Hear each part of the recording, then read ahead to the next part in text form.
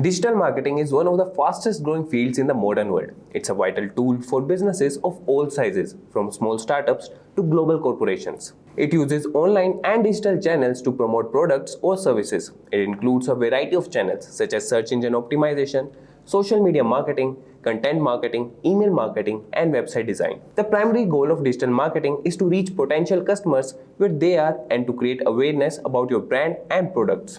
But why should you learn digital marketing? Digital marketing is an essential skill for any business, regardless of industry or size. It's a cost-effective and efficient way to reach customers and promote products or services. With the rise of online shopping and social media, digital marketing has become even more integral part of modern marketing strategies. So whether you are looking to grow your career, start your own business, or simply stay relevant in a changing market, digital marketing is a vital tool to have in your toolbox. So why not start learning today? So if you want to become a digital marketing maestro, we have an exclusive opportunity to blow your mind. Introducing Simplilearn's postgraduate program in digital marketing that will transform you into a master of the digital realm.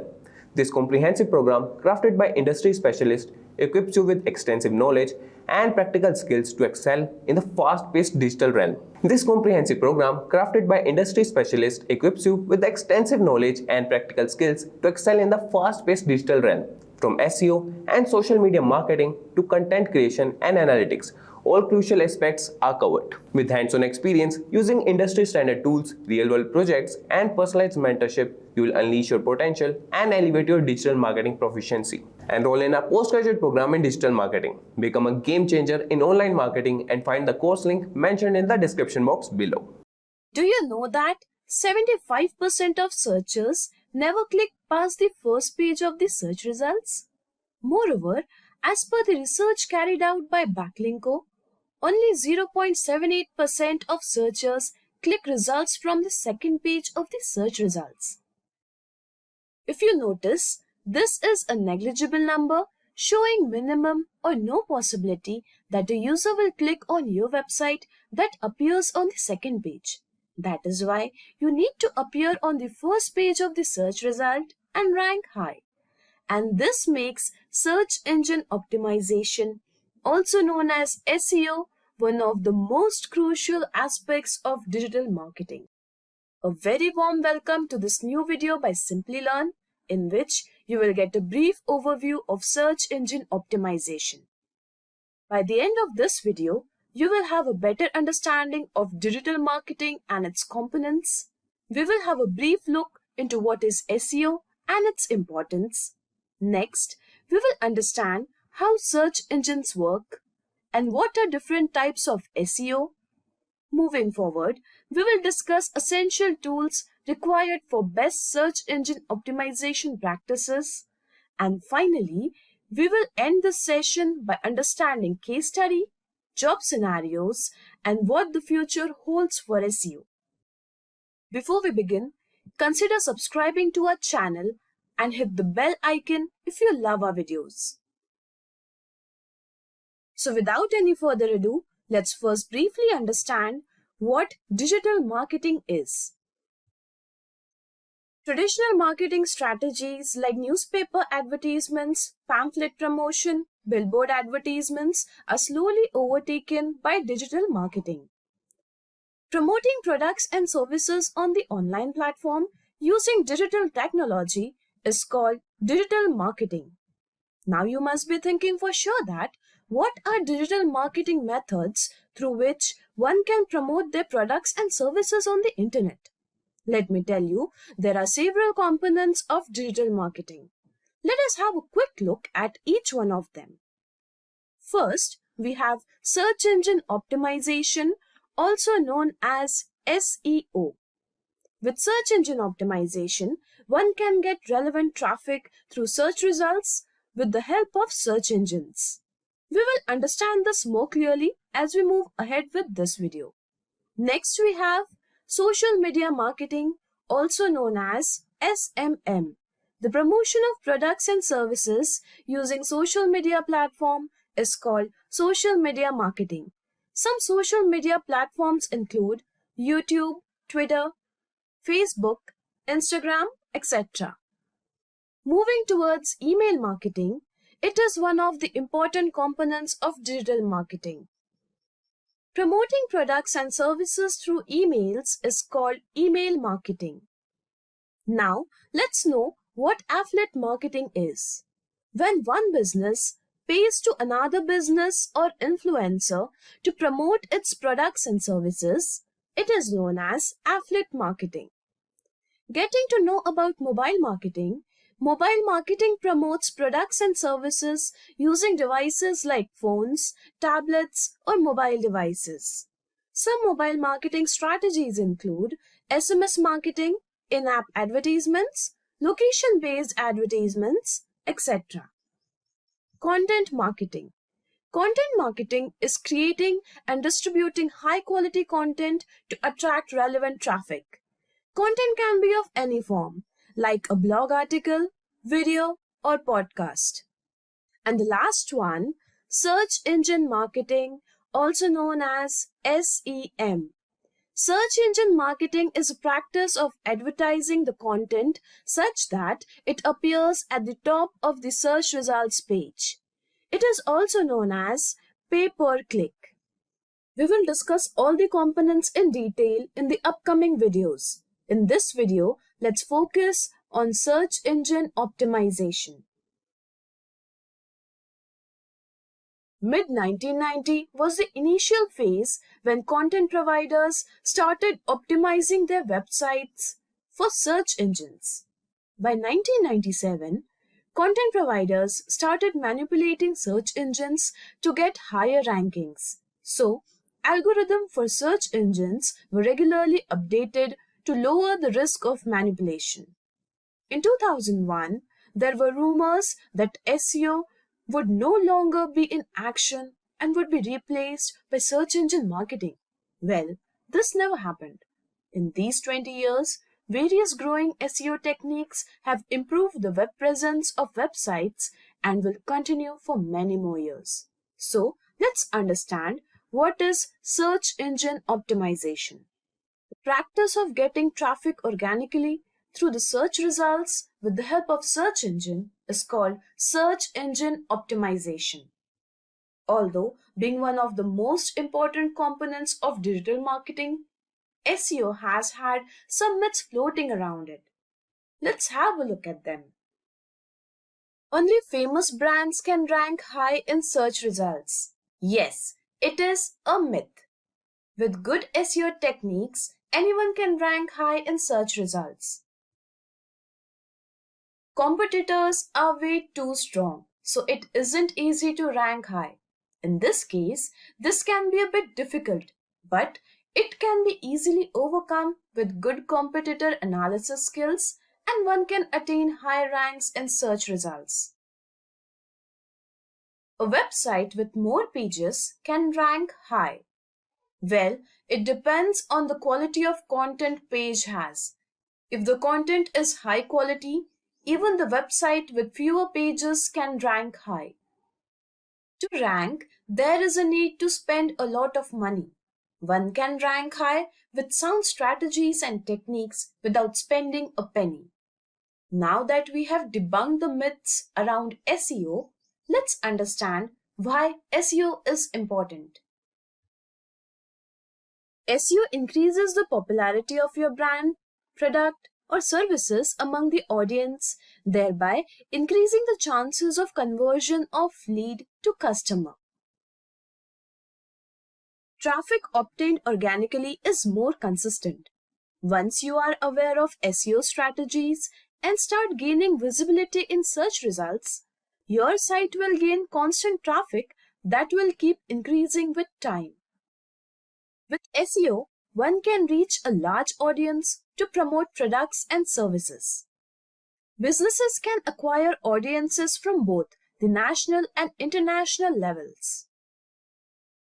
SEO builds trust among the audience. For instance, if your web page is available on Google search results, the audience finds it worthy of trust because of its online presence. Your competitors are doing it, then you should also do it.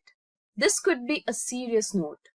If your competitors are doing this to rank high and gain visibility, you must also do it or remain back in the race. There are 3 types of SEO that you can implement for the growth of your business.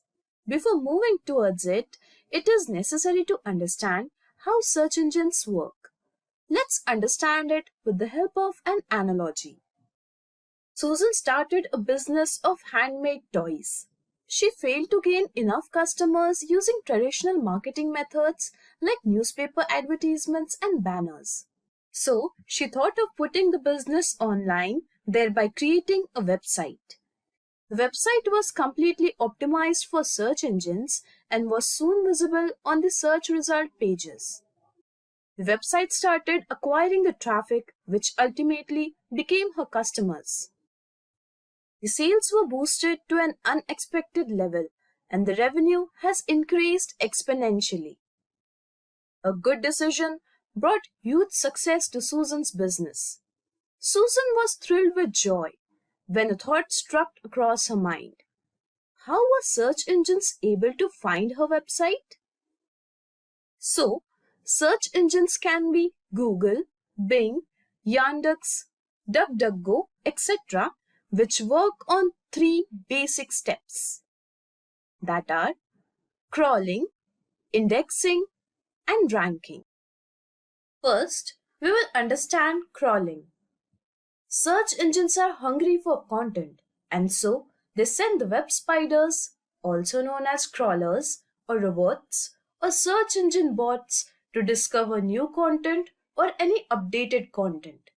Content can be an image, web page, video, or anything else present on the web. This process is known as crawling. Soon after the discovery of content, web spiders start storing the URL of the content into the search index, and this process is known as indexing.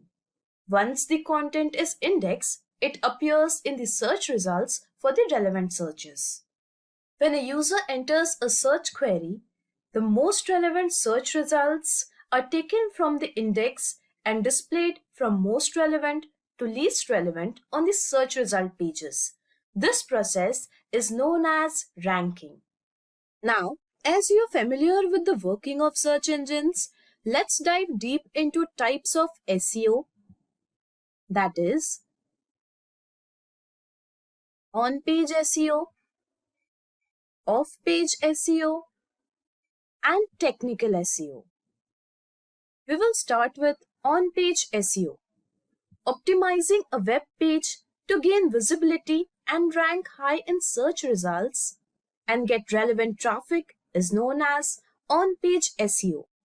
Some on-page SEO techniques include optimizing content, adding attractive titles and meta descriptions, adding internal and external links on the web page, adding SSL certifications for the website, optimizing images for search results, etc. Next is off-page SEO. Actions taken outside the web page or a website to rank high in search results is known as off-page SEO. Some off-page SEO techniques include building backlinks, blogging and submitting articles on other websites, promoting content on social media, etc. And the last one is technical SEO. Optimizing technical elements of a website such that search engines can easily crawl and index the web pages is known as technical SEO. Some technical optimizations include reducing the page loading speed of a web page to a minimum, submitting sitemaps to search engines, have organized website structure as it informs search engines about the essential pages of the website, adding redirections for the deleted URLs or temporarily moving URLs, identify duplicate content and replace it with unique content. Greetings everyone, this is Rob Sanders from Simplilearn, and today we're going to talk about keyword research. So What are we going to talk about when we talk about keyword research? We're going to talk about why we would do keyword research for SEO. We're going to talk about the types of keywords that we need to research. We're going to talk about some methodologies, best practices on how to do keyword research, some alternate suggestions. We're going to talk about keyword clustering, and then we're going to talk about some tools that you can use to do your keyword research. So let's start with the why we would do keyword research. So Jessie is planning to publish a blog of pizza recipes. So she was doing pizza recipes step by step, pizza recipes with sausage, homemade pizza toppings, pizza dough recipes, thin crust pizzas. She's doing a lot of different topics on pizza recipes. Well, what Jessie needs to do is understand what's going to drive traffic to these blog posts if she's writing about different topics around pizza recipes. So she's unsure how these blogs are going to drive traffic. So she really needs to understand that, hey, you need to choose the right keywords to drive traffic. So the question is, if you're writing a blog post about recipes with sausages, is pizza recipes with sausages or recipes for free the best keywords to use? Maybe, maybe not. So you need to take care in choosing the keywords to align with your content. So that's really the idea of why we would do keyword research. Because some of the issues with keywords that are poorly chosen are they could have low search volume. For example, you may choose a keyword that just a lot of people aren't using to search for. Or they can be highly competitive. So if you choose a keyword that's very broad or popular, it can be very competitive and take you a long time to be found for that keyword. Or you could just make the mistake of choosing a keyword that isn't aligned with your content. Or you can choose keywords but use them incorrectly with your content. So these are some of the issues that you can encounter if you just go about choosing keywords randomly without due diligence, without the proper research. So low search volume will lead to less traffic. High competition, you may not even rank at all. Okay, if somebody finds you for a keyword that's not relevant to the topic, they're just going to leave the page. And if you're not using the right keywords, or if you are using the right keywords and not using them correctly in the content, then your pages may not even be found in organic search. So you really have to take care in choosing the keywords. To me, that's the most important step with SEO is keyword research. So we're going to talk about the types of keyword research then. So we have short tail keywords and we have long tail keywords. So if you write a blog post about pizza recipes, well, what are you going to choose, a short tail or long tail? So let's talk about short tail keywords first. So short tail keywords are keywords that are usually 3 keywords in a phrase or shorter. In some cases, it may be 2 keywords in a phrase or shorter. So short tail keywords usually have high search volume, which likely means higher competition. But what it also means, it could be lower conversions. Because short tail keywords, like for example, pizza recipes, could be considered a short tail keyword. But maybe somebody's looking for homemade pizza recipes or pizza recipes from their favorite Italian restaurant. So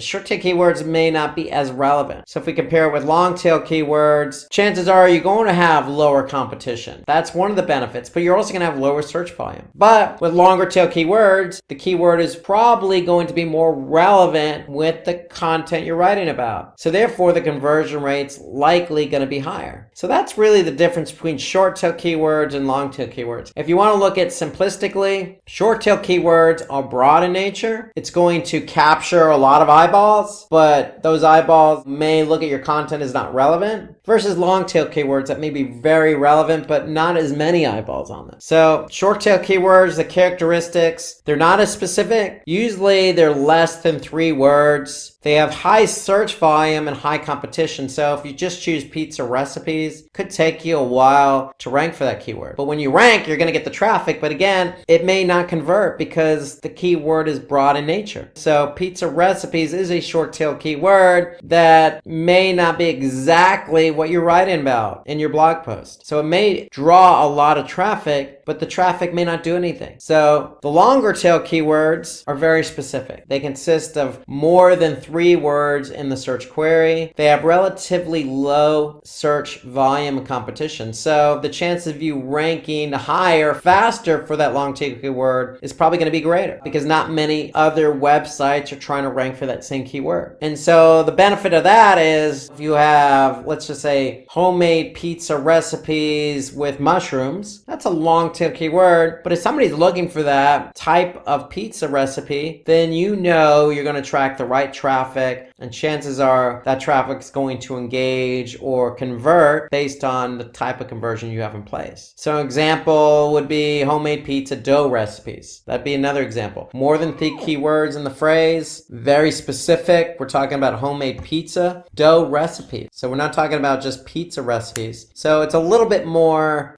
specific in nature, longer tail. So these keywords are used for targeted pages, including blog posts. If you're writing a blog post specifically about pizza recipes with homemade dough, then this is the keyword you likely would want to use versus just pizza recipes. So let's look at an example between a short tail keyword and a long tail keyword. And to accentuate the differences, we're going to use Google's Keyword Planner tool. So Google's Keyword Planner tool is located in Google Ads, the Google Ads platform. And when you're in the Google Ads platform, you can simply click on Tools and then Keyword Planner. And so what Keyword Planner allows us to do is get a sense of the type of volume that a particular keyword has. So what Google's Keyword Planner does is they show you the average monthly searches. This is the average monthly search volume of a keyword over the past 12 months. And so in this example, we're going to choose pizza recipes and homemade pizza dough recipes.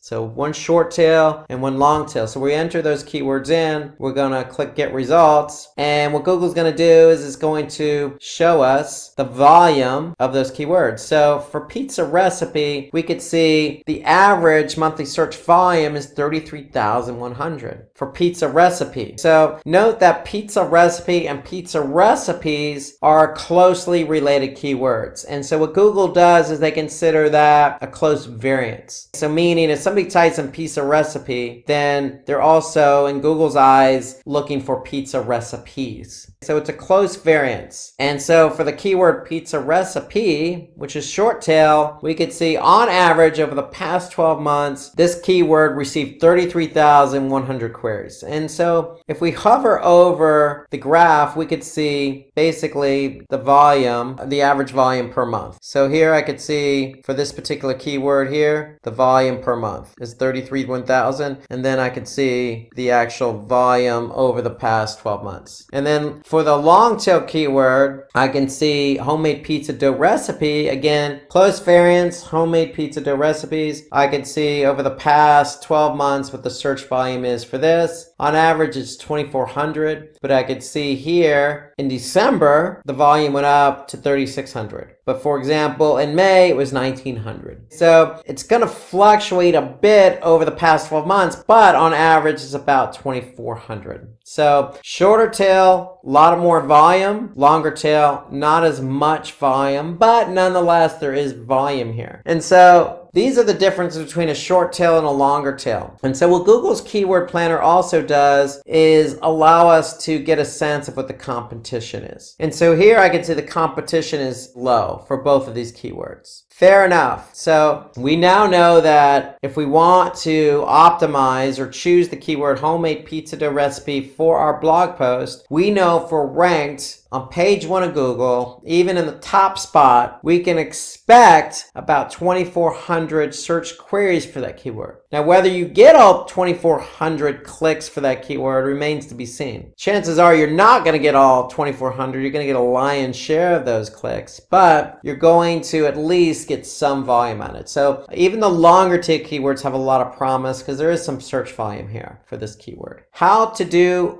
a proper keyword research. So we looked at Google's keyword planner tool in Google Ads, and we typed in 2 keywords, and we were able to get a sense of what the average volume is. So we definitely want to choose keywords based on the following factors. We want to choose it based on search volume. Search volume is a good indicator of the potential traffic we can obtain. So again, for the keyword homemade pizza dough recipe, we know that it averages 2,400 a month in search volume. Again, we may not get all 2,400, but we're going to get a lion's share of that. We also need to look at competition. And so Google's keyword planner gives us a high, medium, or low in terms of the competition. But if you're somebody who wants to get a better sense of what the competition is, and you should, because competition is a key component in choosing keywords. And so what I want to do is get a sense of how many people are actually optimizing for that keyword. So Google's keyword planner tool is going to give me a low, medium, high. Really what I want to do is get a better sense of that numerically. So what I can do is go into Google's search, and I could type in pizza recipes, and I could see there's about 1 billion results. That's a lot of results. However, that means that every potential web page out there on the internet that mentions pizza recipes is going to be included in this number here. And so I want to get a better sense of who's optimizing for pizza recipes. So I'm going to put in the all-in title syntax. And so what that is going to ask Google to do is tell me all the websites that have pizza recipes, the keyword pizza recipes in the title tag. So if I do all-in title, colon, space, then pizza recipes, my result drops down to 336,000. So what that tells me is that there are 336,000 results with the keyword pizza recipes in the title tag. Now, if I want to focus in on my other keyword, if I choose my other keyword was a longer tail keyword, homemade pizza dough recipe. So if I type that keyword in, the homemade pizza dough recipe or recipes, remember close variants, and I just click enter or type the keyword in, hit my enter key, I'm going to get 35 million results. But again, is that really an indicator of the type of competition I have? No, because every listing that mentions homemade pizza dough recipes is going to be included in the search results. So I'm going to type in my all-in title, colon, space, and then I'm going to get a better sense of how many websites have the keyword homemade pizza dough recipes in the title tag. And I get 2,160 different results. So here I can see the first result in the title tag, homemade pizza dough recipe. Second one, homemade pizza dough recipe. So these are sites or web pages that have that keyword in the title tag. So now I have a numerical number to work with. And so the thing you have to understand about SEO, specifically about keyword research, is you need to do research on a few different keywords, not just one or two. So what we want to do is have a spreadsheet. The spreadsheet is going to contain keywords that we can potentially want to optimize for, choose as keywords to optimize for SEO. And so my recommendation is you come up with a theme first. So the theme for us in this exercise is pizza recipes. And so that's our theme. So we chose the keyword pizza recipes. So the close variance here is pizza recipe. What was the volume? Well, we know the volume was 33,100 for pizza recipe. So what are we going to do? We're going to put that number in our volume column. What was the competition? Well, if we go back and type in pizza recipes, it was 683,000. So I'm going to type in 683,000. What was our next keyword? Well, it was pizza or homemade pizza dough recipes.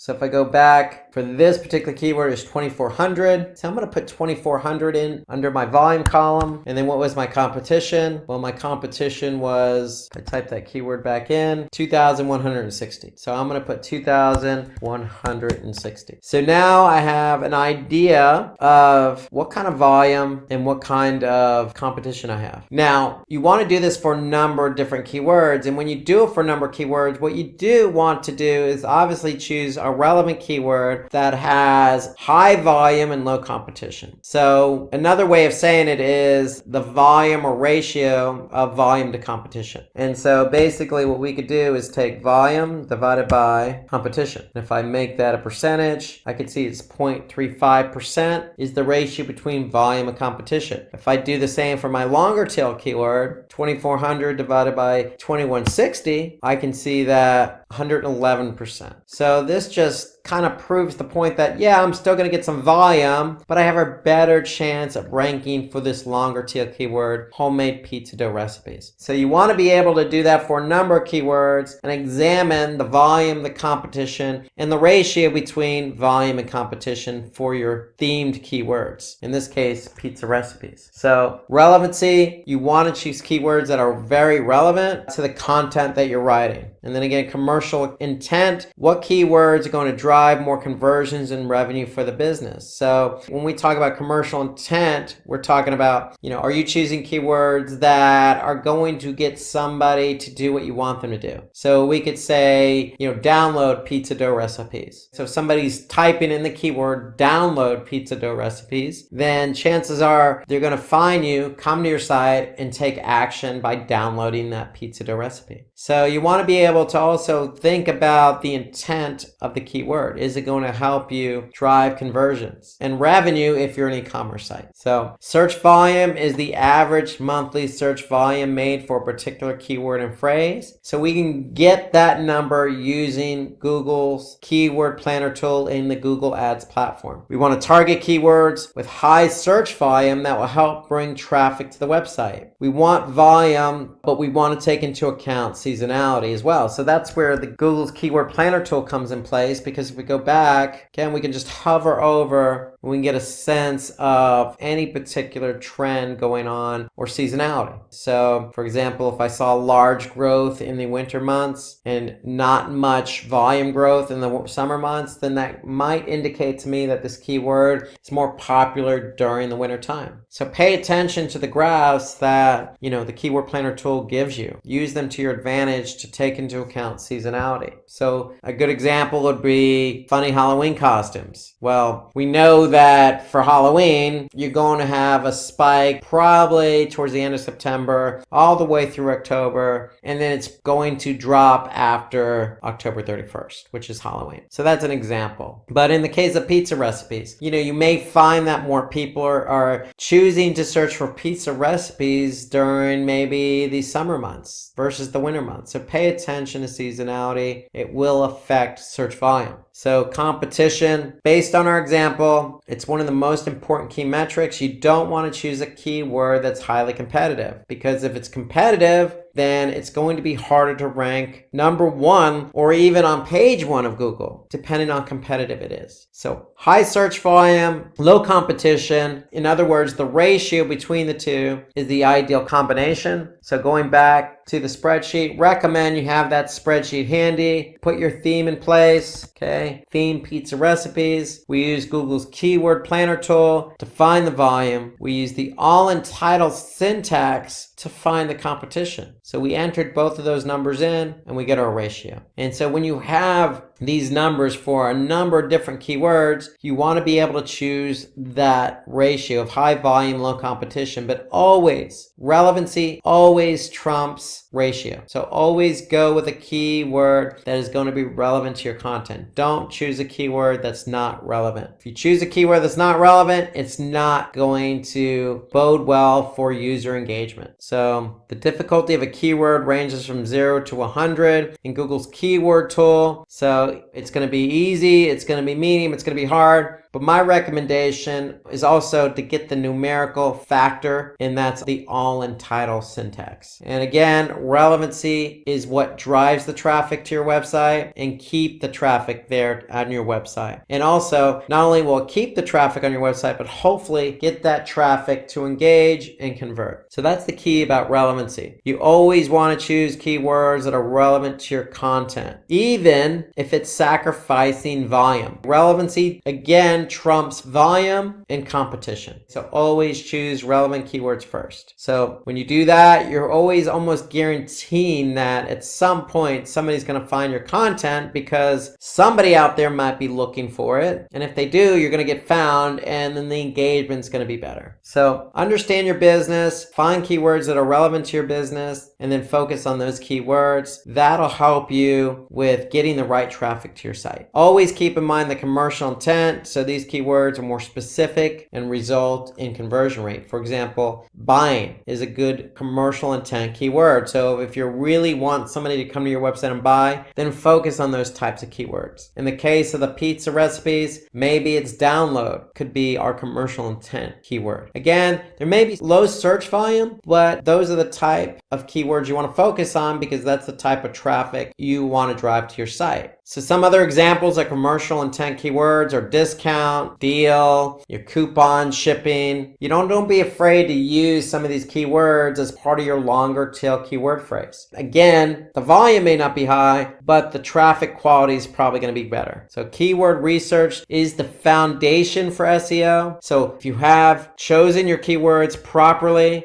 then if you do get ranked for those keywords, then it's going to lead to better engagement with some conversions. And so when we talk about keywords, we also want to talk about our primary and secondary keywords. So every page should have at least a primary keyword and then a secondary keyword to work with. So primary keywords are really defining the nature of your content. The secondary keywords are relevant to the primary keyword. So why do we choose a primary and secondary keyword? Because you may choose a keyword as a primary keyword that is relevant to the content, but may not necessarily rank very high or have a lot of volume. That secondary keyword is also relevant to the primary keyword, but also relevant to the content. And you may rank for that secondary keyword. So you always want to go with two keywords versus just one keyword. You want to give yourself a chance to rank for at least two different types of keywords of relevant nature. So for a web page, there can be several secondary keywords, but only one primary keyword. So your primary keyword is always going to be relevant to your content. Secondary keywords can be relevant to the keyword, and you may have multiple secondary keywords, but it's also going to be related to the content, and it gives you a better opportunity to be found between both the primary and secondary in search. Okay, so let's take a look at another example of how to use primary keywords and secondary keywords when choosing keywords. So if our primary keyword is healthy diet plan, remember healthy diet plan is directly related to the content, so that's what we're talking about. But these secondary keywords are also related to content and play off the primary keyword. And so what we want to do is go to Google's Keyword Planner tool and get an idea of the volume for healthy diet plan, and then also the volume and competition for some of these secondary keywords like healthy diet for weight loss, healthy diet food, low carb diet, healthy meal plans, and diet plan weight loss. So if I go in to Google's Keyword Planner and type those keywords in, I'm going to choose get results. And now here I could see healthy diet plan keyword I'm focusing on as my primary keyword has an average monthly search volume of 9,900. And then some of my secondary keywords, healthy diet foods, diet plan weight loss, low carb diet. Google will give me a number of different keywords to work with. So I'm going to look at the search volume of those as well. And so ideally what I want to do is be able to then look at the volume and then look at the competition. So healthy diet plan, I go into my keyword analysis here. That's my theme. So that's my keyword. What's my volume for healthy diet plan? 9,900. What's my competition? So my competition is 74,700. And that's going to give me a ratio of volume to competition of 13%. So that's what my content's about. That's considered a short tail keyword because it has a lot of competition. And so my ratio is 13%. And what I want to do is I want to be able to put these other secondary keywords in here as well. maybe even go to a little longer tail, because I want to be able to find at least two keywords. I want to be able to find my primary keyword that's relevant to my content, and then I want to be able to find my secondary keyword, which is again related to the primary keyword, which is also related to the content. And so I want to be able to choose two keywords, basically. And I want to choose two keywords that are relevant, that have good ratio between volume and competition. So that's the whole idea, again, of how to do keyword research. You want to be able to find your keywords, use the tools available to you, and get a sense of what the volume is, what the competition is, look at the ratio between the volume and competition, and then based on the content, choose that primary keyword. And then again, based on the keyword you chose, choose some secondary keywords as well, because you want to be found for not just one keyword, but multiple keywords. Okay, let's look at some alternative suggestions to keyword research. So for doing keyword research, we want to take into account LSI keywords. We could take into account other platforms that host a lot of content like Quora or Reddit. We can use Google suggestions in the keyword search bar. We can use popular platforms like Wikipedia, and we can use social media bookmarking like Reddit. So there are lots of suggestions that we can obtain from various sources. So let's start with LSI keywords, and LSI stands for latent semantic indexing. And so basically what it is, it's just keywords that are linked to your primary keyword. And so when you're choosing keywords, you always want to choose that primary keyword and then secondary keywords that are similar to the primary keyword. And usually those are LSI or latent semantic indexing type keywords. So they're used to drive relevant traffic to your page. So if you're focusing on one keyword, we want to have other keywords that are similar to increase our visibility on the search engine result pages. So we could find latent semantic indexing right in search. So if we use the term healthy diet, if we go to Google search, for example, if I type in healthy diet in Google search, all I need to do is scroll to the bottom of the page and I can see searches related to healthy diet. So healthy diet menu, healthy diet essay, what does a healthy diet look like? Notice at the top, Google's also given me some other suggestions here. So they're saying low-fat diet, veganism, gluten-free diet. So there's lots of different suggestions right in Google search bar. So all of these are LSI related keywords. So if you're optimizing a page for healthy diet, then you could choose low-fat diet as a secondary keyword. You can use gluten-free diet as a secondary keyword. It really depends on what the content is, but you always want to support your content with as much LSI keywords as possible so you can be found for as many different keywords as possible in Google search. So it's important because if you have a blog that,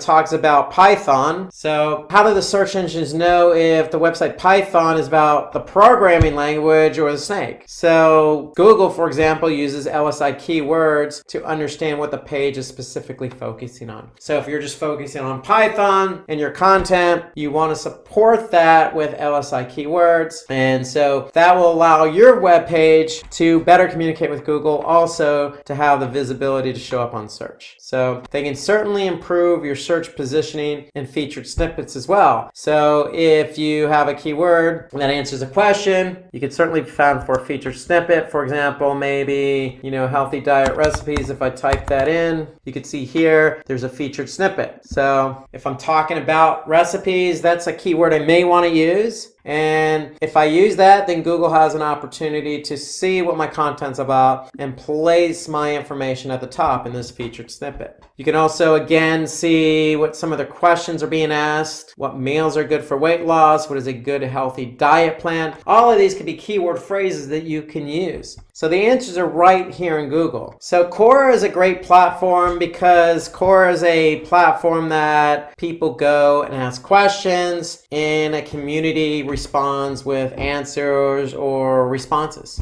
to that particular question or topic. And so the great thing about Quora is it's a good place for you to go to get some ideas about a specific topic. So if we're talking about healthy dieting, so we can find keywords with high search volume right in Quora. So the whole idea is you can look at, the top 5 questions for a specific topic, like healthy dieting, and find relevant keywords to healthy dieting. So if you just type in that particular keyword in Quora, you're going to probably get some responses to questions or responses to somebody else's question. And so if we take a look at Quora, for example, so if I just type in healthy dieting, what I'm going to do is I'm going to get some responses to the topic healthy dieting. So what's the best diet for healthy living? What are the top 5 tips for a healthy diet habit? So all of these could be keyword phrases that you could take away with for your own content. And so the benefit here is you're getting kind of an idea of what's trending, what people are talking about, and if you use tips for a healthy diet habit, for example, and you optimize for that, well, again, that could turn around and bode well for you because you could be featured in Google as a featured snippet at the top here. You can also turn around and use LSI related keywords for healthy diet habits. And you can simply just look for those LSI keywords right in Google. Remember, at the bottom or at the top. If I scroll down, I could see some related LSI keywords at the bottom. So right in Google as well, you could see in the Google search bar that Google provides some LSI related keywords to your query. So if I go back here and type in healthy diet recipes, I can see here Google suggesting some other related keywords. Healthy diet menu, healthy diet for men, healthy diet foods, healthy diet for women. So these are all LSI related keywords that you can use to support your primary keyword and the content you're writing about. So we've talked about LSI keywords, where to find them. So they're found right here. They can be found at the top of Google, and they can be found at the bottom. You can also then go to Quora as well and get some ideas for the types of questions that are being asked. So if you ask a question and use that as your keyword phrase, then again, you have an opportunity of showing up for a featured snippet in Google just by doing some additional research within Google itself or on Quora. So according to Google, the autocomplete predictions are automatically generated by Google's algorithm without any human intervention. It's based on a number of factors, but the primary factor is how often past users have searched for a term. So Google collects all the keyword queries that somebody types in, and they're suggesting some of the most popular terms that people have typed in.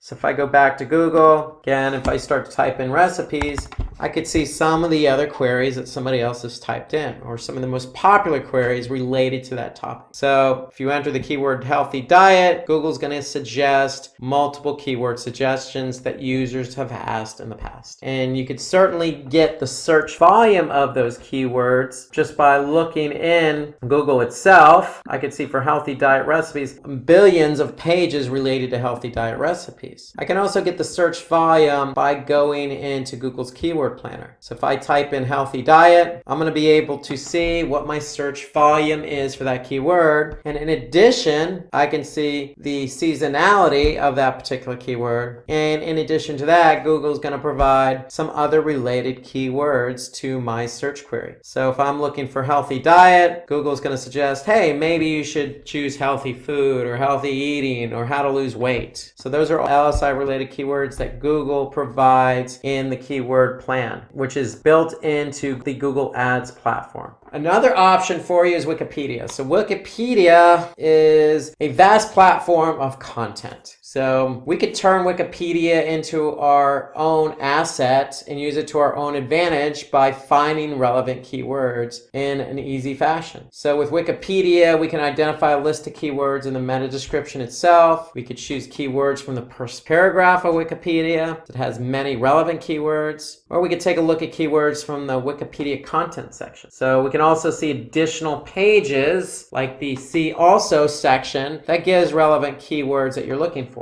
We can also look at the references section as they contain relevant keywords. So if we go to Wikipedia as an example, and I type in healthy diet into Wikipedia, here I can get, just in the first paragraph alone, I can see some additional keywords that I might choose to use, like micronutrients. I never knew that micronutrients was related to healthy diet, but Wikipedia is providing some information about what micronutrients is. And maybe I can use that as a keyword, an LSI related keyword to my content. So if I scroll down, I can see also section. So it might give me some information, food information to consumers, for example, dietary guidelines. I can look at categories like dietetics and diets. I can also look at the references section, so I can also see what information was provided, like health effects of overweight and obesity. I can look at diet and physical activity. So all of these are related to my main keyword, healthy diet. So the answers are right in here on the platform. They're just all over the page. So Wikipedia has an abundance of information. You just need to know where to look. So again, with Wikipedia, you can look no further than the first paragraph. You can look no further than the see also section, the references section, category section. There's lots of information right on the page itself to help you get ideas for keywords. So if you Google your keyword with Wikipedia term in the search query, you can get relevant keywords from the title tags in the SERP. So you can also do that as well. So if I type in healthy diet Wikipedia in search, I can also get some information here as well. So people also search for healthy food advantages or healthy food habits essay or information about healthy food. All of these are related to my keyword healthy diet. So again, another bit of information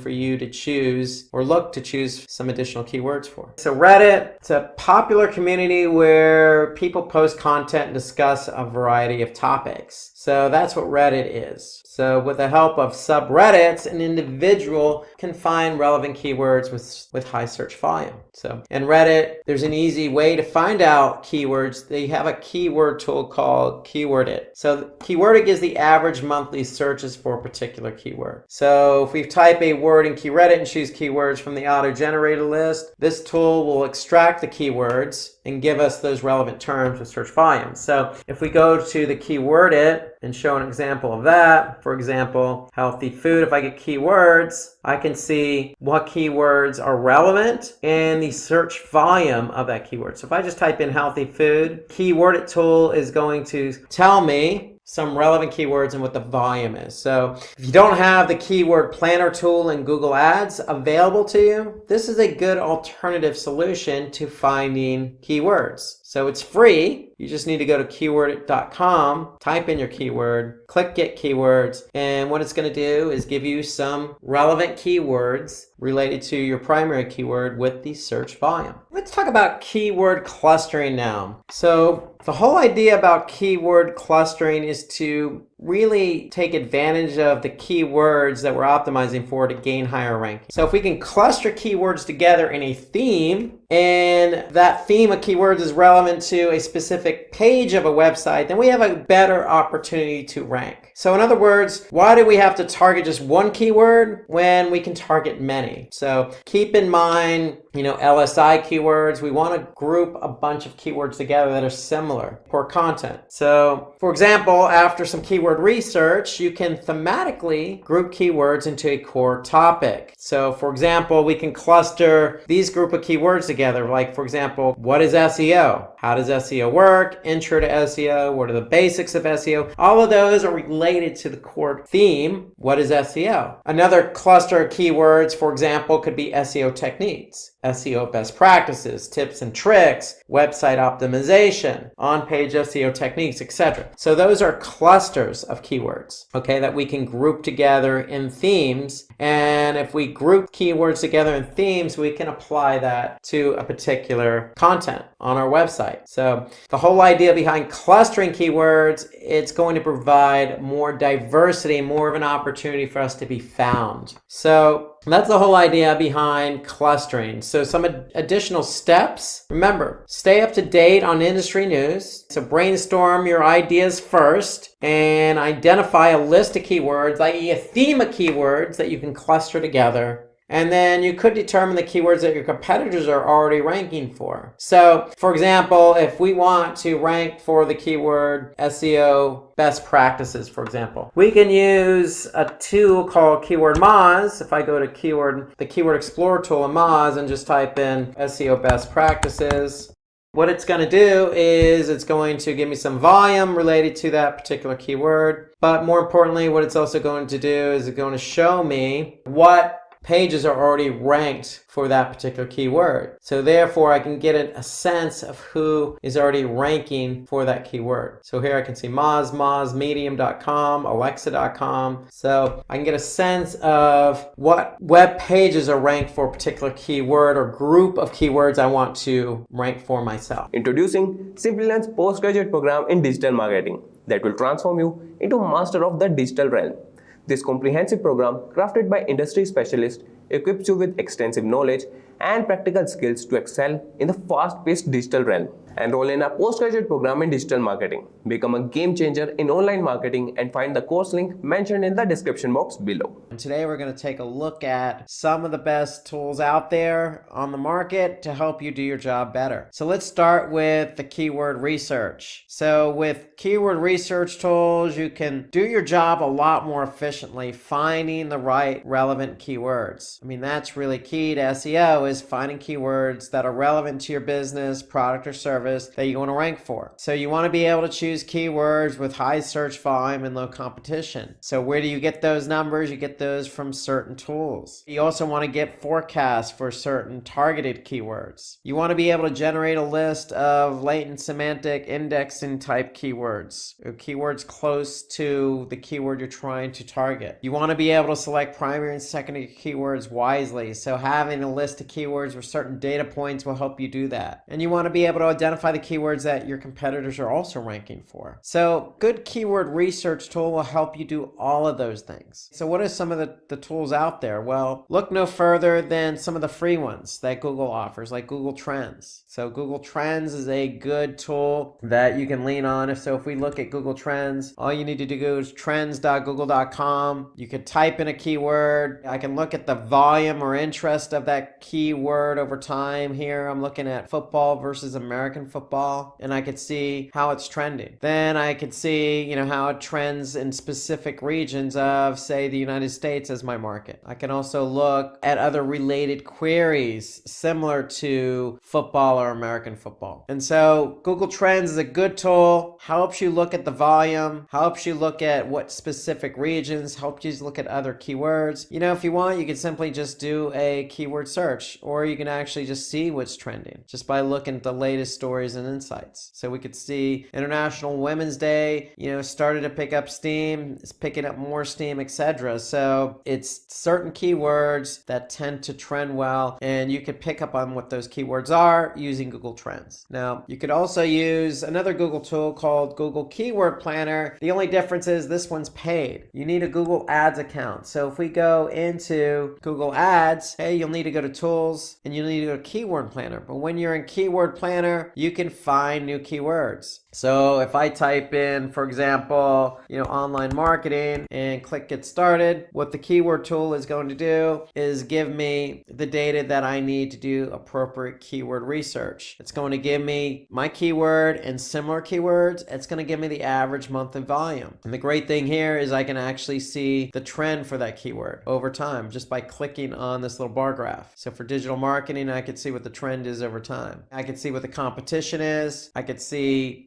if I'm going to bid on this keyword, I could see what the bidding range is. So more important, I could see the volume and I could see the competition. Here's my volume for this keyword over the last 12 months on average, and here's my competition. So Google's Keyword Planner gives you the necessary information you need to choose relevant keywords wisely. Now, there are other tools out there that are paid that help you look for relevant keywords like SEMrush or Keyword Finder. That's a freemium tool. So there are plenty of tools available to you. Another tool I use that's not listed here is Moz. So if you just type a keyword, let's just type in the same keyword like online marketing, for example. Okay, so what Moz is going to do is going to give me some volume. It's going to give me some other keyword suggestions. Okay, it's going to tell me how difficult that keyword is, and it's going to tell me who else is ranking for that keyword. So it gives gives me, again, all the relevant information I need, including competitive information. So you can use these keyword tools. Moz is freemium, some are paid, some are free. There's plenty of tools out there, but these are the ones I would recommend for keyword research. Now let's turn our attention to technical SEO. So for technical SEO, you're going to need to use some tools. There's no getting around that, because you want to be able to monitor how your website is performing. I mean, is it loading slow, for example? Does it have a lot of issues with the website in terms of server-side rendering, for example, or server response time? What about 404s and redirects? So you want to be able to gather a lot of the technical information that could aid or prohibit your site from ranking. So you want to be able to also, look at what the bots are seeing and how they're viewing your website. So if Google goes to crawl your site, are they experiencing, a slow server response time? Or are they experiencing pages not found? You also want to see if you have a sitemap.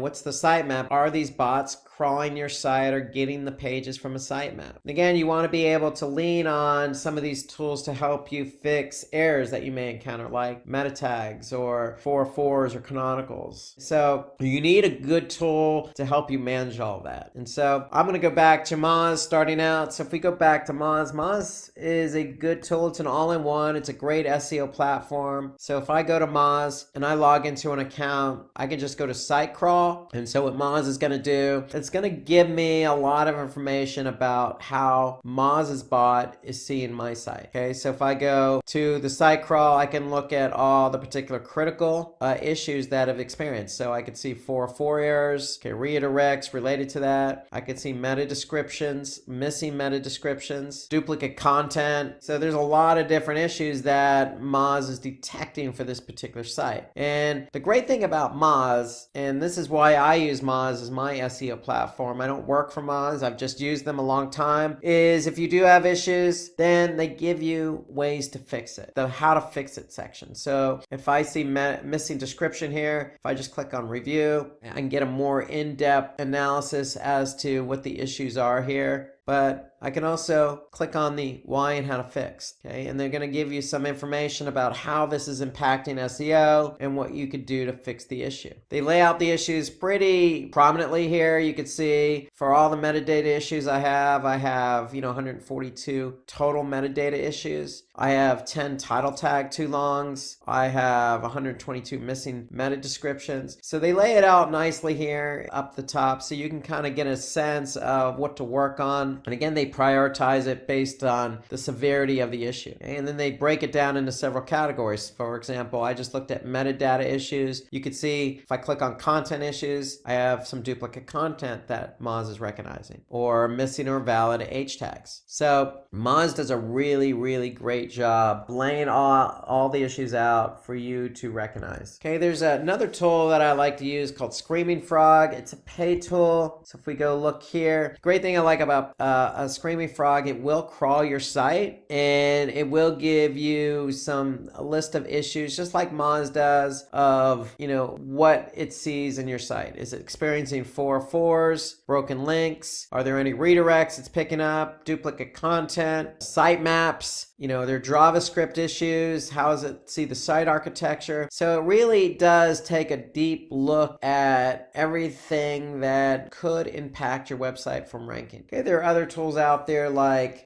Deep Crawl or WooRank. They're both paid. And so paid tools are really great as well. It just depends on, your pricing structure, what your budget is. But really, when it comes to all these tools, they all more or less overlap and do the same thing. You just need to rely on one of them to make sure that you're able to see what the issues are. Now, there's nothing wrong with using two of them, just as a second reference point to see if both are picking up the same issue. And of course, I like to use Search Console. I always like to lean on Google Search Console because that is the source. So Search Console will also, give you some feedback on how Google's bot is crawling your site. So that's under the crawl error section here. So you can also, use Search Console to upload a sitemap. So that's a key to SEO. You want Google to be able to find your web pages quickly, so you can simply just signify to Google where your sitemap is located. So The Search Console does a lot more, gives you some HTML improvements, gives you some backlinking, and then the process of updating the Search Console user interface. So there's a new user interface that you can use with Google Search Console. The great thing is it's free and it has everything you need to know about your website and how it's affected by SEO, organic search. The only thing you have to do with Search Console is verify the site. But once you verify it, it has all the relevant information you need. So let's talk about backlink monitoring and analysis. Okay, so this is related to off-page SEO. So you're going to need a good tool to help you monitor your website backlinks. And backlinks are simply just links from external sites pointing to your site. And you need to keep an eye on what sites are linking to yours. Are they spammy related sites? Are they good or relevant sites? Or anything in between? So you need to really be able to analyze what the good links are and what the bad links are pointing to your website. You want to identify and disavow poor backlinks. Okay, so you want to be able to recognize which sites are linking to yours that's actually hurting you from an SEO standpoint, and you want to be able to do something about that. Okay, you want to measure citation flow and trust flow. You want to check the ratio of link distribution in terms of, is it internal or external, or what kind of sites are linking to my site? Are they social related? Are they pure content related? And then you want to be able to track the number of do follow and no follow links.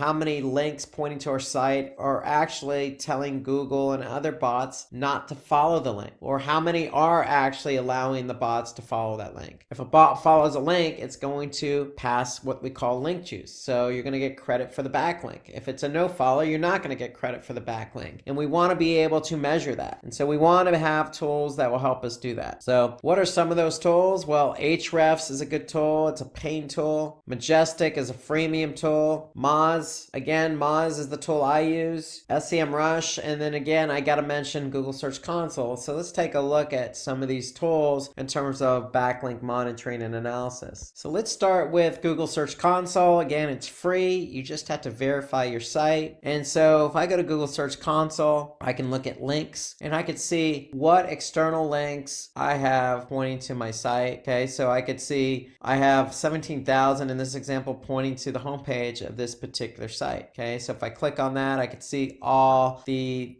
top sites pointing to my homepage. Now, from an off-page SEO perspective, do you want every backlink or external link pointing to your homepage? No. So you want links pointing to internal pages. So you want to be able to measure that. So I could see what the top linking sites are, and I could also see what the anchor text is. So do I want my anchor text always to be my brand name? No. I want it to be, keyword we're trying to target. Search Console also gives you some internal links. Okay, what are the top link pages for internal links? So from an SEO perspective, you always want to have a nice balance of internal linking. So this report helps you understand what pages are getting links and are the links evenly spread. So this is Google Search Console. This is the links report. This is totally free. This is provided by Google. All you have to do is verify your site. Now, if we go over to Moz, we type in a domain, any domain. So I just typed in Simplilearn. Okay, Moz has some metrics that are important to off-page SEO, including domain authority. So the higher your domain authority, the better off you are. And so what helps a domain authority grow is how many quality links are pointing to that domain. And so here we could see over 7,500 linking domains to Simplilearn. So what's important is we just don't want any site. We want quality, relevant sites pointing. Okay, so we could see how many total inbound links and then how many ranking keywords we have. Okay, so here Moz is going to give me kind of an idea of what my domain authority has been over time. They're going to tell me the top followed links to this site. So they're going to tell me, what are those links pointing to my site and what's the page authority of those sites. Okay, here I can get a nice graphical breakdown of the linking domains by domain authority. So you want pages with high domain authority pointing to your site. So here I can see 69 linking domains between 91 and 100. So that's really good. We want high relevant domains linking to our site. So just like Search Console, I could see the top anchor text being used. Okay, and I can see the top pages that have,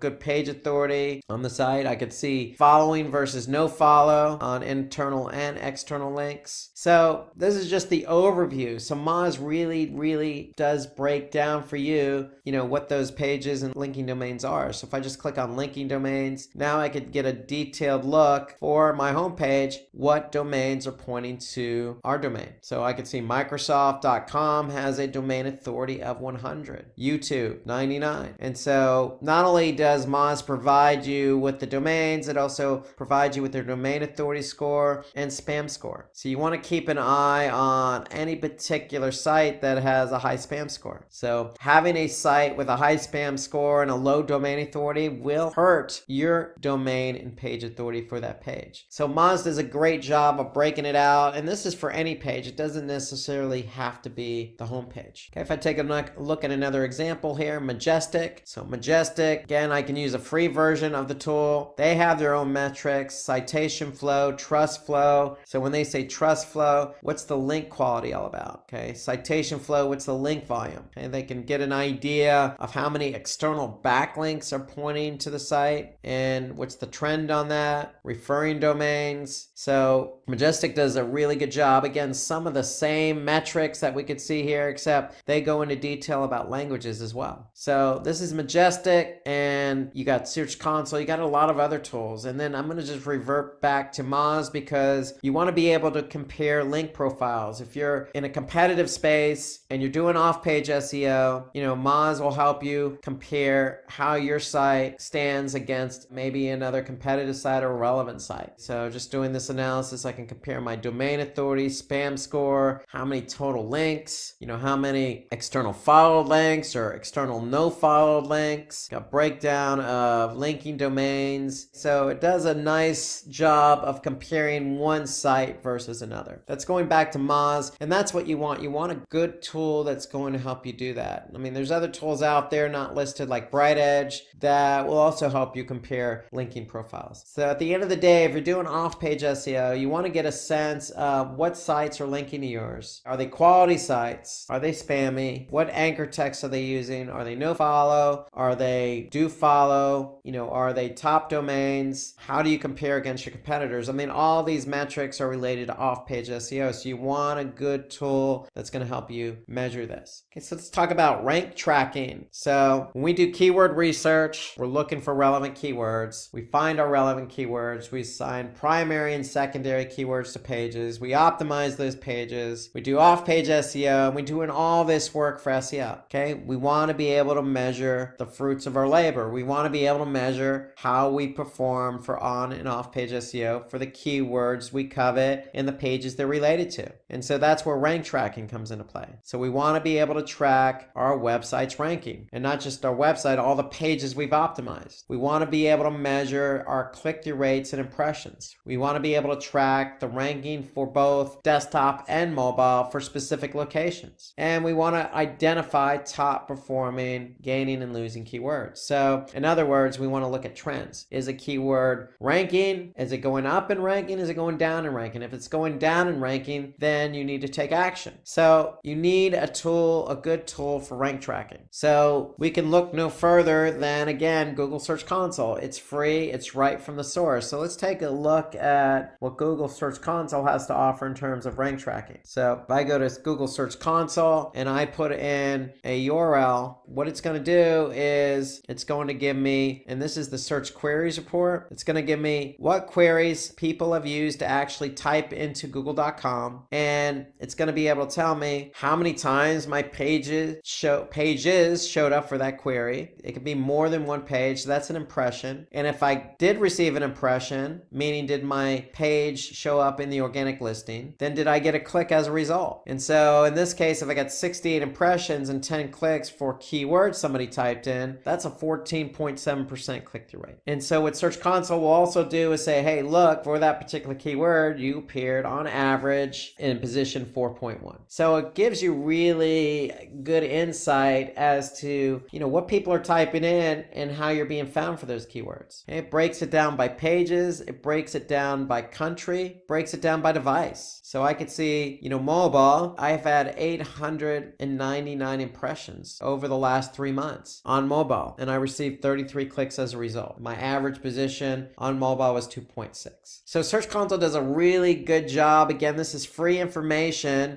providing you the actual keywords somebody's using on Google search as a query, and how many impressions you're receiving for that keyword, how many clicks, click-through rate, and then average position. So in theory, the higher you are positioned on Google, the more clicks you're going to receive. So if I'm not positioned properly for a keyword, let's just say page 2, then I'm probably not going to receive as many clicks as I would like. So that's Search Console. There are other tools out there like Ahrefs, again, does a good job of tracking. AMZ Tracker. We look at Winsure. So there's some good tools out there. I'm just going to show you another one again. I'm going to go back to Moz, for example. So Moz has a tool called, so if I go back into the account, so Moz has a rankings tool that you can look at to see where your keywords are ranking. So if you've already chosen keywords and optimized pages for those keywords, then you want to be able to load those keywords into Moz. And so Moz allows you to do that. And so what Moz does is they do a crawl once a week, and they'll be able to tell you where you rank for all your keywords. Are we moving up in the rankings? Are we moving down? How many keywords do we have ranked between positions 1 and 3, 11 through 20, 4 through 10, 21 through 50?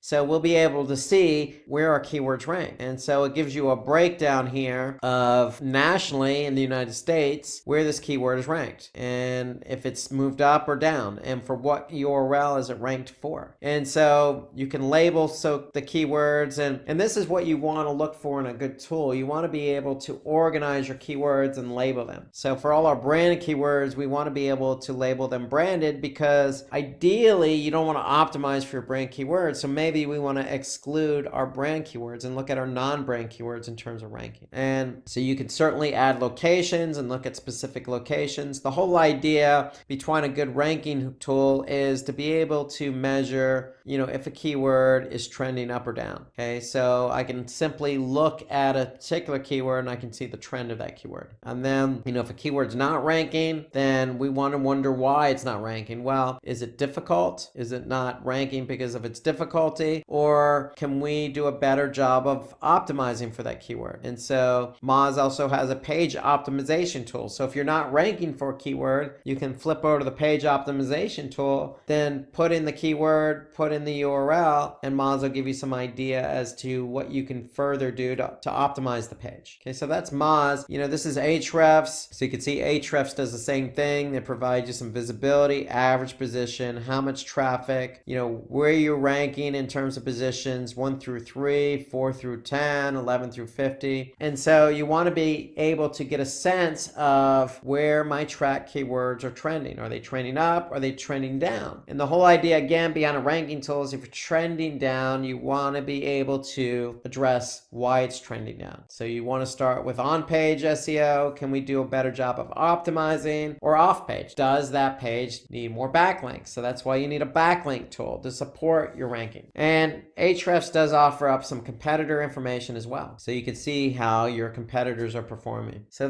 these are some good examples of ranking tools that you can take advantage of. Now, there are also a few important SEO tools that can be helpful in different ways. For example, if you're doing video, so there are some tools to help you measure how you're performing via video. For example, vidIQ. So let's take a look at vidIQ. So if I load in, say, video in YouTube, in this example, how to rank YouTube videos, I have a vidIQ extension loaded into my browser in Chrome. And so now I can get a good sense of how many views, the duration, the engagement rate, the like ratio, how many people shared it on Reddit. But further, I can look at how the video was optimized. So they're telling me the title's too long here, maybe shorten it up, but we have tags, we have descriptions, we have cards, we have end screens. It's been shared on Facebook. It hasn't been shared on Twitter. Okay, it is public. We do have pinned comments and we do have hearted comments. And so this gives me an idea of how we did in terms of optimizing this particular video. Okay, so if we wanted to tweak it, we could tweak the title tag, make it a little bit shorter to help it rank better on YouTube. So you want to be able to use a tool like this, because if you have have videos, then you want those videos to rank. And so you can certainly watch this video on how to rank your YouTube videos. And in that video, we do allude to vidIQ. So you want to be able to use a tool like this because, YouTube, it is a video portal, but it's the second largest search engine behind Google. So if you do have videos, you want to be able to rank for them, and you want a tool that's going to help you measure and help you understand if you are ranking, if you're not ranking, why are you not ranking? Now, for content optimization, there are tools you can use like SEO Site Checkup or Site Analyzer are some good tools. If you already have Moz as an example, just going back to Moz, as you already know, I use Moz a lot. So they have a page optimization so you could check the content and how you're optimized your content. So it's going to give me some good feedback on, is your page title, meta description, are they in line? Okay, so it's going to give you some good feedback on that. You also have, again, I have to allude to Search Console. You can always look at a particular page in Search Console to see if it has any errors as well. So is it duplicated meta description? Is it a duplicated title tag? Is it any pages missing title tags or meta descriptions? So when it comes to content, you can look at Search Console, you can lean on Moz, or you can lean on some of these other paid versions like Site Analyzer. When it comes to traffic and metrics, look no further than Google Analytics. There is a free version of Google Analytics as well as a paid version. So if I go into Google Analytics, it's going to tell me all of my website behavior. Okay, who's coming to my site, how they got to my site, how they behaved once they went to my site, and are they achieving the goals I set out for them to achieve via conversions. And so you want to look at first in Google Analytics how much traffic you're getting. So if I go to Google Analytics, if I go to acquisition, all traffic channels, I should be able to see how much traffic organic search is driving over a period of time. So I could see how many users, how many sessions. Then if I click on landing pages, I could see what landing page they went to. So I could see the home page over a particular time had over 1,000 sessions. I can also see engagement from organic search. Are they bouncing? How many pages are they looking at in the session after they landed on a particular page? Are they staying on the site a long time? What's their duration? Or are they achieving any goals? So analytics will provide me all that information about how organic search as a channel is performing. The other thing about Google Analytics I like, and that goes back to the technical aspect of SEO, and that's site speed. So if you go to behavior and you go to site speed overview, you'll be able to see how my pages are loading. What's the average load time? So they'll break it down for you by browser, by country, and by specific page. So if I look at page timings, I'll be able to see what page is loading slow, what page is loading quick compared to site average. And so the great thing about analytics is if I have a page that's loading slow compared to site average, they'll actually provide me with some suggestions. So if I go to site speed and speed suggestions, what they're going to do is they're going to have a link in the report that's going to allow me to click on it, and I'm going to be able to see what suggestions they can provide. So when this report loads, I'll be able to see what the speed suggestions are for my pages. So here I could see the page, I could see what the average load time is of that page. So for example, this particular page is loading at 6 seconds. Ideally, we want to have 3 seconds or under maximum. So if I just click on this link here, they're giving me 6 page speed suggestions. So if I click on that, I'm going to go to another Google tool called Page Speed Insights. And then Page Speed Insights is going to run for both mobile and desktop for this particular page. And then this Page Speed Insights report is going to give me feedback as to what I need to do to speed up the load time of that page. So here you can see for desktop and mobile, they're going to give me some suggestions and opportunities. So reduce the server response time, properly size images, serve images in next-gen formats. So all these will shave off time off my page load time. And so that's what's going to help me speed up the page load. And that's Page Speed Insights you can get to from the Speed Suggestions report and analytics. So in theory, the higher your page load time, your chances of ranking on Google organic search diminish. So Google wants pages that have very low page load time, that load quickly. So Google Analytics is a great tool for speed suggestions. It's a great tool for finding out what the traffic is doing on your site, how they're engaging and are they achieving goals? Now, there are other tools out there from an organic perspective like Keyword It. That's a good keyword research tool for Reddit. So if you go to Keyword It, you'll be able to see from a Reddit perspective what keywords are driving volume. These are just the results, but you can put any keyword in there and get the results of that keyword.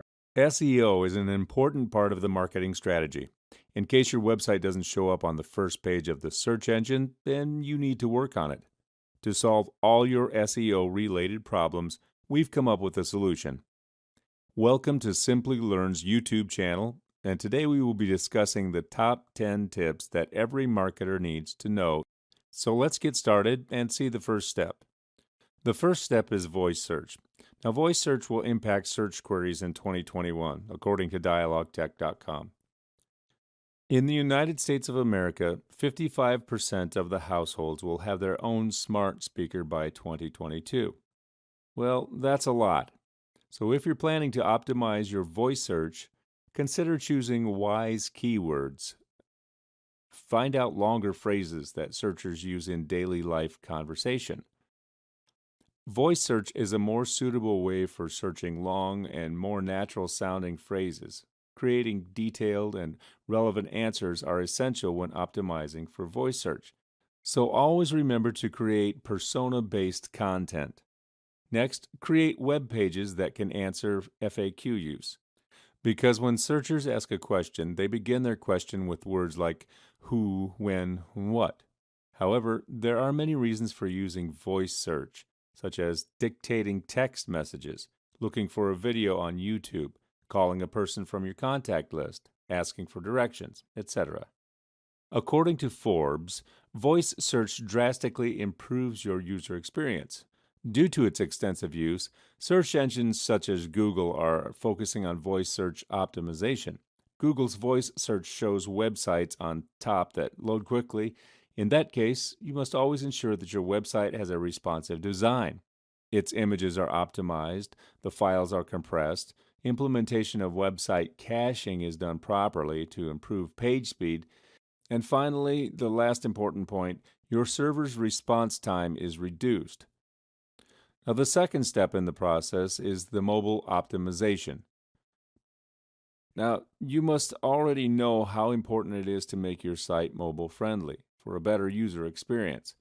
But did you also know that having a mobile-friendly application impacts your search engine optimization? SEMrush confirms that by the year 2025, approximately 70% of Internet users will access the Internet through mobile devices. Google's mobile-friendly update has resulted in a big change in search rankings. With the help of Google's free mobile-friendly test, have a look at how effective your mobile website is. Also, take a peek at the mobile usability report in Google's Search Console. Now let's talk about tip number 3, that is Google's 8 principles. Google has confirmed that content quality is an essential factor for ranking on search engine result pages. But what does quality mean to Google? Well, content that fulfills the Google EAT principle will rank higher.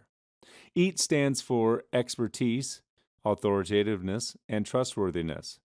These elements will determine if a web page has a useful quality content. Google uses the combination of algorithms to deliver the best results for users. Google Panda is one of the famous algorithms of Google, which emphasizes delivering high-quality content. It removes web pages from the index that have low quality and duplicate content. Not just that, there is one more algorithm called RankBrain. RankBrain is a processing algorithm that uses machine learning to interpret search queries that users search on Google, whereas the searched query may not have the right keywords that were searched for. For example, when you're searching for chocolate cake recipes, you will also get results for chocolate truffle cake recipes on the search engine results page. Google Panda and RankBrain send bots to crawl each and every website, and as a result, shows high-quality content on the top of the search engine results page. Next is our tip number 4, featured snippet. These results are featured on the top part of the page. Google programmatically chooses the best answer from the third-party website and displays it on the featured snippet. Here's what a featured snippet looks like. According to Ahrefs, for a specific search query, almost 99% of web pages shown in the featured snippet already rank on SERP's first page. Some of the ways to optimize featured snippets are: organize your content in a structured way. Make sure one article answers many similar questions. Use eye-catching images. And the last point is to create answers with tables to drive clicks and write dedicated headings to answer featured snippets. Like, is red meat healthy? Suppose you want to create snippets. Plan on creating question-based questions along with the relevant keywords. For ideas, you can also look at the Google search function that is usually written in the blue color, and it reads out as people also ask. So now let's move to the fifth tip: image optimization. According to SEMrush, image optimization will play a prominent role in search. In case the images on your website aren't optimized, make sure to take care of them right now. Remember to use high-quality images, relevant images, and use a suitable label for your image file. Include images in your sitemap as it becomes easier for the bots to crawl. And finally, use alt tags as crawlers use it to classify the images. Alt text is displayed on the web page when an image fails to load on a user screen. It is also utilized by Google to drive meaning from images. A well-optimized image can improve your page ranking and increase the engagement on it. Image optimization can help your web page show up in the image carousels on search engines. Next, we have semantically related keywords. Semantic search will have become an important factor for ranking in the future. Semantic keywords are linked to the primary keywords. They drive relevant traffic on search engine result pages. A simple way to look for LSI keywords is on Google SERP. Semantic search can be performed wisely by writing content that targets the question that your target audience is looking for. Remember to optimize content for topic clusters instead of focusing solely on keywords. And finally, use structured data and pick your semantic keywords. This can also be done with the help of a comprehensive keyword tool. It finds out semantically related keywords. Next comes tip number 7, building quality links. Building quality links to your website is important if you are aiming to manage a successful and long-term SEO strategy. Building quality links cannot be ignored. In 2016, Google declared that building quality links are one of their top 3 ranking signals. Always opt for quality over quantity, as building quality links to your content can give your product and category pages a boost in SERPs. Let me share a few effective strategies that will increase the number of links pointing to your website dramatically. The first one: earn backlinks from relevant and authoritative web pages. Next, promote your content regularly on social media. Opt for guest blogging and influencer marketing. Next, take advantage of social media platforms like Facebook, Twitter, Instagram, and start your own page. Then participate in forums. To engage with your target audience, start your blog and attract your target audience with your valuable content. Finally, get listed in the high-quality link directories. This will help you build links from authoritative websites. Next, number 8 is local search listings. Local SEO is the practice of optimizing a website in order to obtain traffic from location-based searching. It is the best way to market your products and services to local customers. According to Google, local results are based on relevance, distance, and prominence. These factors help Google to find the best match for your search. For this reason, it becomes important to have your NAP details accurate and consistent across the internet. SEMrush confirms that local search listings will play a larger role in the SEO strategies. Suppose you want to know how to get your business in the local pack. Go to Google My Business page and create your own. For this, it is also important to have a strong backlink profile. Next, we have number 9. That is, improve the user experience. For the past few years, UX has become an important ranking factor for Google. However, more and more SEO specialists have gained an interest in UX. UX optimization is nothing more than focusing on the visitor. Consider the partnership of search engine optimization and user experience. This way, the search engine optimization focuses on search engines, and user experience targets website visitors. So both share a common goal of giving users the best result. This is what the Content King app says about the user experience. Let me show you a few practices on how to effectively leverage UX designs to provide your site's SEO performance. Simplify your site's navigation. A good site architecture helps to gain traffic. Utilize UX design to SEO-friendly layouts, which means make content easy to digest. Infused images and videos whenever possible. Use CTAS very wisely. And finally, optimize for site load speed. Optimize for mobile responsive design, as more than 50% of all the traffic is now driven by mobile search. In case your site isn't mobile responsive, you will notice poor engagement. And finally, we come to our 10th and last tip. That is using schema markup. According to search metrics, 36% of search keywords bring up at least one feature snippet that is derived from schema markup. Schema markup is microdata that every individual can add to his website in order to give an enhanced description to users on a search engine results page. In simple words, schema markup is used to define website content.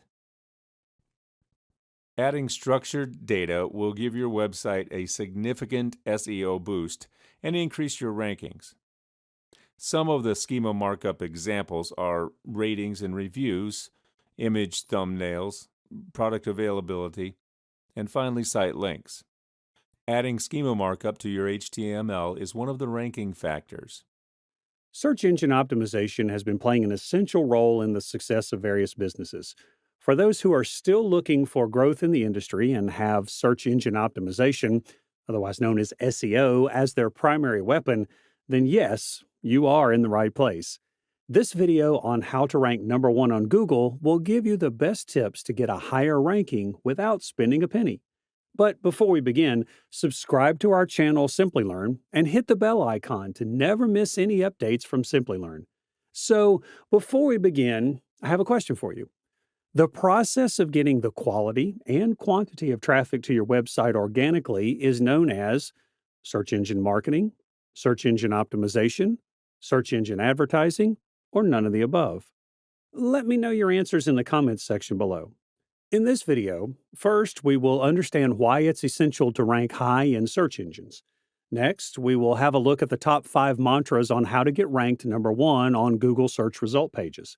And while understanding this, we will put a light on why these success tips are important for getting a good ranking and how we can actually implement it. We will share some necessary tools to help you carry out the needed process. And stick to the end of this video to find out the one thing that can impact your business tenfold. So definitely we're going to take a look at the best tips for ranking high on Google. But before that, it is necessary to understand why it's important to rank high on Google. Well, we are all aware that most of the businesses are shifting online nowadays. Ranking on search engines has become one of the most important aspects that define the success of a business. The data states that around 1.17 billion people across the globe use Google search, which is estimated to increase exponentially in the coming years. Moreover, Google has gained the trust of their users with their services over the years. This definitely makes the point of interest to understand why it's important to rank high on Google search. Ranking at the top of search engine result pages, also known as SERPs, allows a business to generate more traffic to their website and possibly get more leads, by which then they can get a chance to convert leads into customers, thereby boosting sales. It also helps in generating authenticity for your business. Well, not one or two, there are numerous reasons which makes SEO important. To know more about SEO, check the complete playlist on SEO. You can find the link to the playlist in the description box below. To gain expertise in search engine optimization, get certified as a skilled SEO professional with Simplilearn's Search Engine Optimization Training course. You can check the course details from the link in the description box below. As we know how important it is to rank high on Google, so in the next 10 minutes, let's get to know the top 5 success mantras that will help you rank high in Google. So the 5th tip on our list is promote your content. Whether you are a business owner or a blogger, you definitely need to promote your content to get a good audience reach. By content here, we mean data on your website that can be products, services, or even a simple blog. To do this, find the relevant groups on the social media platforms like Facebook or Instagram and post your content with an excellent call to action context. Some blogging or article submission sites like Quora, Tumblr, and Hub Pages may also prove helpful. Online forums and communities can be a good option to spread a word about your content with people having similar interests. Let's focus on our number 4 tip, internal linking. A good site architecture is always a happy bite for web crawlers. A website with good site architecture and internal linking helps web crawlers understand the website structure and helps them to crawl the site more effectively. The more the pages of your website are crawled, greater are the chances of getting indexed. If pages are successfully indexed, they get eligible for appearing in the search results. Let's move to our tip number 3. Yes, it is backlink building. Any website linking to your website is a backlink for your website. Websites with more backlinks suggest to the search engine crawlers that that website has good content and is trustworthy and should be ranked higher on the search result pages. To get a backlink, the most important thing is to understand that the DA, or the domain authority of the website for which you are looking for the backlink, is greater than yours. Getting backlinks is somewhat entirely a gesture of goodwill. You can find a page relevant to your business and ask the website owner to add the link to your website to the page in a humble manner. You can create a better or updated version of some other web content, let the site owner know about it, and then ask for a backlink in a humble way. Yes, you can find some more relevant backlink building techniques in the video How to Build Backlinks. Check out the link in the description box below. At number 2, we have a tip which is of utmost importance to win a good position in the search results: on-page optimization. On-page optimization, or also known as on-page SEO, is a process in which we take essential measures to improve the website or web page's position in search engine rankings. On-page optimization is a vast concept that includes technical optimization of websites like server speed, page loading speed, removing page errors, submitting pages for indexing, and more. Maintaining a good website structure and improving it, adding internal and external links on the site, adding SEO-optimized images and video on the page, efficient use of keywords on the page and links, and much more. Get the detailed guide to learning on-page optimization by Simplilearn. Check the link in the description box below. And finally, the best tip we have is the most effective one, and the one that rules them all, which is keyword research. Keyword research is a process of identifying and implementing the relevant keywords for the content you tend to create. Proper keyword research may prove a boon to your business, but it also has the power to ruin your business, so be wise when selecting your keywords. Try choosing long-tail keywords if you are new to the business, as these are easier to rank for. You can look at Google's auto-suggest feature to understand what people are looking for in your industry. Be updated with what your competitors are doing. If something is working for your competitor, there are high chances that it may work for you as well.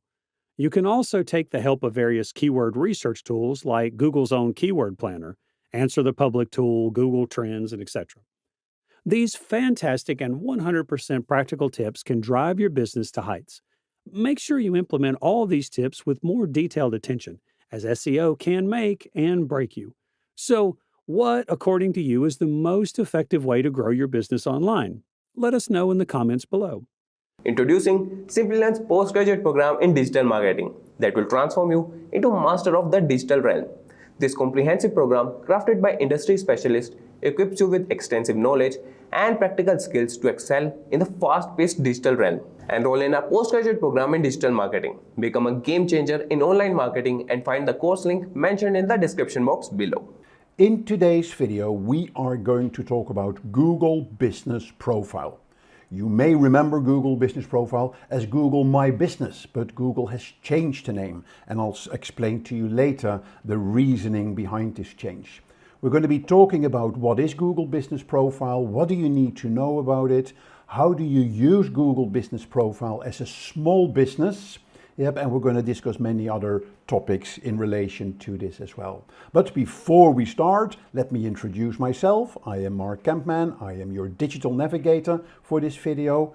If you like the video, click the like button, and if you want to subscribe to our channel, click the subscribe button below and you will get lots and lots of access to more videos and get notifications about when we publish new videos. So let's dig straight into it. Let me give you some facts about Google which will show you that you cannot afford to miss out on what Google has to offer you. Did you know that Google was visited 89.3 billion times in the past month only? Google holds over 90% market share in the search engine market. Google processes 99,000 searches every second, which makes that a total of 8.5 billion searches every day. Also remember, 63% of those searches are done on a mobile phone. Now, Google Maps is a key part of your Google Business Profile. Did you know that there are over 5 billion downloads of the Google Maps app? And to finalize these numbers, Google generated $146.92 billion in advertising revenue in 2020. So, do I need to convince you any further that Google has to be center stage of your marketing efforts? Let's talk how you can do this when you are a local small business. So what are we going to be talking about? We will talk about what is Google Business Profile, how can you use Google Business Profile for your local marketing, how do you get started with Google Business Profile, how can you use your Google Business Profile for your search engine optimization to get a higher ranking in your Google search engine results. And I'll finish off with a few pros and cons of the Google Business Profile. So, are you ready? Let's first talk about what is Google Business Profile. It used to be called Google My Business. Google has renamed Google My Business to Google Business Profile to make it more simple, to bring more of the business profile management functions out of the Google My Business app directly into Google Search and the Google Map. So now the history of the name, it's currently called Google Business Profile. You may remember Google My Business. Before that it was Google Places. Before that it was Google Plus Local. Remember those good old days? And when it officially started, it was just Google Local. But to keep things simple, it has now been renamed as Google Business Profile that you can access through the Google Search or through Google Maps.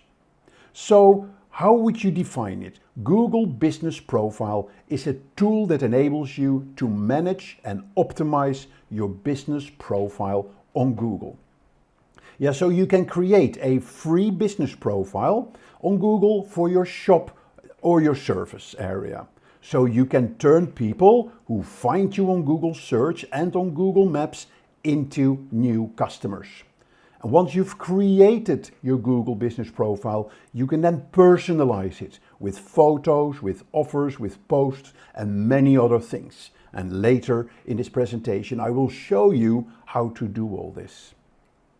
So your business profile is Google's term for your Google business listing.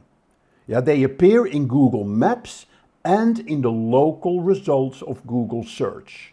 And that's very important. You can access it through Google Maps and Google Search in the local search results, and you can also see it on the right side of the search engine results page. So let me show you an example. If I open up a new frame and I search for Indian restaurant,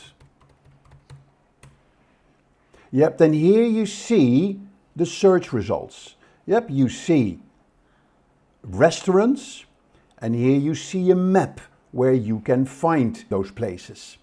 Yeah, so that is the first place where your restaurant will show up.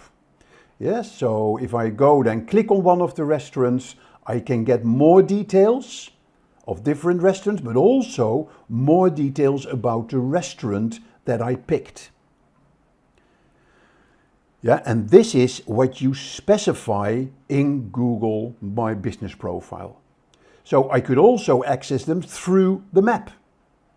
Yeah, so if I click on that, that opens up the same window with more details about the restaurant as specified in Google Business Profile.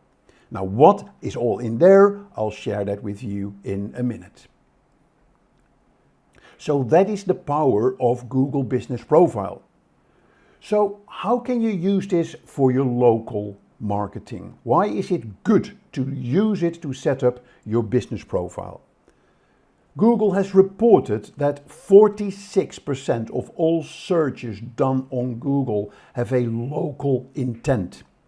And that business location is the main piece of information sought by local searchers. Yeah, so it's the easiest way and the fastest way for you to show up in the search feed. So Google Business Profile gives you the ability to incorporate your search engine results into your marketing.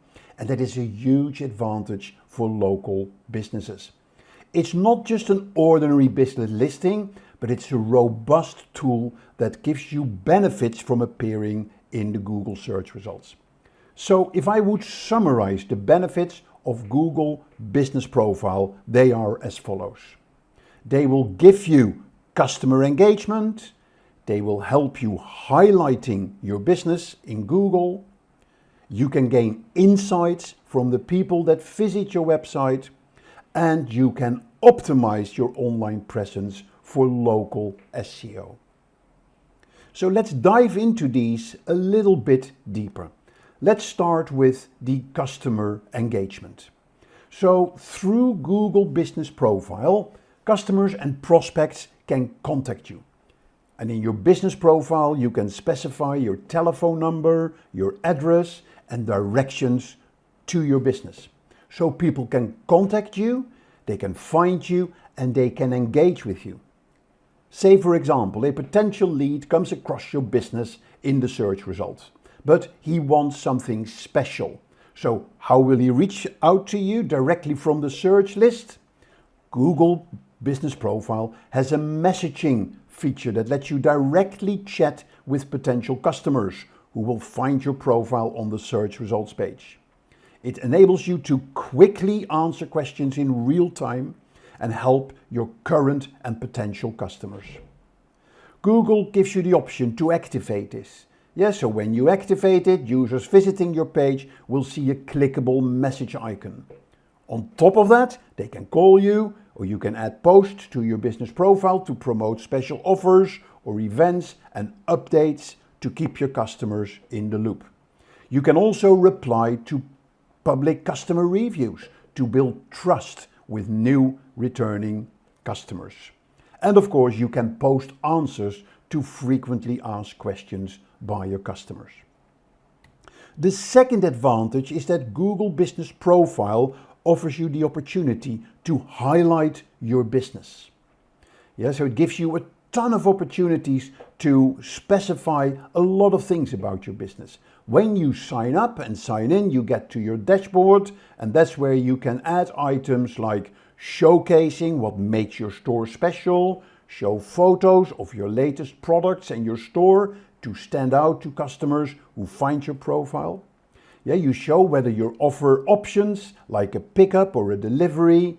You can give people who find you online a warm welcome with posts about discounts, new products, upcoming events. So Lots of things that you can highlight about your business. Again, let me show you an example. If I go to Google and I search, for instance, for Disney Paris, you will see I find, or let's say Disneyland Paris. So when I click here on Disneyland Paris, then here I get all the details.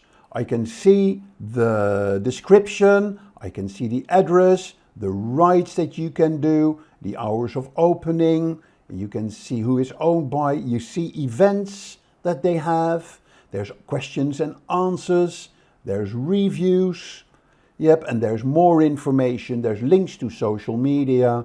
So lots of stuff that you can find here as long as you specify that all on your dashboard when you highlight your business.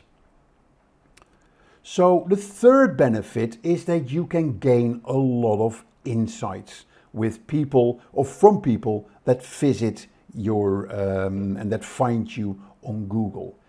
So you can gain data about your target market and your local search performance. You can track your performance over a given time period, and it will give you insights how people interact with your business on Google. You can check how often your profile has been viewed. You can use profile views insights to track how popular your business is with current and potential customers. Now obviously only the owner of the business profile can view the profile insights.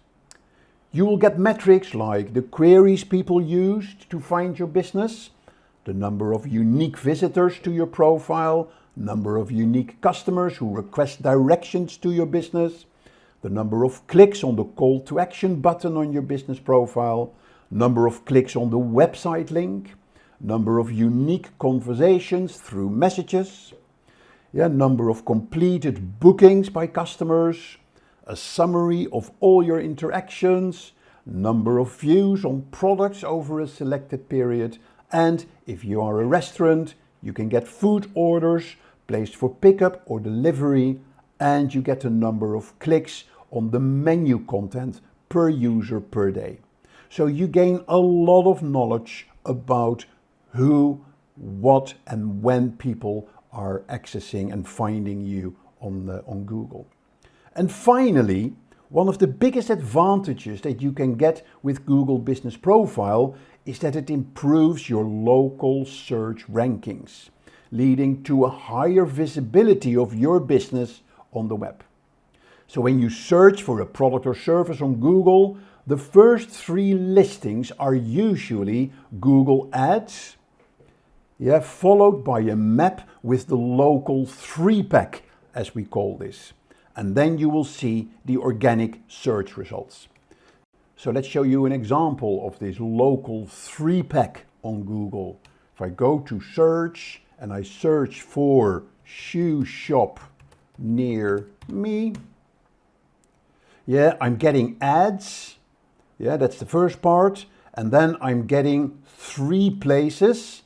And here is your Google 3-pack, your local 3-pack with the map. And then I have the organic search results. So one of the biggest benefits, and then I get the search results.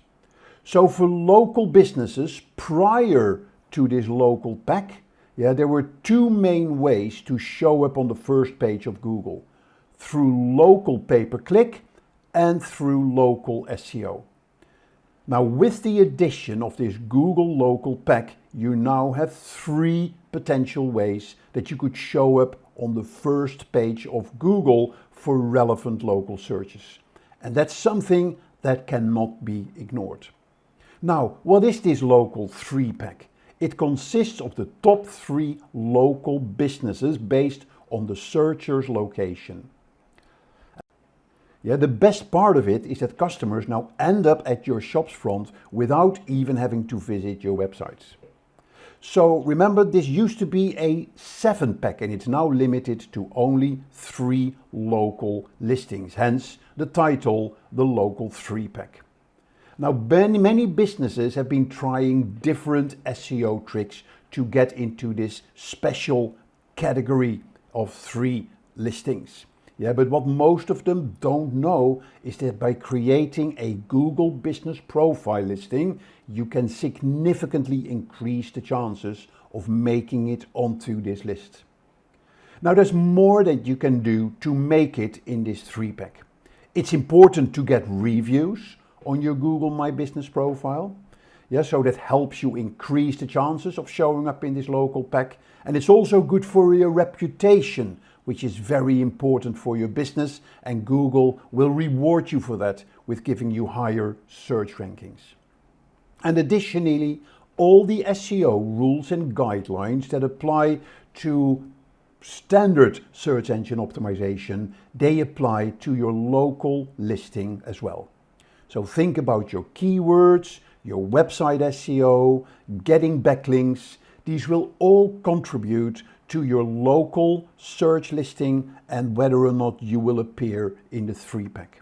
Now also consider that paid advertising can help you in getting your business listed here.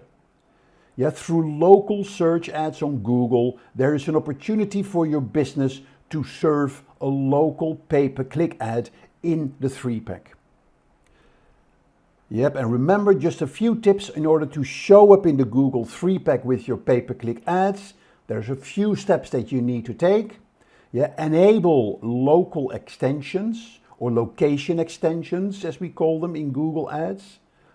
Bid the location and use bid by location and use location targeting, and optimize your keywords to include your location as well.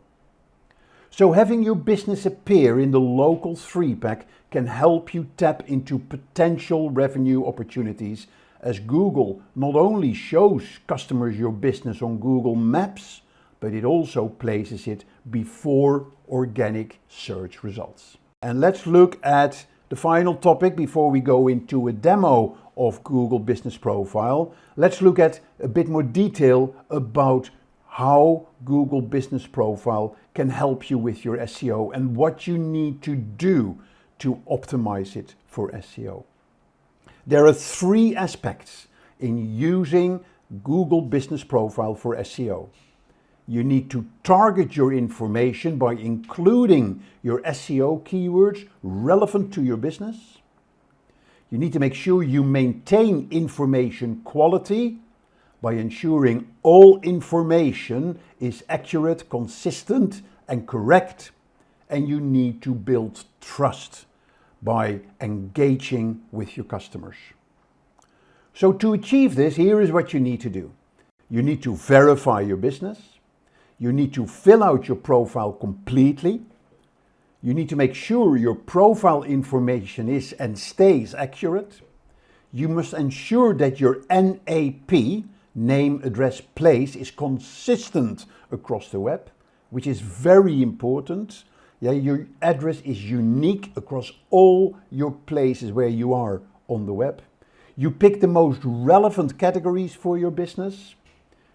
Make sure that your pictures, your photos are of the highest quality.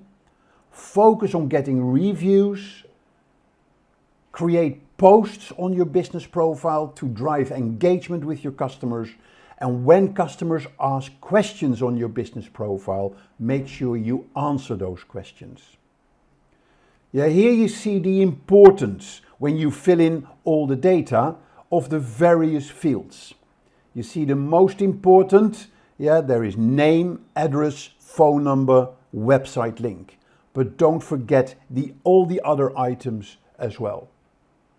So for determining your local ranking, Google takes 3 factors into consideration. There's the relevance of your listing, is how well your business matches the user's search intent. And to increase the chances that your local business appears in the search results, you should feed Google with as much information as possible. Google will also look at the distance.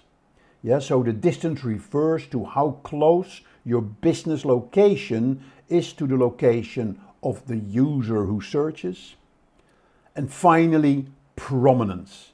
Yeah, Google determines your local ranking by checking out how well known your business is and whether or not you have a good reputation. And to influence this reputation, you have offsite links and articles related to your business. They can really contribute to building your reputation online. So now that you've got all the details about Google Business Profile, let's have a look at how you set it up. And I'm going to show you how to sign into your Google Business account, how you can add your business, how you can enter your location, how you can fill in your contact information. I tell you about the process of verifying your business, and then finally how you can customize your profile. So let's have a look at Google Business Profile. If I go to the Google Business Profile website, then I just go there by searching for Google Business Profile and click on the link that I see on the search results, and then I get to this page. Yeah, a short summary of what your free business profile is all about, how you can access your dashboard if you've got a business profile. You see some benefits, free, easy, personalized, and then it gives you all the benefits that you get from having your business profile on Google. Yes, so that is one area where you can access, of course, your Google Business Profile. Now, the other area where you can access your Google Business Profile is to go to Google Maps. So if I go to Google Maps and I click here on Google Maps, this takes me to Google Maps. If I now want to go, for instance, to register my own business on Google Business Profile, let me show you how to do that. I can be on Google Maps, I can go to the place that I want to register. Yeah, so, and I want that actually on Google Maps, so I don't want that here. I want to stay on Google Maps, so let's say Isis Lake, South Surrey. There is where I have a lodge that I rent out. And if I just zoom in on that, yeah, and then here I can see it is this lodge. Yeah, and currently there's nothing on there. You see, this house has no business profile. This one has. Yes, so this one has as well. So how can I register this lodge on Google Business Profile? Very simple. I can register it by right-clicking on it. Yep, so I can get directions, what's here. I can say add your business. So if I click here on add your business, guess where that takes me? It takes me to Google Business Profile, and I'm now going into the setup under my Google account. Yeah, I'm going to the setup on Google My Business for this place.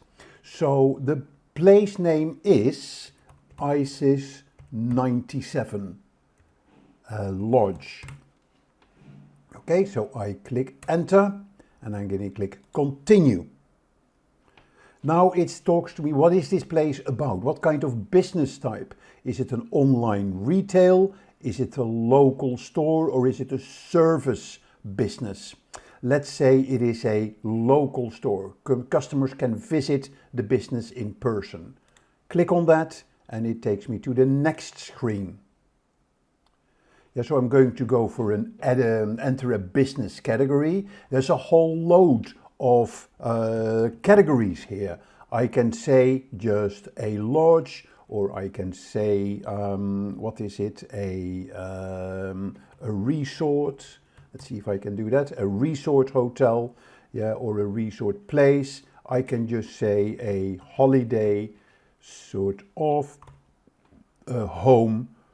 Yeah, so let's call it a holiday home, and I'm going to click next. Now it wants the business address. So the country in this case is not Malaysia, because that's where I am at the moment. So it takes my default address. It's in the United Kingdom. The street address is Isis Lake, and then it is, I need to put the address, 97 Isis Lake, Spine Road East.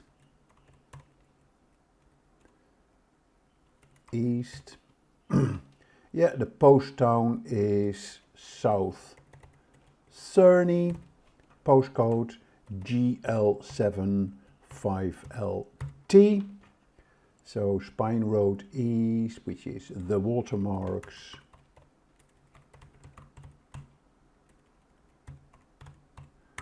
Spine Road East. I don't mind to share this data with you because it's going to be public anyway, because people will be able to find this on the internet. Yes, so I'm going to click next. What contact details do I want to show my customers?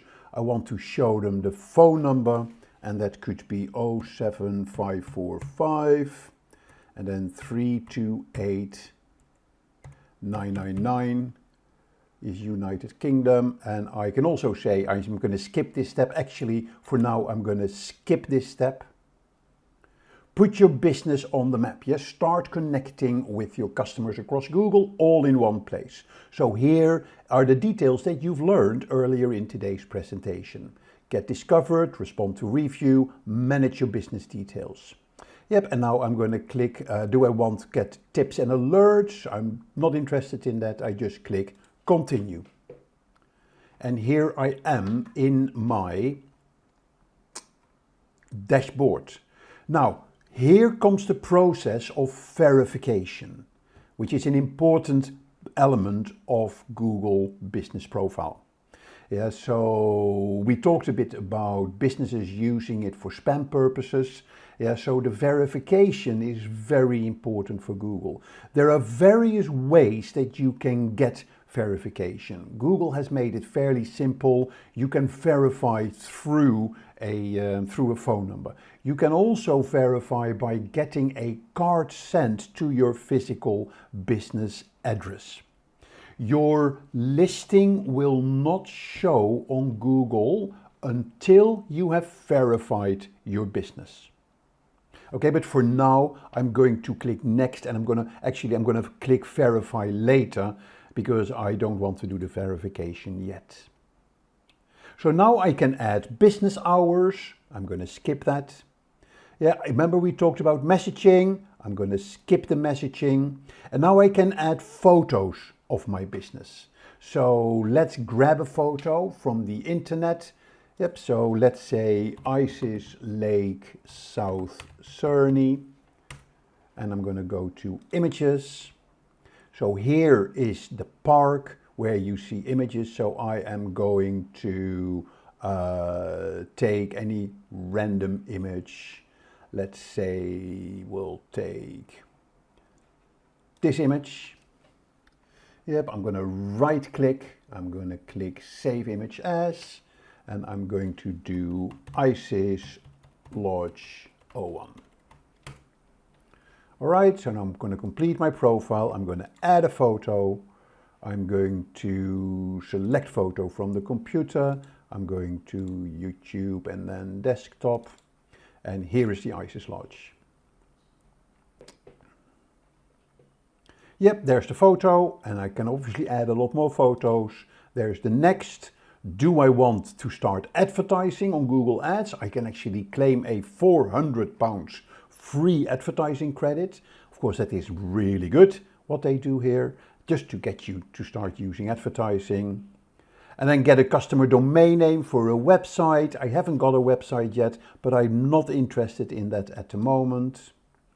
Yeah, so remember, your edits will be visible once you're verified. So my listing will not be visible yet, but here is basically my business listing as it stands at the moment, but it is not publicly visible. But at least I have set up my business profile. Yeah, so now I'm in my dashboard. In Google My Business, I had to go into a separate app for this, but now I can actually edit it all through the search. So that is very useful. So here is edit profile, read reviews, read the messages, add photos, what is the performance, do we want to go advertising, all the things we discussed in our earlier session. So edit profile, and here I can get information about contact information, location information, hours of opening, my business name of my lodge, the opening date, contact information. Yes, so location I can specify here. So all the details that I need, and if I do this properly, is where it will show up in Google. And if I really got my reputation sorted and everything, I may show up in the Google 3-pack as well.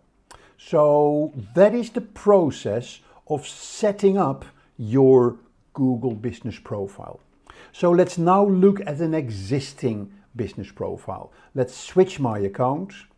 So I'm going to sign out of this account and I'm going to sign in again into my own account.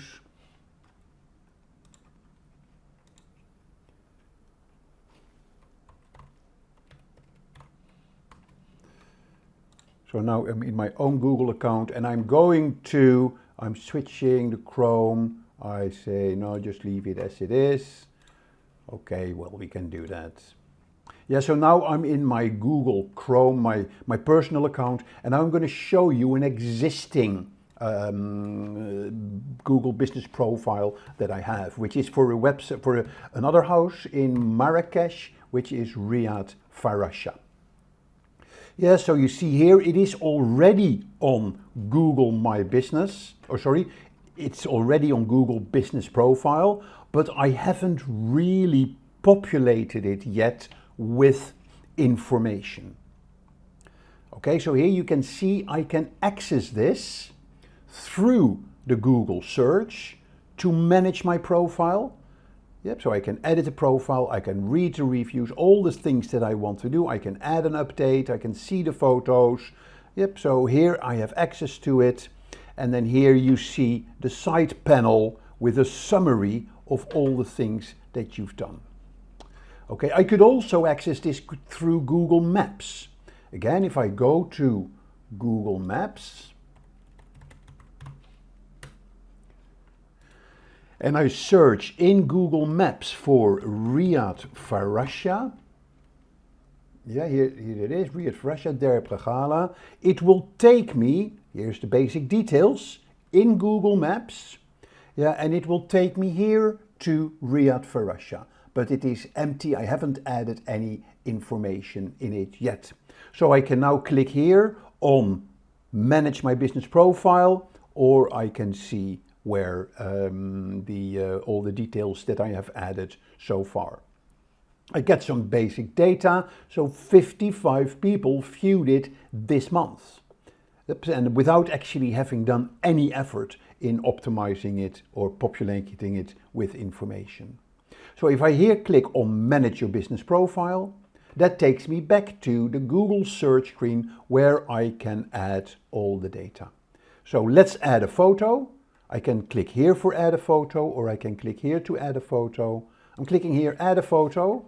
I'm doing a photo, click here, and then select photo or video, and that is from the YouTube desktop. It's here, Farasha 01 is the photo that I'm going to add. Yep, so now I can see the photo. Let's see if I can do, here you see the photo. Got it. Yeah, and of course I can add a lot more. I can do a logo, a cover, a video, photo of the interior. Here's the photo that I've done so far. So I can now go back to my business profile. Yeah, I think it will take a bit of time before the photo shows up on the profile. Yeah, so click add photo. Yeah, so the photos don't show up yet. Yeah, but that's how you can optimize your profile, making sure all the information is relevant. Yep, so that is basically all there is to managing your profile on Google Business Profile. So remember, you can access it directly by searching for your business name in Google Search, or you can access it directly by searching for your business name on Google Maps. Both show the results, and then they also give you access to your dashboard where you can add all the information that needs to be added. Yeah, performance, we talked about that as well. Yeah, so here you can check by month. You can see I've started created the business profile sort of the beginning of October. So here you can see I can check from October to December, apply. So I see I had 18 business profile interactions. I can check people that called me, people that messaged me, the directions, people that look at website clicks, booking clicks. So you can get a lot of information of people that visited your business profile. Okay, so that concludes the demo of the Google Business Profile. And now let's go back to the slides to give you a summary of the Google Business Profile and the positives and the negatives of it. Okay, hope you found that useful. So let's finish today's presentation with a few more facts about the pros and the cons of your Google Business Profile. We talked about all the pros, all the benefits that you can get. Yeah, and to summarize, Google Business Profile can help you with reaching your customers. It can help you responding to customer interests. It can help you respond to customer feedbacks. Yep, and you can get into engagement with your customers. And most important of all, it can help you in a very easy way to get a presence on Google's search results page without actually having a website. Yes, so it is an extremely powerful tool, and it's a free tool for your business to get yourself an online presence where your customers can find you and where they can engage with you. But there are some cons as well. Yeah, I have to think hard about cons, but as most things in digital marketing, one con you could say, yeah, it takes time. Yeah, of course you need to set up your business profile. Yeah, and it takes time to do that. It takes time to maintain this. But I don't see this a considerable, serious drawback, because people that are prepared to put the time and effort into it, they will be rewarded accordingly. One potential negative of Google Business Profile can be that fake businesses can use it as well, because it's a free service. Yeah, and although there is a verification process in the Google Business Profile, yeah, there may be businesses who take advantage of this free service. Yeah, so anyone can realistically set up a profile to promote their business. So there was an example a few years ago that fake locksmiths were committing fraud through local listings on Google Business Profile with bogus profiles. So while the majority of the profiles are genuine businesses trying to promote themselves in a very competitive world, there are some who see this as a feature and an opportunity for scams. Yeah, so people believe that reviews, photos and verifying a business by mail would be enough to deter scammers. However, in this age of fake news as well as misleading e-commerce reviews, Google must take action to constantly optimize their verification process of Google Business Profile. Now coming to create the Google Ads. Okay, so first of all, creating the campaign, we need to be having a Google Ads account. That's a very first requirement. So I'll just help you now how you create a Google Ads account for free by using your Gmail ID. Okay, so we go to Google. Let me just search probably here itself. and we type Google Ads. Just ensure that you are logged in with any of your Gmail ID.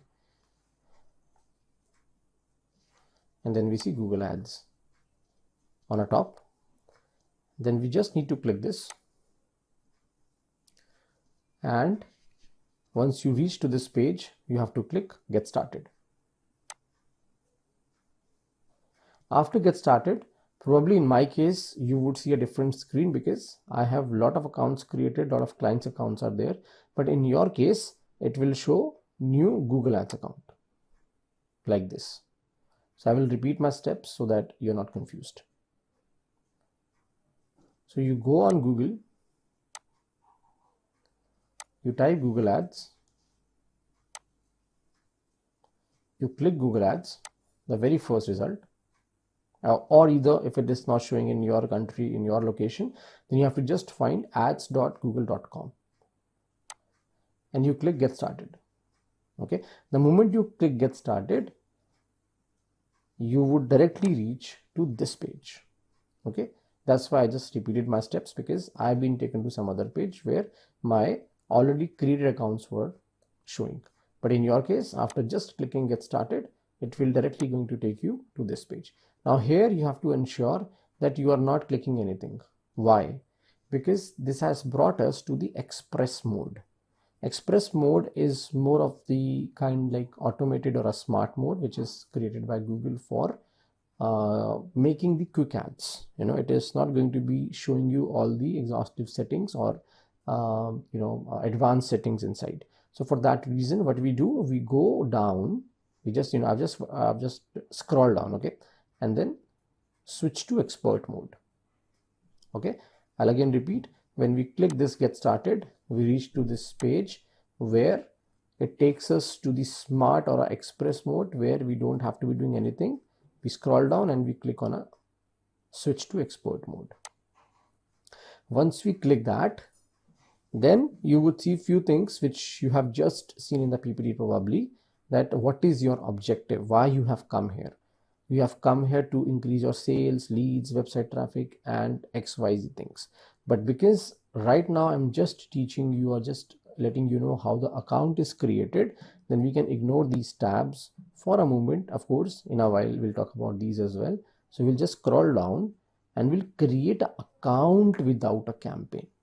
As I said, we are going in a sequence. So we are not creating the campaign first. I am considering most of the users would not have the Google ad account as of now. So I am going that way. So you create the account first without a campaign. So when you click this, then you see there are a few basic questions being asked, like from which country your billing would be, which time zone you want to follow, or which currency you would be paying in. Okay, once this is done, just click Submit.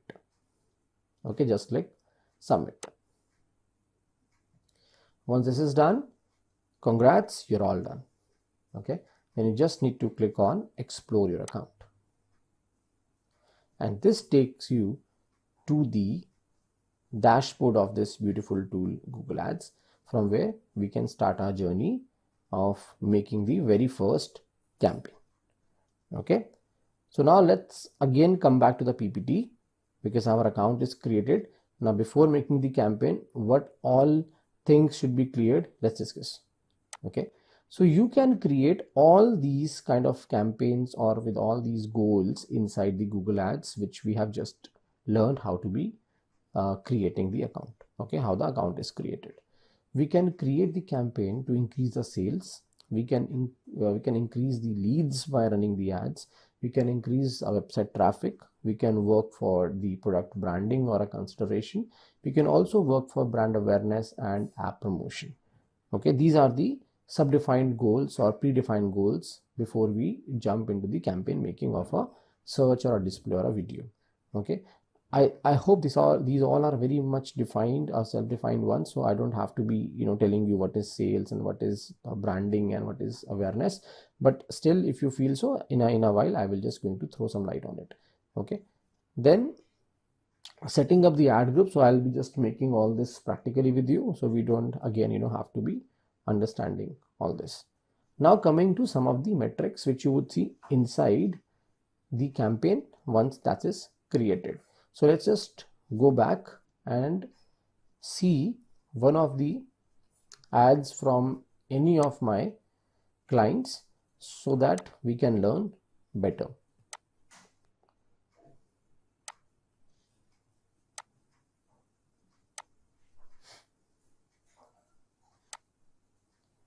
Probably I'll just open in a different tab.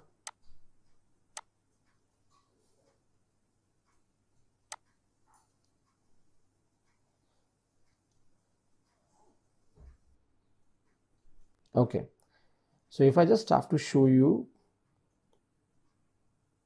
probably I can just use right now the demo account of a Simplilearn, where important metrics we can discuss, which has already been given in the PPT. But of course, I would just show you how they look like inside the campaigns or inside the Google Ads account. So if we move to the dashboard when we have created, and if we have already been running any campaigns and we want to see results or any of the metrics, then what we do, we go into all campaigns, and from here we can see all sort of campaigns created in the past. Okay, because I want to see only the results from the search campaigns, because there are all kind of campaigns being created here, like video campaigns and display and all. So what I can do, I can click this navigation menu on the top left, and then I can just select the search campaigns. Once this is selected, only these search campaigns would be visible. Now if I just go on any of the campaigns, suppose inside, then this breadcrumbs changes. Earlier I was only in the all campaigns, then I just selected search campaigns, and now inside the search campaigns I have selected a specific campaign. Okay, so considering, suppose this was the campaign I have run in the January for any of my digital marketing sales, okay, or any of my product sales or any of my services, lead generation, XYZ objectives could have been. Okay, now coming to the main part from the metrics point of view. So we see here that there are results being shown. Of course, because this is a demo account, so you don't see numbers. We can always change the dates. Like suppose I want to see the result of last 30 days. So I would just go here, and this would show these many impressions have come. Impressions like how many times the ad is just been seen. Okay, impression means just how many times the ad been seen. Okay, then it would show how many times the ad actually been clicked. Okay, how many times the ad been clicked, assuming 100 times the impressions have come and 2 clicks have come. So the percentage, which is basically a ratio of a clicks to impression, is called CTR, the click-through rate, which is the next one. Clicks, impression and CTR. Okay, so click-through rate is the ratio of impression to clicks. Your ad been shown 100 of times or 100 times probably, but only clicked today for 3 times, so your CTR is 3%. Your ad been shown 100 times but been clicked 7 times, so your CTR is 7%, which is a very good number. Okay, anything around 5 to 10 is good. Okay, we don't get to see a lot of clicks in our initial days because people do trust the brands which are already established, but slowly, gradually, with the right branding, with the right awareness, our click rate increases, our CTR increases. Okay, then comes your average CPC, which certainly you would see here as well. So average CPC is a price which you actually end up in paying for every click. Okay, so there is a bid value. Bid value means when you started to create your account or with a campaign of a search, then you decide for certain keywords that how much money you would pay for every click. Okay, that is called a bid price, which we certainly see here. Okay, and once you start getting the clicks after running your campaign, then the exact pricing being shown as a average CPC price. Okay, then comes the cost. Cost is basically going to be your multiplication of number of clicks you've got with the average CPC you have paid. Suppose you have got 100 clicks today, and for every click you paid 5 rupees. So 100 into 5 going to be 500, or if you understand by the dollars, so suppose for every click you have paid 1 USD, So for 100 clicks, you pay 100 USD by the end of a day. Okay, that is going to be your day cost or a average cost you have paid for particular ad on a particular day. That is also understood by saying daily budget you have spent. Okay, so if I have allotted that I would pay 900 rupees a day, and 900 rupees a day in the average of the CPC, if I would have probably 10 rupees, so I will get 90 clicks. Okay, because 90 clicks into 10 rupees for a click going to exhaust my 900 per day budget.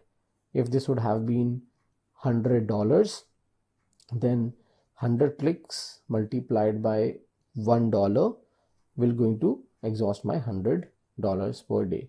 Okay, this is how Google calculates like for how much budget you want to run the ad for, and on various factors your average cost per click is decided. Okay, this is the understanding of all these terms.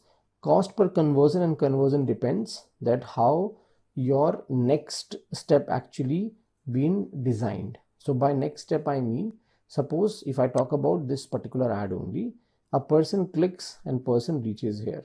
Okay, so we can define the conversions like suppose 100 people have reached here on the landing page. This means 100 clicks would have happened. Okay, so the dashboard would say 1000 impressions, 100 clicks, 1 rupee, 100 rupee. Okay, 1 rupee being the average CPC, 100 clicks we have received, and we have spent 100 rupees.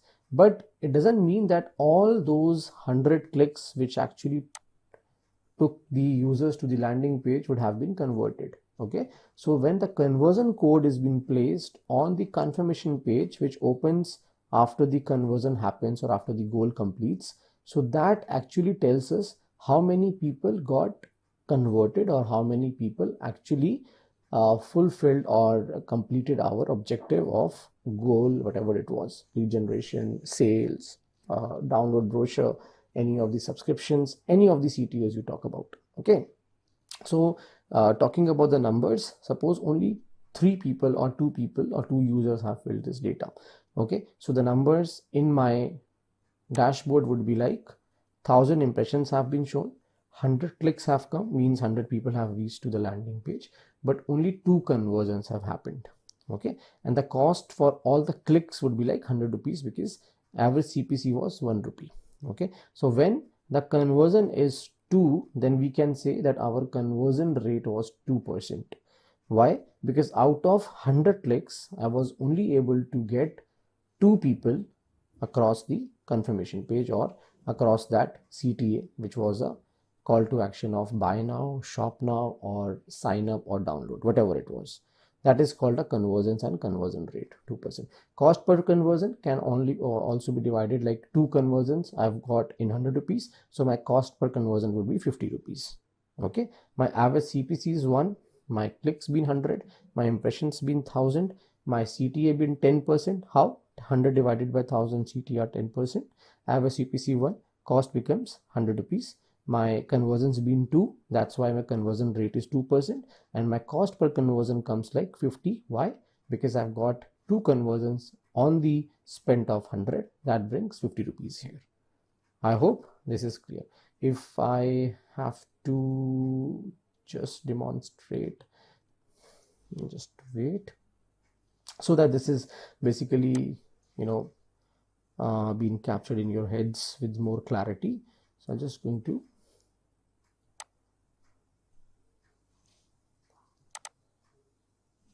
use a normal example, impressions, the same numbers which I've just explained, so that you know.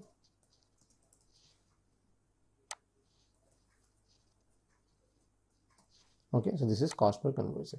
Suppose your ad received 1000 impressions today, 100 clicks have come, so your CTR becomes 10%, because that is how this is calculated, clicks by impressions.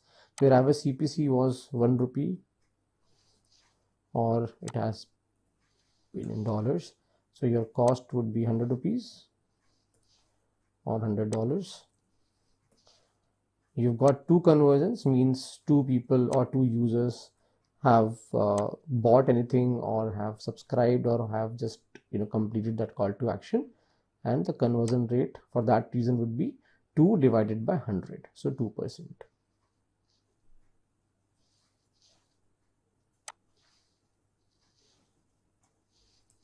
And cost per conversion in this case would be 50 rupees, because you have paid 100 rupees for 2 conversions, and in this case it would be $50. Just a hypothetical number. Do not be very much worried about the numbers, okay, with the high priced. Okay, this would change certainly when we do the research of our keywords. Okay.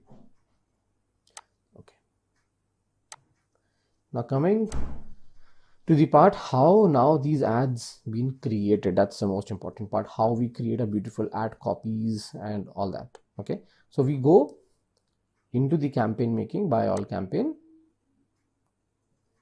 and then we click on a campaign. We'll click on a new campaign.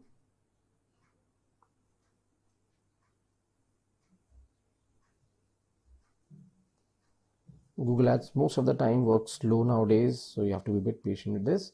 And then we click on a create campaign without a goal guidance, or we can always click website traffic, lead, sales. Okay, these all 4 can be created for the Google Ads search campaign. We can only use these 4 for the search ad, because if I just click this will not allow me to create search ad. This only allows video ad. If I'll click this only allows display and video ad. This only allows mobile ad, and this is for the local. So if I have to create a search ad like this or a text ad like this, so I have to be either creating through sales, leads, or website, or either without a guidance. So I'll just going to be teaching you all the settings inside, so that the Google Ads search ad settings in advanced level. So I'm just taking without a goal. Then you click search ads. Our focus is just to create search ad. You can leave this part right now because your conversions are not being created. We'll do maybe in a next session when we'll talk about the advanced settings. And website visit is my premier goal, and suppose I'm running the ad for any of these sites. Probably I'm running the ad for, let me just see if I can get the Simplilearn landing page. So digital marketing search, marketing, just a minute guys. Yeah, digital marketing course.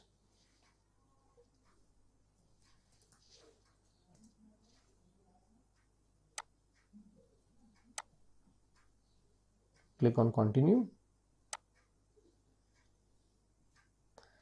And then the very first thing you see bidding, which we have just learned that we pay on a cost per click basis. So clicks.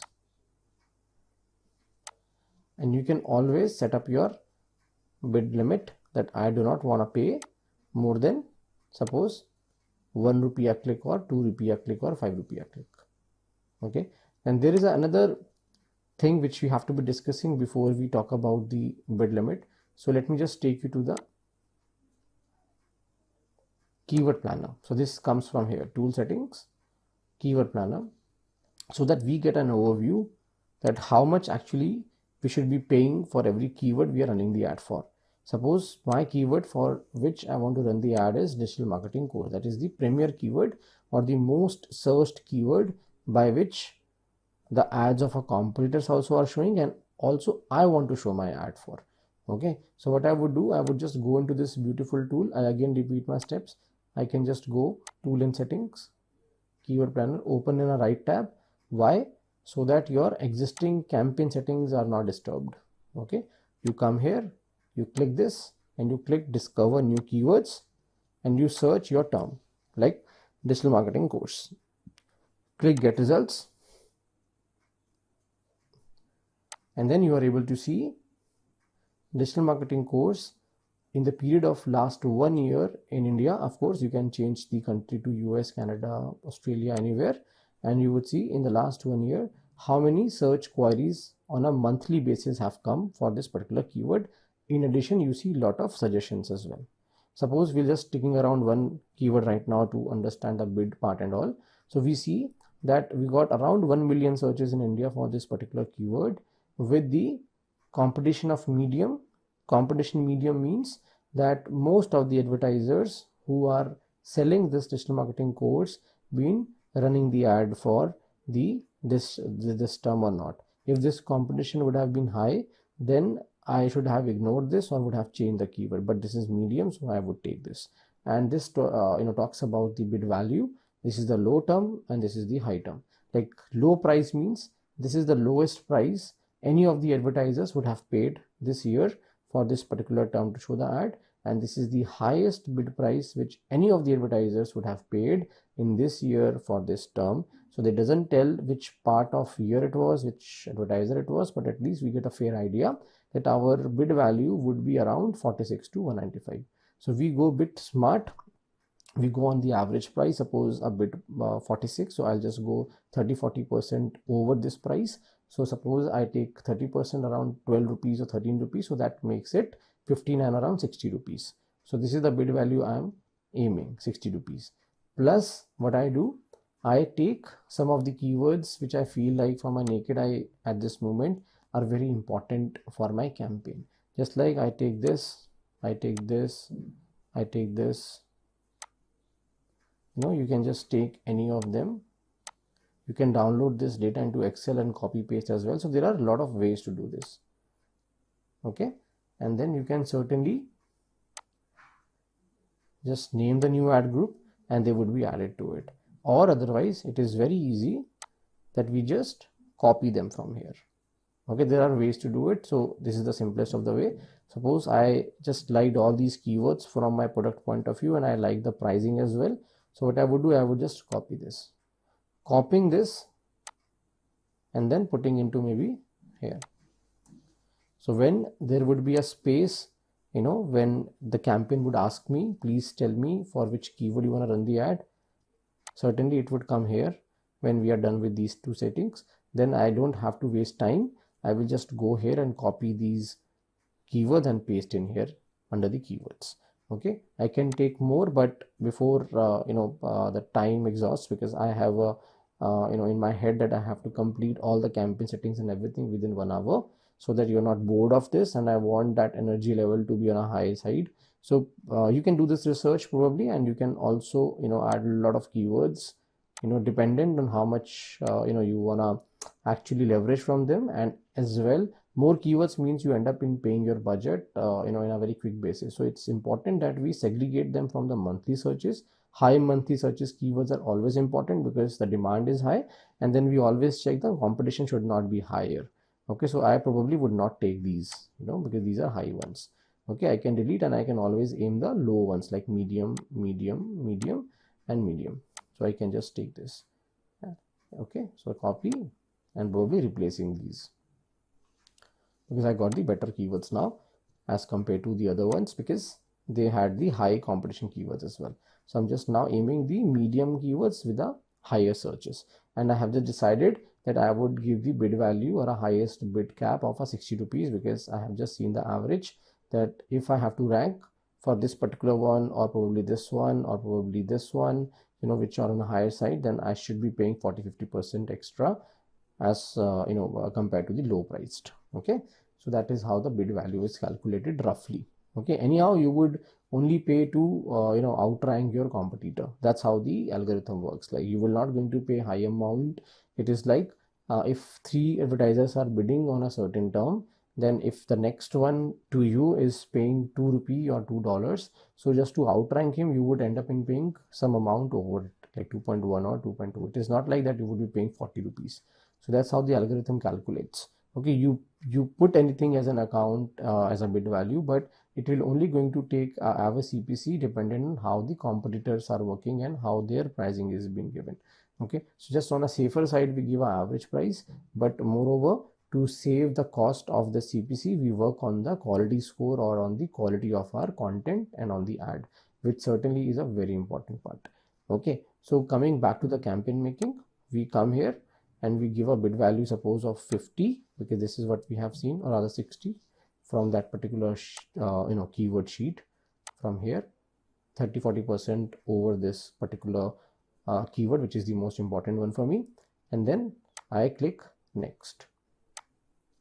Once this is done, Then I just select my Google search network. I don't have to select the display network because this will going to put my text ad on the different websites and apps. Display network are good when we are running the banner ad, because we are just running the search ad. So we're just going to keep it around the Google search result and Google sites like Google News, Google Maps, Google Shop, Google YouTube. So all the text ad, wherever the placements can be given, so it will going to take directly. We don't put on our search partners too, because that is again going to lose the visibility. Search partners are like ask.com, AOL, newyorktimes.com. Okay, so again, it is my strategy that I don't want to increase the visibility outside Google. I'm very happy in showing my most of the impressions around Google only. Okay, or either on a Google widgets like these, wherever the text ad has a possibility. Just like you might be wondering how come I said YouTube. So if I just go here and if I just type again this, so probably you would see text ads on the top. Okay, nowadays there are a lot of text ads been running. So this is a text ad. Okay, this is not a video ad, this is not a banner ad. This is the banner ad, this is the text ad. Okay, so this is coming from here only, Google sites. Okay, then comes your location. You can run the ad on different locations by sitting anywhere. Suppose I want to run ad for the worldwide, then I'll select all countries and territories. If I want to select particular country like India, or I want to select multiple countries like suppose United States, or I want to select Canada, or I want to select India too, so I can do this way. Okay, then if I want to exclude any of these states, probably suppose I want to exclude Texas from here, so I'll click Texas and I'll click exclude. I want to exclude probably Mumbai, so Mumbai as a city can be excluded, and probably I want to exclude Ontario from Canada because of XYZ reasons. Just to explain the settings, I'm doing this. So this is also done. Okay, then we also can use advanced search, where a beautiful setting of radius can be worked. And the second advantage of advanced search tab is that you're able to see the map. So whatever you have selected, like we have selected Canada and US, and whatever you have deselected or excluded will come in red. Blue part included, red part excluded. The same way you would see in India as well. Blue part included and this small dot Mumbai excluded. Okay, plus we can do the radius targeting here. Suppose I sell something within the radius of 1 or 2 kilometers or 1 or 2 miles, so I have to just select that part. Suppose if I just deselect India right now and deselect the Mumbai exclusion as well, and consider that I have a restaurant or a cake shop in Delhi, and probably I will also add this keyword into my keywords so that matches the term if anybody searches this. I have to be seeing the character limits. That's why you have to be always checking and changing things accordingly. Okay, then digital marketing Google,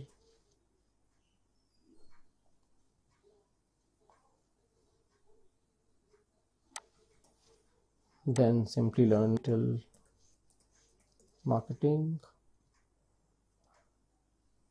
digital marketing, on a course probably if we can get that space. Okay,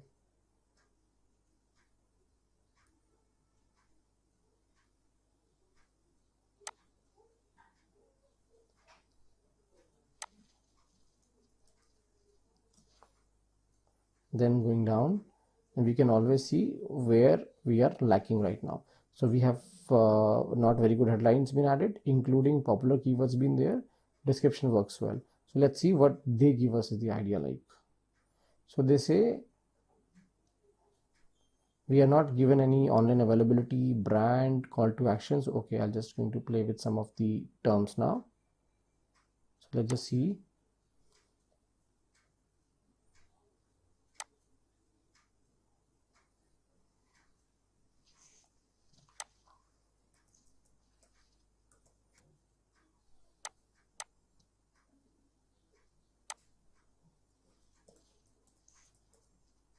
CTA, using the CTA now.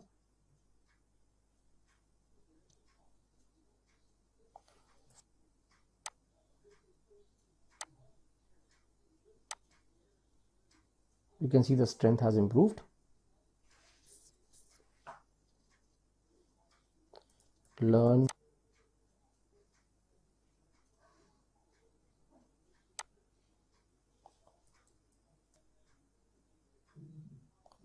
I don't know, it is actually pausing my recording again and again, and that could be a disturbance for you guys, so I'm just taking some time so that this comes back to normal.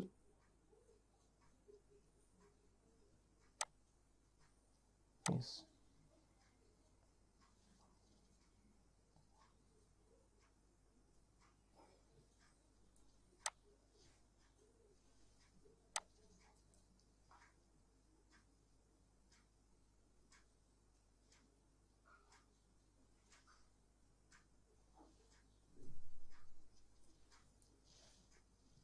Okay, so this is how you can add up to headlines, 10 headlines, and that would improve your ad strength. And last not least, you can add the descriptions which are very relevant to the ad copy. Okay, try to get some headlines or descriptions here from the landing page. Okay, once this is done, you can just click done here and your ad copy is prepared. You can see here very much, and click next. And then you can set up your budget. So the budget which we were talking earlier in the Excel, if I have to show you, so you got 100 clicks, you have paid 1 rupee for every click, so you have given 100 rupees per day. So this is your daily budget which you have spent. Okay, so you can always decide your daily budget by setting or customizing it. You can put anything, though it is showing dollars, but this is INR. You can see here, this is kind of a bug which we are seeing since almost a month now. So your average daily cost, which they say like a weekly cost rather, after 41 multiplying by 33 for average CPC price would come to 1382. But we are giving a daily price, so we can always divide this by 7 or by 10 probably. So I'm just giving a rough number 100. Okay, or 1000 could have been 500 also could have been given. Okay, so every day I would spend 500, and accordingly my clicks would come. And then you click next, and your ad goes to review. Like they would going to be checking your landing page, they would be checking your what else, the ad copy, everything can be checked and would take some time. I think I just need to change that. Let me just keep it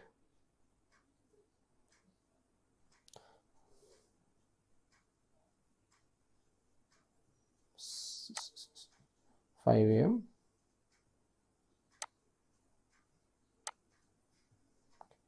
So this is simpler.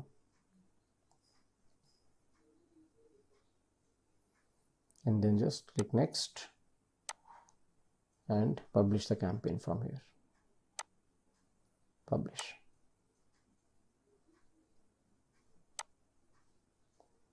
So once this is done, then your ad, which can be checked from here, would go into a review part, and it would say under review. Once this is approved, then your ad starts showing and you start seeing the results like impression, clicks, and CTR, average CPC, whatever we have talked about. Okay, so this is all about the ad making. Now we can see some of the important things here, like metrics we have discussed.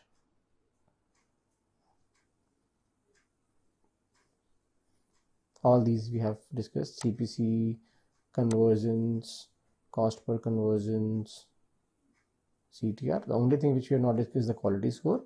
So quality score is completely the part at the backend which works like to improve our ranking. So quality score is something which has been given out of 10, and when we see an ad which is already been created, like suppose for this campaign, if I'll take you, so if I just go to the keywords, so every keyword been given quality score out of 10. Okay, so if any of the keyword has got 10 out of 10, it means there are 3 important elements, like their CTR, like how many clicks have come, their landing page, and their ad copy is relevant or not.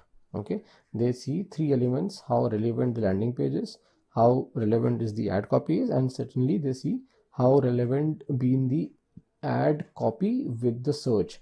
Then only your CTR increases. Somebody searches something and the ad shows, and if the clicks are high, then only CTR goes high. So that's why the CTR, the landing page and the ad relevance has to be above average. That's how they define. They don't give marks here, they give total marks out of 10 here, the quality score. So above average is going to be the highest, average is going to be the middle one, and the below average is going to be the lowest one. Okay, so if you have any issues in any of these elements, then your overall quality score impacts. Okay, this is all the quality score. So high quality score means you end up in paying less and you get a better value for your money. Okay, that's I think the last part of it. So Google ad ratings of quality of your ads, keyword and landing pages. I think this is what has been given here as well. Then you check, I have already shown you, you check the keyword, you check the timing, which were the best timing you have shown the ad, which were the best locations your ad has actually got the result from, and then accordingly your ad can be optimized and can be changed. You change your budget, you change your bid price, you change your location, you change your timing, you change your headline. It all depends after your ad actually been shown, and then you research or you do the analysis, like we are seeing which keyword is working better, which keyword is having the best of the cost, which keyword is giving you the good impression to interaction rate like a CTR. Then we check the ad copy, how the ad is working. Suppose if I have multiple ads to just compare if this ad works better or this ad works better or this ad works better, so I would just going to be comparing these three ads, which one has given me the better of the clicks as compared to the other one, which has given me the better CTR, whose CPC was lesser, whose CPC was higher.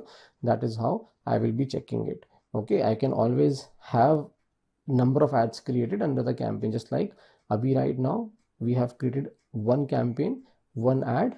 We can always test with the another ad copy by clicking this, so that we can see which ads performs better. Okay, that's why in this existing account you can see multiple ads. So because we were testing which one works better, so this is how you can also make one other ad copy, and you can just click done, and that would be added to the list of ads. Okay, you can see now one more ad actually been added. So out of these two, which one works better would be only diagnosed or checked if the ad starts running. Okay, you can always add your account, the money, the billing part into the student settings, billing summary, and from here you just need to add your mode of payment. Okay, you have to select your country, you have to select the currency you are paying in, and then of course you would have options to pay like debit, money transfer, net banking, and India Paytm wallet is also available, very much available. Introducing Simplilearn's postgraduate program in digital marketing that will transform you into a master of the digital realm. This comprehensive program, crafted by industry specialists, equips you with extensive knowledge and practical skills to excel in the fast-paced digital realm. Enroll in our postgraduate program in digital marketing. Become a game changer in online marketing and find the course link mentioned in the description box below. Hey guys, welcome to today's session. My name is Sachin Sehgal, and I'm here to talk about a very important tool, Google Ads. And out of all the ads we can create under Google Ads, today we would be talking about a very important one, Google Search Ad. So this is going to be very exciting. This is going to be very deep. From my experience, I can say I will going to take you through a lot of technical aspects and a lot of optimization strategies where you can really bring down the cost down if you're really paying high for your clicks and conversion. So please be with me, and I would try to give you the best from my side. Great. So let's just start, guys. Google Ads is something which we have discussed in the last class. If you have seen my last session, if you have not, we will leave the link in the description, where we talked about the basics of Google Ads, and we also talked about how to create this beautiful ad account or a tool with a free Gmail ID. Okay, we did talk about few more things, that how many types of ads you can create. Just to give you the quick glimpse, we are on Google, and when we type something like, if I want to do a data analytics course, so I would type few things like a word or a keyword or a query into Google search engine, and then Google as a search engine would show me few results. The results which we see on the top, we are talking about these today. This is the topic, or this is the kind of an ad which we would create today in this session. This is called text ad, or this is also called Google search ad. Okay, so this is the first type of an ad you see, or which you can create under the Google ads. There are few more, just like if you would go and search for any of the e-commerce product, probably buy winter jacket online. So then there would be results, but in a different shape and color and different structure. There is an ad which is a text ad, but on the top we are able to see some more ads, but they are not just text. They have a pricing, they have a title, they have a brand name, they have an image of the product. So they are called shopping ads or product listing ads. In addition to that, sometimes, when you go to a product, a website like Speed Test, and you see the product ads there, but again in the different shape and color. So they are called display ads, because they've been displayed on different websites and different apps. So why I'm going so fast in explaining you different type of ads, because as I told you, we have another video created with the name of Google Ads for Beginners 2023. You can just check the link in the description, and you will able to get all this type of ads and whatever the bidding strategies to be used in basic in that particular tutorial or that demo. Just to show you, if you can see that ads by Google. So this is the display ad or a banner ad. So just quickly, I have shown you three types of the ads, but our focus, as I said, today going to be on a very specific ad, which is the most important ad from the Google Ads family. Okay, so let's just begin, guys.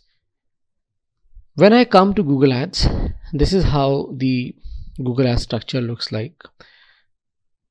We have a Google Ads account created.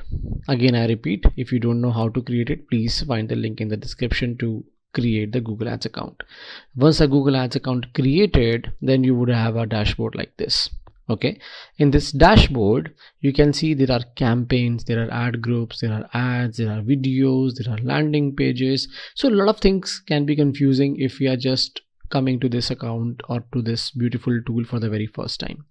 So to just keep it very simple, or to explain in a very simpler way, what I did is I just drawn this structure for you. Okay, so this structure says that you have a Google Ads account. Imagine that I am a Simplilearn Google Ads manager. So I am running the ads for all Simplilearn keywords like data analytics course, digital marketing course, or any machine learning course, Python course. So whenever somebody types this, so there is a ad which shows like from Simplilearn. Probably we have to just assume, because currently I'm not able to see any Simplilearn ad here. So data analytics course India, and then probably we can see if there are any. You can always change the keywords, but just to test, I'm randomly changing the words, or I could have just written Simplilearn specifically, because I want to go with Simplilearn only. I have researched a lot and I feel like this is one of the best. Okay, so probably there is no ad though. Still I would check. Probably I have to just change the course.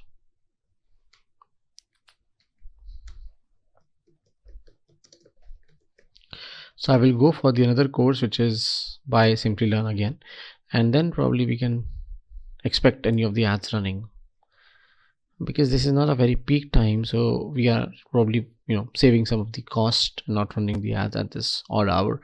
Anyhow, so we can assume that this is the ad I am running for. So how we can create this ad, how we can get the best of clicks. As I said, it is not the very best time to run the ad, so this is also kind of a change we can bring into our ads by doing some research. So how all these things are done, we're going to be learning it. Okay, so when we come here to the dashboard, and when we see our dashboard looks like this, a bit complicated, so we can be confused, we can be disheartened that I have created the account by seeing the first video, but now I am all stuck. Okay, so probably I have to again wait. So the wait is over. Now we are here to understand the whole structure.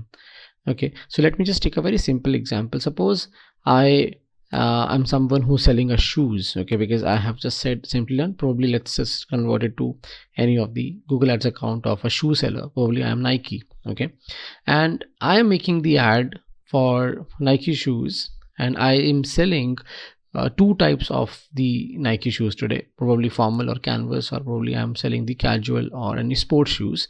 And what I did, I created the campaign, named it search ad, any month, whatever the month you have started with, suppose November, so November 2022, that is the name which I'm giving. Name can be changed. Name is something which has been put it up for my reference, so that after creating a lot of campaigns, I'm not confused in which campaign I have to check the results. Okay, so I'm running the search ad for shoes for the month of February or November or December 22, 23, whatever, and then I open two ad groups into it. Why I'm opening two ad groups under one campaign? Because I'm selling two kind of products. Under the shoes only, I'm selling formal also. Under the shoes only, I'm selling casual also. So what happens, suppose I would have just created one ad group and would have inserted or submitted all the keywords of formal and casual inside one ad group. Then if somebody would have searched a term called formal black shoes, then this ad group would have got confused that should I show formal ad shoes or should I show casual ad shoes. Because what I did, I have just got all my keywords like formal, casual, cricket, shopping, jogging, party, office, all the mix of the keywords from formal and casual family into the same ad group. The moment any of these 6 keywords been typed or been searched on Google, then this ad group would have got triggered, and then again randomly it would have shown the ad of a formal or ad of a casual, because both of the ads would have been under this.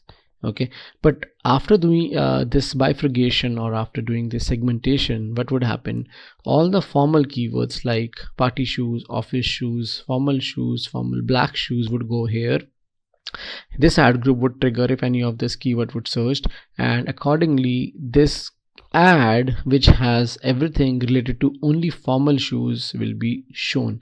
And of course with that ad, the landing page which is connected which would be opened when somebody clicks the ad.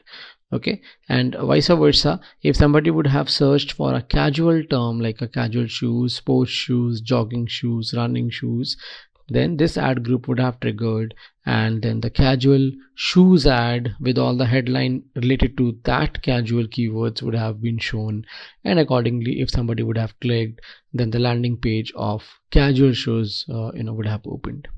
Okay, so if this is clear, actually you are very much ready to dive into the Google Ads, because many people takes a lot of time to understand the structure, because maybe they are very much confused at the ad group level. But I have just tried my level best by bringing this example why I am creating two different ad groups, why I'm not just going with the same ad group, mixing all the keywords. Second scenario could have been, or a second permutation could have been, I would have just probably created two different campaigns altogether. I would have named the campaign one with search ad formal shoes November. Okay, then only this part would have belonged to the first campaign. Then I would have created a different campaign altogether, and I would have named it campaign search ad casual shoes November. Then this second campaign or a second campaign can be assumed here with a green color would have been drawn. Okay, so this is how on the structure it works. Like we can always now create inside. So let's just see a few things before we create the ad. Okay, very important requirement, or rather I would say if being the campaign manager of any company you name, any startup you name, or any client you work with, or probably for yourself as well, you have to be very much sure how these terms works like. Okay, so these terms when I talk about is going to be bit inclined towards the search ad today only, and when I talk about the display ad in the next video, then I would take you through about the terminologies and all the KPIs of display banner or a video ads. Okay, so now if I talk about a search ad, a very important term which we should be aware of is the maximum bid price.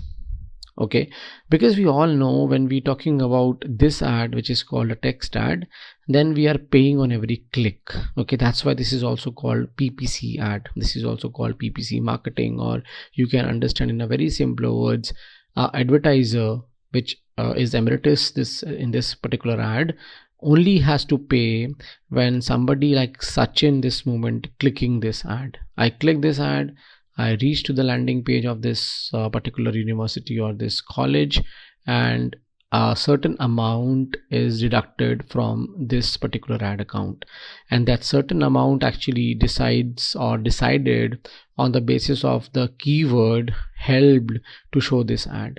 Okay, so as an advertiser must have paid something to Google Ads for showing this ad for this keyword. Okay, so when I say a maximum bid price, it means it's a maximum bid price of a keyword. That's why now this would be easier to understand by this example. Suppose I want to run the ad on the term called Data Analytics Course 2022. What I did, I have opened the Google Keyword Planner. I did talk about this in the previous session, but I will take you through again how you use a keyword planner smartly. So I have got this data from the keywords planner that the average price I have to pay for this keyword to show my ad is 5 to 10 rupees. So what I did, I just played a bit of maths and I have bidded something over the minimum bid price. Okay, this is the minimum bid price, this is the maximum bid price. Okay, and this is what I've got from the keyword planner. So rather than going for a very high price or the maximum bid price to secure my position, I want to play safe, and what I would do, I would just take a chance maybe 30-40% over the minimum bid range, and then I will see if the impressions or clicks are coming or not. If they starts coming, it means that my ad is accepted and my keyword is winning in the auction and I'm able to get the clicks. But if it is not picking, then certainly I have to increase my bid price. But coming back to the terminologies, what we're talking here is once I have set it up my maximum bid price of 7 rupees, then my ad would start showing. Suppose my ad shows for 1000 times today, and every time when my ad being clicked, certain amount being deducted. There is a competition, there are other advertisers also who are running the ad, and after showing my ad for the whole day, Google in the dashboard just shown that you have paid average CPC of 5 rupees only. So I bid it for 7, but by seeing different factors like the competition, the demand, and how many times the ads got clicked, what was the position where my ad was shown, I ended up in paying 5 rupees for every click by the end of a day. So the average CPC, sometimes people get confused, the average CPC and the maximum bid price is the same. No, so maximum bid price is something which I submit to Google, that this is the maximum I can pay for my ad to show on certain keyword for every click, and average CPC is something which actually I pay every day, or in that average of the duration your ad got displayed or got clicks for every click on that particular keyword. Okay, or the number of keywords if you have more than one keyword submitted. And suppose I've got 100 clicks, then it's a simple maths that my budget which I have spent today is 5 rupees for one click, 500 rupees for 100 click. So daily budget would be 500 rupees. And tomorrow if company says I need 300 clicks, then of course my average CPC which I have from the historical data of yesterday, I would just do my maths and I will going to submit the daily budget of not 100, rather 300 today, so that in 1500 I can expect 300 clicks at the cost of 5 rupees per click.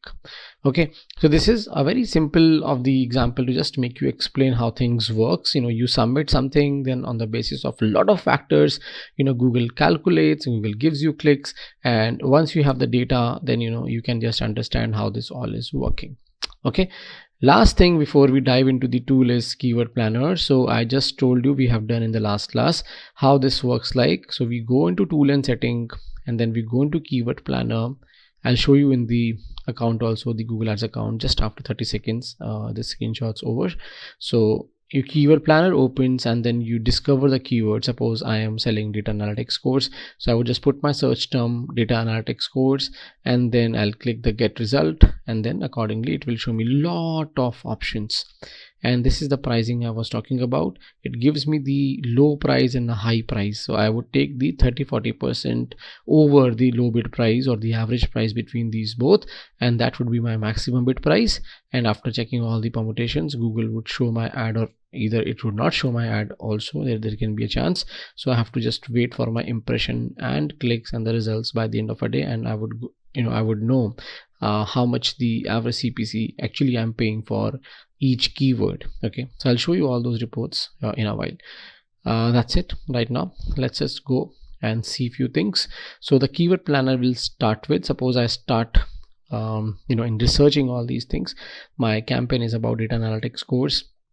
I'm making it for Simplilearn probably, and I would go and I would just try to search into planning, my keyword planner, and then I will write a term quickly here, whatever I want to show my ad for. Suppose data analytics course, as I said. Okay, probably let's say digital marketing, because we would have more results, so it's easy to understand with a lot of results, because I would be able to tell you how to sort and filter them down. Digital marketing course, and you can just test it with any of the keywords. I'm just doing a random check. So once we are here, we have a lot of keywords in addition to what we have submitted. So the keyword which I have provided is this, and the result shows that it had over 100k monthly searches, and of course in the range of 1 million in the month of 2021 to September 2022. So this is actually the average monthly searches happened in between this period, and the advertisers actually paid as low as 44 rupees to as high 224 rupees. Okay, that can easily be converted to dollars, half a dollar or maybe more than half a dollar, 60-70 cents probably, and this is like going to be a $3 cost.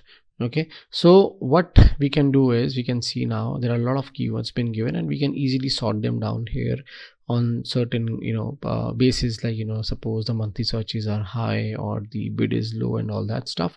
But this is quite difficult when we have to sort down here in the keyword planner. So what I do is, I'm just going to talk about the same, like how I actually go when I am working for my clients. Okay, I have clients here, a lot of clients. I don't want to show you, but yeah, I have.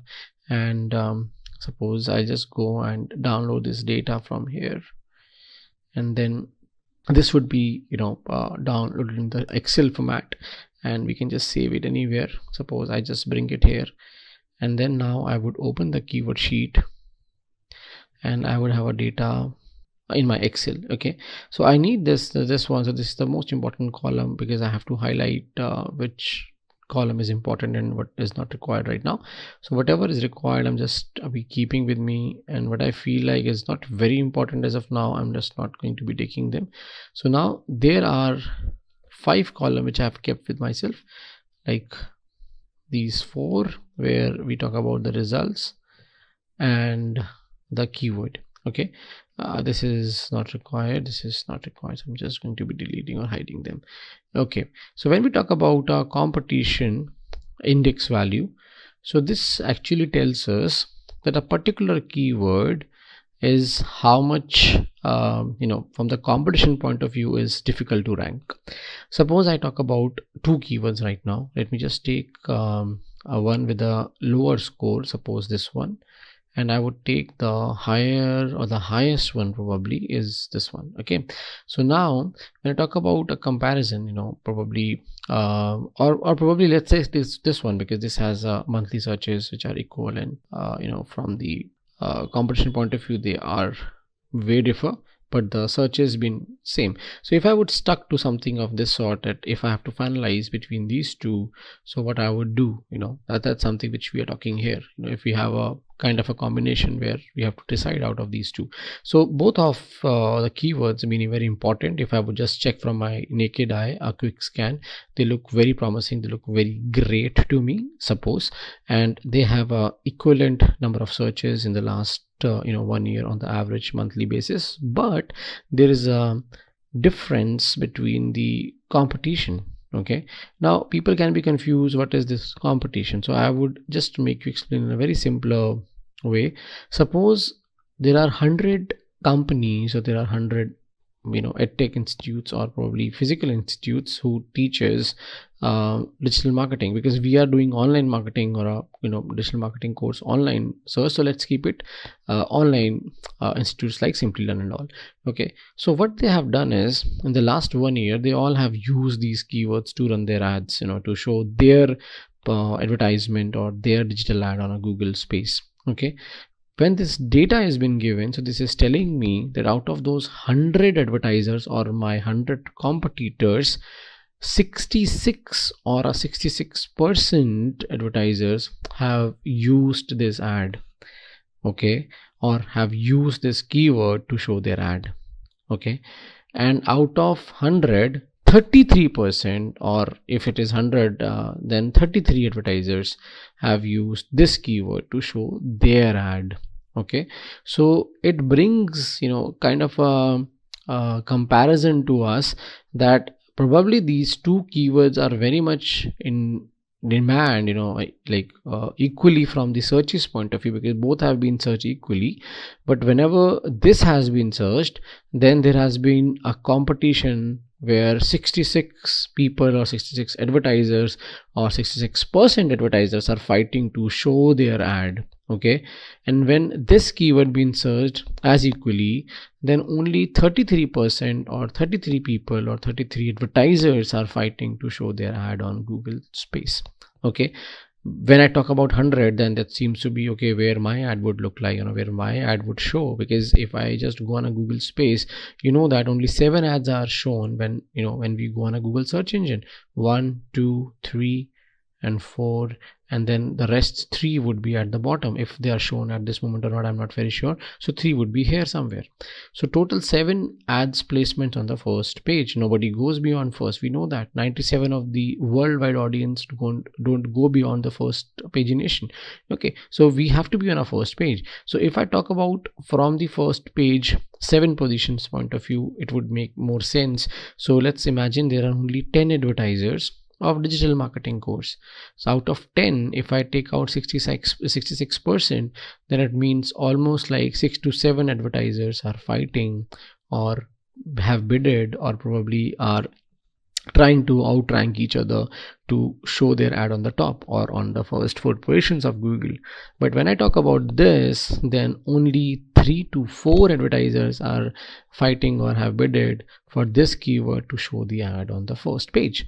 So this actually is a very important data. Sometimes we just miss it, because it has not been I think explained anywhere else, that what exactly this value is. We only go by the low, medium, high, which is the very first column I delete nowadays. I don't go by this, because they both come under the medium. But there is a big difference. 7 out of 10 would have been bidded for, and only 3 to 4 would have been bidded for this keyword. So never go by the high, medium or low, just go by the index value, because that's a percentage of the advertiser who are actually trying to fight for the same keyword to show their ad on the top. Okay, this is how we shorten, or we get the best keywords. We try to get the best searched keyword with the kind of a index value between 50 to 60, less than that. And then we of course go for the bid value, or a bid price, which is also on a very lower side, not a very high price keyword we go with. So this is the criteria I actually follow, and that's something which we can see I have also mentioned here. You can see that much. We go for the high search keyword, and then we'll try to get the low, medium competition keywords, which of course less than 60 index value. And then I put a price, kind of a price of my price, which is like, if the low bid price is 10 rupees, then I just make it 13 by adding 30% to it. So if the pricing is 10, so I would add 30% to it. That makes my price 13. And then I check, if the first day, if the impressions has come, it means my price actually been accepted. But if any of the keyword my price is not accepted, then I would again revise the price by 20-30% and then would wait for the second day report. And that's how I keep changing for the first 2-3 days and keep seeing the results.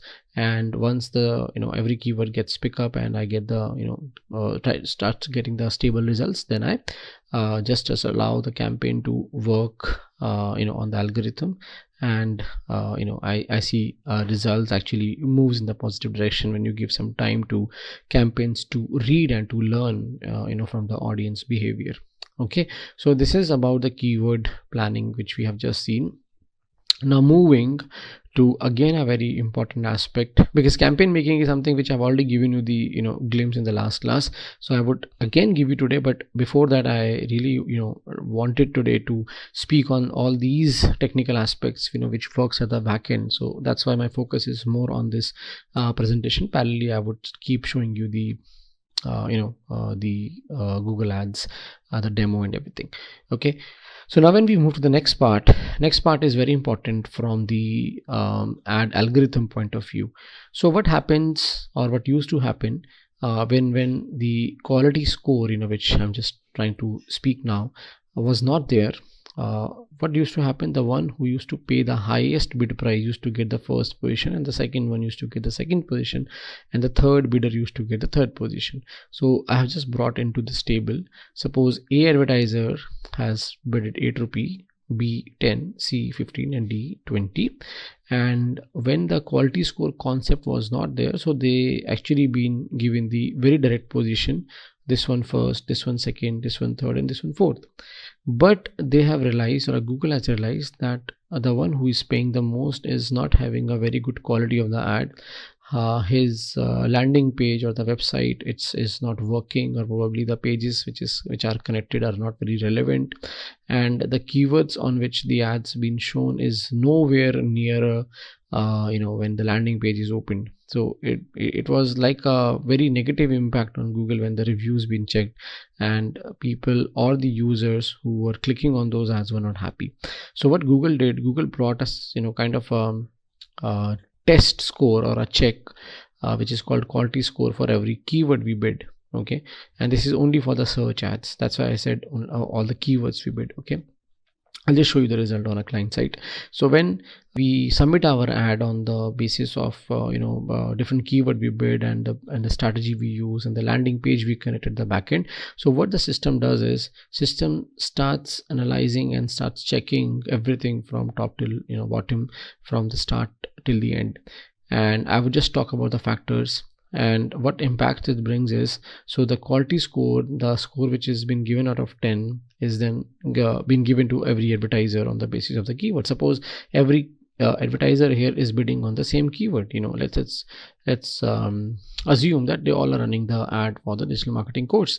So what would happen, they would check, and on the basis of the factors, they would give a score out of 10. Suppose the A advertiser who bid it for the least had the best of the quality score because of the reasons we're just going to talk about.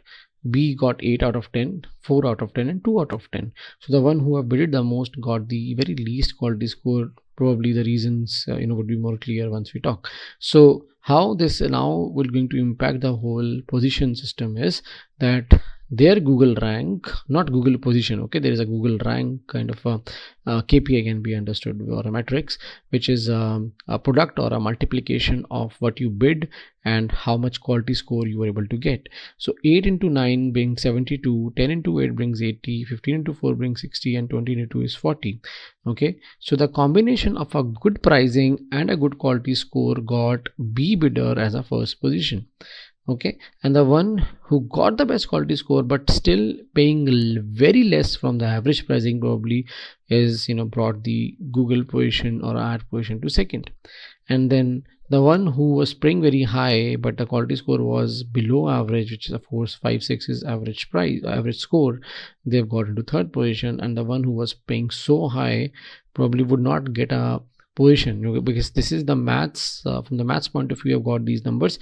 If the quality score would have been below 5, then the ad would not have got any position, rather, because Google always tries to show the ads which are the best for the users, because Google always pays very importance to the users behavior and users expectations. So, and when I said that, I think you would able to understand more now how the factors which actually results in these quality score is like relevance score. Like by relevance score means when you type a query, or a person would come here would type a query, so he doesn't know that this is called a keyword. We as a digital marketers know this is called a keyword. For them it is a normal query, because they are about to start a course where they would be taught about all these things, but right now they are not very aware, very much aware of these things. So they are putting a query. When they put a query, they want to see the ad or ad extensions or ad description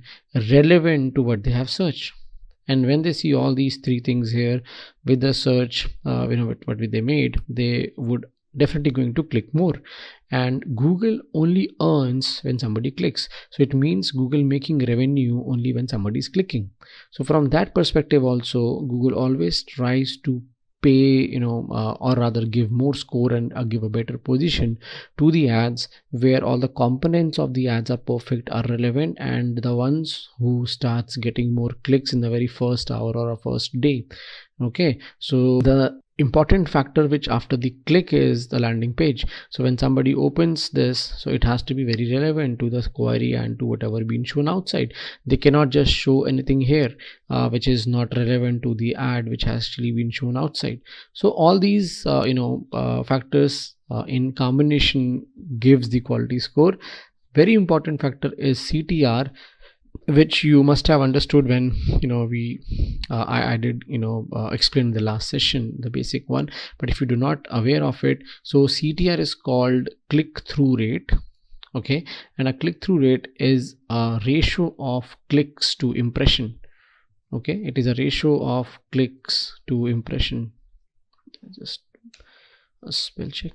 Okay, so suppose today when we are saying ABCD, so let's see, this is a A, or this is B, and this is C, and they've got equivalent quality score on the basis of all what they have done. Okay, their landing page, their ad, their description, everything is very much common. So Google, in the starting of the day, when the ad actually started to show for everyone, given them a very good quality score, probably of 5. Okay, and when this quality score of 5 been given to them, then the other factor which actually adds on to that algorithm is the CTR. So CTR is, I just told you, is the ratio between click to impression. So now they all have a same quality score, but this got 100 clicks out of the 1000 impressions been given today. This got 50 clicks out of the 1000 impressions given today. This got by any mean probably 200 clicks out of the 1000 impressions given today. Okay, every time this search is happening here, digital marketing course, so these three ads are very much visible equally. So all got 1000 impressions, 1000 impressions, 1000 impressions, but this got 100 clicks, this got 50 clicks, and this got 200 clicks in the very first hour, or maybe in the next 2 hours. Okay, so this CTR, when we are talking about 100 out of 1000 to 10%, this is 50 out of 1000, it means this is going to be 5%, and 200 out of 1000 means 20% of the CTR. So Google was actually benefited or made the most of the revenue when clicks have come from here, because it is almost like a double or a 4 times of this. So because of the high CTR, the quality score of course, every advertiser would improve, but this one would be improved from probably from 5 to 7, and this would probably from 5 to 5.5, and this probably from 5 to 6. So because of that, quality score has improved, and because of the high CTR this ad has got, so this position will be changed, and this would probably would get the first position, the second position, and at the end of a day, this ad has to pay, or advertiser has to pay lesser, because its quality score increase. We have just seen it is almost like the inversely proportional. The ones who are actually paying, or the ones who are having the best of the quality score, are paying the least, or has to pay the least. Okay, so this is all basically can be checked once your ad starts running. So I would just open the client's account where you can just see this with bit better understanding you would able to get out of this.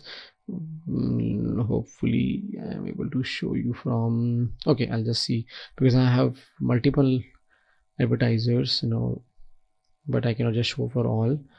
So let me just check if I can show you from any of the older one. Just wait, it is actually asking me some verification. It's taking too much time. Yeah, it's just done now. Okay. So once this is done,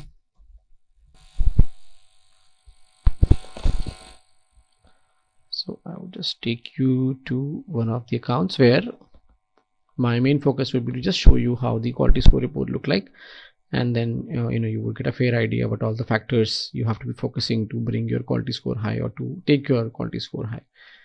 Okay, so I'm just going to open the search ads because we're talking about a search ad here only. And suppose if I just go into this campaign, which is of course not running right now, but I just want to show you how you check the report and all. Suppose this is the campaign you have run for and you got 75 clicks at a average CPC price of 40 paisa, and you have just given this much pricing, and I have bid it for many keywords, but I want to see which keyword had got the best of the quality score and how the quality score been given and all. Okay, so once you reach to the keyword report here at this level, then you see the KPIs or metrics here which gives the quality score out of 10. Okay, you can see here very well, and every keyword being given if there are 10 keywords, I don't know how many keywords we bidded for. We bidded 50 keywords. Okay, and you can see all the keywords here, and every keyword been given the quality score out of 10. Okay, because their CTR, which was the last part which I've explained you, the ratio between the impression to clicks, got the above average. So they give below average, average, and above average. So above average is best actually for any of the factors. So their CTR is above average, their landing page is above average, and their ad is above average, means all are perfect. Then they got the 10. The moment anything goes below average or probably to the average, suppose you can see this is above average for them, this is above average for them, but their landing page experience from this keyword point of view is only average, their quality score has come to 8. Okay, if you go further down, let's see anything where two of them so here the kids ride on is a keyword where CTR is also not as high or as great as compared to the other keywords which we have seen, and also the landing page is not as relevant to the keyword. So there two factors like CTR and landing page has come to average as compared to the ad relevance, which is above average. So their whole quality score got impacted, which actually came down from 10 to 8 and then 7 for this particular keyword. And last not least, if I just take you to somewhere where something is below average has come now, one is above average, one is okay, they are getting clicks, but probably the ad is still not very much relevant to the keyword. Okay, so they are below average, above average, average has brought the quality score to 6 out of 10, which certainly would have impacted on the cost and also to the position. Okay, so this is something which you would see when you come here. Also, you can check one more thing here. Suppose you have bidded for your keyword and your bid price where you are paying for is maximum bid price. Let me just see where that column is. So otherwise I would just add that column so that you can learn that part as well. Okay, just wait. Okay, so this is basically CPC price is being given in the average cost. 2.50 is the cost for every click, and we got 249 clicks, so got 623. You can just check the maths. It's always good to cross check. So 249 clicks multiplied by the CPC price, which is 2.50 rupee, would give you 622.5, which is the cost for the keywords we bid it for, and the total clicks we have paid. Okay, and the maximum bid price, suppose you have got the maximum bid price of 1 rupee and you paid 17 paisa, 1.66 and all, and then what happens, you wanna secure your position, suppose the very first page bid, you're seeing that you're getting the position but you're not getting on a first page, then here, because this campaign is not running, so I'm just giving you the hypothetical example. So whatever the pricing you would have given for the particular keyword, suppose we talk about these 3 keywords right now, or particular one keyword, I suppose. So this is something which I'm trying to show on a 1 rupee cost, but to show on the first page it is saying that you have to pay 1.5. okay, to show on the first 4 positions here, 1 2 3 4, it is saying that probably you have to pay 2.5, and to get the absolute first position, which is going to be the topmost, it would tell you that you have to probably pay 5 rupee. You're paying 1, it is asking 1.5, the first 4 it can be paid for 2.53, or this has to be 5. So you can always go and change your bid price for the particular keyword. Okay, so there are ways to do it. Suppose if I'll just go here and I just go to the edit, I can change my maximum CPC bid price for this particular bid or a keyword like to 5 rupee. Okay, because I'm not changing for all the keywords, so I have selected that particular keyword and I have made the change to this particular keyword to 5 rupee. So if the average price was 1 and I was not getting the keyword from this keyword, the position secured on the first page or a first absolute position, and I want, because this is the most important keyword for me, then I would just come here and would check the pricing. Okay, this says 5 rupees you have to pay for the top position, so I will just go here, edit, and would change the bid price or a maximum CPC bid price of this particular keyword. You can do for all, you have to just of course select all, of course, but if you would do for all, then it can really impact your whole budget. Okay, so try to go for the keywords where you really feel like it is required, and always go by the quality score. It has it has a very good quality score, so I should be paying, or I should be ready in paying the maximum price which actually Google is asking me to pay to secure my first absolute position. And certainly that would increase the chances of clicks, and certainly if clicks are there, so conversions can be expected too. Okay, so this is all from what I've just taught you as of now. Now I would just move to the campaign making, though we have done as I told you last time, but I will try to make it again so that we can quickly see how the Google Ads, search ads, or the search Google ad created. Okay, so if I just go to the campaign, my demo account, so I have to just go to the Google Ads account, the dashboard, and then I would come to the campaigns. I would just click plus, new campaign,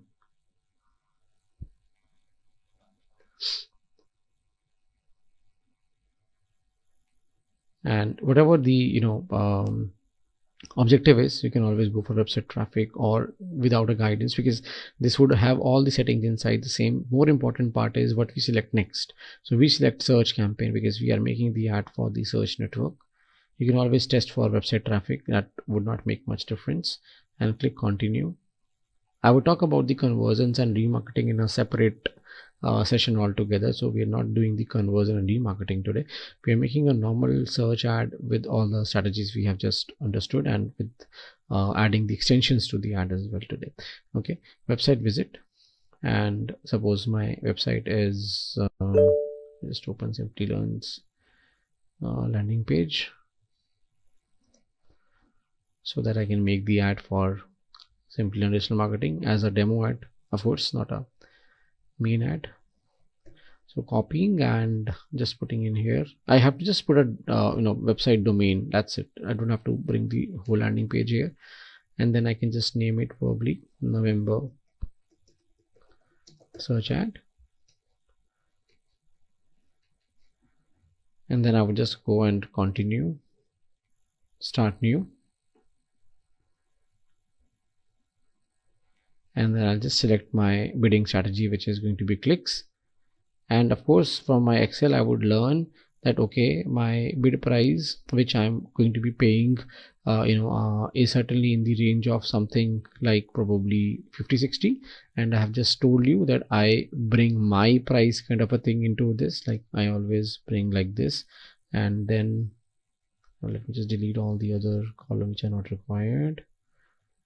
So this is the sheet which I did explain to you earlier with the index value and all. So my price, what is my price like? So I always pay 30%, 40% extra to the low bid price. So I can, just get the formula here, like this plus this 30%.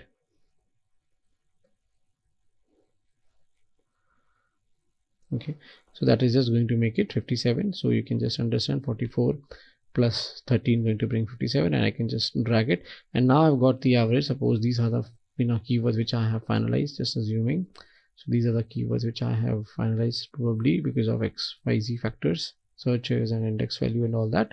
And I see that my pricing is varying from 35 to 89. So maximum paying 89. So what I would do, keeping that in my head, I would going to give the limit to my bid price that I don't want to pay anything extra or more than 90. Okay, so this is something which you can do on this particular level. And then you move ahead and you remove this because you just want to keep your ad on the Google search. And then you go down, you select your countries, you select your location. If you want to show the ad in all the locations, then you certainly can just go and keep the very first option open, which is all countries and territories. If you want to just show your ad in a particular country, like right now, if I just go India, so the whole India would see your ad. And if you want to go for manual locations, like suppose I want to select any of the states or cities, then what I would do, I would just probably take Delhi. So Delhi would be targeted like this, okay? Or probably I just want to target the state of Texas here. So I just would go and target the whole state. Or if I want to target any of the provinces of Canada, so I would just go and take the provinces of Ontario, Canada, and I would just target the whole province. And now if I also want to go for any of the pin codes, suppose I want to target to a certain pin code, then I can just go and target the pin codes like this. So it is up to us that we want to go worldwide, or if you want to go for a country specific, if you want to go for a state specific, or if you want to go as a province or a pin code specific. Okay, otherwise if you suppose a restaurant, or if you are a somebody who only delivers into certain radius, then you can just leave all these options and you can go and advanced search, and then you can go into radius and you can just bring this whatever you understand better. In India we understand kilometers better, maybe the person in US would understand miles better. So we just go and take that 2 kilometer radius, and probably I am the cake shop in Delhi.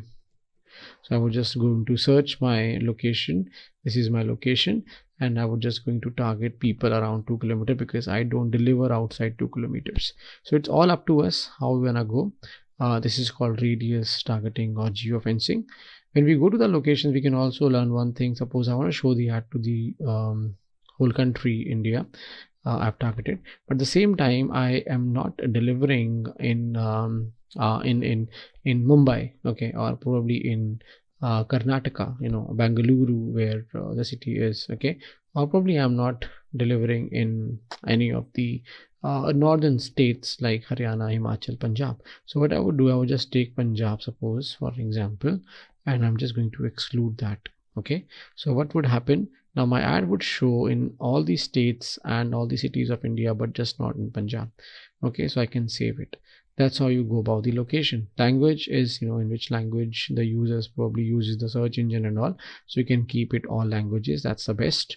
And audience, we don't cater here much because we are doing the search ad, which actually shows the ad on the basis of keywords and location only. So in the display ad, we're going to talk about this one, and that would be the next video I would create. So we're going to learn a lot of things from the audience segment in the next display ad. And then the more settings comes where you talk about the ad rotation. So ad rotation is already default being selected as the perform best ad, because nowadays the ad actually been created responsive and dynamic. So when we'll reach to the ad level, I'll show you. The headline changes for every user. The description sometimes changes for the user. What I mean is, if Sachin is selecting or writing this keyword, so probably this headline is shown to me, and after 1 hour if I'll come again and put search the same term, so the headline from the same advertiser could be different or the description could be different. So that's how the dynamic ads works like. Okay, so once you are done with this, okay, the start and date is important. You know the basics from the previous chapter, so I'm just going a bit faster in here. So you would select the date, and then if you want to schedule this campaign for a certain period, like suppose you don't want to run on the weekends, so you can just select Monday to Fridays and a timing whichever suits you. Suppose just like a very common time of 8 a.m. to the late nights like 23:45, and you don't want to run the weekends. If you want Saturday Sunday to be 24 hours, then you don't have to put any timing, so that goes like 24 hours for Saturday Sundays. And then you click next and you reach to the next level, where it will just going to ask you for certain things like keywords you want to submit and the ad you want to run for and the ad copy you have to create. Okay, so once you come here, it is the work you have done, so you can just copy paste them and bring in there. And otherwise these all keywords are the ones which Google has suggested you from the page which you have submitted. Okay, so the landing page is this, so I'll try to change the landing page first so that I can get more appropriate keywords, and then it will going to search again or scan again for us, update keyword suggestions. Of course we can always click on, and now the keywords would be more digital marketing oriented, because this landing page will be scanned by Google and this would show us certain results which would of course going to be digital marketing oriented. But why we don't just use them, because we don't know what is the pricing of these keywords is, what is the competition of these keywords is, how much the monthly search has been. So we go by our own maths, we calculate, we do all this pre-homework on the keyword planner sheet just like we did today, and then we bring them here by deleting all what they have actually submitted or suggested us. Okay, and once this is done, then we ensure that our keyword in the headlines and everything being used. How the ad copy is created, I'll just show you some strategic part of it. Ensure that your landing page is correct and it is opening there, otherwise your ad would not be approved. Secondly, always give a display path. Display path is something which is added after the ad or the landing page link. Suppose I'm selling online digital marketing, so I would just going to write whatever I want to show.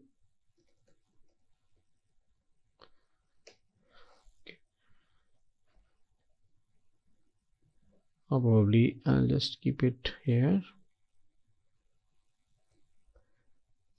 marketing. Okay, so that works. Okay, so now it has come digital marketing, and then the part comes where you have to be, I'll just going to tell you the call extension once the ad is created. So headlines and all. So the headline is something which shows the basics, so I'll be fast again. Under the landing page link, this blue which actually brings the most of the engagement or which actually appeals the user to click it is something in blue, which is going to be the headline. So we have to be focusing very much on bringing the best of the headlines here so that we can get the best of the clicks, because once the click increases, the CTR increases, the quality score would increase, your costing would come down and your position would rise. So you have to ensure that your headlines, your clicks, everything is in a line, whatever we have learned.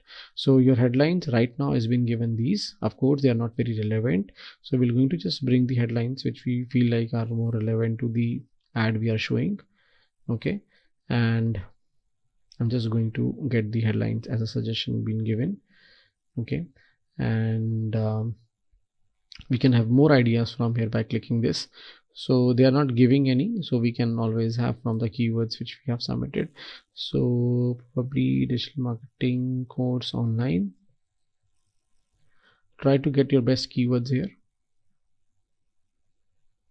This is okay, this is nice, this can be changed. Digital marketing course online is not taking, so digital marketing online probably I'll just take, because course I already submitted.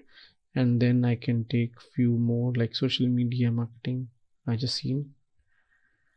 whatever the length it would accept, I'll take, otherwise I'll delete the rest.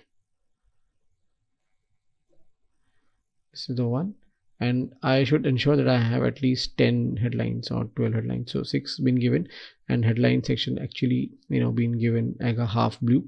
And then I would see headlines which are unique. So unique, you should have online availability, benefits, and the offers and all, or call to action. So enroll, register today for free demo. Then we'll talk about, you can see the moment I've added the headline, the strength has changed. 100 plus tools for free.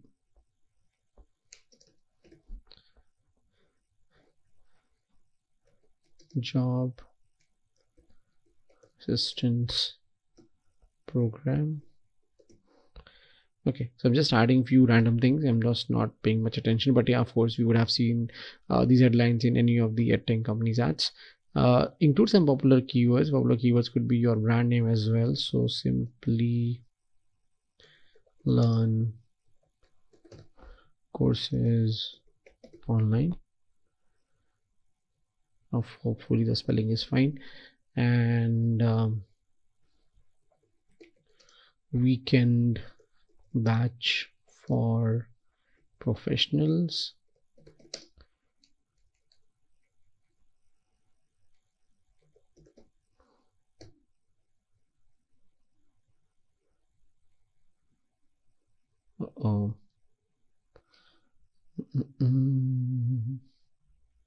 Just a batch for professionals, and that's it, because I already added a lot of keywords, a lot of headlines, probably 11, so I would just not work on the headlines anymore. I'll see, if description doesn't takes it high, then I'll just add one more. But right now the description is also not giving me the full tick like in the headline unique and the headlines been given. So I'll just try to bring the description. So simply an online online, that's great. I would just try to get something from Google itself. Let's see what they have given. So I'll just going to bring this one. Okay, so that it is being taken from the landing page itself. So that would make a difference to the quality score. Simple digital marketing courses focus on. So we're just going to put our courses focus on skills. SEO to focus on skills like SEO, PC, analytics. I'm just going to bring this one here so that it has been picked up. So now you can see this has also been picked up. And the last thing I would do is now going to bring some headline. Again, I'll just check probably digital marketing certification. I'm not sure if this headline I have submitted earlier or not, but I'm just going to test it out. Okay, so certification.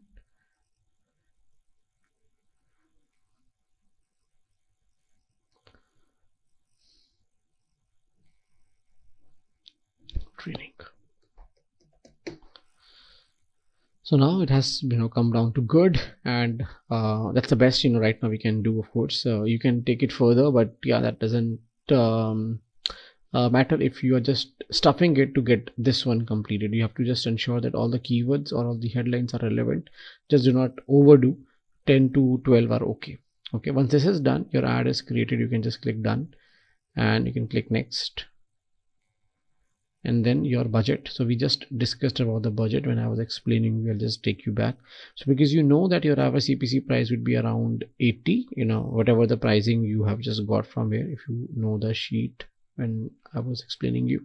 So the bid price which you have submitted for, when I told you, is like something which is in this range, 80, 90, whatever it is. So that bid price would come down to 90, and you need at least 100 clicks today. So 90 into 100 is going to be your 9,000 daily budget. So because you know that you would end up in paying maximum 90 rupees per click, because that's the maximum bid price you have submitted. If that comes down to 70, 80, 60, then of course your clicks would increase. But right now, though, being very hypothetically thinking that okay, I would pay 90 rupees per click at max because that is what I submitted. So to get 100 clicks, I have to pay 90 into 100, it would be 9,000 your daily budget has to be. So you would come here and you would just going to change it, set a custom budget, and you would going to bring down 9,000 rupees here. Okay, so on that average CPC, whatever it would be, you would get the number of clicks. If your average CPC goes down from 90 to 45, then of course you are not going to get only 100, you'd rather get double amount, which is going to be 200. Okay, once that is done, then you just click next, and your budget goes, your campaign goes for a review. And then you can add the extensions from outside. Okay, so they're just giving you some of the kind of suggestions. So let's see, there is one issue in the ad. Let me just check that first. Let me just see. You can always fix it, because that would again not going to give you the option of publishing till you fix it, but it is not clickable. I don't know what is the problem.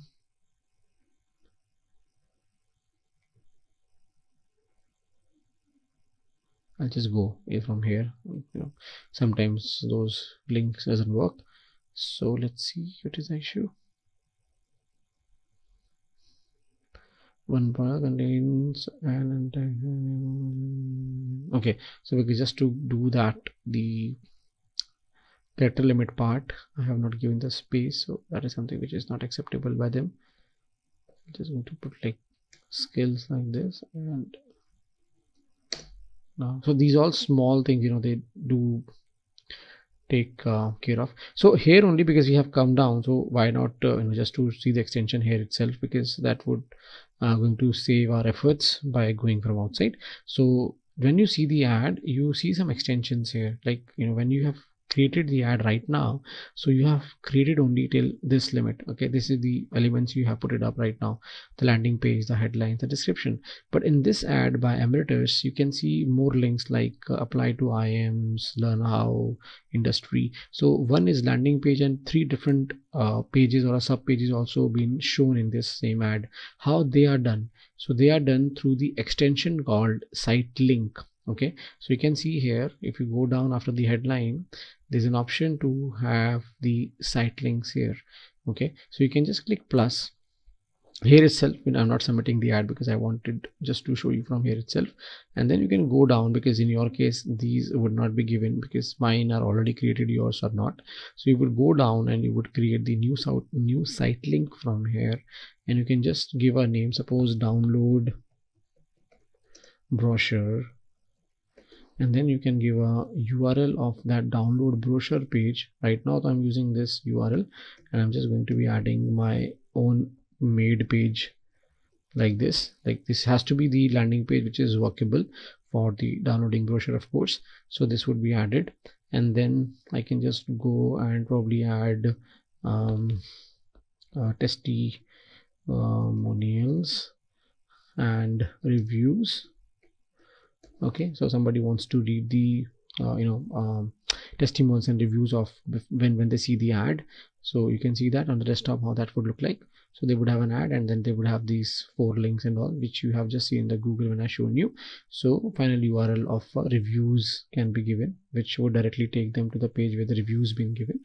And site 2 could be anything, which can just see industry ready modules, or the fee structure. The fee structure is something which people always wants to just know from the very first glimpse of the ad itself.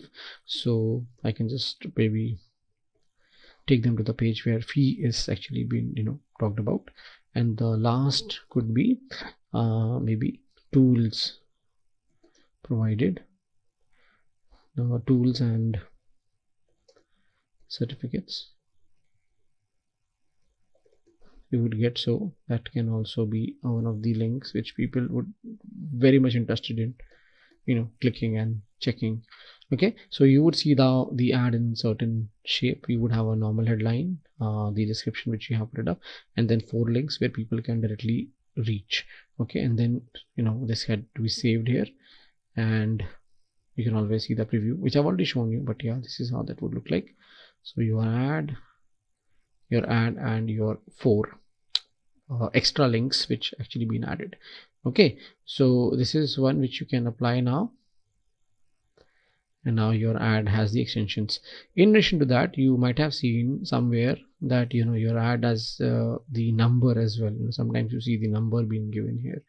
Right now it is not showing any of the ads with the number, but they generally have, when advertisers have nowadays, the numbers in addition to the headline and everything. Okay, so you can add that as well by just going up, and you can see there is an option of calls. Okay, let me, you can add from here. Certainly I can show you, but you can just go down and add the number by clicking your country and giving your number here. It'll just be cross-checked by some verification and all. So that is done. You can save it. So you can see what actually I was showing you. I would just show you from outside also, that if by any of the that is done, that we have corrected, so you don't have to be worried about. So if I just click done, so that should not be there. If it is still there, I have to check now which spacing it is actually talking about. Actually I have unacceptable spacing, contains comma, and I think I have just corrected it, but it is not taking. Maybe I have to just delete the whole description. Probably that would be something which I would save our time. Okay, so we're not adding that description though. Just click done. So this is actually kind of a bug, because that is something which has been deleted rather in front of you. So this is not taking, but I would just click next, and probably this would now be not the error which we would see. So you go for a review. So what I was saying, I did show you from outside the the campaign was created from the ad itself, how the site link is connected, and how the call being added. For now the publish campaign you can see, because that ad error actually been rectified. So if by mistake you just forgotten that you have to add the call number or extension which we just added, so what you don't have to be worried, because once you back to the dashboard where you would see all your campaigns, certainly you would see your this campaign as well which you had just created. Then you can just go inside the ad group, and then you can see there is ad and assets. Let me just click that.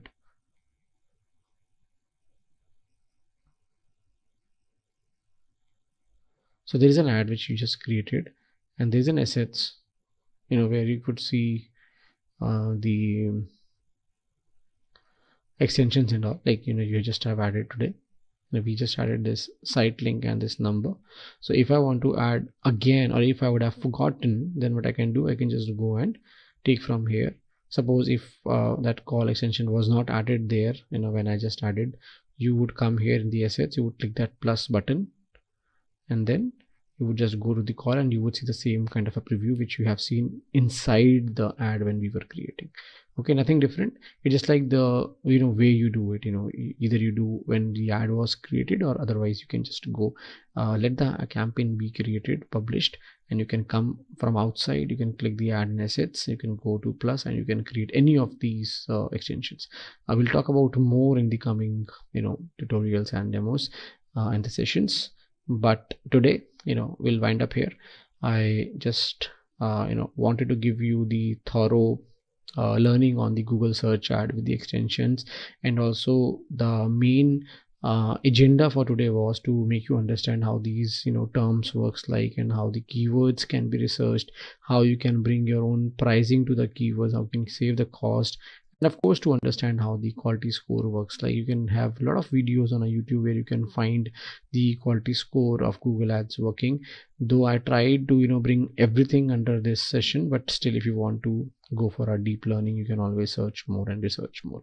Introducing Simplilearn's postgraduate program in digital marketing that will transform you into a master of the digital realm.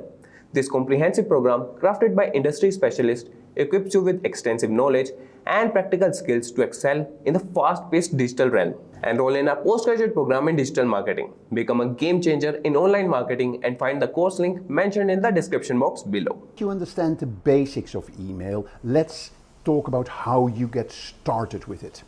It's not that complicated. First of all, like with many marketing activities, you need to define your audience and establish your goals. Why do you want to use email marketing? And then you start with one of the most important aspects of your email marketing. That is about building your email list.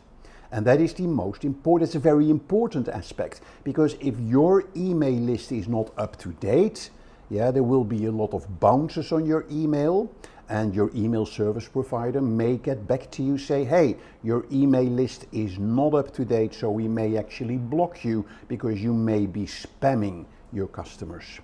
You then choose the email campaign type that you want to run. You make a schedule when you want to send out the emails, and then of course you need to measure your results.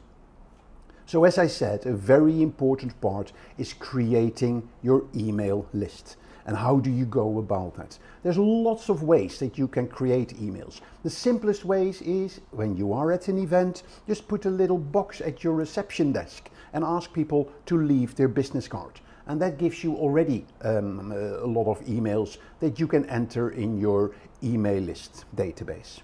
There's other ways. You can take your existing customer list and upload that in the email system. Or you can use two very powerful methods, which is a lead magnet and an opt-in form.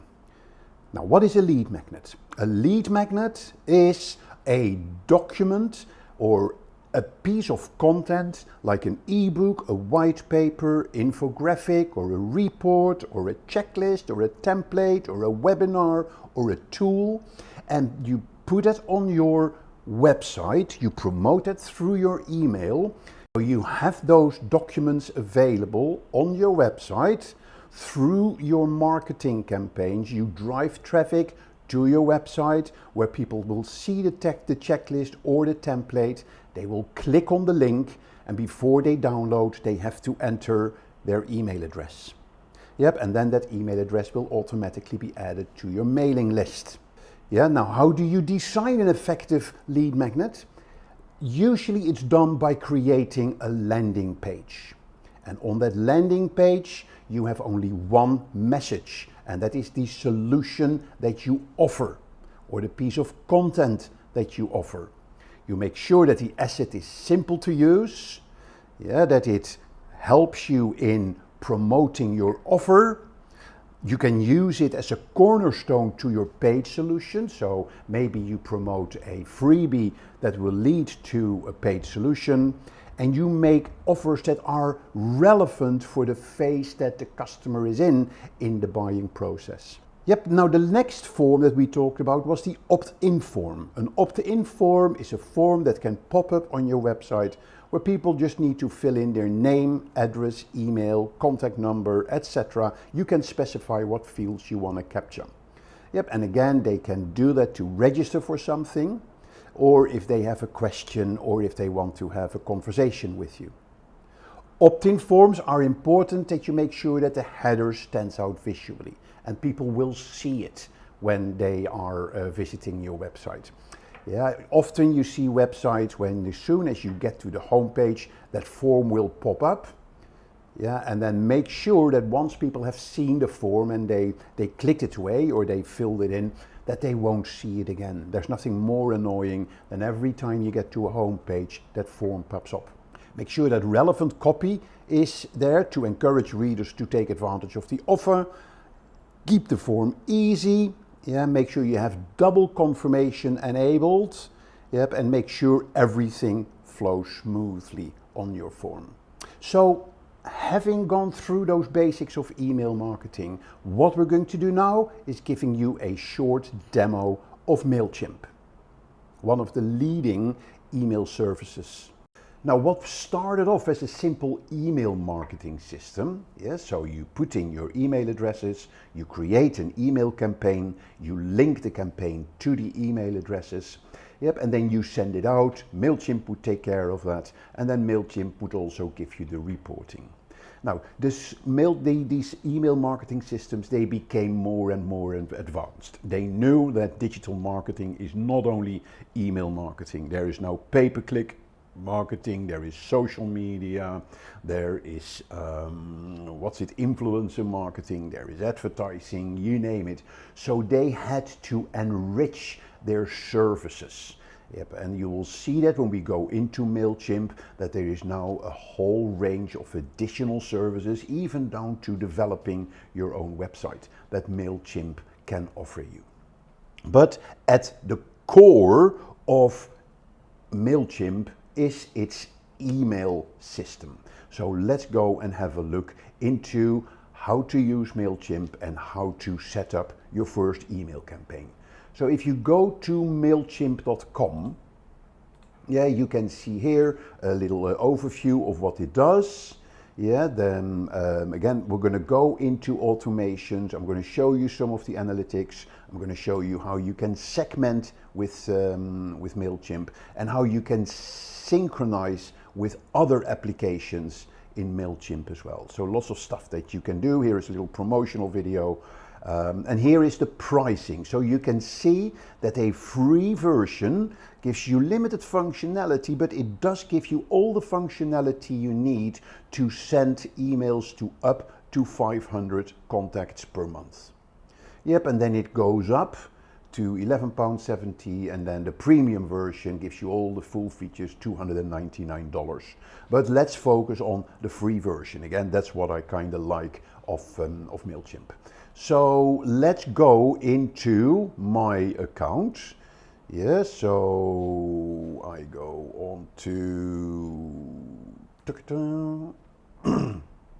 let's have a look. I'm logged in. Yeah, so here is my audience. So here you see the features that MailChimp has to offer. So first of all, there is create. You can create campaigns. Yeah, that is where you run your email campaigns and where you create your marketing campaigns. A very important part of your MailChimp is your contacts or your audience. Of course, if you don't have any emails in your database, as it were, then there's not many people that you can send stuff to. So contacts are very important, that you get an email list that you can connect with your campaigns. There are automations that you can do, which basically means you can send emails automatically. There is analytics. There is website, you can create your own website and modules of it. There is content, so that is sort of your library of assets. And then there are different integrations that you can do. Here you see kind of your dashboard of the campaigns, and this is your audience dashboard. So the very first thing, of course, that you need to do when you are starting on MailChimp, that is create an audience. Yeah, and that's where you go into your contacts. So there is your audience dashboard, as you see here. You can have an overview of all your contacts.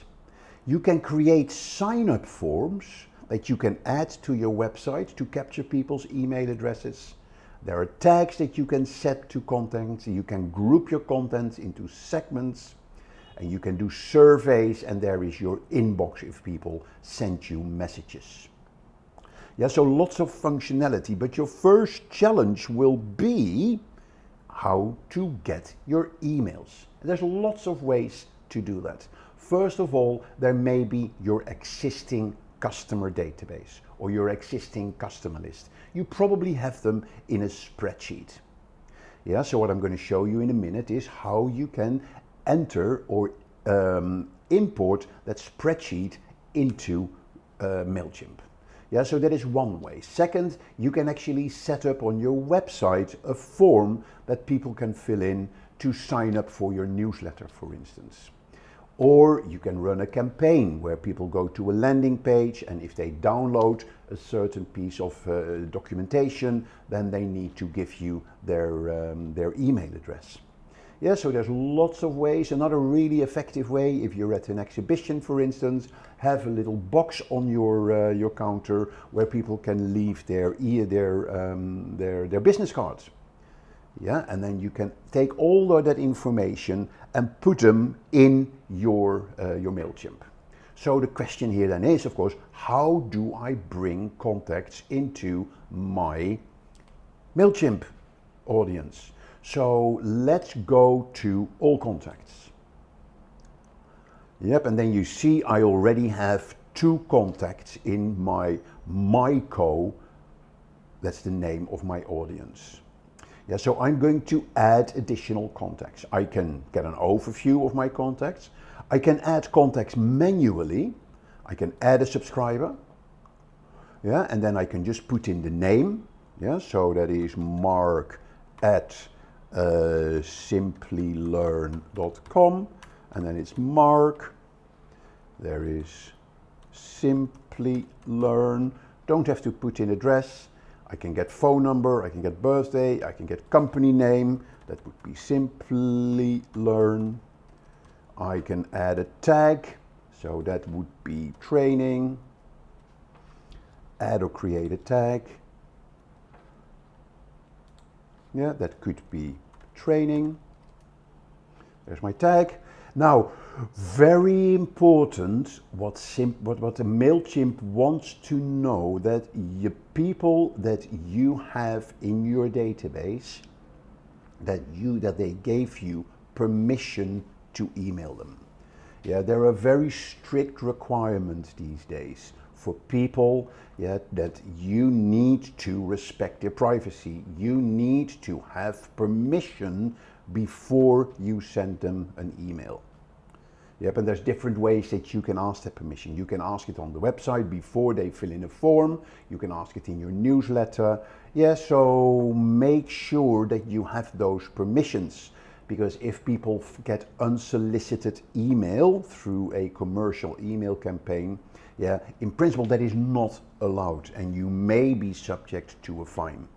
You may have heard of the GDPR regulations in Europe, and there is also regulations in the United States, there's regulations in Asia. Yeah, there's a real tightening of those privacy regulations when it comes to email marketing. If this person for some reason is already in my audience, then I can update, it will update their profile. So let's click subscribe. Let's see. There's probably one field I forgot. Phone number, that is 075. Yeah, so the phone number was a required item as well. Yep, and then I click subscribe. So if I now go back to all contacts, you will see that Mark at Simplilearn.com has been added to my database. So that is one way to get emails in your audience list. The next way is, if you go to add contacts, you can import contacts. There are 3 ways how you can import contacts. You can import contacts from another service. Yeah, so where you connect with another piece of software. You can upload a CSV file or a text file, and you can even copy and paste. Yeah, so if I import from another service, you can see you can import for Salesforce, from Squarespace, from Shopify, and there's probably a lot more integrations that you can have. If you want to upload a file, it will then basically ask you to upload your file. So what we need to do, we need to create a spreadsheet that we save as a CSV file. So if I go to Google Drive, and I'm going to, actually I already have a file here. Yeah, so let's open this file. So you see that I have these names in there. I'm going to take them out. Very important that you add first name, last name, company, email, and all the fields that are relevant for you. Yeah, so let's say telephone as well. So then we're going to say the first name is Jacob, last name is Jones, company is Bco, and email is jacob@jones.com. Telephone number is 01234567. Yep, then the second name is Anne-Marie, Carol, and that is carol.com,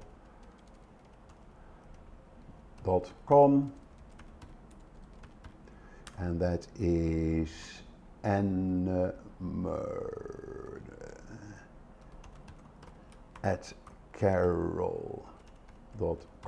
and that is 98765 telephone number.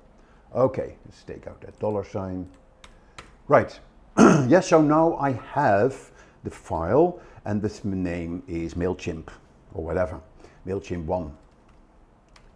So the first thing I'm going to do, of course, is to save this. I am going to download this file as a comma separated values file, which is a CSV file. And MailChimp wants me to upload this CSV file into this field. Yeah, so that's how I can upload my contacts. So I'm going to my YouTube downloads. Here is my MailChimp CSV file. Yep, so there it is. I'm going to continue to organize. Now the first thing that MailChimp is going to do now, if there were any existing contacts, they will be updated. The first thing, I can add a tag. Yes, so I'm going to, let's say, a member, and I'm going to continue to match. That is what MailChimp is going to do now. Remember, the first line of our spreadsheet was sort of the field names, first name, last name, company name, and telephone. MailChimp is going to match those. MailChimp thinks that the first line was first name, the second name was last name, so these are correct. Company, it has picked up. It doesn't know what to do with telephone. Yeah, so what I can do, I can edit this column, yeah, and I can look at the fields that they have. Yes, so is telephone in here? I don't see, yeah, here phone number. Yeah, and I'm going to link it with phone number. So now it is okay, and I can now see here 5 columns will be imported, and I'm going to say finalize import. Yep, so now it has added 2 contacts to the list, so I'm going to say complete import. And if I now want to view my contacts, you will see that my contacts have been added to my email list. Yeah, so now I have 2 additional contacts in my list. I could also add a subscriber, actually have done a copy and paste. Go back, add contacts, import contacts. I could do a copy and paste. So I'll show you how that works. Continue. Yeah, so when I go back to the spreadsheet and I would copy these, just copy it, Command copy, going back to my MailChimp, and I can now just paste them here, just like this. And now MailChimp is going to analyze this, yeah, and it says, okay, this is what I think it is, and it goes back into that same stage that we saw in when we imported the spreadsheet. Yeah, you see here first name, last name, company name, and then the telephone. Yep, now I'm not going to import this again because we've already imported these contacts. But this is how you import your contacts. Okay. Now, a few tips on your database. Yes, very important. You sure you want to exit this? Okay. Yeah, so you may build up a list of a couple of 100 contacts in your MailChimp, and that is fantastic. Yeah, the bigger your list, the more value that you will get from it. A very important aspect of this is to make sure that your database is clean. Yeah, people may ask to be removed from your database, people change businesses. Yeah, make sure your database is clean. When you run a campaign and you use your email list and there are a lot of emails that cannot be sent because there are a lot of wrong emails in your list, yeah, you will have what we call a high bounce rate. And if you have a continuous high bounce rate, MailChimp may come back to you and say, hey, why do you have such a high bounce rate? And if you can't explain why you have a high bounce rate, MailChimp may actually block your account, because MailChimp wants you to work with a clean database. That is also the risk if you buy an email list that you don't know the source from. And if you import it and then run your first campaign, if you get a whole lot of bounces on your emails, yeah, then MailChimp may block your account. So be very careful. Make sure that your emails are correct, that your bounce rate is low, and never buy email lists because you don't know what the quality is of the list. Make sure that you segment your mailing list, and then you can, within one mailing list, you can send it to your different segments. Could be customers, could be prospects, could be suppliers, or what have you. Yeah, constantly work on growing your database. Make sure you don't spam people. Always get people's approval. Yeah, that they are happy for you to send them emails, and of course honor unsubscribes as well. If people ask you to unsubscribe them from the mailing list, make sure you do that. Okay, just a few tips when it comes to managing your database. So now that you have your email audience set up, your contacts set up, let's look at a campaign. When you go into the campaigns, here you have an overview of all the campaigns that you've run. Now, we haven't run any campaigns. Here is a draft campaign. Yeah, but what you're going to do, you're going to create a campaign. Yes, when you click here on the top right on the Create Campaign button, you have then the different types of campaigns that you can create. You can do a regular email, you can actually create a landing page, or you can also create an embedded form, yeah, that helps you in capturing context. That could be part of your landing page campaign. But what we're going to look at is regular emails. Yeah, so when I click on email, I can just click here, design email. Yeah, then there is a new email builder that you can use. And since you're probably new to Simplilearn and new to MailChimp, I click straight onto the new builder because that is a lot easier to work with. Yeah, so here you see it's time to design your email. Yeah, I put this little icon already in yesterday. Yeah, so there's different ways of doing that. Here you see sort of your editor for your email. Here you can preview the email. Here you see your editing building blocks, the layout, the heading, paragraph, button, etc. Here you can specify styles, and here you can specify templates for your emails. So here you see a whole range of email templates. Yeah, if you click on the creative assistant, that is beautiful, but it will drive you to a premium account. Yeah, so I'm not going to show that. I want to show you the free features of MailChimp. So let's say we're going to go for a little design here. We're going to go for this one. We could do preview. That's how it will look like. Yeah, and then we're going to click apply. Continue with, start with a clean template. Yes, so this is how it will look like. So what you can then do, start optimizing the text and the images.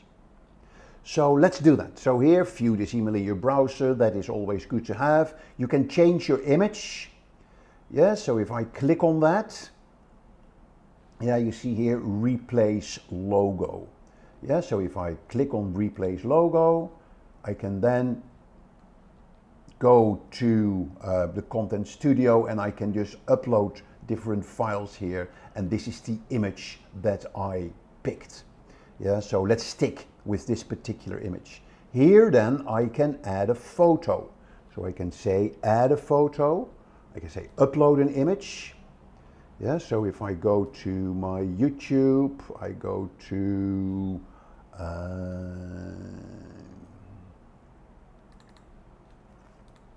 thought I had an image somewhere here, videos, banner. Yeah, so here I've added a banner as an image.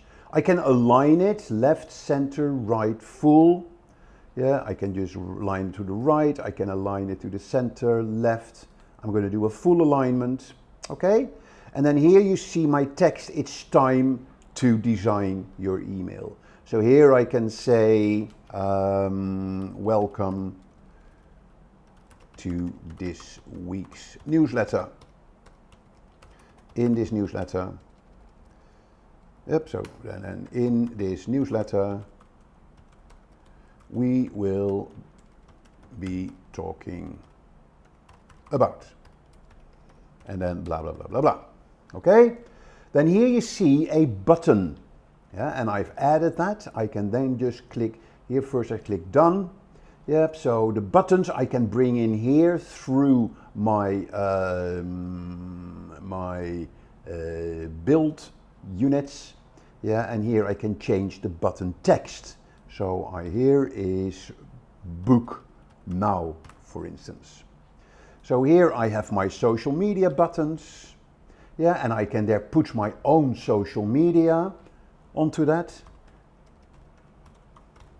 Yeah, I can do the same with my Instagram.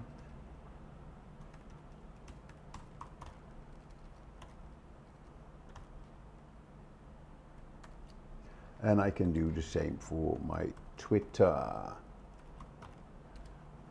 I can add another social link. I'm going to leave it like that. Here's my logo again.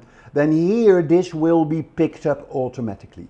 Every email will at the bottom have details about your company, about your address, how can people unsubscribe. Yeah, and because you're using the free version, there is this item, grow your business with MailChimp. Yeah, that is a little bit of MailChimp branding that will be added to your email if you're using the free version. So keep that in mind. Okay, so then you click preview. This is how your email will look like. Yep, and then you're going to exit preview mode. And if you're happy with this, you're going to save and exit. Now here you kind of have your admin screen for your campaign. Yeah, so you see here the name. So I need to type in the name. So I'm going to name it is MailChimp demo, for instance, and I'm clicking save. Then here I have selected all the contacts. So I can just go to my audience. I pick the audience that I've created. I can then have all my subscribers, or I can pick certain segments or tags in my subscriber base. I can personalize the to field. Yeah, and then I click save. Here is the from. So that is, it's from me, or you can edit that, have it sent from somebody else. You can add a subject. Now your subject line, of course, is very important in email marketing, because in the subject line, people will, when they read the subject line, people will decide whether or not they will open the email. Yeah, so the subject line always has to be catchy. So, and it could be 5 reasons why you should read our latest email newsletter. newsletter. Yeah, or any other subject line, but they need to be short and sweet. Yeah, you could use emojis. You need to, in that one line, you need to give people the reason why they should open this email. Preview text appears in the inbox after the subject line. Yeah, so in today's newsletter, we will talk about social media and email marketing, for instance, and you click save. So that is your subject, that is your content. Yep, and then here is part of your content. You can send yourself a test email. That is always useful, to send it to yourself and check it on your desktop and check it on your mobile. So I send myself a test email, send the test to any email. Yeah, so let me quickly check here my Gmail. That is to me, that is Tube for Mark. Okay, so I'm going to send that email to Tube for Mark. Okay, I can send it to multiple people and I'm going to click send test. Email has been sent. So let's check the email. So here we see the email, test 5 reasons why you should read our latest newsletter. And then here you see the email, and then you check it on typos, you check it on the links that are in there. Yeah, make sure that your social media buttons work, etc. And if you're then happy with your email, you can then publish it. Yeah, and there's 2 ways of publishing it. You can schedule it.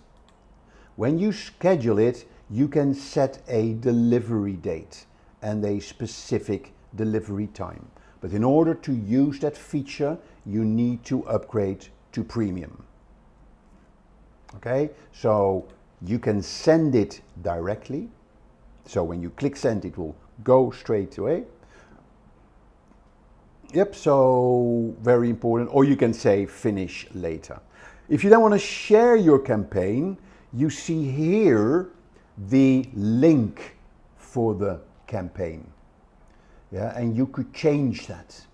Your default campaign URL, yeah, so MailChimp, generate randomly, 5 reasons why you should read our email. If you upgrade to premium, you can turn this MailChimp into your own URL. Okay, good. And then you can track your campaign, your email campaigns. But we'll cover that in a next video on MailChimp when we go into more advanced features. Okay, so I'm just going to click finish later. And if we're now having our list of campaigns, then here you see we have our MailChimp demo as a draft ready to be published. So that is the campaign, how to create a campaign on MailChimp. Right, now let's have a look at a few more things. So first of all, a new feature in MailChimp is the analytics. When you send out an email campaign, you will get basic analytics here in your campaigns dashboard as well. But MailChimp now also has an analytics dashboard. And here you see the type of data that you will get in MailChimp. And it is using sample data, so we can explore the dashboard. So here you see number of emails sent, whether it's up or down. You see the number of people or the percentage of people that opened the email. And very important, the actual percentage of people that clicked on the email or clicked on the link in the email, and that is very important. Yeah, so that's where you can really follow through on your email campaigns, yeah, on who opened it, who clicked it to the form, for instance, that needed to be filled in. So very useful information that you can get out of your campaign. And you can see that from various periods. Yeah, you can even actually in the other reports, you can actually see who are the people in my mailing list, in my audience, who actually clicked on the email, and who are the people who opened the, clicked on the link. Yeah, and then you can approach them separately. Yeah, so here you see engagements, email sent and the click rate. Yep, so here you see by email the number of recipients, the open rate, the click rate, the revenue that you made, if you had that set up. So lots of data that you can get on your email campaigns. Open rates are very important and they differ by industry. Yeah, and general, an open rate anywhere between up to 15% and higher are usually good open rates. Okay, so that is the analytics that you can get. And then finally, what I really like in MailChimp is that you can use MailChimp to create landing pages. So if I'm going back to my campaigns and I'm going to click Create Campaign, then I can also decide to create a landing page. Name of the landing page is Myco. Select an audience, Myco, and I'm going to click Begin. Yeah, and here you see a number of templates that I can use for my landing page. Yeah, so very simple templates. So let's take this template, accept. I'm going into the editor. Yeah, so here is the editor for the landing pages. I can add text, I can do box text, I can add dividers, images, I can change the text. Yeah, you see here bandmates. Yeah, that is the logo. I can change the logo. Yeah, so I can replace the logo and I can edit the logo and what have you. I'm just going to stick with this text for the time being. And here is my email address form. Yeah, and the beauty about it, when people fill in their email address in this form, it will automatically be added to my mailing list in MailChimp. So that is a very powerful feature. I can also create this as a separate form. Okay, so here you see the available fields that I have. Email, I can add first name if I want to. Yeah, I can add last name and I can add phone number as well. Yep, I can then go to the settings. I can do the style, different styles that I can have. So this is my sign up form. Yeah, the button text is subscribe. I can then also send visitors to a confirmation message. I can preview the confirmation message. Success, you've been added to the audience. Yeah, exit preview. Yep, and that is my sign up form. And again, it will automatically be added to my campaign email list. And I click save and close. Yep, and here is the full campaign. Yeah, and when I'm happy with it, I can click save and close. So here is my landing page. And it's now, here I have the page title and site icon. Here's the social share preview. Here is the URL of my landing page. Here is the content. And I can then get my finish it later, or I can publish it. And as soon as I publish it, this URL will be live. Yeah, so click publish. So this landing page is now live. So if I now go to this landing page, yeah, so here you see email address. I'm saying Cherry. Oh, cherry@henry.com.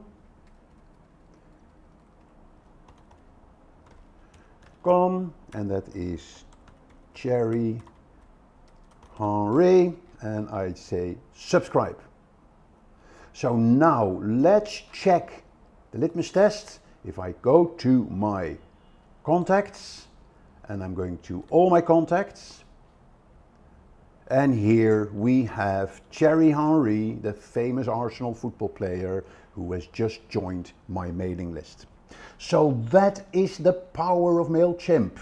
So now, having learned about these sort of fundamentals of social media marketing, let's now have a look at how do you put together your social media marketing strategy? How do you set it up? How do you develop it? Now, with my over 40 years of experience in marketing, digital marketing and social media, I developed a simple 5-step methodology to set your business or to set up yourself for social media. And it's called FLIRT. Yeah, and FLIRT is an acronym. FLIRT, the first letter, the F, is for focus. Yeah, and in the focus phase, what you do, you look at various things. The first thing you do in developing your social media marketing strategy is look at what is your niche. What market are you targeting? And the more you focus in your market, your targeting, your niche, the easier it will be to reach them. Yes, so it's very important that you focus on a very particular niche. Once you've identified that niche, you look at your positioning.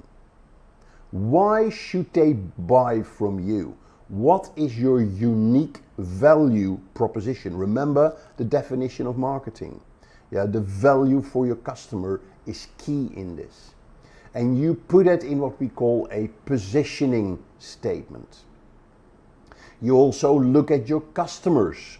You create customer personas, where you look at your customers and you kind of map their interests, their pain points, the typical questions that they would ask, so you get a good understanding of your customers. Yeah, so you look at your niche, you look at your positioning, you look at your focus, you look at your customers. Yep, and then you're going to ask yourself, why am I going to use social media? Yeah, am I going to use it to build awareness? Am I going to use it to drive traffic to my website? Am I going to use it to generate sales? Am I going to use it to improve customer service? Am I going to use it to recruit new staff? Am I going to use it to communicate with my employees? Yeah, so lots of reasons why you could use social media, and it's your challenge to identify 1 or 2 objectives for your social media. And then a very important aspect of your social media marketing strategy, even your overall digital marketing strategy, what are the keywords that you will be focusing on? In other words, what are the keywords that you want to be recognized for? Google wants to know, Facebook wants to know, LinkedIn wants to know, and it's all about repetition. The more often you use those keywords, the more those social media platforms and Google will associate you with those keywords. When people search for them, they will then show you higher up in the search results. We call this search engine optimization or search engine marketing. Yeah, so keywords is like a whole course in itself, but it's very important part of your social media marketing strategy in the focus phase. So that is the F for focus. Think about your niche, your positioning, who is your customers, Why are you on social media? And what are your main keywords? The next is the L for listen. Listen is so important. Yeah, we tend to talk too much. Yeah, where social media can give you fantastic listening opportunities. And when I say listen, I mean read articles online, listen on Facebook and on Twitter, on LinkedIn, listen on Google, yeah, watch videos, listen to podcasts. There's dozens of ways that you can listen online. Because when you listen, you learn, and when you learn, you get better and you develop. So, what does that mean from you? Some practical tips when it comes to listening. First, you need to listen to where your customers hang out. Are your customers on Facebook? Are they on Twitter? Are they on LinkedIn? And later in this session, when we go through the various social media platforms, I'll give you an overview of what type of people are on the various social media platforms. The next thing that you want to know when you listen is who are your top 10 bloggers or influencers in your niche. Do you know your top 10 bloggers? Do you know your top Instagram influencers? Because you want to learn from them, but you may also want to build relation with them, to use them in your marketing outreach. You also want to look at the trends in your niche. Google Trends is a really useful tool that you can check to find out what are the trends in your niche. And you're looking at your competitors and your customers. What are they doing? What are they talking about? Yes, so a very important stage. And if you're doing it properly, you would actually set up a social media listening dashboard where you bring all your listening channels together in one dashboard. And then instead of having to go to all those social media networks or websites, you let them come to you. InnoReader is a very good dashboard, online dashboard, a free dashboard that you can use for this. We're then looking at the I for integration. Yeah, so you know your strategy, you know where your customers are, you know which social media networks you're going to focus on. Then you're going to integrate them. You're going to set up your social media networks. You're going to make sure the branding and the profiles are consistent. You're using your keywords. You're going to create your content calendar. And you're going to set up your blog. Blogging is very important in social media marketing because it is the easiest way to start creating content on your website and to start sharing that content through your social media channels that will then drive people back to your website. Yes, so that is part of the integration stage. And then once you've got that all set up, you're then going to reach out. It's very important that you reach out, because if you're not reaching out, then people won't find you, people won't see you. Yeah, the whole essence of social media marketing is that you create as many touch points as possible on the internet for people to find you, yeah, where they start engaging with your content, going back to your website, want to know more about you, want to know more about your content, and you start building a relationship that may then turn into a sale. So reaching out, you're going to start sharing your content, you're going to repurpose your content, so turn your blog post into a video or into a carousel, or turn your video into a podcast or what have you. Yeah, you're going to share other people's content. There's nothing wrong with sharing content from other people. And you're going to run campaigns. Campaigns to push your content in the channels. Yeah, and campaigns nowadays are no longer sort of just posts on social media. It is a combination of organic posts yeah, where you just share your posts on social media. Could be paid, like pay-per-click advertising, or it could be influencer marketing style, reaching out. Yeah, so very important is the reaching out stage. And then, of course, tracking is the icing on the cake, as it were.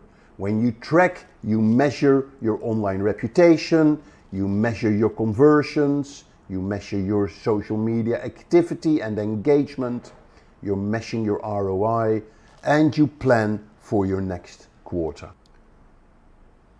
Okay, time to talk about the social media marketing platforms. Let's have a look at some of the most relevant ones out there. Now, but before that, let's make sure that you understand the essence of the social media marketing platforms. How do they work? Very simple. They all work according to the same concept. What you do, you create an account on the social platform, like Facebook for instance. You fill in your profile. On Facebook you put in a lot of data about yourself. On Twitter a little. Yeah, so you fill in your profile, and once your profile is ready, you're going to connect with friends or follow and be followed. Yeah, some platforms, when you send somebody a connection request or a friend request, when they accept, you're mutually connected, like Facebook and like LinkedIn. Other platforms like Twitter and like Instagram, when you follow somebody, doesn't mean that that person follows you.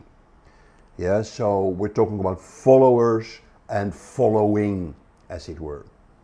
Yep, and then when you've got that, you're going to start sharing updates. And you're going to check your newsfeed where you will see the updates from your friends. Now, as a business, every platform enables you to create a Facebook page or to create a page. Yeah, and what you want to do, you create your page, you put in your company information, you brand it to your company branding guidelines, and then you get people to follow or like your Facebook page or your LinkedIn page.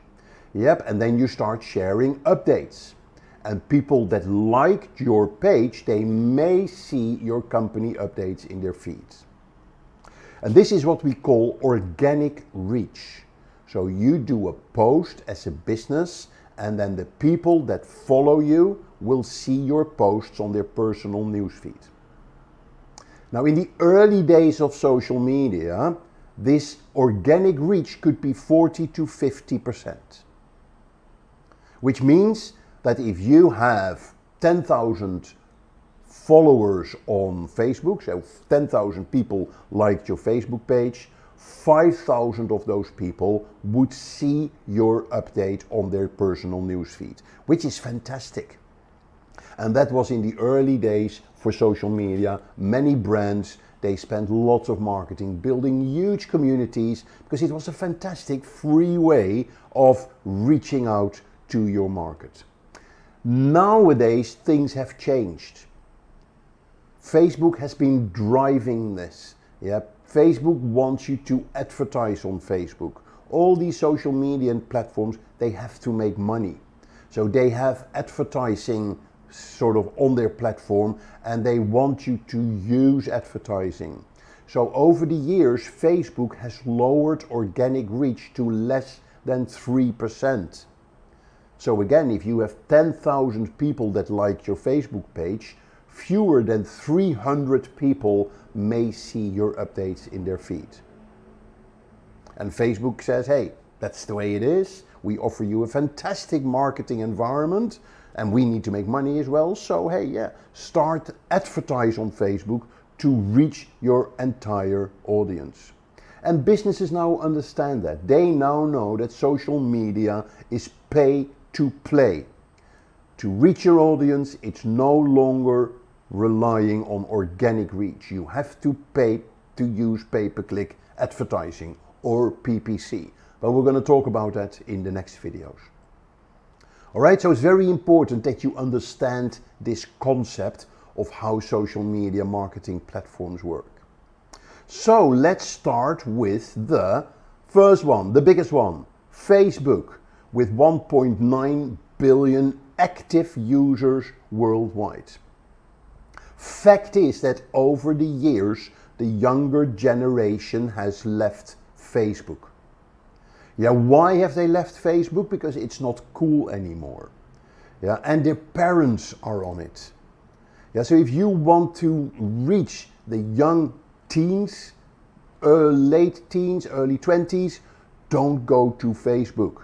You want to be on social networks like Snapchat or TikTok, if that's available in your market. Now, there's still markets where Facebook is enormous. Yes, so they are the leading social media network in your market. If that is the case, then of course you have to be on Facebook. But in general, we can say that the audience for Facebook is now a slightly older audience, Generation X or millennials. It's still a really good network to reach these people, particularly when you talk about consumer type products. Now, what does Facebook offer you as a business to use? Facebook has the Facebook page that you can create to reach your audience. Nowadays, Facebook really would like you to use Facebook groups. Facebook groups is a fantastic area in Facebook where you can get really good engagement. And as a business, you can offer a group to your customers as a VIP area or a product knowledge area or a pre-launch area or just for your customers. Yeah, lots of reasons, lots of areas where you can use a group to reach your customers. Then there's Facebook Messenger, of course, that you can use for your business, where you can set up bots. Yeah, so you can have sort of automated conversations with your customers on Facebook Messenger. And there is Facebook Live. Don't ignore Facebook Live. Facebook loves you to use Facebook Live. The beauty about using the Facebook Live, it gives you sort of buzz and engagement before the event, during the event, and after the event. Yeah, we call this tentpole marketing. You can build up excitement leading up to the event and after the event as well. And then finally, of course, Facebook is betting heavily on the metaverse. Yeah, so it's Mark Zuckerberg's vision that instead of engaging with your friends in the news feed, you engage with them in a virtual world. Now, the verdict is out if this is going to work, but fact is that although we've been talking about virtual and augmented reality for years, it is here now. Yeah, there's more and more apps becoming available on your mobile, on your desktop that use augmented reality and virtual reality. I can now download IKEA Place, I think it's called, where you just open up the app, you pick a product from the catalog like a table, and then you can just position that table in your living room. Yeah, and then you can move it, change the color of it or whatever. Yeah, using augmented reality through your camera. Okay, so that is Facebook. Let's look at the next one, Instagram. I love Instagram. Yeah, a lot of users from Facebook have gone to Instagram. Why? Because it is a visual social media platform and it has inherently higher engagement than Facebook. It's easier to reach the audience, not just your friends. Yeah, so lots of cool features in Instagram. One of the coolest features is the Instagram stories. Yep, and people now spend more time on the stories than on the timeline where they see the posts. So Instagram started as a photo sharing app. Very simple. Yeah, you made a photo, you put a filter on top of it, which almost felt like you're a photographer, and then you share it with hashtags. And you saw immediately the likes coming in and people loved it for its simplicity. And now it has grown to a fully featured social media network that businesses can use to make their brand come to life via photos and via stories. The audience is slightly younger than the Facebook audience, but a more and more mature audience is coming on there as well. And initially it had very much a business to consumer focus, but nowadays it's not just photos that you can share visuals. I can turn a blog post into a carousel of 5 visuals. Yep, and in that way share really good content. So very powerful and very useful for businesses to reach the audience that hangs out on Instagram. All right, so that is Instagram. Let's look at the next one, and that is YouTube. Now, YouTube, of course, is not just for watching video. YouTube is a fantastic social media platform to build an audience of followers. Yeah, it's a great platform to monetize your video as well by enabling advertising to be shown before or during your videos. A lot of video creators, they do that. Yeah, and YouTube has a program for that. If you qualify by number of views that you have on your video and number of and the size of your audience, you can participate in this program, and it is a really good way to make money on for many content creators. Now check out our earlier video on how to create a YouTube channel, to find out how you can set up a YouTube channel and how you can use YouTube as a social media platform. YouTube is great for brand awareness, and since it's owned by Google, it's also really helpful for your search rankings, both on YouTube and on Google. And there's lots of different videos, of course, that you can make. Yeah, videos that do well are typical videos like how-to videos, unpacking videos, vlogs, video blogs we call them, review videos, live videos, lots and lots of ways to reach your audience, yeah, with video on YouTube. So the typical audience that uses YouTube are basically everybody from young to old.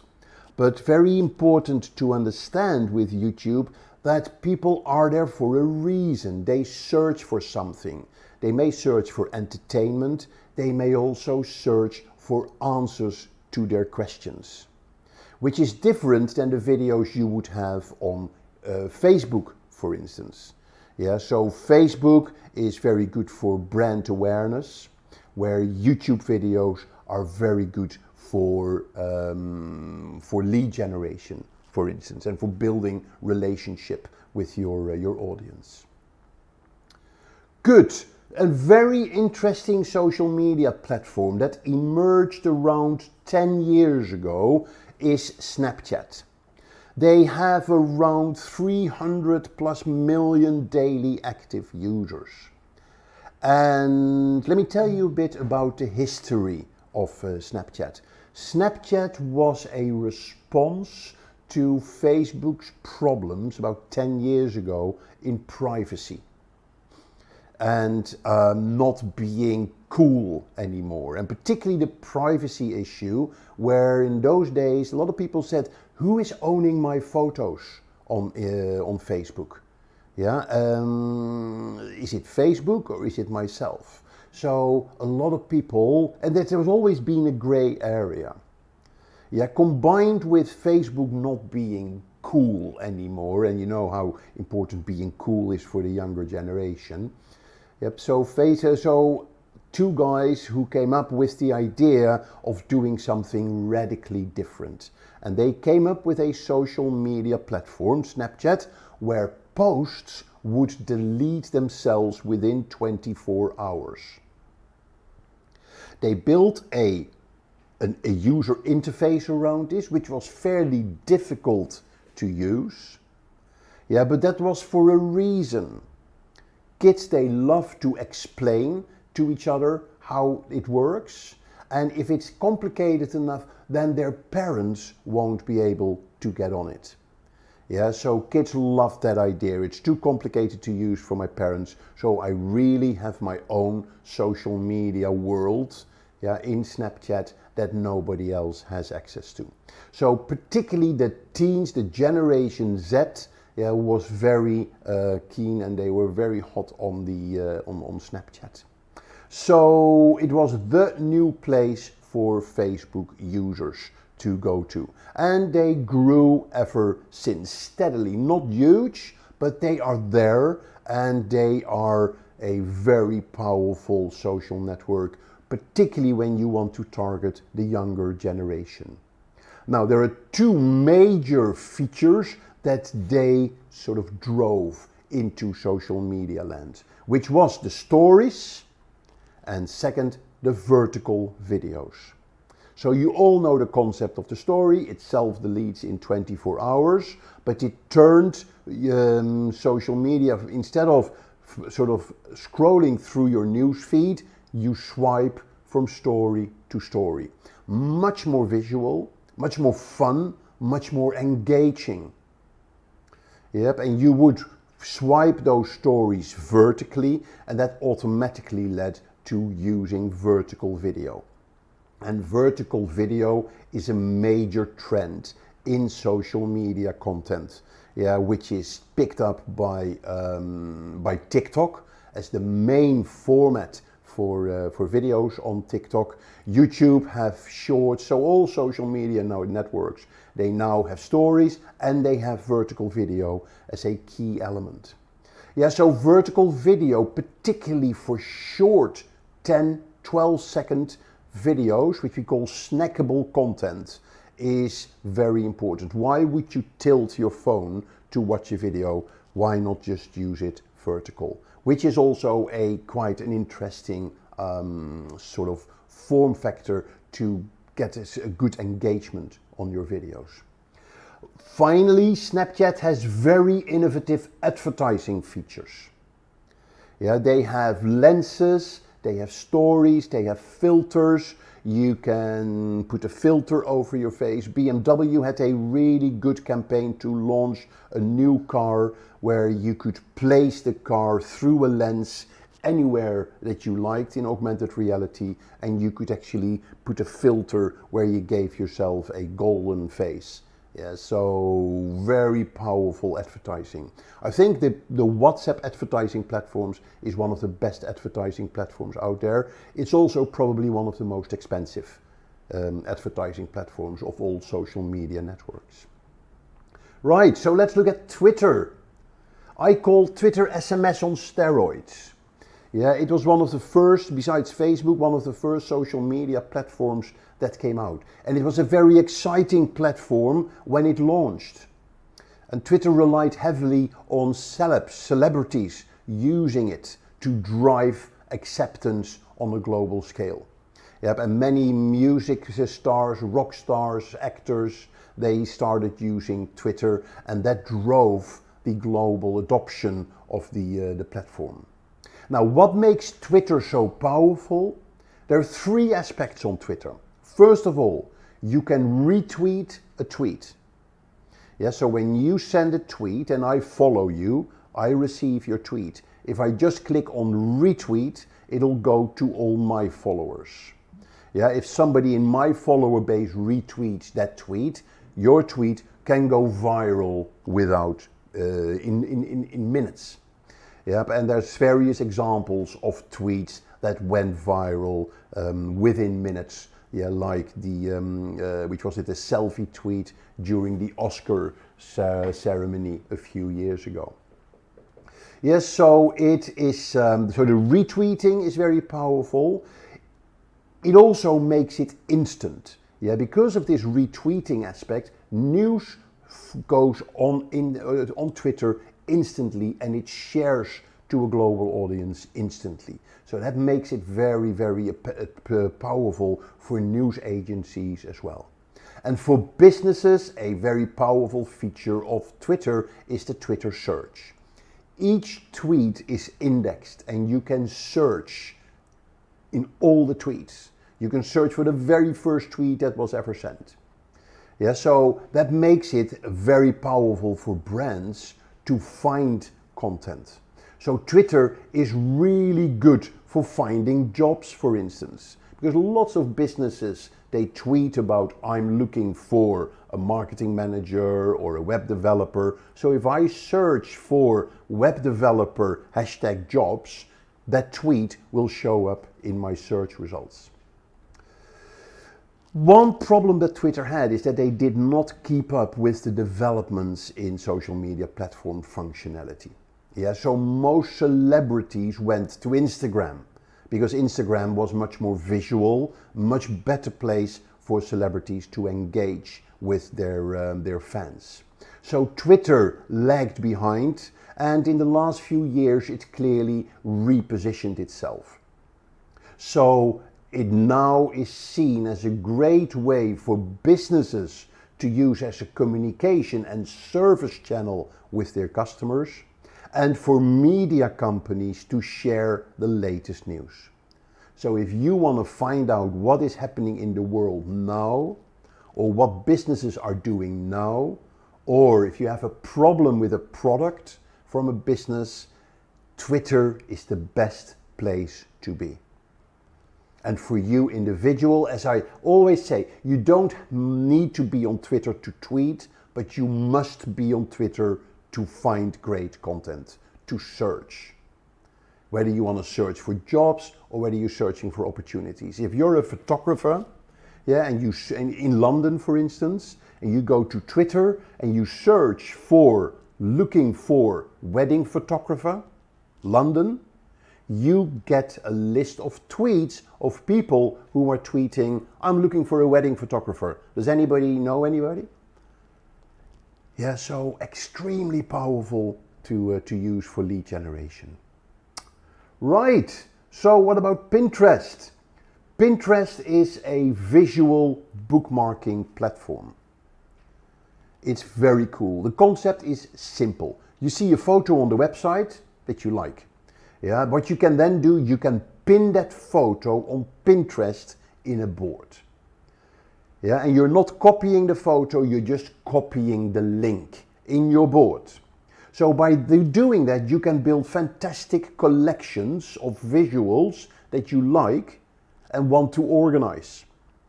So I bought a house in Marrakesh a number of years ago in Morocco, and we needed to design the interior. So we had a board with Morocco design, we had a board with Morocco riads, we had a board with a tiling and what have you. And we just built up a whole collection of ideas that we liked.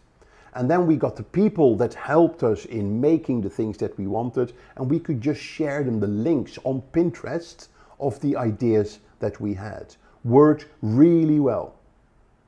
Now, because you can save those boards, of course, you can then share them as well. Yeah, so everybody can access your boards, which means that it becomes a great tool for getting ideas and inspirations from boards from other people. So if you want ideas for home design or your wedding or fashion, Pinterest is a fantastic place to get inspiration.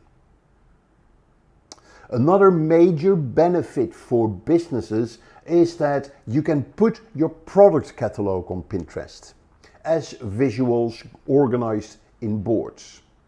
Yep, and then when people find those products on Pinterest and they click on them, it will take them to the catalog of your website where they can buy your product.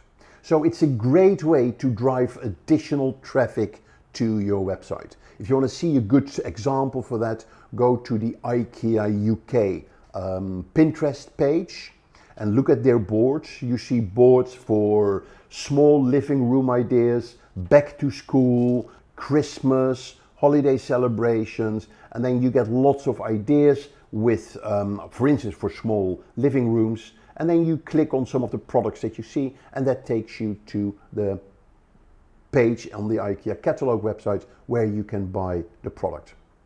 Now, Pinterest is very popular amongst women, amongst millennials, and it also has very powerful advertising features. And then LinkedIn. LinkedIn is serious. Yeah, I call LinkedIn Facebook with a tie. Where Facebook is fun, LinkedIn is serious. In Facebook you can get away with a funny profile photo. In LinkedIn your photo needs to be professional. Now if you go to linkedin.com/sales/SSI, you get your social selling index. And that is a score between 1 and 100 of how good you are on LinkedIn. And you will see in the score, in the summary, that there are 4 components that contribute to your SSI score, or 4 components that contribute to how well you do on LinkedIn. So those 4 are your profile, your activity level in connecting with people, how much content you share, and your activity level in building relationships with people. So the better you do in those 4 areas, the higher your score. Your profile, of course, is very important. Make sure that your LinkedIn profile is as complete as possible. Now, LinkedIn's biggest challenge, as I mentioned earlier, is to get people to engage and share content. So how does LinkedIn make money? Very simple. There are 4 areas where they make money. First of all, they allow people to upgrade their LinkedIn account to a premium account where they get more features. There is a whole section in LinkedIn specifically for recruiters. So a recruiting version of LinkedIn. There is a whole area for sales. We call this Sales Navigator. If you run a sales team that use LinkedIn, of course you want to keep the customer data. So you're getting a sort of customer relationship management system within LinkedIn when you sign up for Sales Navigator. And then there is LinkedIn advertising. LinkedIn, of course, is best for business to business, and it's really good for developing your personal online profile, as long as you share content through publishing articles and sharing posts. So I've been operational on LinkedIn from the very beginning, and I shared lots and lots of content and articles on LinkedIn, and I got lots of business coming in through LinkedIn. We're talking about serious amounts of business that I did by being on LinkedIn. So you got to be on LinkedIn if you are in business. Right. Now, one thing that I will not talk about here is TikTok. We haven't got a slide for that, but bear in mind TikTok, although it's not available in India, TikTok is a very important social media network these days, which drives a whole new format of engaging and communication. But more about that later. Introducing Simplilearn's postgraduate program in digital marketing that will transform you into a master of the digital realm. This comprehensive program, crafted by industry specialists, equips you with extensive knowledge and practical skills to excel in the fast-paced digital realm. Enroll in our postgraduate program in digital marketing. Become a game changer in online marketing and find the course link mentioned in the description box below. Now let's go into the social media marketing tips and tricks. Number 1, set up your goals. Now, what good will your actions do if you don't have a goal in mind? The goal of your marketing strategy may be the driving force behind every decision that you make, and this is exactly why setting up goals is very important. Moreover, your marketing efforts have to align with the goals of the organization. And here are some things that you need to keep in mind while setting up your goals. First of all, your goals need to be quantitative. For example, you need to have 1,000 conversions by the end of the quarter, or 5,000 followers on Instagram by the end of the month, and so on. Number 2, you need to stick to a consistent deadline. This gives weight for each of your options. And number 3, make sure your goals are SMART. Now, SMART refers to specific, measurable, attainable, relevant, and time-based. Now let's go to number 4. Like I mentioned earlier, your goals need to be aligned with the marketing strategy. And alongside these goals, there also needs to be the North Star metric. Now, what is the North Star metric? Well, this represents a main goal or a fixed reference point to ensure that your team is on the right course. This North Star metric will also give your team clarity and focus. Now, let's have a look at some popular North Stars. There's increased engagement, greater conversion rates, more leads generated, app downloads, and so on. Now, let's go to number 2, understanding your audience. Social media allows you to interact, engage, and build relationships with your audience. By understanding what they need, want, and desire, you can deliver content in a way that makes your product or service the answer that they're looking for. There are also other ways that you can understand them better. This could be surveys to determine the issues that bother them, the age demographics of their audience, by conversing with them in forums, responding to their comments and blogs and social media, taking up their feedbacks of suggestions into consideration and acting on them, and so on. Now, here's an example of different channels and the audiences that use them. Now, here, well, we've taken a personal example. Here is Simplilearn. Now, Simplilearn's audience is predominantly working professionals and graduates. Unacademy has high school graduates, and Baiju app has high school students as users. Now, let's go to number 3, determining the right social media platform. Now, when performing social media marketing, choosing the right platform is really important. When selecting them, you need to ask questions like why you're using that particular platform, who you will reach with this platform, what content could work best on the platform, and is there any content that was unique to that platform? Like, for example, YouTube, and then there's the video. Answering these questions will help you zero in on a platform for you. Now, while there are several platforms available for you to choose from, let me tell you about some of the major ones. There's LinkedIn, Facebook, Instagram, and Pinterest. Now let's talk about the purpose of each of these platforms. LinkedIn is a professional network that's best suited for B2B audiences. For Facebook, well, just about everyone has an account on it. Content that is related to news or entertainment usually finds success on Facebook.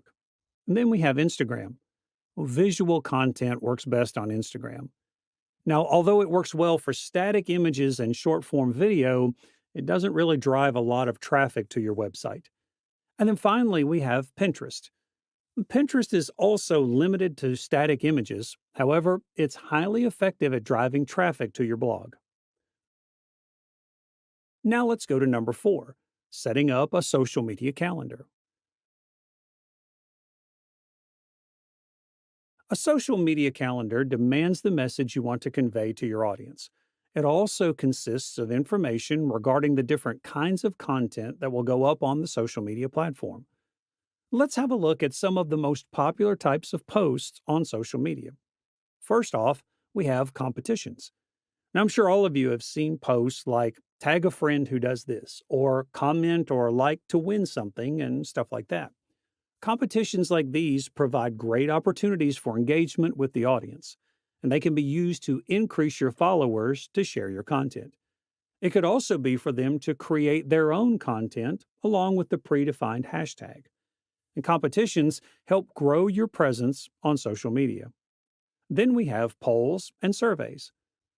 Polls can help you if you need a collection that also encourages followers to take action and interact. Polls and surveys also provide opportunities through which you can learn from customers to understand what they like about the product or service, or what they don't, and to receive their feedback. And then we have videos and live streams. Although we'll be covering this in a little more detail further on, visual storytelling, along with videos and live streams, goes a long way to drive engagement among your audience.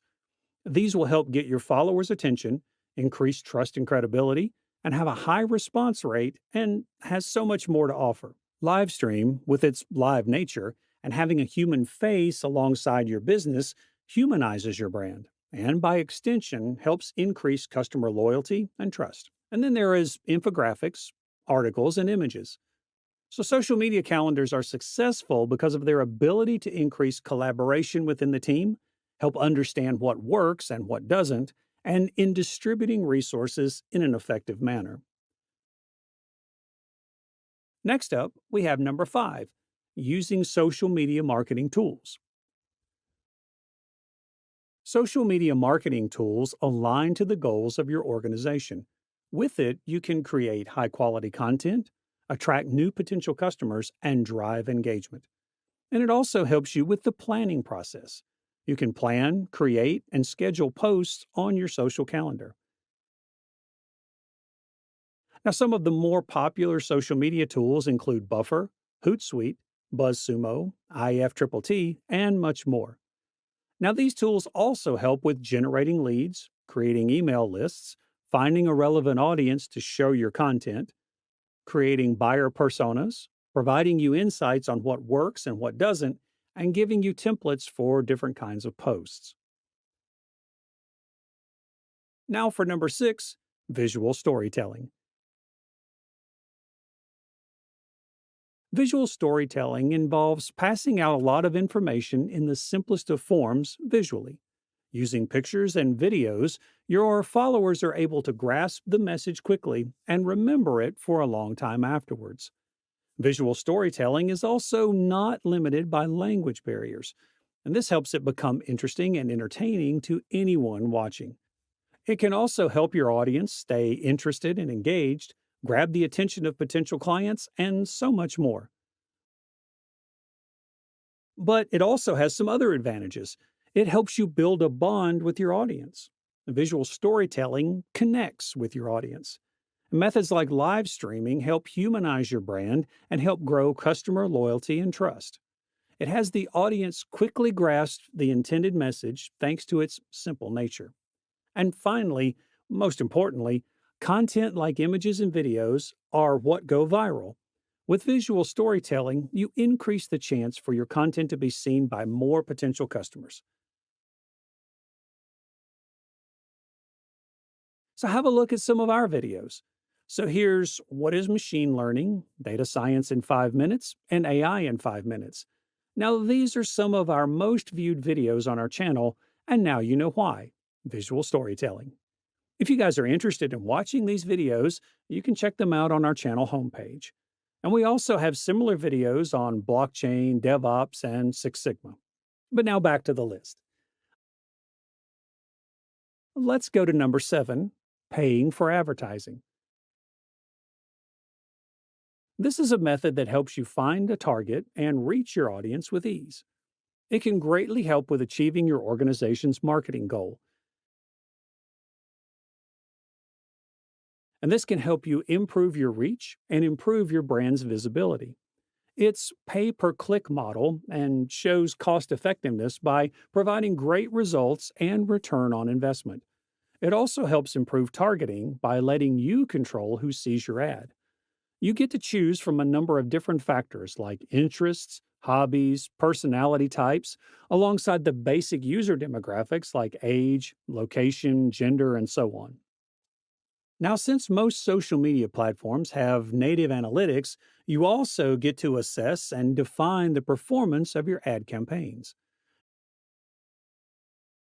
Now, as great as it sounds, there are certain pitfalls that come along with peer advertising. First of all, your audience could get exposed to your post too many times and tune out your content, disregarding it in the process. Second, it could get really expensive for small businesses or startups to manage a campaign to its maximum effectiveness. Third, people could pass off your content as irrelevant or unimportant. You also have to deal with a lot of competition. Smaller companies with lesser budgets have more of an uphill battle to deal with than better funded organizations. Next, we have number 8, newsjacking. Newsjacking is a method that involves using current events to promote your own brand's products and services. Now, it's a popular method that's used to improve brand awareness.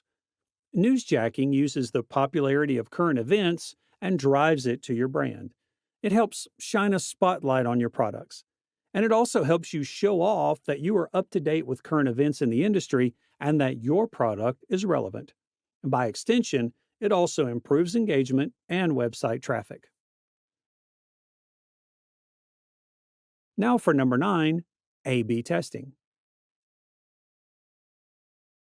A/B testing is a popular method for comparing copies, creatives, and CTAs, or call to actions, of the posts that you put on social media.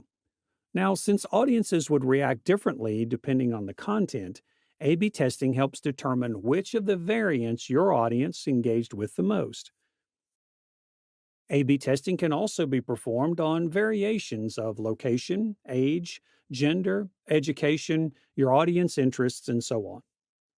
And next up, number 10, community and influences.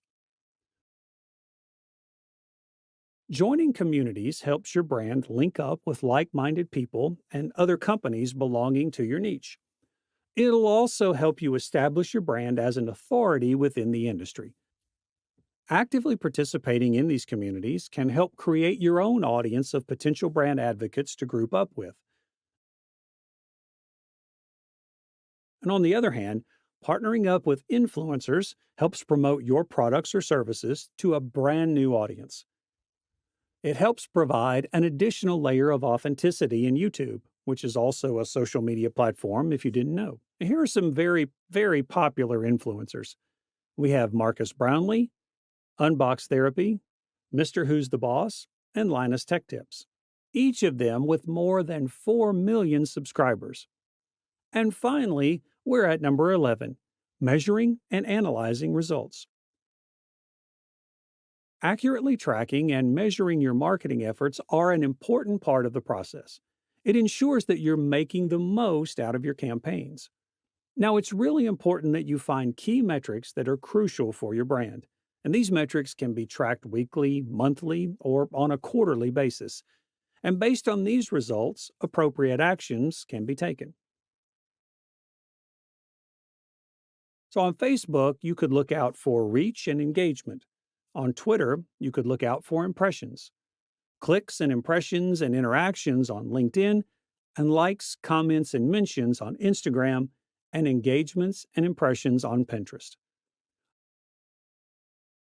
Some of the most popular tools used for this purpose are Sprout Social, Buffer, Hootsuite, Google Analytics, and so on. We are going to be talking about Facebook advertising. We're going to talk about how businesses use Facebook advertising, what are the benefits they can get from it. We're going to show you with a demo on how to set up your Facebook advertising, and we will close today's session with a few do's and don'ts of Facebook advertising. But before we go into that, make sure that if you like today's video or if you like the Simplilearn channel, don't forget to subscribe to the channel below. And if you like the video, feel free to like it and share it with your friends. So let's get started. Today's world has changed dramatically when it comes to reaching your audiences. Fact is that everybody is trying to get the attention of the million of prospects out there in the market. Everybody is screaming, try my product, or try my product. But most businesses, they now have to realize that today's customer has changed.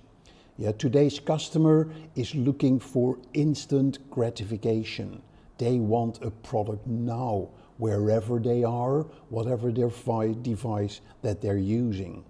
And they can source their products from everywhere in the world. But it is your challenge to make sure that when they are in the buying mode, that you are there to help them. It's a new economy out there. It's a service-driven economy. Look at products like Uber or Airbnb, where a whole new ecosystem has developed of people offering their products, their services to a global audience. In marketing terms, we're using a term called SOLOMO, standing for social, local, and mobile. Yeah, when you bring those three elements together of social media, local marketing and mobile marketing, you stand a really good chance to connect with your customers at the right time.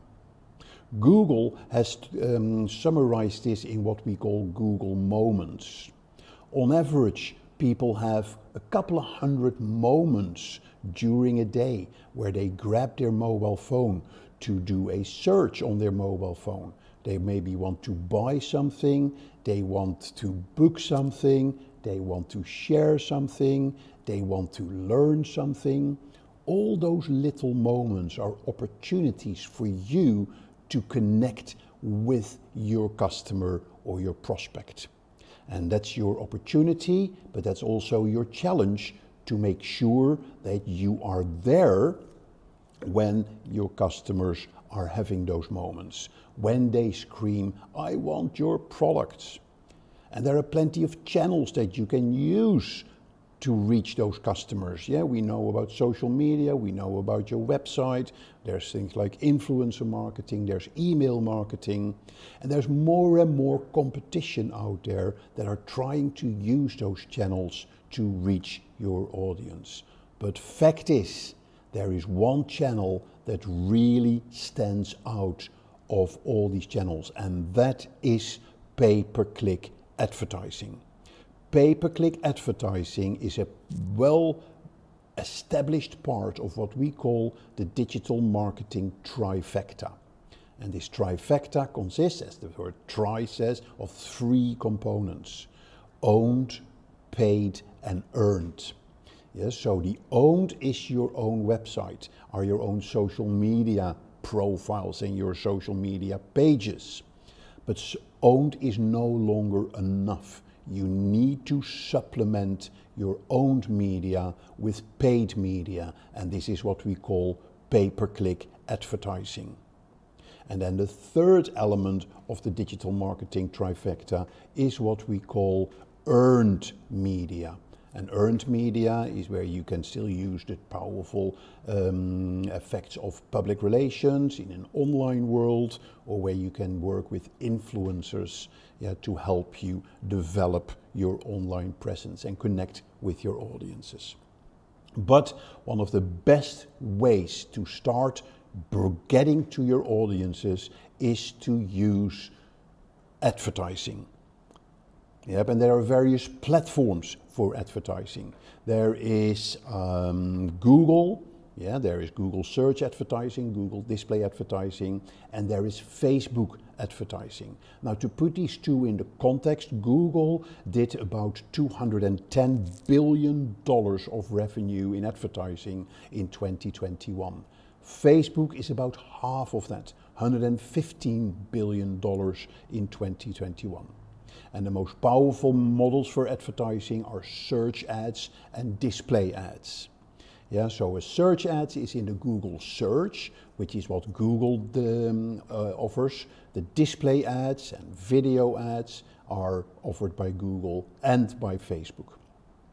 And we call this pay-per-click advertising, which means you're not paying for showing your ad, but you're paying when people click on your ad. Okay, so let's have a look to this advertising in a bit more detail.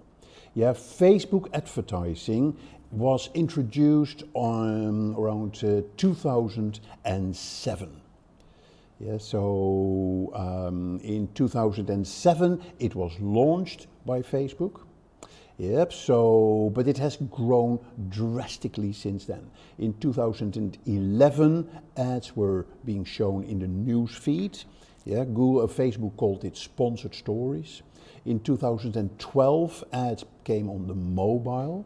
Yeah, mobile ads are now considered the most powerful forms of pay-per-click advertising. In 2014, Facebook introduced a 3-level advertising structure, which was very much introduced by Google as well, where you have campaigns, you have ad sets, and you have your ads.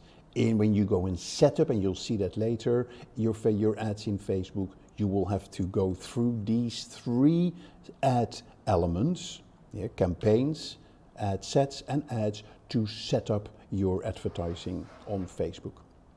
In 2016, Facebook introduced chatbots and ads in Messenger, which became a whole new area for advertising for Facebook, connecting with customers on Facebook Messenger and offering that for advertising as well. And in 2018, there was a whole range of ad formats available on Facebook, from videos, stories, Messenger, carousel, slideshows, collections. So a whole range of ads to choose from when you start setting up your Facebook ads. Now, what is the future? What does the future hold for Facebook advertising? As you may have read, that both Facebook and Google are having a lower revenue in their advertising. Given the whole world economic situation, we're slowly moving towards a recession even. Facebook and Google and Microsoft, all the big tech players, are feeling the impact in that.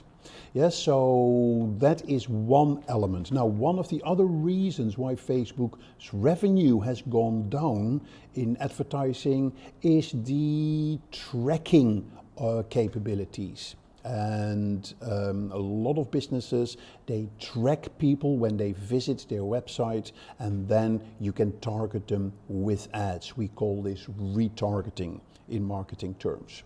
Now, Apple has announced earlier this year that on iOS, people can say, which is on the iPhone, people can decide to not being tracked. So that has put a whole sort of kind of a different set of dynamics in Facebook advertising on the iPhone, and it is not as effective as it was before that announcement from Apple.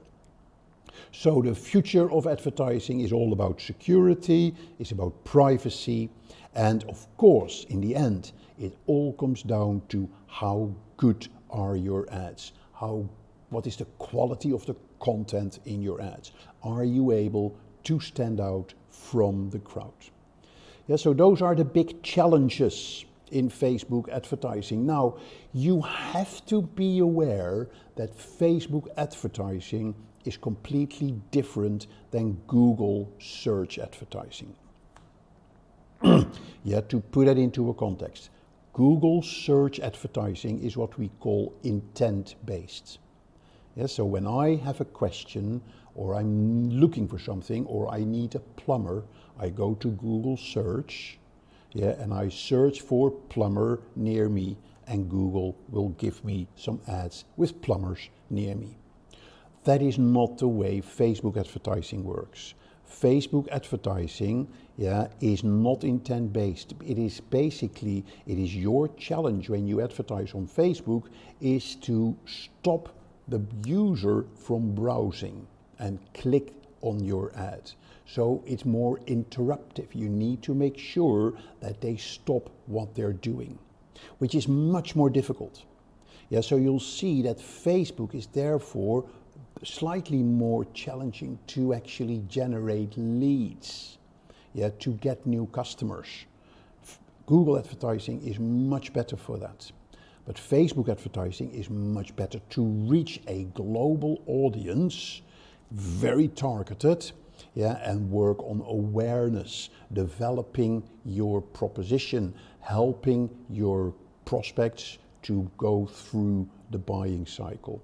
So Facebook ads, they help spread product and brand awareness in the news feed or on Instagram or on Messenger to a very specific targeted audience.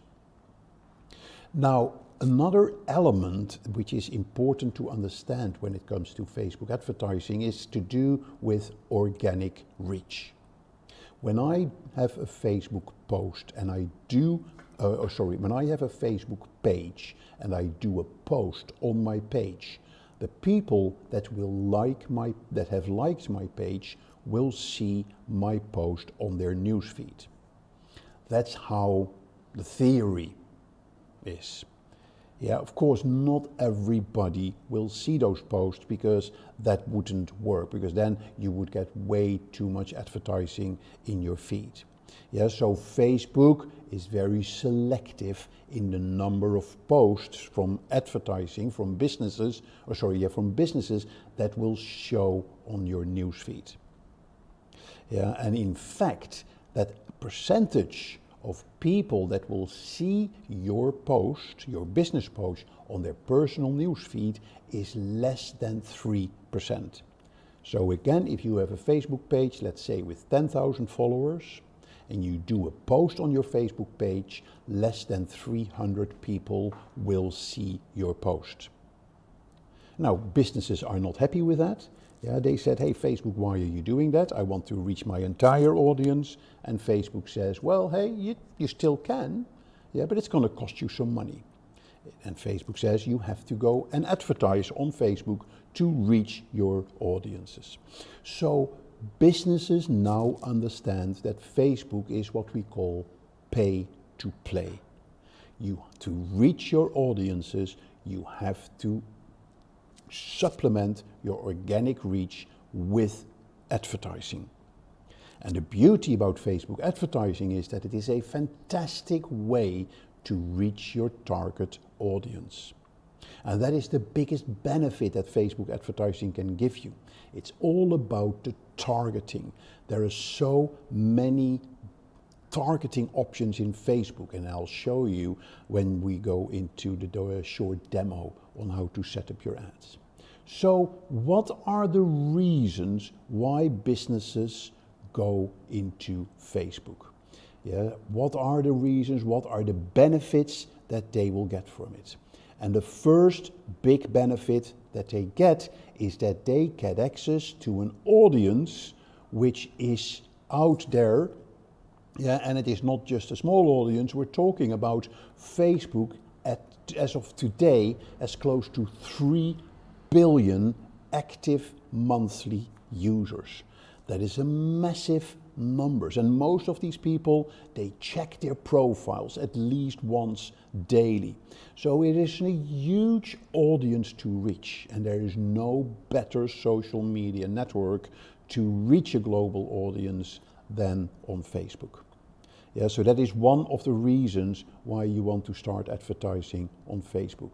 The second reason why you want to start advertising on Facebook is that Facebook gives you a fantastic platform to advertise your products to people based on their demographics, based on their interests, based on their location, based on their history of browsing, based on so many different segmentation factors, which means that you can make sure that your ads reach the right audience, which is a really good benefit that you will get from Facebook advertising.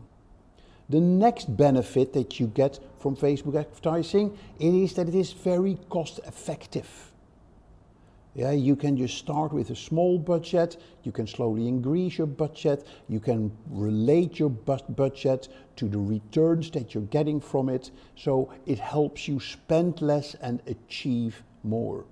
It is one of the advertising platforms with the highest return on investment of your on your money. So very cost effective to advertise on Facebook. Here are some other reasons why businesses use advertising on Facebook. It really helps them with increasing brand awareness. As I said earlier, the difference with Google search advertising, Facebook is not intent-based. People are not searching in Facebook looking for content which could include your ads. They are actually browsing on Facebook, and it is your challenge, to be creative enough to make them stop browsing and pay attention to your ads. So it really helps in increasing brand awareness. It's an opportunity for you to showcase your brand and to help them add value to their lives.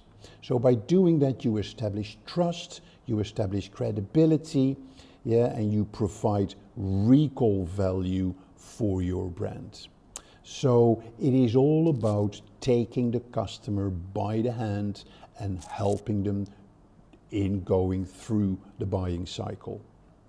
So when the buying cycle is about awareness, is about building interest, then building that trust that they then will turn into buying your product. The second big benefit that you're getting from Facebook is to target people that have already expressed an interest in your service. We call this retargeting. You may also have heard about pixel targeting or pixel marketing. It basically means that if somebody visits your website, you can then retarget those people with an ad. From a technical element, as a perspective, it means that you need to put, Facebook will give you a piece of code that you need to put on your website. And then as soon as somebody visits that website, that triggers that code, it automatically connects with Facebook, and then Facebook will capture that user data that you can then use to target them with a specific ad. So a big opportunity there for the retargeting, but things will be changing here in the near future. Google has announced that by 2023-24, it will stop enabling third parties to leave cookies on the on websites, to target people. So that whole retargeting area will undergo some big changes in the near future. And then, of course, Facebook advertising can really help you increase revenue. As I said earlier, it is a fantastic way to connect with people and take them by the hand through the buying cycle.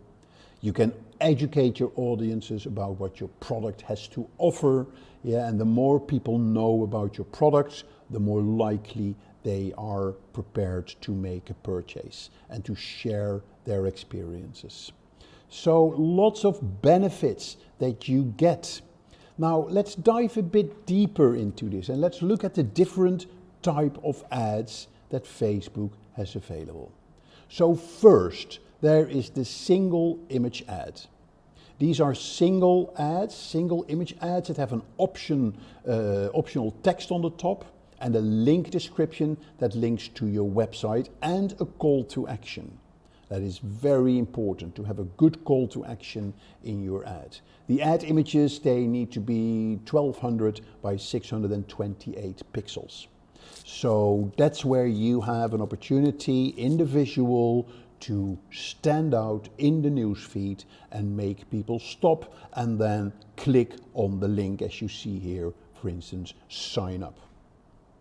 The next ads are the multi-product ads. They are usually carousels. So it enables, you allow consumers to see all the products or the services that you have available. They're very efficient, they're very visual, and they have lots of creative options in them. So they're very popular and they're lots being used lots by businesses. So that's your multi-product ads, usually via a carousel. Then of course you have your video ads. Now video ads are 30-second to 2-minute ads, and they are amongst Facebook's most engaging, most popular ads. They get about 10 to 30% more views than other ads, and not only views, also engagement. Why? Because people love to engage with video. When you engage with video, you have the opportunity to touch emotions of people, which is much stronger in building trust, building relationships with your audience. And particularly video on mobile, works really well. So it's a high growth area of video advertising, and one area that you definitely need to look at if you want to be successful with Facebook advertising. Then you have the lead ads. Lead ads, they offer a slightly different way to advertise your products. They let you get usernames, emails, phone numbers, actually without leaving Facebook. Yeah, and that's what makes them really powerful. Within Facebook advertising, you can actually create a sign-up form. Or you could even drive them through Messenger and have a communication with them to get their details through a chatbot. So people don't leave Facebook. You do the whole process of lead generation and lead capture within Facebook, and it can be easily synchronized with your existing CRM system. And then you have collection ads. Collection ads blend video and product catalog photos. So they are really good if you want to advertise multiple products at once. Yeah, if you want to do this. So collection ads work really well. Okay, so that's a short introduction of Facebook advertising, the benefits that you get, why people would use them, or why businesses would use them, and the different type of ads. So in the next section, let's go and have a look at how do you create an ad. What are the steps to create a Facebook ad? So here you see I am on a Facebook page, and this is the page for Riyadh Farasha, which is a hotel in Marrakesh, and I am the admin for this page. And what I'm going to show you on this page is how to access the advertising platform and how to set up your ads. Yeah, so let me first, before I do this, show you what Facebook is trying to do everywhere, whether it's your desktop or your mobile, to make sure that you go into advertise creation mode. Yeah, so you'll see it everywhere. Promote, Ad Center, create ads, create automated ads, boost post. Wherever you are, you will come to sections like boost post or go, please create an ad. On the mobile, it's even more obvious. Yeah, here is the same page, but then on the mobile device. And if I scroll down, you see on the first post immediately boost the post. So you'll see that Facebook is trying everything to get you to advertise. Yeah, and I think it is a bit annoying. Yeah, but it's also, you need to be aware that all the various places that Facebook will try to hook you into advertising, they lead to various subsections of the advertising platform. Yeah, so if I click here on boost a post, it will take me to what I call a quick and dirty boost advertising module. Yeah, so I say I'm going to good morning from our rooftop. I'm going to turn that post into an ad. Yeah, I can immediately decide what goal do I want for my ad. Do I want to add a button? What is the URL? Yeah, do I want to edit the image? Who is my audience? Yeah, and then what is the budget? What is the duration? Where am I going to show these ads and how am I going to pay? Bang, bang, bang, boost post now. Yeah, so it looks very interesting and very effective to do this, but what you see here is you will only get a subsection of what Facebook advertising can do for you. Yeah, and if you think, hey, if that's okay with you, that's fine, but you're missing 90% of the other features to make your ad as effective as possible. In other words, my advice to you would be, don't click on the boost a post button on your mobile, yeah, or your desktop, because again, it leads you to a limited functionality of the advertising module and the advertising capabilities that Facebook can offer you. So back to the desktop. The same applies here if I click here on boost post. Yeah, there's nothing wrong with advertising for a post. You can take one of your most successful posts or for a video and you can create additional reach for that post through advertising, but don't do it through the limited advertising functionality. Again, this is a quick and dirty module, everything on one page, and it will, you can click boost post now, and it's an easy way to start spending your money. Yeah, so that is if you click the boost post. The same applies if you go to the create ads or create automated ads. Yeah, so let me show you the create automated ads. It takes you through a very automated process of creating ads, which is great when you're a beginner. But again, it will only give you limited functionality of what Facebook advertising has to offer you. So again, my advice would be don't go to the automated ads. Click on create ads. That again gives you limited functionality, gives it all in one page. Again, you don't want to do that. Yep, and then you click on the Ad Center. That gives you again a summary of the advertising, slightly more tools. Yeah, but it's all to lure you in to spend money in a very quick way. So, then where do I go for my advertising? The place where you go is to the Facebook, or how they now call Meta, the Meta Business Suite.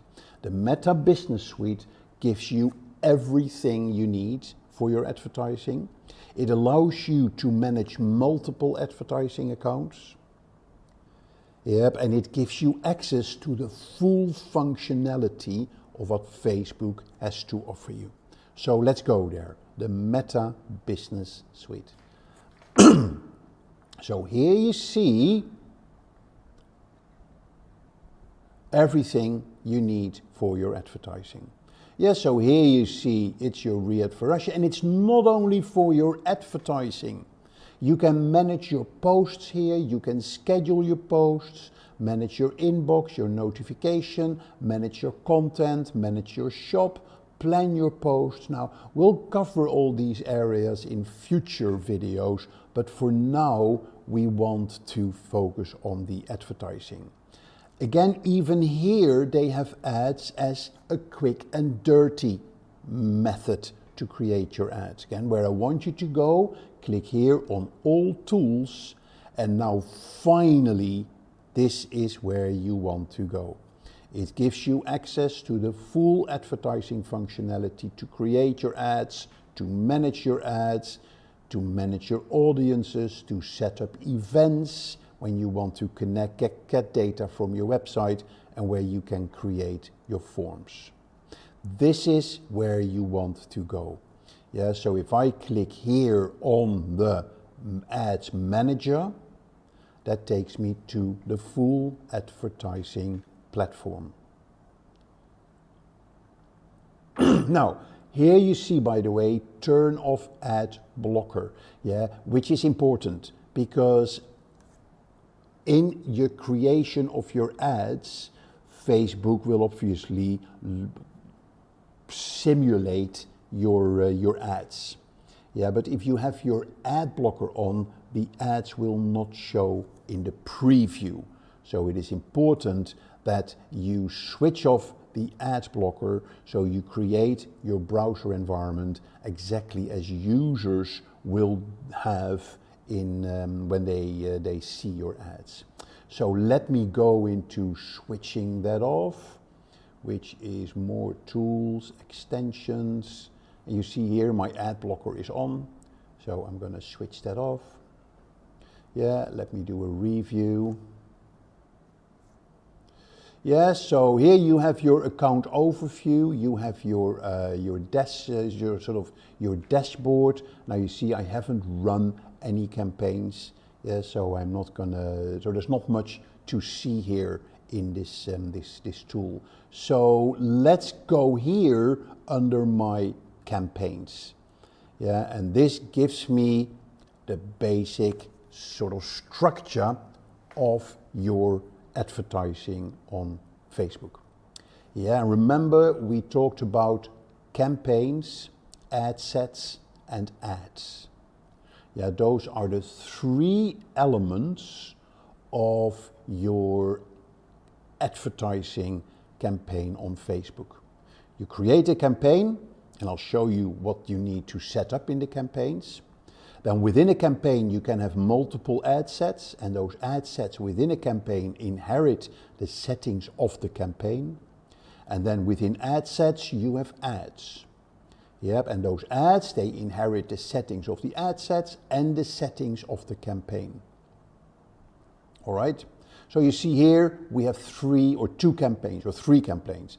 There is a new leads campaign, there is a page likes, and there is a traffic campaign. So now I'm not going to show you these campaigns, I'm actually going to show you how to create a campaign.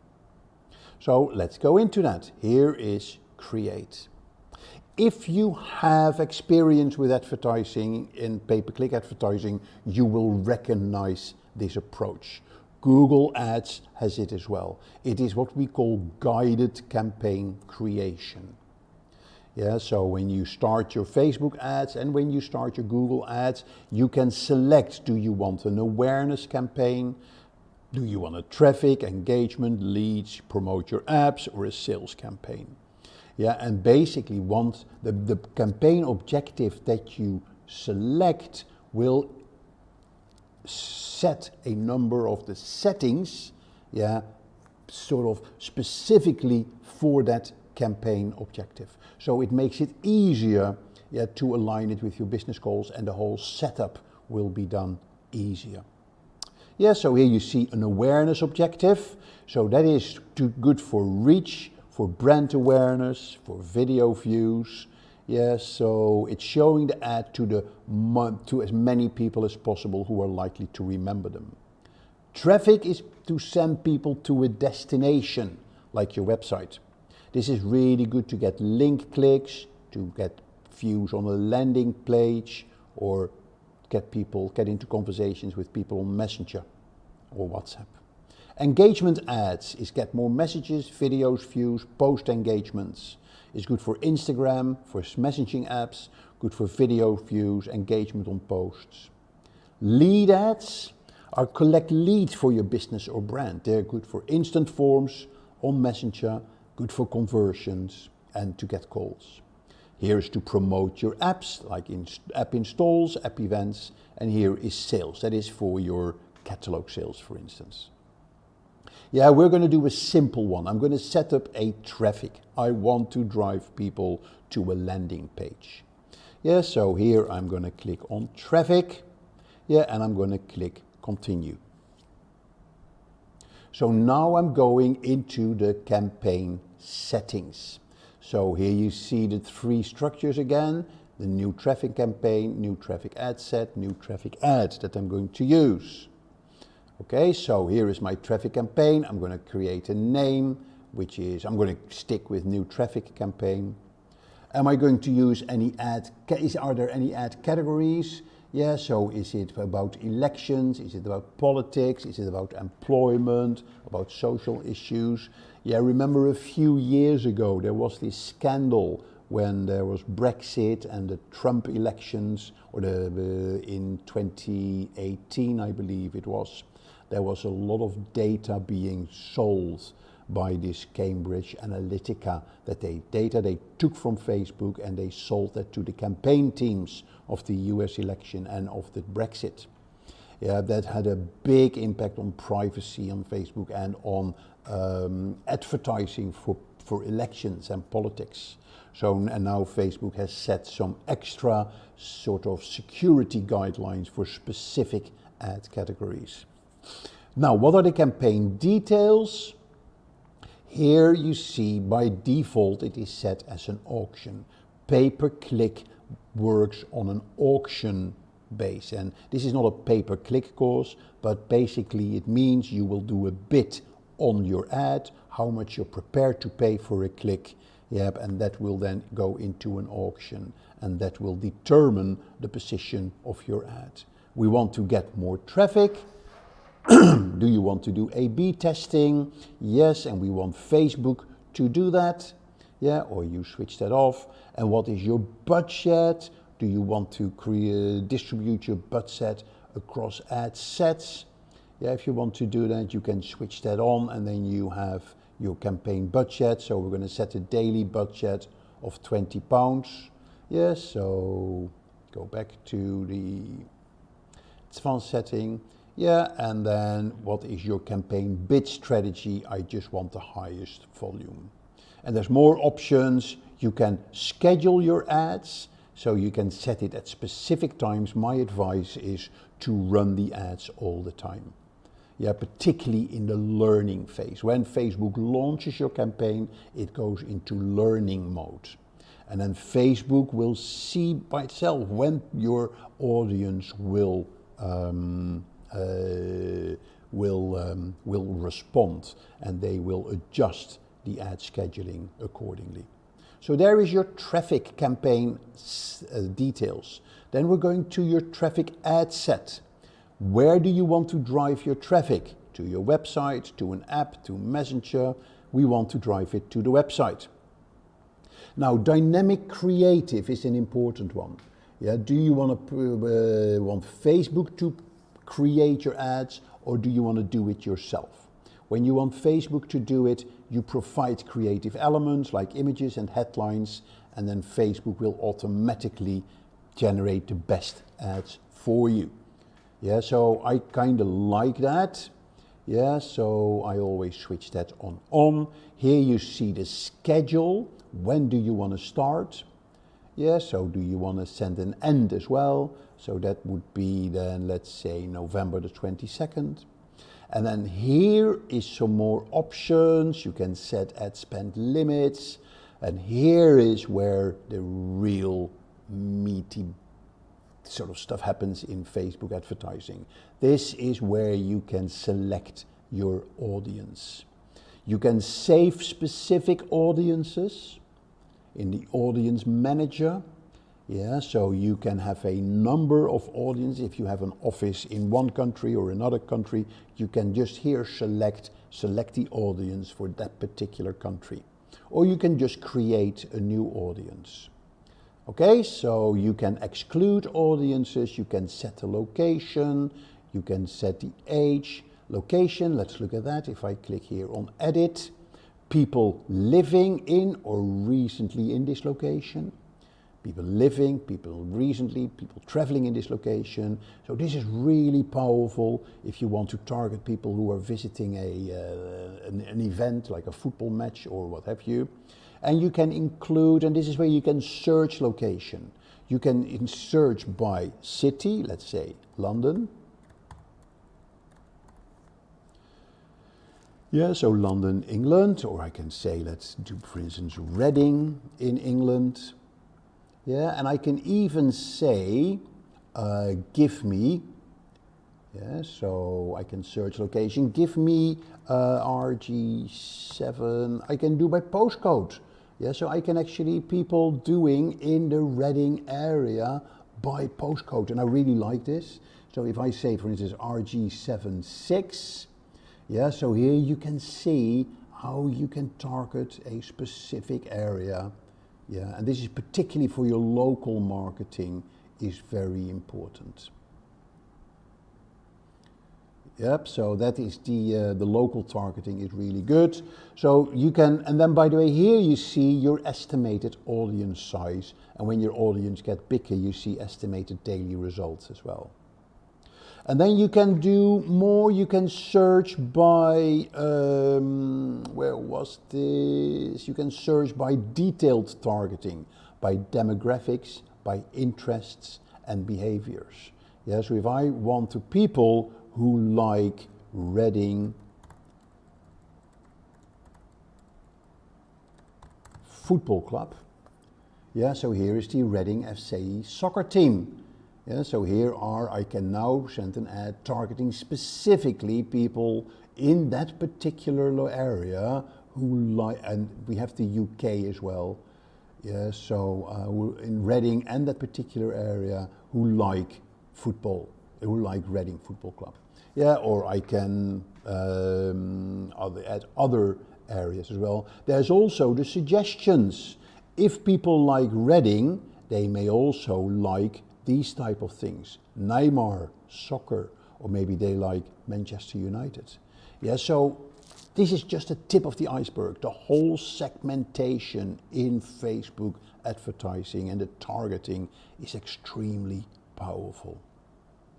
Okay, here are your placements for your Facebook ads. Best is to let Facebook decide where to place your ads, but to show you where your ads can be shown on Facebook, if you click on the manual placements, you see here, they can show on Facebook, they can show on Instagram, on Messenger, and on the audience network. Now, what is the audience network? Google has that as well. Yeah, in the display ads, which are ads that show on millions of websites that Facebook has an agreement, or that Google, or in this case Facebook, has an agreement with. So it shows your Facebook ad outside Facebook on millions of websites. Okay, so that's the audience network. Then if you look at here's the feeds where your ad can show. Your ad can show in stories and reels. Your ad can show in-stream videos, overlay and post loop ads on reels, on Facebook search, on messaging, in article, apps and sites. So there is tons of places where your ads can show.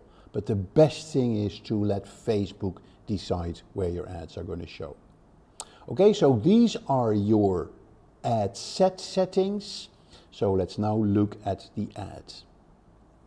So here you see the Facebook page, and in our case it is the Riyadh Farasha page. There you go. Yeah, we'll make it, you can opt in for branded content tools. You can look at the ad setup. We can do manual upload. You can get data from your product catalog. And here you specify what type of ad you want to show. Is it a single image or a video, or is it a carousel? Yep, and then here you have your ad creative and your media, and the select images, select videos. And then here you have your primary text, headline, description, your website URL. This is where you can do your URL parameters when you want to track your campaigns. Yeah, here you see the ad preview. The ad preview is off and now it's on. Yeah, but of course I need to select media. So let's see. Find images. So here we're going to say, go to my website and create an image for me. Approve. Yeah, so now it will actually show me some images. Select images. Yeah, so here you see images from my Riyadh. Yeah, that it picks up from my Riyadh or from my website. Here's the website. Yeah, so let's take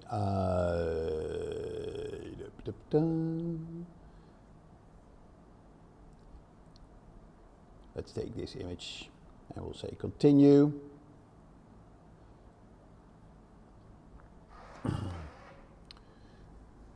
Yeah, so select a destination link for your ad. Let me see where we're going to put that one.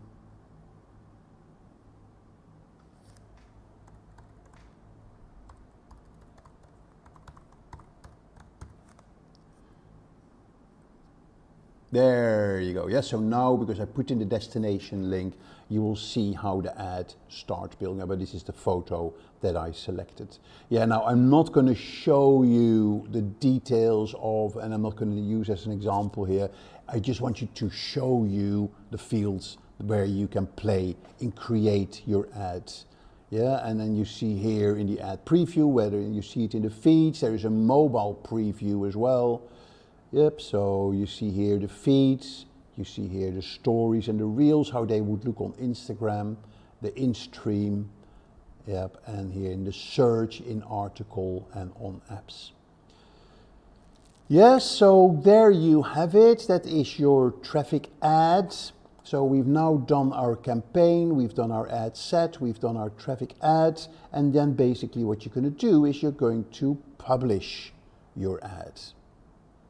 Now, when you're going into publish, yeah, you can then go back to view the details, and then you see that the ad is done, and it is actually in review by Facebook. So if I now go back to my campaigns, yeah, let's close this one. You see here is the new traffic ad. Yeah, and you see here it's processing. And then here you see immediately the details that you can get from your campaign. Yeah, so you see the processing, you see the ad set name, the bid strategy, the budget. You see attribution setting. So basically attribution is how you track the results of your ads. And then you see here the results in number of link clicks, how many people reached, how many impressions, what is the cost per result, what is the quality ranking, the engagement ranking, the conversion ranking. The higher these rankings, the better Facebook considers your ads, and the better the positions for your ads. Here you see your amount spent, and here you see the end date of the campaign. Yes, so that is how you set up your Facebook ads as a kind of introduction to the Facebook advertising. Yeah, so if I now go back to all my campaigns, yeah, so you see here, let me see if I have some, no, you see there's none of these ads actually run or did run in the past, yeah, so I can't show you the results, but we'll go into more details at a later session on Facebook advertising. For now, this is, I think, the best overview I can give you. Yeah, and if you want to get more than details, then we'll go in a more in-depth session of the Facebook advertising. Okay, now that it's all clear, let's look at the do's and don'ts of Facebook advertising. What should you do and what shouldn't you do with your ads? So there are various do's. The first of all, make sure you continuously test your ads. And the good thing is that Facebook will do this for you. Yeah, you can tell Facebook, please test my ads. You can give Facebook a collection of creative materials, a collection of headlines, yeah, and it will actually mix and match those headlines, and it will use the ones that will give the best conversions.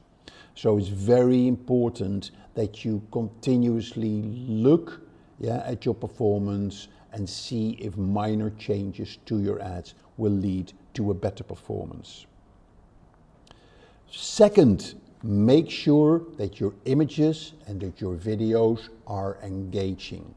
Remember, there is no intent in Facebook advertising. You have to be very creative to stand out from the crowd.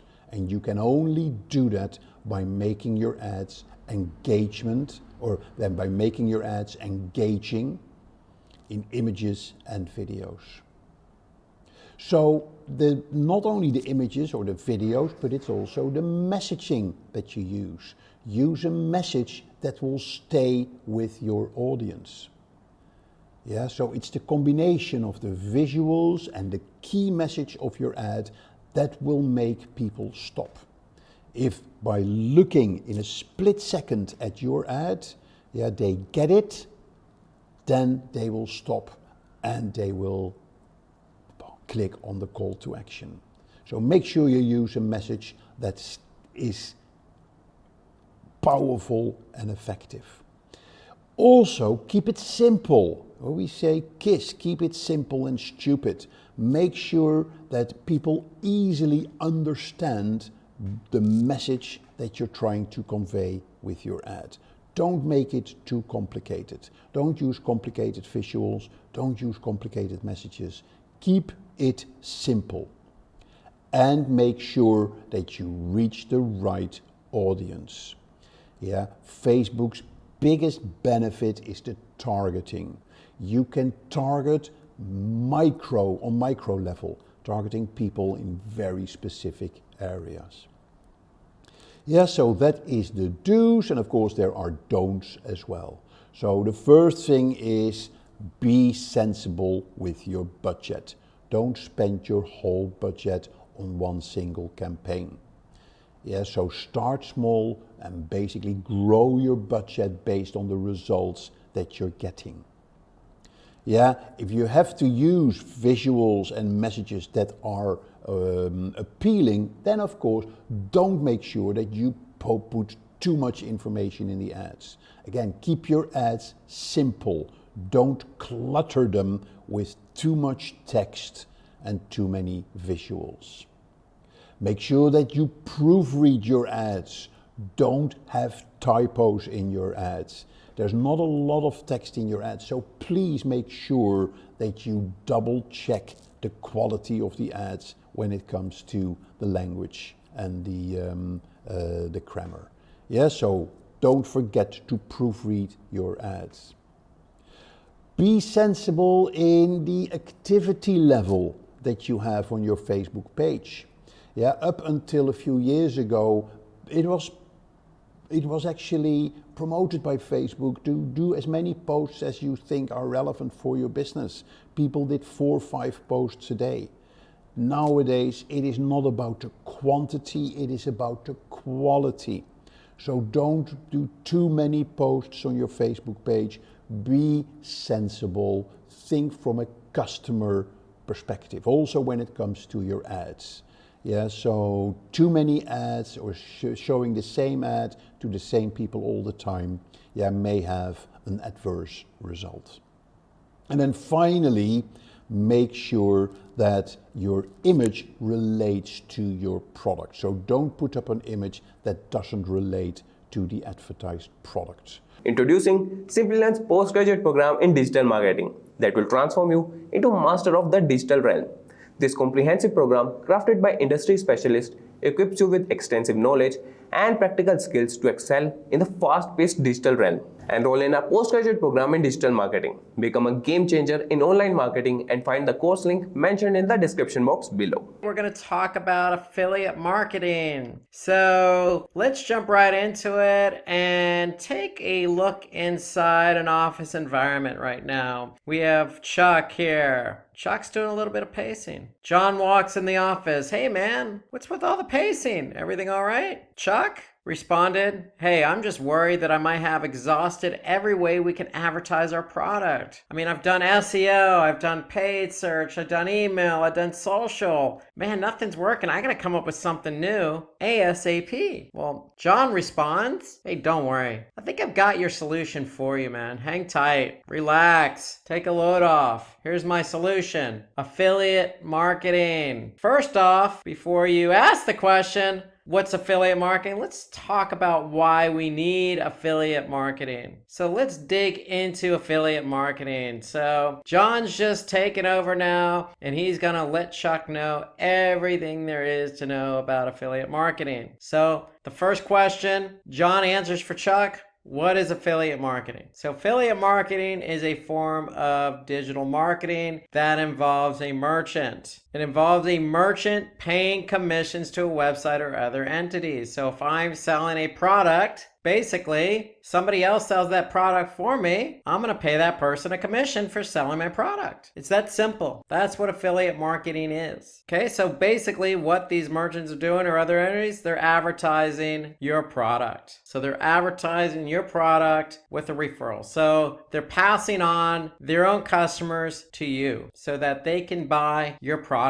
And again, the exchange is you give that website or other entity a commission. That's more or less what affiliate marketing is. So John's gonna have us take a look at each of these components of affiliate marketing in detail. Take it away, John. So John says, first we have the merchant, aka the brand, the seller, the creator, the founder, the owner, the inspiration, the innovator. Hey, this is the person who came up with this brilliant idea. This brilliant idea has to get out there. We're the merchant. We're trying to get this brilliant idea out to the masses. So this is the component of affiliate marketing that creates the product. The merchant could be anyone, okay? So it could be startups to large multinational companies, international companies, nonprofits, for-profits, individuals, independent contractors, freelancers, a group of people who have a passion for something, okay? It could be anybody. There's no limit. The affiliate, aka the publisher. So the affiliate is basically that third-party website or entity which promotes the merchant's products and tries to convince potential customers of the merchant's product's value. So this affiliate's going to represent the merchant on their behalf and try and get their clients to basically purchase that particular merchant's product. So the affiliate could be incentivized based on, registrations, email signups, sales, and subscriptions. So it doesn't always come down to,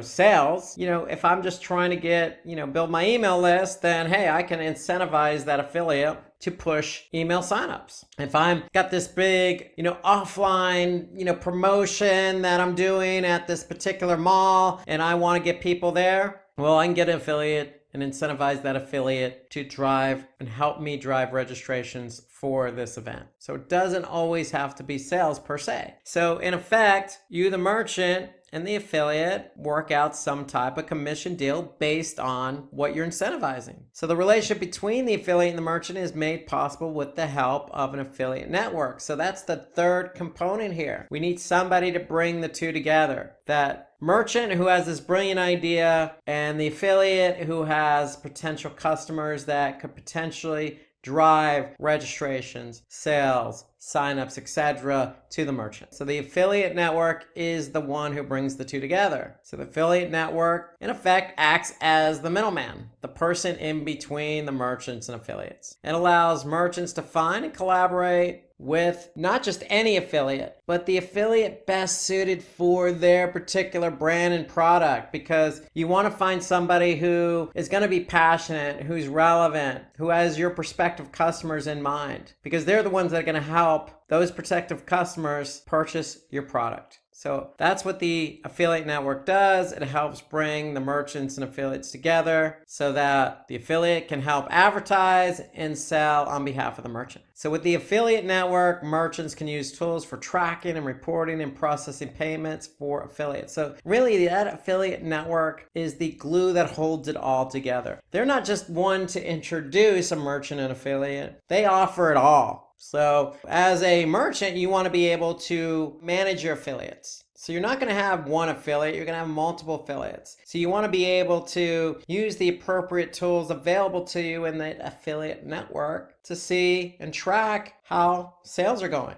And when sales happen, or commissions happen, you want to be able to use that affiliate network to compensate that affiliate appropriately. And then finally, the customer. Customer, aka the consumer, is the most important component of all of this. Take it away, John. So the consumer is the final and most important component. Without customers to buy products, the merchant would not have any revenue and the affiliate would not get any commission. Today, we will understand Google Analytics, which is the best analytical tool provided by Google to check up on our website. We will understand how Google Analytics works, how we can use it to measure the performance of our website. We'll also understand how to set up goals and create events that will help us keep our website on track. Next, we will look at Google Tag Manager, and towards the end, we will unlock the mystery of how to rank at number 1 position on Google. It's not that hard as you think it is. We have Rob with us, who has more than 15 years of experience in digital marketing and analytics, and he will take us through these topics. Over to you, Rob. Welcome everyone, this is Rob Sanders with Simplilearn, and today we're going to talk about Google Analytics. I'm very excited to be with you today because Google Analytics is one of my favorite Google platforms and my favorite topics. So let's talk about what we're going to cover today. And we're going to start out with how to set up a Google Analytics account. And so we're going to talk about everything that entails, including creating your Google Analytics account. We're going to talk about setting up a property in your account and what a property is. We're going to talk about setting up a reporting view in your property, and we're going to talk about installing the tracking code. So those are the series of steps we're going to go through today in terms of setting up a Google Analytics account. So let's get right to it. And so really the one prerequisite here when it comes to setting up a Google Analytics account is to have a Google login and ID. So when you actually go to Google Analytics, you need to be able to sign up or sign in. And so once you actually sign in, then you're going to go walk through a series of steps. But really, that's really all you need to get the account going is a Google ID and login. So if you have a Gmail account or another email account that you use for other Google products, then you're good to go. That's all you need to do. So when you actually go to sign up for Google Analytics, you're going to be asked to set up a new account. And these are the series of steps you're going to walk through or go through to set up a new Google Analytics account. So you're going to choose an account name. And then you're going to choose a property name. Okay, so the account name can be anything you want it to be. The name of your company, your name, whatever you want to name it. The property name is really the website name. So what website are we talking about? So here I'm going to set up a fictitious website name for now. It's called Demo Simplilearn. So the URL for this website, Demo Simplilearn, is going to be demo.simplilearn.com. So that's the property. When we talk about properties in analytics, we're really talking about what websites we want to measure. And then you're going to be asked to choose an industry category. And so for Simplilearn, we're in jobs and education. But you have a number of different industries that you could choose from. It's as important. Go ahead and choose the most relevant industry that your particular business is associated with. Okay, and I'm going to talk about why that's important here in a minute. And then you're going to choose your time zone. And the time zone is also important because that's when the day starts in analytics and the day ends based on that time zone. So the data that Google Analytics collects starts and ends with that time zone. So very important to choose the time zone your business is located in. Okay, and then you have some additional options here. Okay, so you have some settings. And so the first setting is to allow Google products and services. So if you opt into this, then basically what Google's going to do is share some products and services with you via email. I would go ahead and opt into that. That's of course recommended by Google. It doesn't hurt to hear from Google on related products and services that may enhance your business. The second is benchmarking. So benchmarking to me is something you should opt into. So going back to that industry and category, we chose jobs and education. So by opting into benchmarking, basically what Google's going to do is share your data that it collects on your website, in this case demo.simplilearn.com. It's going to share that data anonymously with others in the industry, in this case jobs and education. And because you've opted in, it's going to do the same exact thing for you. It's going to share anonymous data on other websites in the same industry. And the benefit of that is we get to see what other websites or how other websites are performing compared to ours. What's the benchmark in our industry? And so the benchmarking to me is important, and I'm gonna go over that in a few minutes when we go over the different reports. But to me, I would always opt into benchmarking because this is the only report Google provides in analytics about how others in your industry is performing versus your website. Okay, so it's a way to compare your website performance against others in the same industry. The other options here, technical support and account specialist, I would also recommend you opt into those because then it allows you to basically allow Google access to your account, and they'll be able to help you if you occur or run into any issues. So these are the options in setting up a Google Analytics account. It's very simple, very easy to do. You're just entering in a few fields. Note that we talking about a website right now, so I'm talking about demo.simplilearn.com.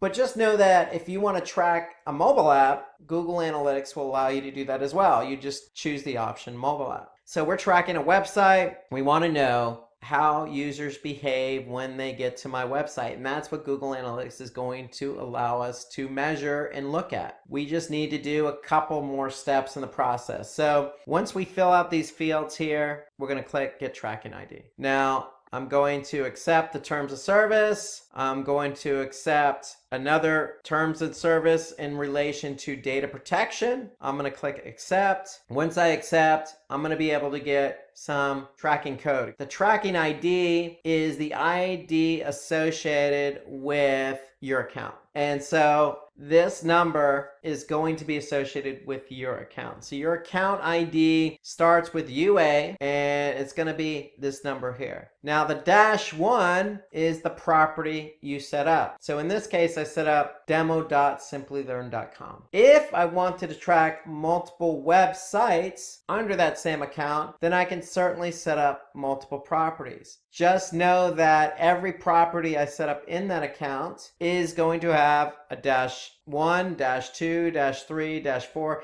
etc., depending on how many properties I set up. So by default, I set up one property, so my first property ID is -1. If I set up a second property, the same account number, it's just going to have a -2. And that's important because that ID, that account and property ID, is going to be associated with that particular property or website. So again, once you finish setting up the account settings, then you're going to be asked to add some tracking code to your site. And that tracking code is going to be related to the account and the property. So notice my tracking ID up here. Notice the tracking ID in the snippet of code. Now, this snippet of code needs to go on every page of your website that you want to track. And you don't have to put it on every page, but if you want to track website behavior on every page of your website, then it needs to go on every page of your website. So if you're using a platform like Drupal or Joomla, or even more popular platform like WordPress, adding the tracking code site-wide is as easy as maybe adding a Google Analytics plugin to WordPress, for example, and then just simply plugging in the ID. Now, there's an alternative to adding the Google Analytics tracking code to your site, and that's Google Tag Manager. So Google Tag Manager is the way I would recommend going. So if you're not familiar with Google Tag Manager, I would recommend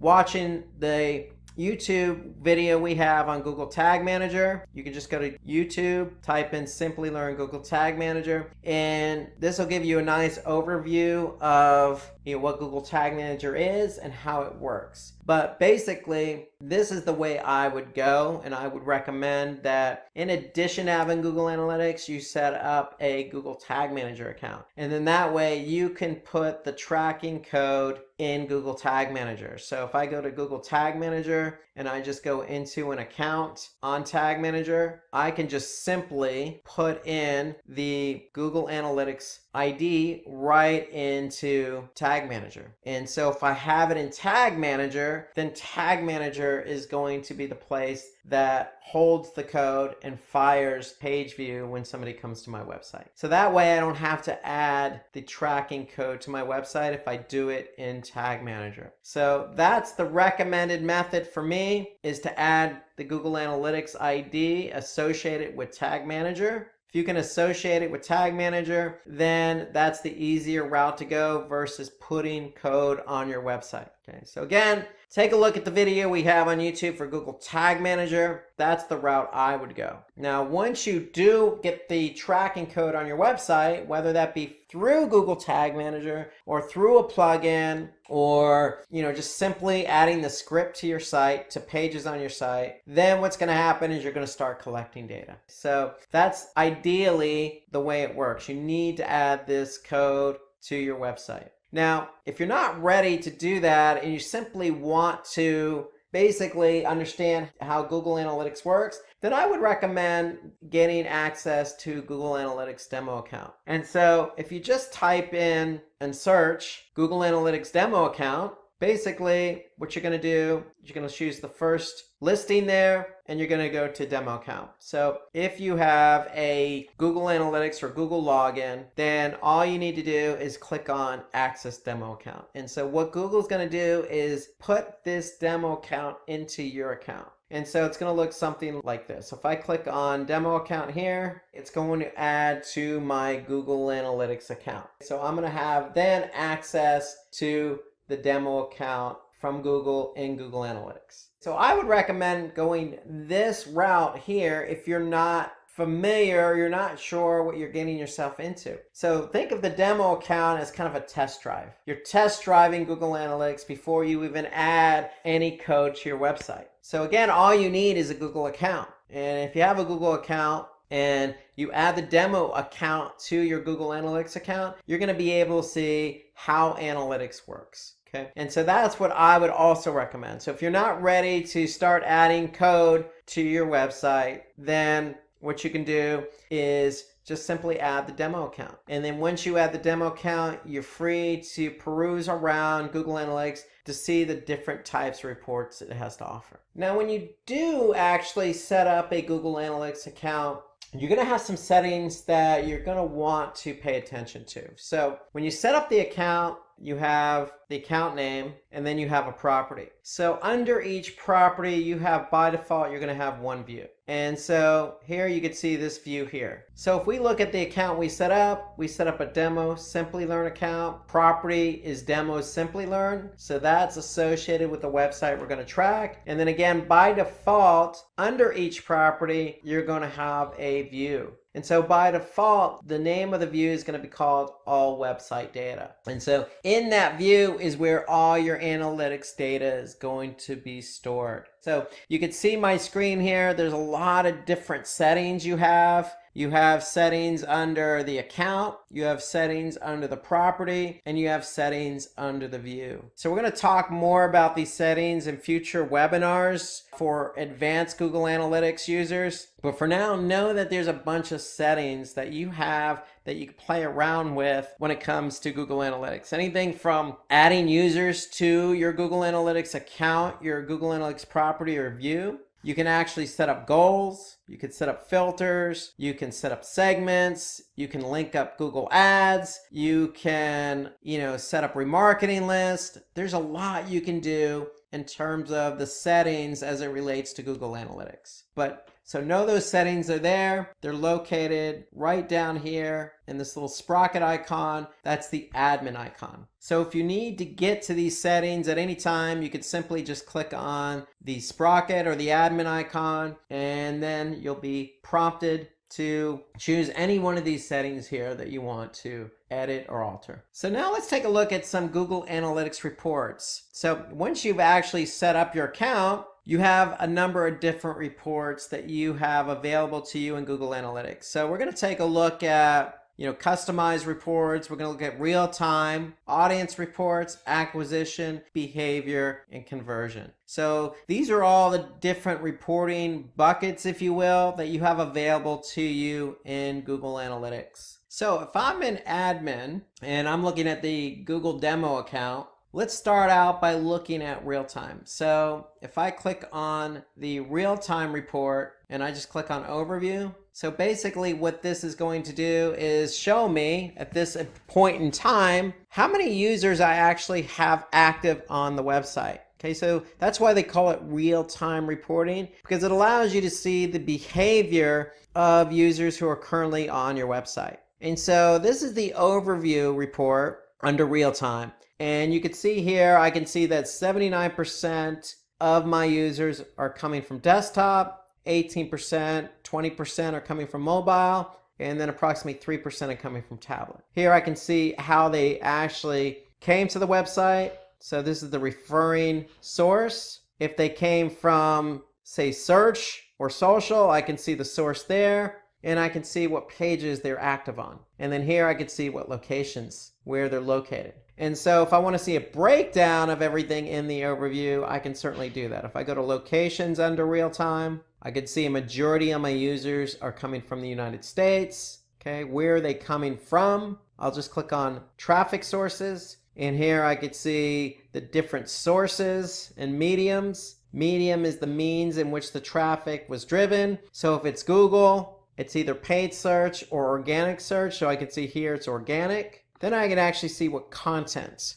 they're looking at on my website. So I can see currently I have 3 active users on the home page, 2 active users on the Google's Women's White Tea page, so forth and so on. Now, most importantly, if you have event tracking set up, so if you've taken a look at our Google Tag Manager webinar, you know that you could set up event tracking in Google Analytics to measure engagement on your website, whether that be a form submission or somebody clicking on the play button of a video. So if I click on events, I'll be able to see what events are firing. So here I can see we have event tracking set up, and I can see how many different events are firing on my website in real time. So here I can see e-commerce, somebody clicking on the quick view click, a couple of users clicking on add to cart, a couple of users clicking on the promotion click. And as these events are fired, you're going to be able to see them highlighted. So if something gets fired, it's going to get highlighted. And I could see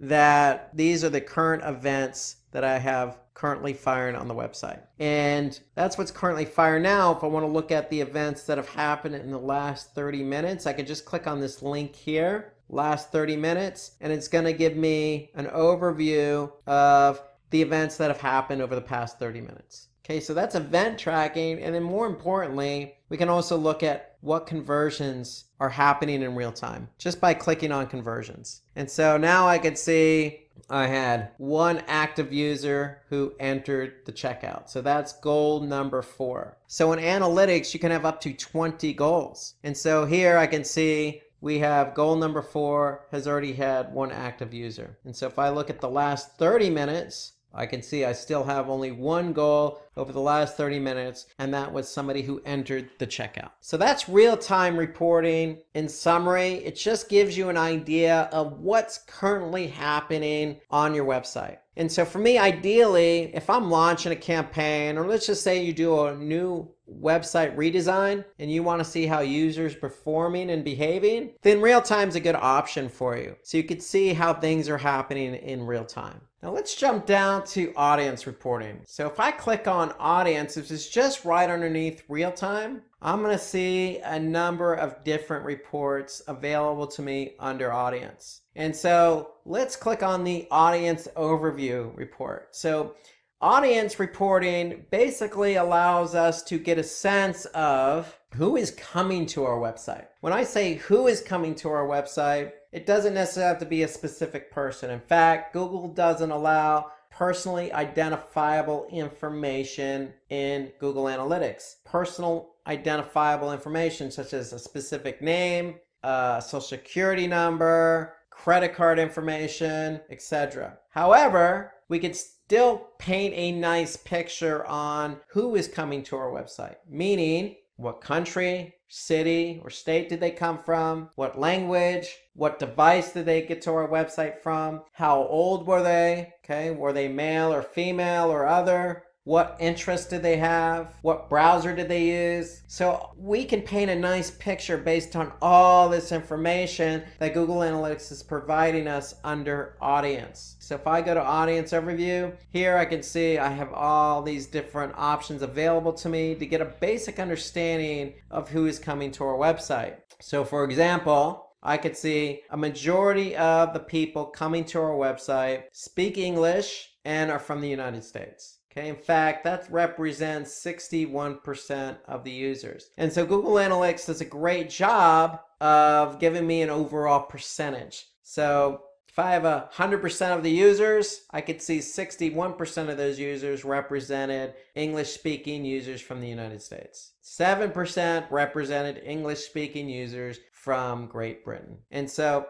when it comes to analytics, we have users, and users are broken down into two categories. They're either returning or they're new. So when you add the Google Analytics tracking script to your website, what's going to happen is if a user or when a user goes to your website, they're going to get cookied. And if it's the first time they've been to your website, what Google Analytics is going to do is store a cookie in the browser. So when that same user comes back another day in the same browser, Analytics is going to recognize that that cookie is in the browser. And so then Analytics is going to categorize that user as a returning user. Okay, so that's how Analytics is able to differentiate new versus returning. So if that user doesn't have a cookie in the browser, then Analytics is going to recognize that, store the cookie, and then count that user as a new user. And so when you're looking at Analytics, you're going to be able to see a breakdown of new versus returning. So here I can see over 3/4 of my traffic over the past week. Here I can see April 6th through April 12th, over 3/4 are new users to the website. Here I could see about 24% are returning users. Okay, so I can get a good breakdown of what type of users are coming. Am I driving new traffic? Am I driving traffic that's been to my website before? What language are they speaking? Okay, I can also paint a bigger picture. How old are they?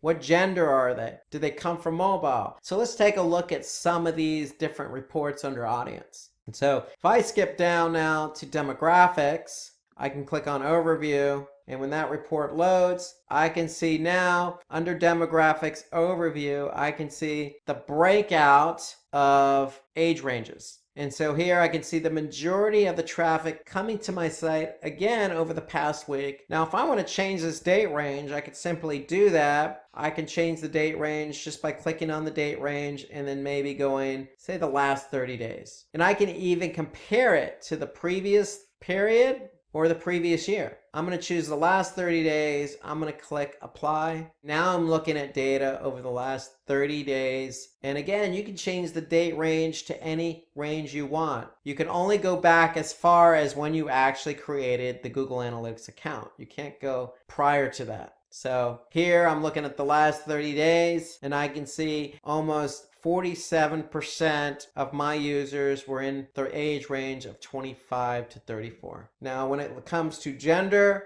I can see 66% represent males. So I can get a breakout of gender and age as well as interest. I can click on interest and look at the overview there and see what the interest is of the users who are coming to my site based on in-market segments or affinity. I can also choose language and location. So if I want to know exactly where my users are located when they're coming to my website, I can click on location. And here I can get a breakout. 43% of the users of the last 30 days were from the United States. More importantly, I can align my audience with goals. And we'll talk about goals here in a minute, but here I can see if I have an e-commerce website, I can see of those 43%, 0.29% of those converted or purchased something. And that equates to 94 transactions. So I can get a good sense of not only how many users are coming from a specific country, but are those users converting?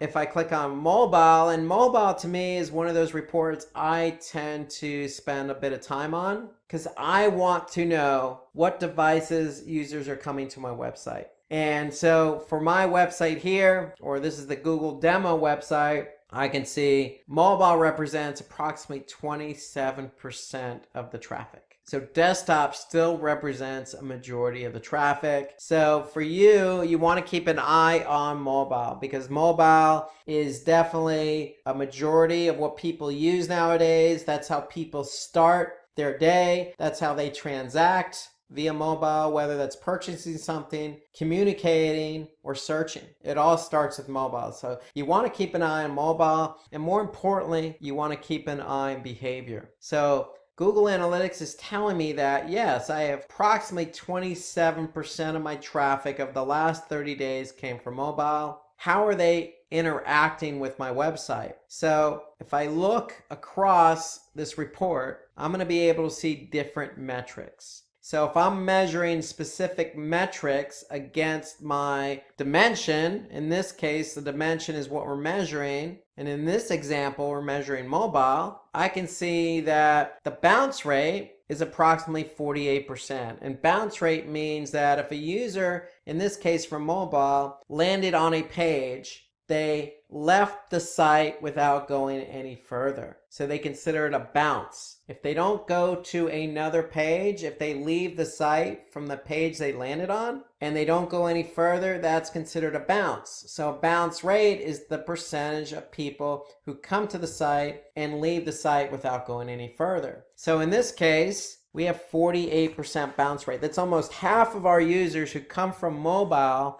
leave the website from the page they landed on. So is that good? Is that bad? Well, it's open to interpretation. It's definitely subjective. But you want to keep the bounce rate as low as possible. You want to keep people on your site, especially if you have an e-commerce website. You want people who come to your website to purchase. And so here we can see 48% mobile. In desktop, it's a little bit lower at 41%. Now, if I look a little bit further at engagement, I can see how many pages on average do mobile users look at. So versus desktop, it's a little bit lower. You can see 3.86. On desktop, it's 4.5. Now, if I look a little bit further in engagement, I want to be able to measure how long somebody from mobile stays on the website. If they're bouncing at 48%, but they're also looking at 3.8 pages, 3.9, almost 4 pages per session, then that means in this report, analytics is telling me they're spending about 2 minutes on the site. And interestingly enough, I can see that mobile over the last 30 days had more transactions. So 51 transactions versus 34 transactions from desktop. And interestingly enough, the e-commerce conversion rate is at 0.29%. That's higher than desktop at 0.07. It's lower than tablet, but it's higher than desktop. And mobile has the most transactions, and since they have the most transactions, they have the most revenue at 2,380. So yes, the engagement isn't exactly as great as it is as desktop, but we can see that people are still purchasing with their mobile devices. So it's something to keep an eye on, and mobile is something I definitely look at. In fact, since it's such an important report, one thing you can do in analytics is if you actually like a report and you think you're going to look at that report multiple times, then you can simply just go ahead and click save at the top here. So if I click save, I'm going to enter a name for this report. I'm just going to call it mobile report and click OK. And then what's going to happen is it's going to be located under Save Reports. And Save Reports is located under Customization. Customization is located above Real Time. Okay, so if I close that up, you can see Audience, Real Time, Customization. If I click on Customization, if I click on Save Reports, I should be able to see my Save Report here, and I do. So here I can see Mobile Report. If I click on it, I can simply go to the report I was looking at before I saved it. So Save Reports to me is a good feature in analytics because it allows you to quickly access a report that you've saved in the past. So let's take a look at one more report under Audience. And let's go to benchmarking.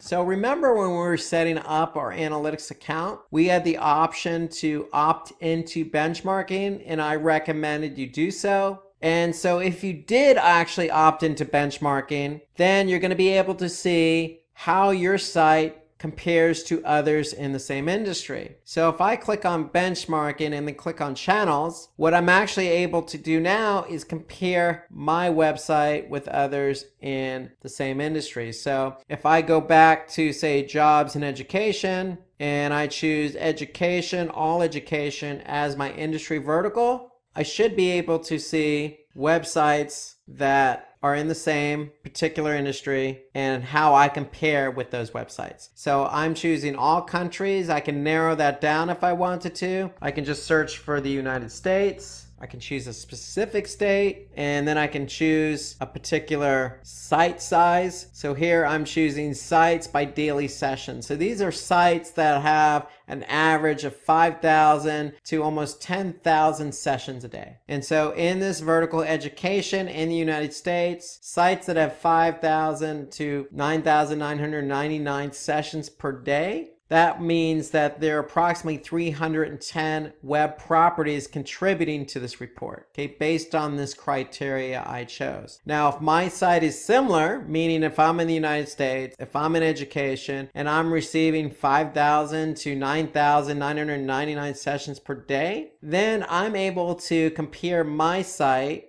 against 310 other websites. Now, Google's sharing this data anonymously from the other websites, and they're doing the same with your website to those particular websites' benchmarking reports. Okay, so it's shared data anonymously in particular industries and verticals. And so now I'm looking at a channel report. So if I want to see how I compare to others in my industry, then I can go ahead and see by channel. For example, am I driving as much traffic as others in my industry? And you can see I'm not. In fact, I'm 77% worse in terms of the amount of traffic being driven from organic search. So anything in red is going to show as a negative result, a negative comparison, whereas something in green is a positive comparison. So if I look at engagement, I can see that I might not be driving as much traffic, but I can see that the pages per session are better than the site average or the industry average. I can see if I go over again, looking just at organic search, I can see the bounce rate is better than the industry average. So the channel report under benchmarking allows you to measure how you compare to others in your industry. And you could do so by looking at location and devices. So if you opted into benchmarking when you set up your account,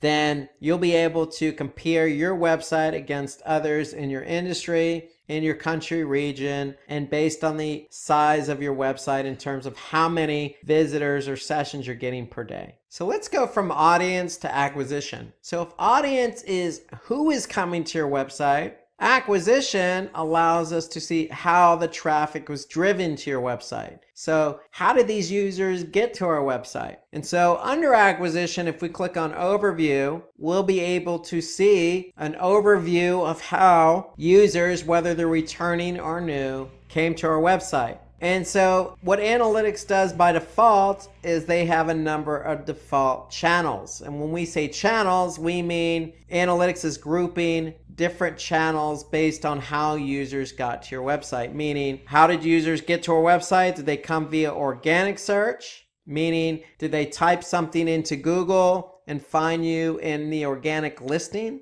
Analytics also groups users based on whether they came to your site directly, meaning did they type in the URL directly into the browser, or did they bookmark your website and come back via the bookmark? So they're grouping users under direct. They also group users under referral, meaning did they come from another website? They group users by social. Did they come from a social media platform like Twitter or Facebook? If you're running paid search, meaning if you're running paid search on, say, Google, then do they come from paid search ads? Now, if you're running display ads on, say, Google's network, Google's display network, that's a default channel. So analytics will group users there. So if they don't recognize a channel, then they're going to group it as others. So by default, Google Analytics groups users on how they came to your website via these default channels. And so I could see how many users came to the site from each channel. Now, if I want to drill down on this report, I can click on all traffic. And then if I click on all traffic, I can go to channels. I can look specifically at the channels report. And so now I can see organic search, again, over the last 30 days, is the #1 channel driving traffic.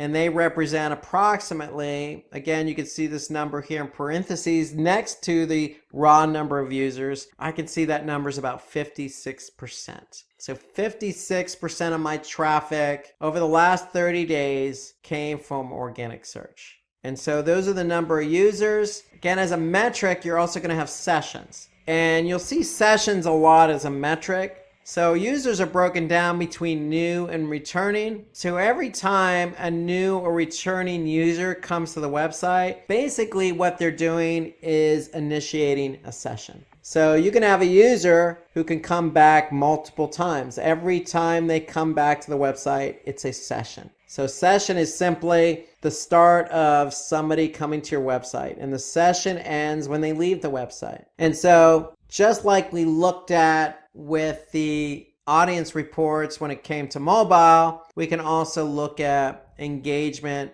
by channel. So just like mobile, we looked at bounce rate, pages per session, average session duration. We can do the same thing here with our channel report. More importantly, in addition to behavior, we can see conversions. And since we're running an e-commerce platform, we could see what the conversion rate is by channel. So organic search did drive the most traffic, and they did have the most transactions over the last 30 days. And the conversion rate in this case is 0.17. Okay, so how Google determines the conversion rate? They basically take the number of transactions and divide that by sessions. So that means that over the last 30 days, organic search drove 38,123 sessions. And of those 38,123, 64 actually turned into a transaction, which equates to 0.17, which also equates to 3,000 in revenue. So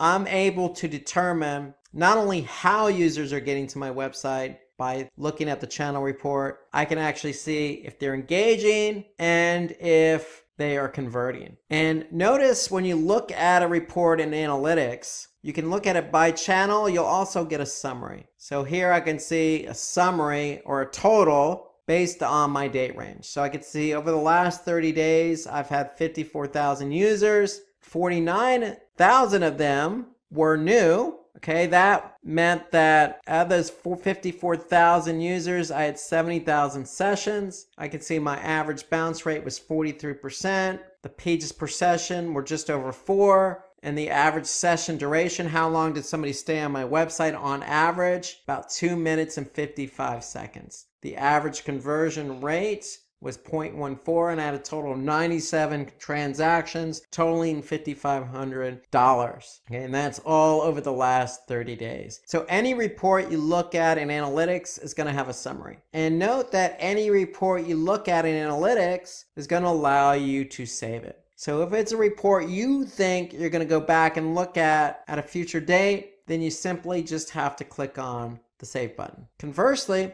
if you don't want to save it, you can simply just export it. So you can export it as a PDF. If I click on PDF, it's going to allow me to export that as a PDF. Now you have other options available to you as well. You can do a Google Sheet. You can export it as an Excel, or you can export it as a comma delimited file. So here you can see I can save it as a PDF if I want to. And if I click OK, it's going to save to my desktop or location of my choosing. And then I can go back and look at it in that format at a later time. So that's the export feature available to you in analytics. Again, if you could save it as well, or you can export it. Okay, some other reports under acquisition. If you're running Google Ads, note that you can connect Google Ads to analytics. And this is key because now I can see how many people are coming from Google Ads to my website, and are they converting? Now this is important because with Google Ads, I'm actually paying for the click. So you can see here, I'm running a report based on campaign data. So I could see what campaigns are driving traffic, how much I'm paying per click, and you can see on average, I'm paying 34 cents per click. And then more importantly, I want to be able to see if they're converting. So you can see I've spent $810 over the last 30 days and received $858 in revenue. So you want to make sure that you link up your Google Ads account to your Google Analytics account. For this very reason, you want to be able to see how your Google Ads campaigns perform once the users get to your website. And so I want to see if they're engaging, and I want to see if they're converting. So there are all sorts of reports under Google Ads. So you can look at it by keywords, by search queries, by hour of the day. If you're running display campaigns, you can look at display targeting. So there's all sorts of reports under Google Ads. You just have to link it up, and you link it up under the admin. Now, there are other reports that you can look at. So if I go to campaigns, I can look at all campaigns. So if you're running all sorts of different types of campaigns, whether that be on Facebook, whether that be email, whether that be, other types of advertising, let's just say Twitter or Instagram, you're going to be able to see those campaigns here. And that's under all campaigns. And again, you'll be able to see the campaign name, and you'll be able to see metrics associated with those campaigns. And more importantly, you'll be able to see your e-commerce if you're running an e-commerce platform, or if you have goals set up. So you'll be able to look at how your campaigns are not only driving traffic, but two, are they converting? Let's go from acquisition reporting to behavior. So behavior reports are going to actually show you how users behaved once they got to your website. Once they landed on a page on your website, how did they behave? So when we looked at audience, we got a sense of who is coming. With acquisition, we get a sense of how the traffic got to our website. Did they come from organic, direct, social, etc.? The behavior reports allow us to actually measure how that traffic behaved once they landed on a page on our website. And so if I go to overview under behavior, now I'm looking at this graph here. It's showing me how many page views I've had. And a page view is simply, once a page is viewed, it's counted as a page view. So if a user comes to my site, they're initiating a session. And if they look at a page, then that page is going to have a page view. Okay, so a user can look at a page multiple times in a session. And every time they look at that page, it's going to count as a page view. So here I can see in this graph how many page views I've had, again, over the last 30 days. And if I look further at my overview report, I can see the specific pages and how many page views they've had. And I can also look at some other metrics. Okay, the average bounce rate, the average time on page. I can look at the exit rate, which means how many people actually exited, or the percentage of people who exited from that page. So I can dig deeper into my behavior reporting. So if I click on site content and I click on all pages, then I'm going to look at a report by page. This is my dimension. This is what I'm measuring, my page. And now I can see how many page views each page had over the last 30 days. Now note, you also have something called unique page views. So unique page views is equivalent to one per session. In other words, if a user came to my site and looked at the home page, then the home page is going to have one unique page view and one page view. Now, if the user in that same session looks at other pages, then every page that user looks at is going to have one unique page view. However, if the user goes back to the same page in the same session, then it's still going to be one unique page view. But in this case, the home page, if they look at the home page a second time, then the home page is going to have two page views. If they look at the home page 5 times in one session, then the home page is going to have 5 total page views and one unique page view. Okay, so that's why unique pages is equivalent to one per session, where page views is an accumulation of how many times the page was viewed in the same session. So in other words,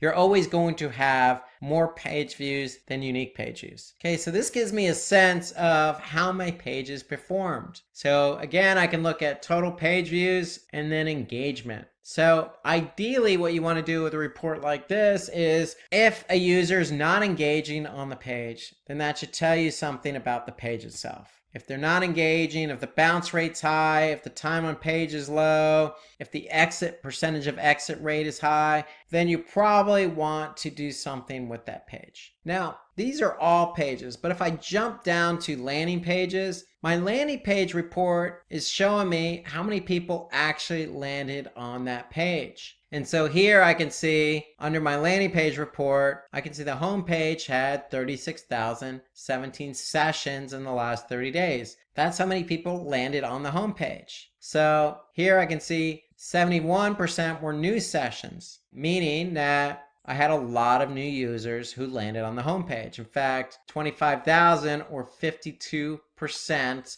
of the people who landed on the homepage were new. I could see the bounce rates about 42%, but of those who didn't bounce, they went on to look at about 4.5 pages per session and spent about 3 minutes on the site. And the one thing I like about the landing page report is I can also see whether that particular page, in this case the home page, did it help contribute to a goal or conversion. And in this case I can see of those 36,000 sessions I had 22 transactions totaling $1,200 in revenue, and that's an e-commerce conversion rate of 0.06%. So the homepage over the last 30 days contributed to 0.06% of the revenue. So this gives you an idea of when somebody lands on your website and they land on a page, is that page helping to move that person along? Meaning, are they not bouncing? And is that page helping to move people towards converting? And so that's what the landing page in effect allows us to measure, is the engagement. And in this case, we're measuring transactions. Okay, so analytics also gives us some other reports under behavior, including site speed. So site speed to me is an important report to look at, just like the mobile report. To me, site speed's important because what Google Analytics does is they take a sampling of pages. And in this case, you can see over the last 30 days, they sampled 2,835 page views. And of that sample, they came back and said the average page load time is about 4 seconds. Now, ideally, you want to keep it as quick as possible. I would say even under 3 seconds. Okay, now there are other factors involved with page load time. The browser you're using, the country that you're actually browsing that page from might not have the best infrastructure. You may not even be on the best internet network, meaning you're on a cell network or the Wi-Fi is not that great. Or you can be on a page that just has a lot of images or a lot of code that may slow it down. So there are other factors involved.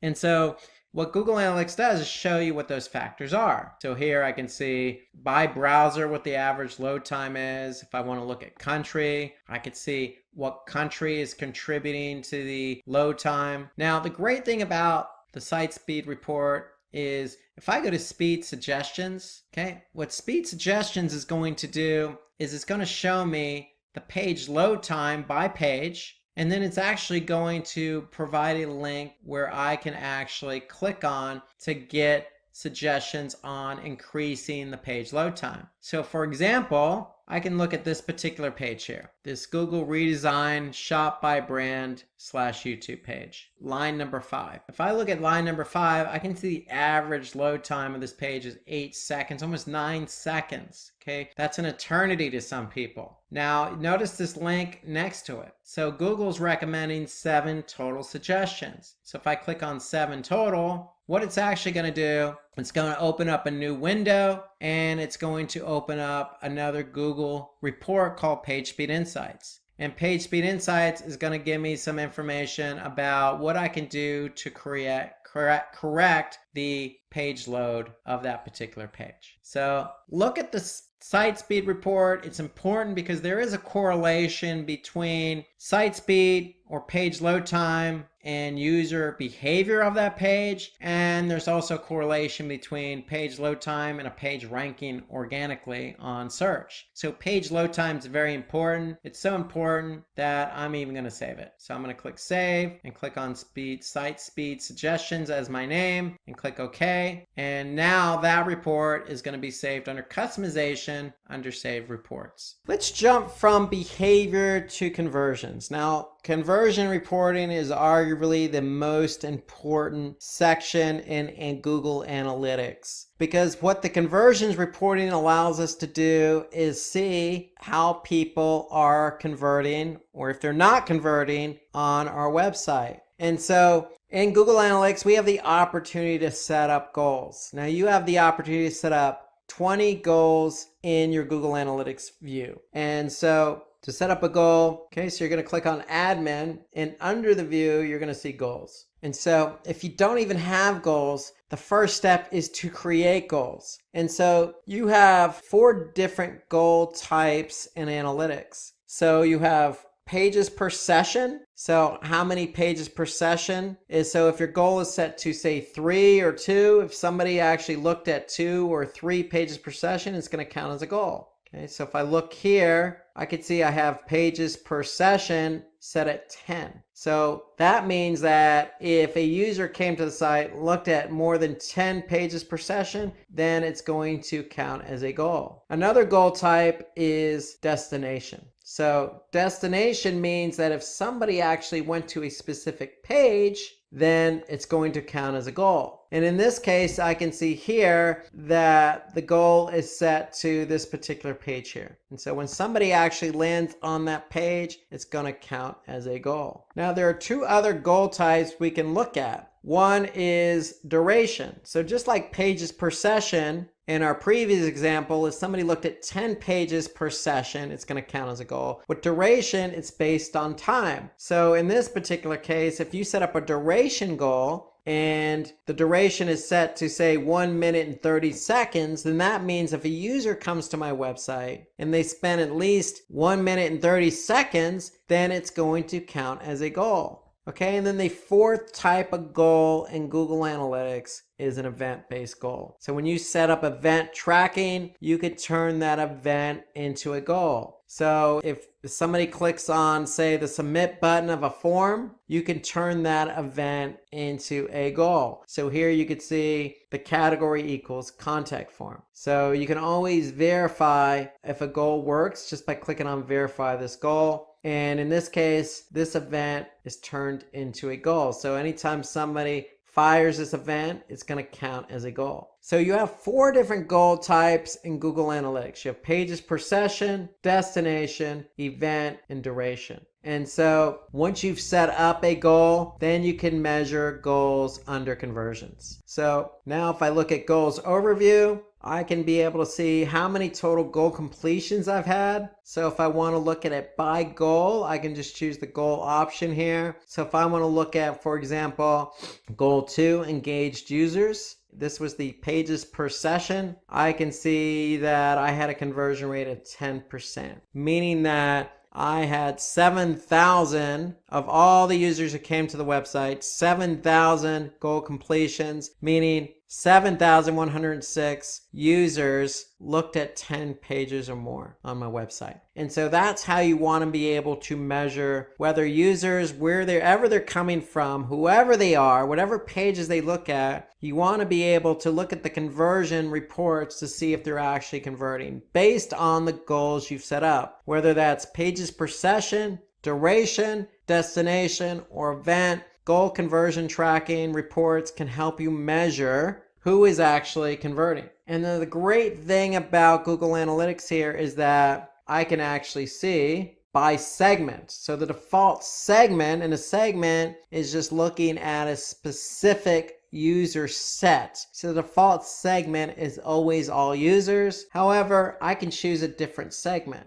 So if I want to choose, instead of all users, if I want to choose mobile traffic, I can select mobile traffic, hit apply. So I'm actually now looking at a subset of data. I'm looking at mobile traffic. So of all the mobile users who've come to my site, I can see 1,400 engaged or looked at 10 pages or more. Okay, and that's a 7% conversion rate. So the great thing about Google Analytics is you have the opportunity to set up 4 different goal types. Okay, based on those goal types, you can go to Goals Overview and look at the conversion rate of each goal, but you can also change the segment of that particular goal to see who exactly converted. Okay, another report I like under conversions is the multi-channel funnel report. So if I click on multi-channel funnel, basically what this allows me to do is see how different channels work together to convert. So remember the channel reporting we looked at under acquisition? Here I can see now how different channels work together to drive the conversion. So if I look at 3 channels, direct, organic, and referral, I can see all 3 together drive 2% of the conversions. If I look at direct and referral, 12.5%. If I look at direct and organic, 12.24%. So I can see how different channels work together. And so if I look at top conversion paths as an example, I can actually see how channels work together to drive the conversion. So in this example, I can see over the last 30 days that my top channel grouping was direct times 2, meaning that somebody came to the website directly, meaning they typed in the URL in the browser, or they bookmarked it and came to the site. Okay, they came the first time but didn't convert. But then they came back a second time via direct and then converted. So that combination is my top conversion combination of the last 30 days. My second best conversion grouping is organic search and direct, meaning that a user came to the website via organic search first, did not convert, and then came back via direct the second time and converted. So basically what analytics does is give credit to the last referral, meaning if you came to the website via referral, a referring website, and converted, then the referring website's gonna get the credit for the conversion. But analytics does a good job of showing you how different channels work together. So a channel may drive a lot of traffic like organic search, but that traffic may not convert the first time around for a number of different reasons, whether it could be brand recognition, price shopping, reading content, whatever the case. Analytics is able to measure if that channel actually did contribute at a later point. And in this case, we could see organic search drove traffic that didn't convert, but that traffic came back a second time via direct and did convert. So that's our second best channel grouping. And so the multi-channel funneling report, top conversion paths, to me is a good report to look at. So you can actually see not only how channels work together, but you can see sources and mediums and campaigns and how all those different campaigns and different sources work together to convert. So that's just a good report to look at. There are so many different reports available in analytics. There's so many that we haven't even gotten to yet. So my advice, if you look at the demo report, you can get a feel for each of these reports under each section, whether that be audience, acquisition, behavior, or conversions. Take a look at these reports, see what makes sense to you, see what you can use to improve your website performance. For this particular webinar, we're going to jump into Google Analytics directly and spend all of our time there, because it's about learning practical application. So goals are important. Goals, let me just say this, goals are in analytics something that should be aligned with your business. And we call goals that are aligned with your business KPIs, or key performance indicators. So it's very important as a precursor that you know how to set up goals in Google Analytics, because if you're using Google Analytics, you want to measure everything against a goal. So without further ado, let's jump right into Google Analytics. So if I go to Google Analytics and I log in, okay, what I want to do is go down to admin, click on admin here, and admin will take you to basically a screen that looks like this, where you have a account column, you have your property column, and then you have your view column. Now, the view column is where you're going to go to set up goals. Okay, so every view in every property has up to 20 goals. Okay, so by default in analytics, you're going to have at least one view for your property. So if I have a property, I'm going to have at least one view. But if I happen to set up multiple views like you see here, then I know for every view I set up, I have 20 goals to work with. So where are those goals? So under the view, I'm going to click on goals. And now I can see I have 20 at my disposal. Now you could see here by clicking on the recording column, I can see I have, in this particular property, this particular view, I have 5 goals that are active. So you can use up to 20, but you don't have to have 20 active, okay? You can have 1 active, 2 active. My recommendation is at least have 1 goal. Again, when you set up a goal, you're going to measure everything in analytics against that goal. Okay, so in this case, we have 5 particular goals we're measuring. So we have 5 active out of 20 total. So if I don't no longer want to use a goal, I can simply just turn it off. If I want to continue using it, just turn it on. Okay, it's that simple. You can turn on and off goals. So here I already have 5 set up. So if you want to set up a new goal, the one thing you need to know in Google Analytics is in order to set up a new goal, okay, you need to have edit access, at least the view level, I would say at the property level. So you want to make sure whoever's in charge of Google Analytics for your organization, or if you're in charge, okay, you simply just want to go to user management, and user management, you want to make sure the email address you're using to log into Google Analytics has at least edit permissions. So you're going to need edit permissions to add new goals. So I have edit permissions. I'm going to go to goals and I want to set up a new goal. But before we jump in and set up a new goal, what is it that we want to achieve? That's really the question we want to ask ourselves. What is the goal of the website? Well, if it's somebody downloading something, okay, are you measuring that download via an event? Okay, are they filling out a form submission before they download? So if they submit that form submission, is that the goal? Or do you have an e-commerce site? Is somebody purchasing something? So these are things you want to ask yourself before you actually set up the goal. What is it that I'm trying to measure? Now, when you actually do go to set up a goal, you're going to click on the red CTA button that says new goal. So Analytics actually has some templates set up for you. Okay, you can see them here. Okay, if somebody's registering online or creating an account or reading review, downloading something, sharing something, you could choose all of these options here. What I normally do is choose custom. 99% of the time, I'm just going to choose custom.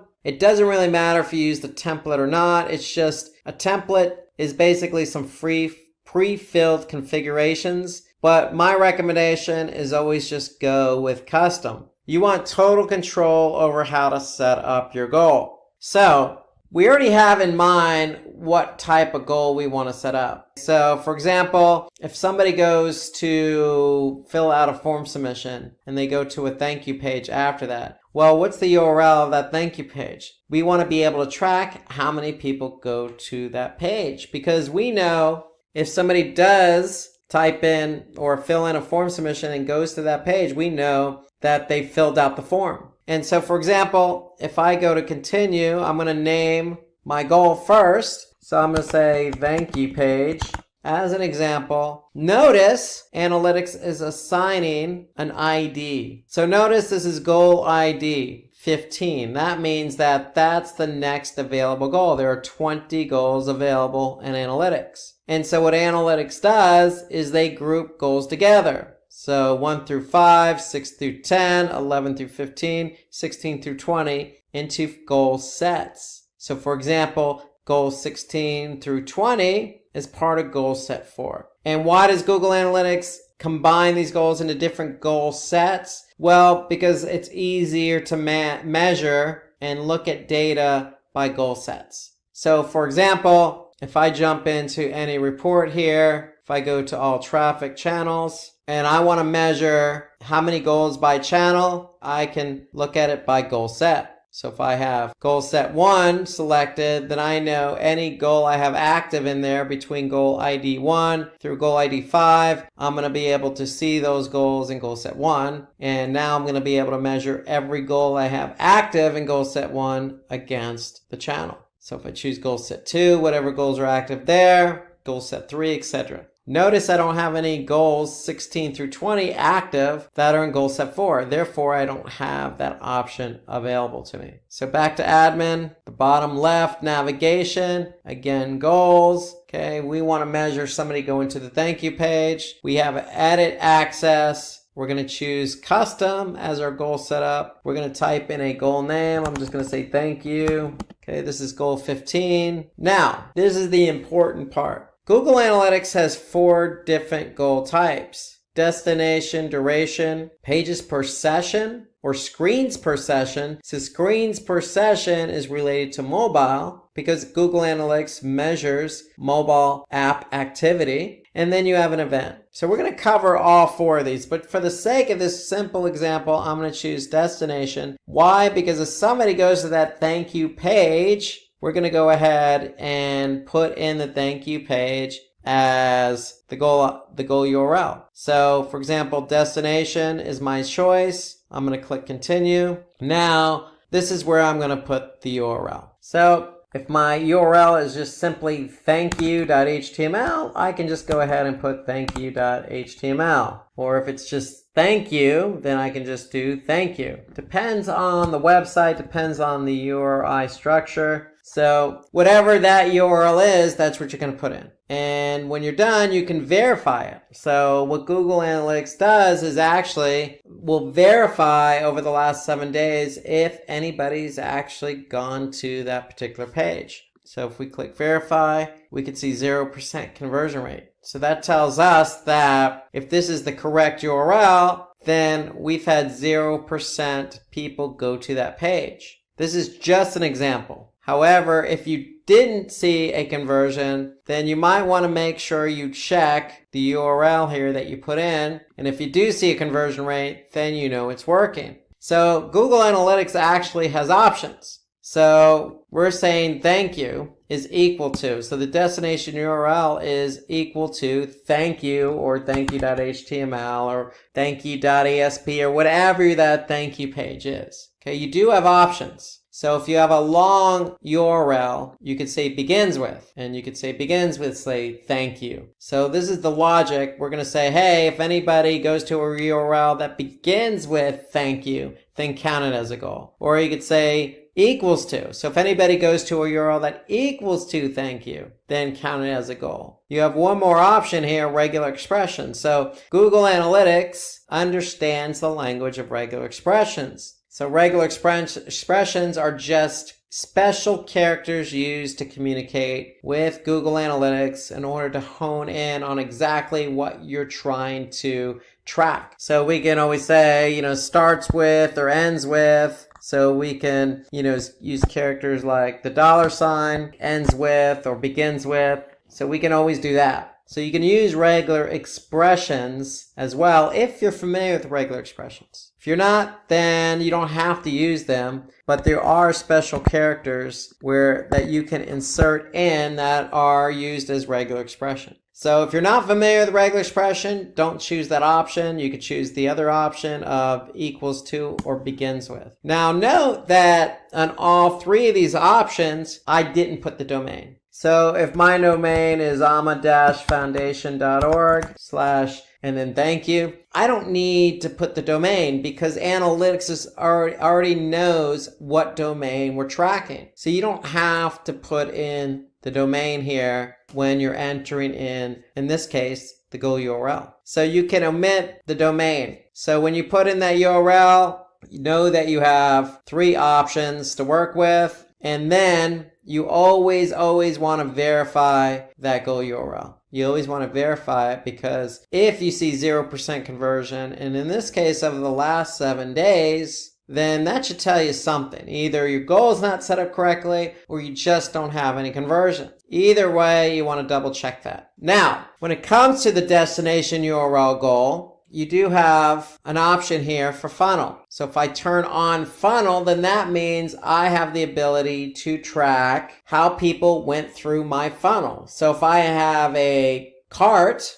and I want to be able to check how many people go in and out of the cart, then I have the option of adding specific pages as part of the cart. So we could say, step 1, which is basically cart. We could say step 2 is billing information. That could be /billing. We could say step 3 is shipping information /shipping. And then step 4 could be, confirm. And that could be /confirmation. So whatever your URL structure is for your cart, and it doesn't necessarily have to be a cart. Basically, all I'm doing is putting in a series of steps with URLs as each step. And why do I want to do that? Because I can then track how many people go through my funnel that I've created. Okay, so here I could see this is my funnel that I've created for this particular goal. Okay, and the funnel is only available for the destination URL. So the funnel is available if you want to see traffic through the goal. Okay, and how people go through the funnel and where they drop off. Now you have an option here to make the first step required. So if you make that first step required, then that means you're measuring the funnel through the first step only. Now, if I turn that off, then I'm measuring the funnel through each step, meaning that I can measure people as they drop in and out of the funnel. Where if it's required, the first step, then I'm only measuring traffic as it enters in the top of the funnel. So you have that option available to you, the funnel. And then for all goals, you do have a value. So if somebody did actually convert, okay, Google Analytics is going to count it as a conversion. And you can assign a value. So if you're not an e-commerce website, then you may want to think about assigning value. If you are an e-commerce website, then Analytics has the ability to track e-commerce revenue for your website. So you don't need to add a value. But in this case, let's just say you're a nonprofit organization and you're collecting donations. And on average, over the past year, every donation that somebody contributed was equal to $5. Well, you can just go ahead and put $5 in there as the value for that goal. So that means that if somebody did go to, in this example, /thank you and convert, Analytics is going to count it as a goal and then assign $5 value alongside that goal. So if you're non-e-commerce, if you're, say, a nonprofit like this organization, or you're B2B and you want to track some value, then you have that option there. So with the destination URL goal, you have the option of adding a funnel. With all goal types, you have the option of adding a value. All goal types, and we're going to go through the rest of them, you have the option of verifying that goal. So that's the structure of setting up a goal. Destination URL is just one goal type. We're going to talk about the other 3 goal types, because in Google Analytics, there are 4 goal types. Again, destination is one of them. With destination, as you do have the option with all goal types, is you have to be able to choose your logic here. So we're going to cover that with the other 3, but just know when you set up a destination URL goal, you have the option of adding a funnel. Now, when you actually do set up a funnel, what's going to happen is Analytics is going to measure traffic as it goes through the funnel. So where do you look for that funnel information? Well, you want to get out of admin. You want to go to the left side navigation. You want to click on conversions, then goals, then funnel visualization. So based on the funnel you set up, you're going to be able to see traffic as it goes through the funnel. So notice on this particular funnel, we don't have the first step required. Why? Because I could see traffic as it goes in and out of each step of the funnel. So let's go through this funnel and see how people react. So here I can see the first step is the store front page. So over this particular period of time, I had 84 sessions enter the storefront page. So out of those 84, I can see 21 left the storefront page. 63 went on to the next step in the funnel, which is the cart page. I can then see 24 people went on to the cart page directly and 5 exited the site altogether. Okay, so that gave me 87 total. And from 87, I saw that 82 went on to the next page with the next step. What Analytics does is they give you a percentage. So in the first step, we had 63 move on to the cart page. Out of 84, that's 75%. So from the cart page to the create your account page, we had 94% move on. So we didn't have anybody enter in the create your account page. We didn't have anybody leave the create your account page. So we have 82%, 82, create your account, and then we have 82, move on to the payment page. So that's 100%. Okay, we have one exit. So we have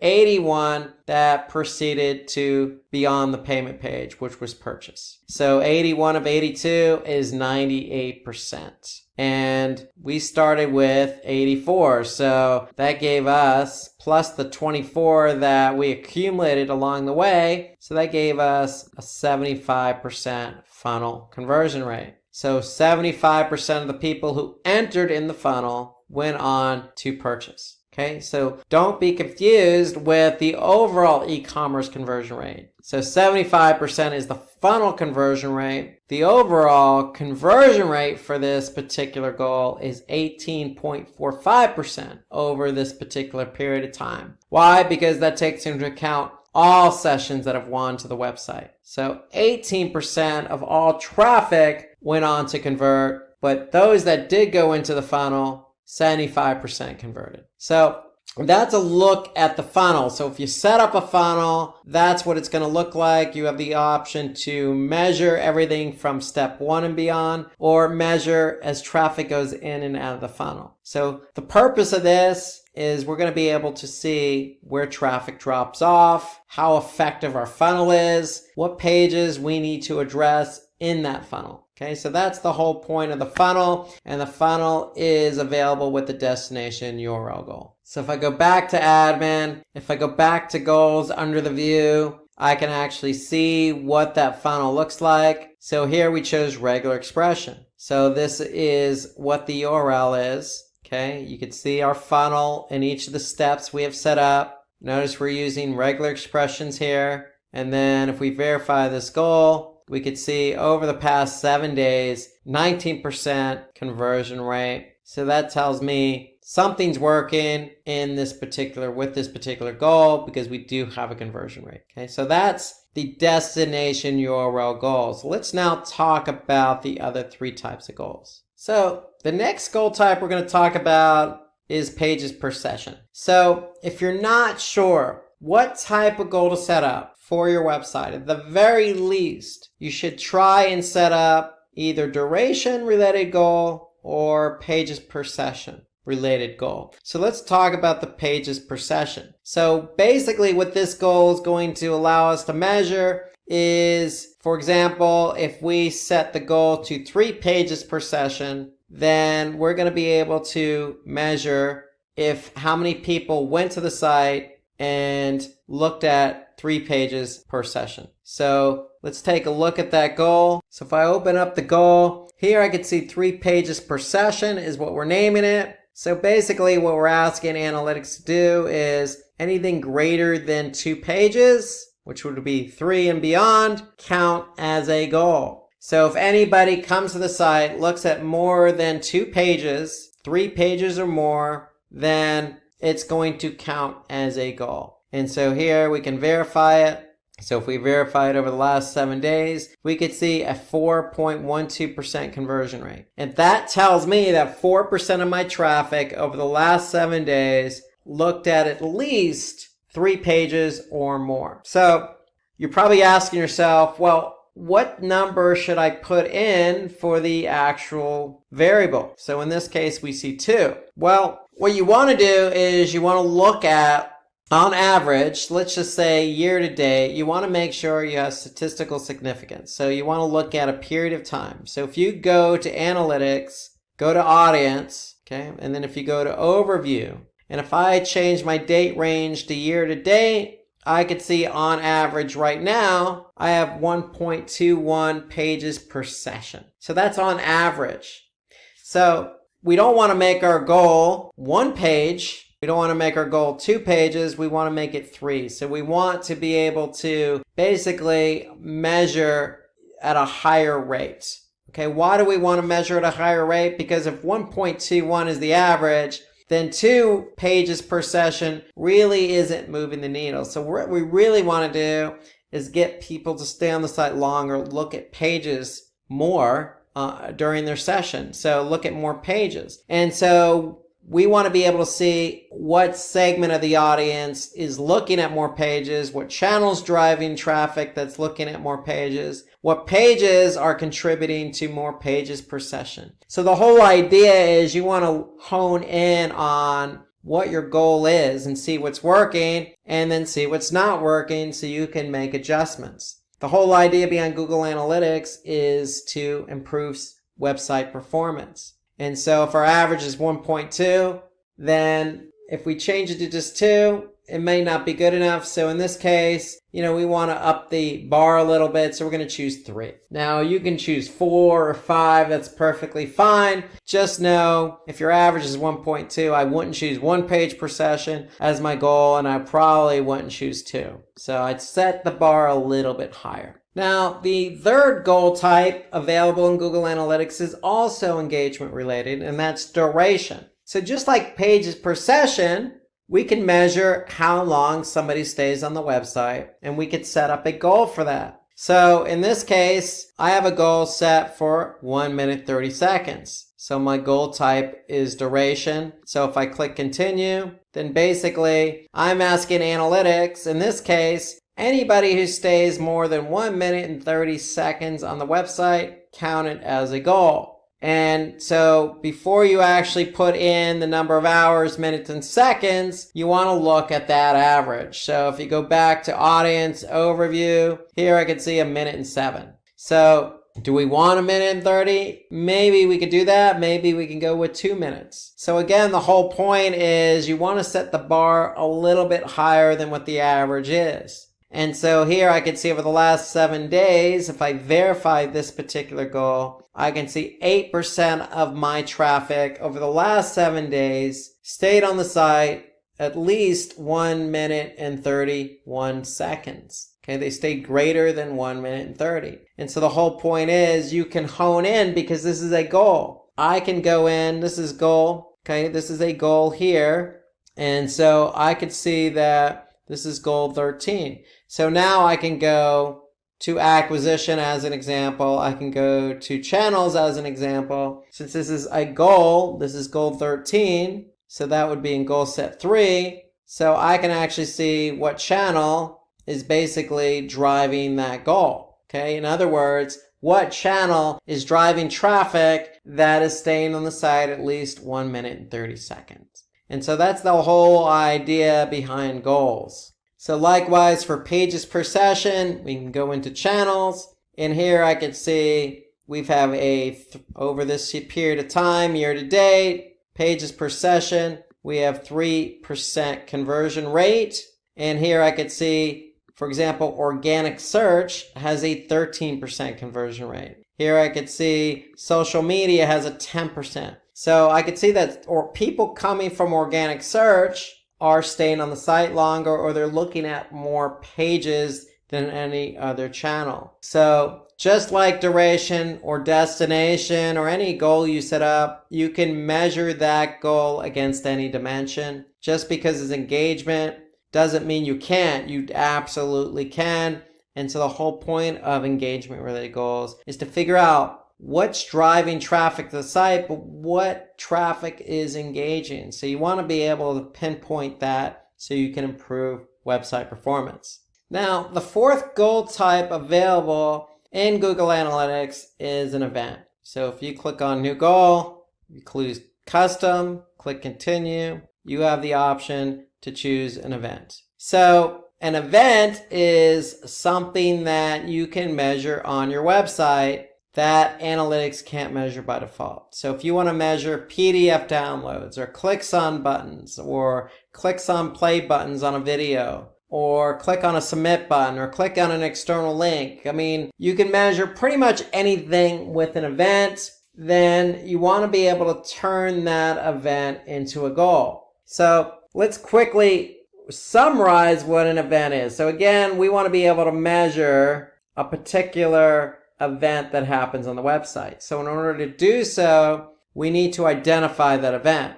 So if I go to, for example, this particular website here, and I want to measure how many times somebody clicks on the donate now button. Well, if I can measure that as an event. So when you set up an event in analytics, you have to actually assign a category and an action for that event. So that's the first thing you need to do when you identify an event-related goal. First, you need to set up the event. And in order to set up the event, you need to assign a category and action.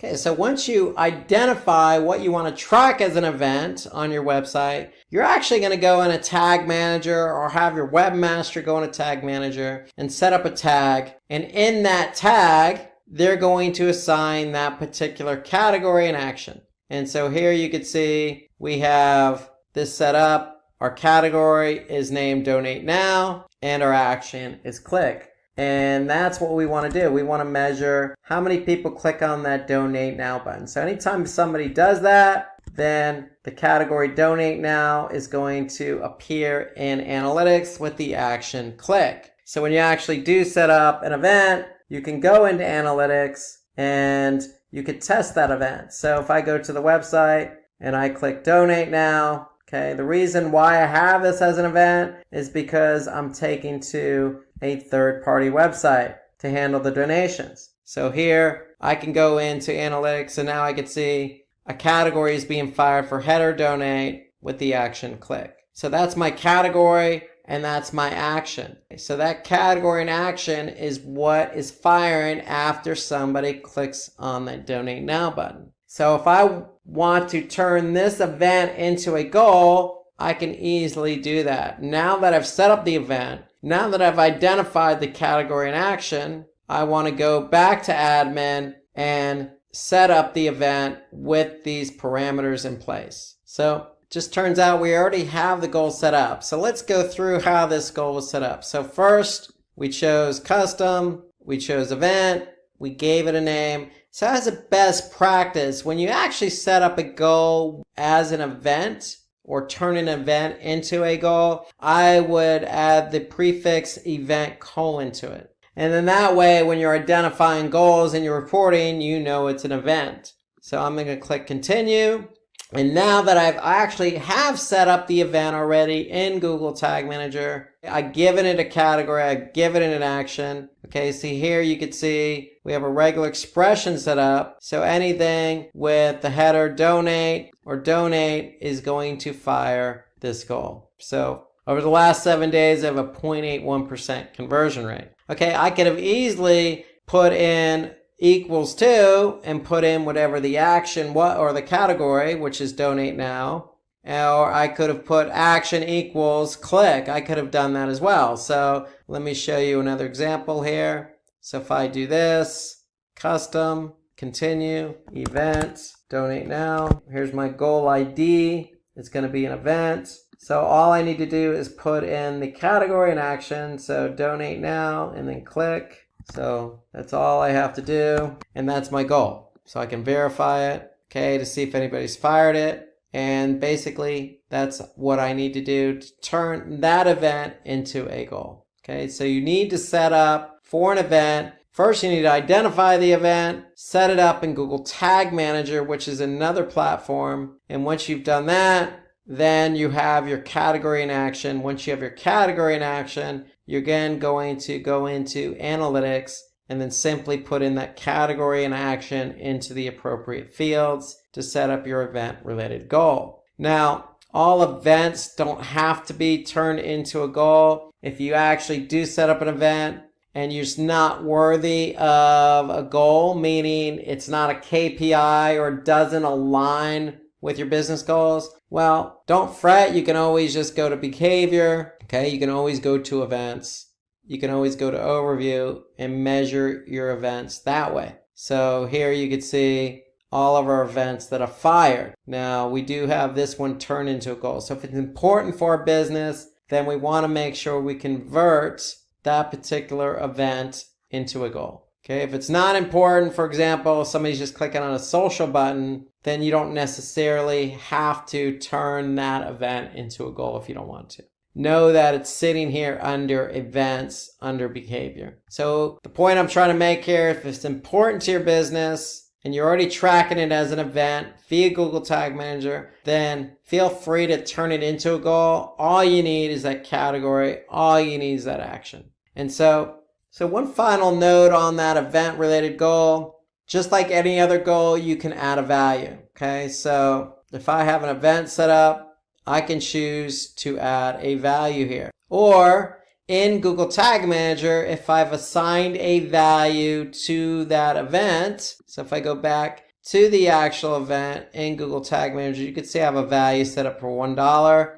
Then I could just go into analytics and say, you know what? I already have the value added. So go ahead and use the value added in Google Tag Manager. Okay, so I'm going to choose yes. Now if I choose no, I have the option to add the value here, just like I would with any other goal. So just keep that in mind. You can add a value to any goal type. With an event related goal, you can add the value right into the tag in Google Tag Manager, just as I've done here. So remember, when you actually set up your goals, whether it's a destination, pages per session, duration, or an event, you can just go ahead and choose that goal set that it's in and measure any dimension against that particular goal. So here I can see e-newsletter signups by channel. I can go into another goal set. Here I can see contact form submissions. Okay, I can see what particular channel is driving contact form submissions. Okay, so just know that you can align a goal against any dimension. So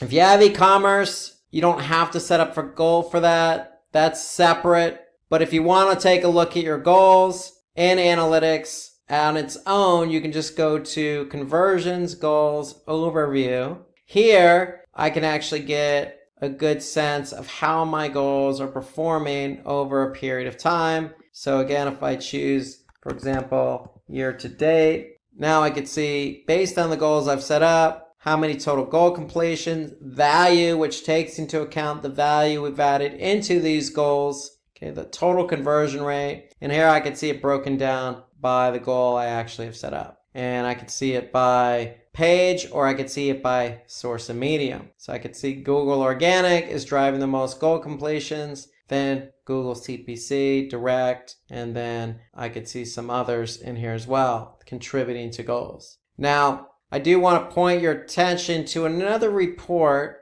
in Google Analytics that does take into account goals, and that's multi-channel funneling. So again, under conversion goals, multi-channel funnels, if I go to assisted conversions, I can actually see what channel in this example is assisting with the conversions I've set up. And so what do we mean by assisted conversions? Well, that means that if a channel, let's just say organic search, drove traffic to the website, and that traffic didn't convert when it arrived at the website and left, but it came back a week later via another channel, let's just say email. And when they came back via email, they did convert during that session. Well, what analytics does is they give an assist to organic search because they help drive the traffic to the website. So it's similar to the game of basketball. If I have the ball and I pass it to my colleague, and my colleague's the one who scores because they had the ball last, well, they get the credit for the point, i.e. the conversion, but I get an assist. And so analytics works the same way. They're always going to give credit to the last click or direct conversion, but they will give credits to the channel in this case that assisted with the conversion. So that's under assisted conversion, and that's based on the goals you have set up. You can highlight any particular goal here. If I want to hone in on, say, the donate clicks only, then I'm going to be able to see what contributed to that particular goal. So there's another report in here, top conversion paths, that I think is important. So after you set up your goals, you can actually see what channels in this particular example help to drive conversions. Again, this is year to date. So I can see all the different combinations of channels that work together to contribute to a conversion. So again, I can choose a specific goal, or I can choose all my goals. So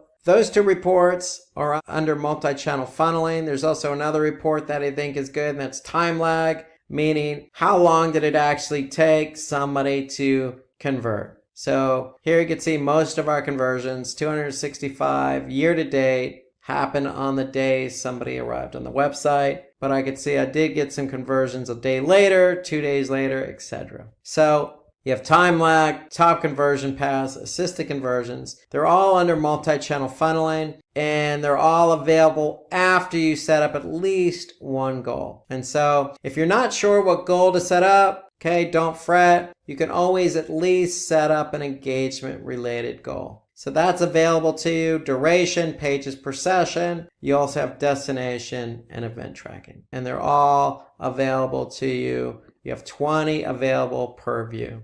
Now, if you're not quite sure exactly what type of goal to set up, there is an option available in analytics, and that's the gallery. So you can always import a goal from the gallery. So in other words, we could take a look at what other people have set up in terms of goals. So you just have to click on the button import from gallery, and it'll take you to the gallery, and you'll be able to see what other goals others have set up. Today we're going to talk about how to set up event tracking in Google Analytics. So let's get started. So many of you out there have a website similar to the one I'm looking at now. This is a nonprofit that I work with, AMA Foundation, and like this website and probably like your website, you probably have some interactivity on there that needs to be tracked. For example, buttons. If you have buttons like this one that says donate or newsletter sign up, or there's a PDF download or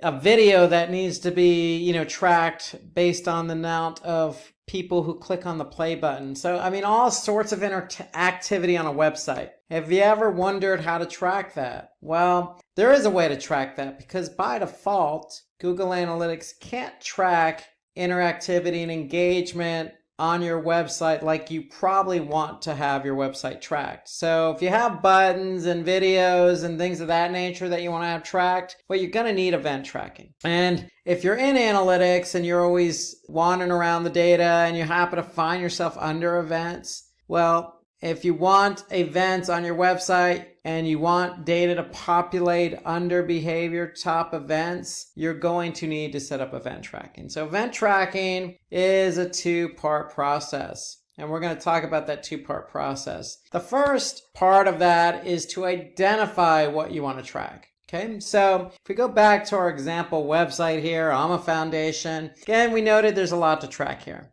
We got a donate now button, we got a newsletter sign up, we have some social icons. Okay, we got a donate now button here, we got a play button here, we got all sorts of interactivity. We got a button here that says, purchase tickets for an upcoming event. I can go throughout the website and find different buttons and things to track. Let me just say this. There's no shortage of what you can track on your website with event tracking. So event tracking is just basically, in layman's terms, tracking engagement on your site. Because Google Analytics by default is only going to track page view data, meaning how somebody got to your website, what page they looked at, how long they stayed on that page, what page they left from. More or less, they're timing how long somebody stays on the website and what pages they look at. So there's more to a website than just how long somebody stayed on a page. And so in this example, we want to be able to track everything here, not just the donate now button, but everything, because once you get the hang of event tracking, then it's very easy to set up. Okay, so step one, identify what you want to track. Okay, so there's a lot we want to track. We're just going to use one example to start off with, and that's going to be this donate now button. Okay, so this donate now button we want to track. Now we have a newsletter sign up, we have Facebook, and that's fine. You could track all that, but for the sake of going through a step-by-step process today, let's just focus on the donate now button. Let's focus on the donate now button, then we'll come back and start tracking these other things. But this is what we want to track to start out with. Okay, so step one, identify what you want to track. Now, when it comes to tracking events on a website, you want to identify those events. So we did that by choosing this donate now button. Now, once we identify what we want to track, we need to assign 2 parameters for that event. So with event tracking, you have 3 parameters, but one is actually optional. So you have 2 mandatory parameters that you have to assign to everything you want to track on your website. And that's the category and then the action. So event label is the 3rd parameter, but again, that's optional. Okay, so basically, when we identify an event on our website, we want to assign it a category and an action. Okay, so why do we want to assign it a category and an action? Because when we are in analytics, under behavior, under events, top events, we could see we have different categories here. And we have different actions, we have different labels. So if I click on any one of these dimensions, I'm going to be able to see some of the parameters I've entered in for previous events I'm tracking. Okay, so the whole idea is you want to be able to group different events together into a category and assign an action and assign a label to it. That's really what you're doing. You're just grouping and identifying the events you're trying to track. And so in this case, I have this Donate Now button sitting in the header. Okay, in fact, I have a lot of things sitting in the header. So if I wanted to, and I want to track all these buttons, I can create a category called header. And then if I track all these buttons can sit in that same category if I wanted to.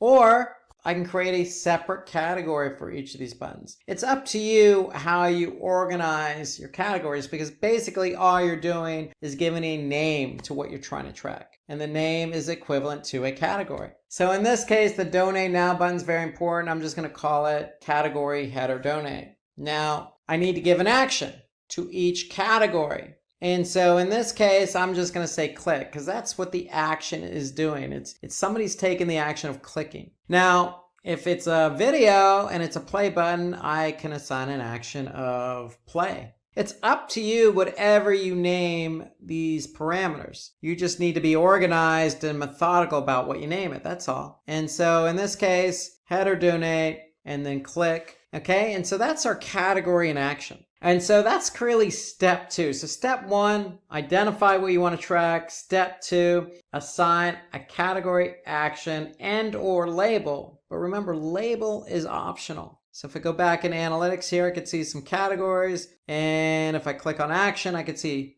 some actions that I've named. Now, step 3. So we've identified in step 1 what we want to track. We've assigned a category and action. So step 3 is going into Google Tag Manager to set up the event. Okay, so if you're not familiar with Google Tag Manager, then you can easily just do a Google search for Google Tag Manager, and basically you'll have all sorts of information on it. There's a good video overview of Tag Manager here that you can watch. So Tag Manager basically is what we want to use to set up event tracking. Now, Tag Manager is used for a lot of different things, but the main thing we're doing here is setting up an event for our website. And so I'm logged in to the same email address I'm using for analytics. Okay, so now I'm in Tag Manager and I want to set up my event for this Donate Now button. So what do I need to do? Well, for every event I want to set up, I need to set up a tag. Okay, so if I go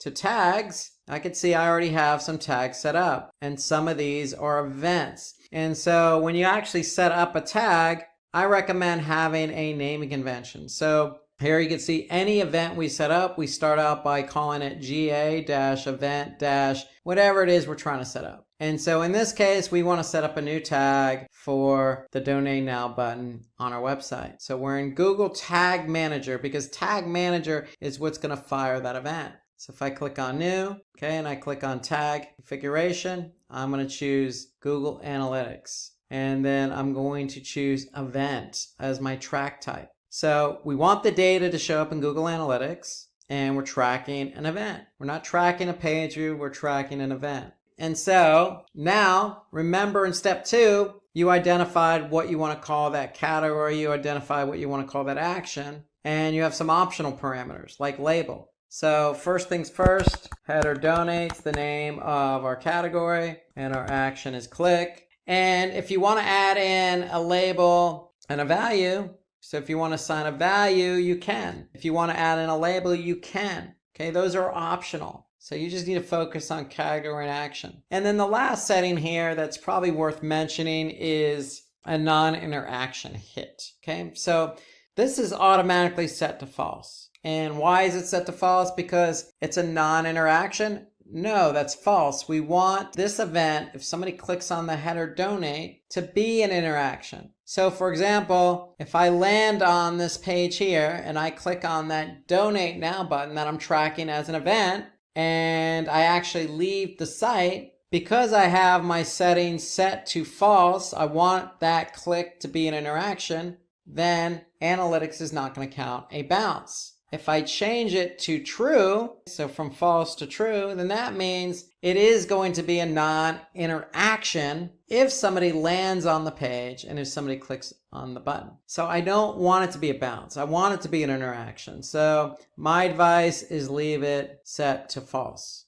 We're going to choose Google Analytics as our setting here. This is our variable for Google Analytics. So in other words, that variable is set to our analytics property ID. And more or less, that's what you need to do to set up the tag, okay? You need to, in step 2, identify the category and action, and or label, and or value. Now, value can be anything you want. You're assigning a numerical value, so if you just assign 1, anytime that event fires in analytics, it's going to have a value of 1. Okay, and so we have our non-interaction set to false. So anytime the event fires, it's going to count as an interaction and therefore not count as a bounce if somebody landed on that page. So that's more or less all you need to do to set up the tag in Google Tag Manager. Now, if somebody else is setting up the tag for you, then again, you want to revert to step 2. You want to be able to give that person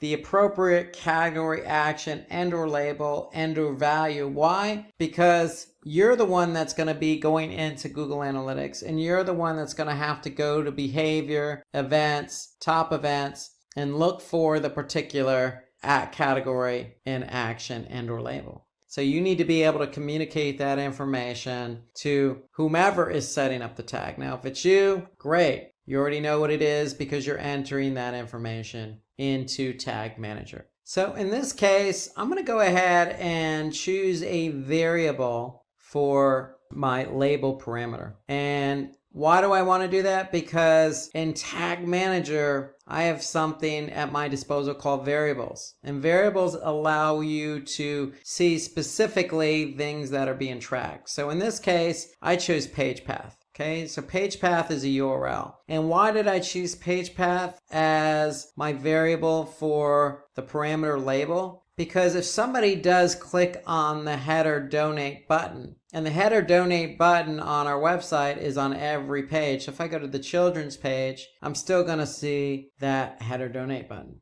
And so for me, I want to be able to see what page somebody clicked on that header donate button. And so this allows me to actually see in Google Analytics what page somebody clicked on the header donate now button. And so now if I go back to GTM, Google Tag Manager, I have a category, I have an action, and I have a label, which is a variable. Okay, so note that in Google Tag Manager, you have a lot of different variables at your disposal. And variables are there to help you identify specifically what is being tracked. So take a look at all the variables at your disposal in Tag Manager. In this example, I'm using page path. So now, once you set up your tag, pretty straightforward. Again, tag types, Google Analytics. Track type is event. You are assigning the category, action, and or label, and or value. You're changing or leaving the default in place for non-interaction hit.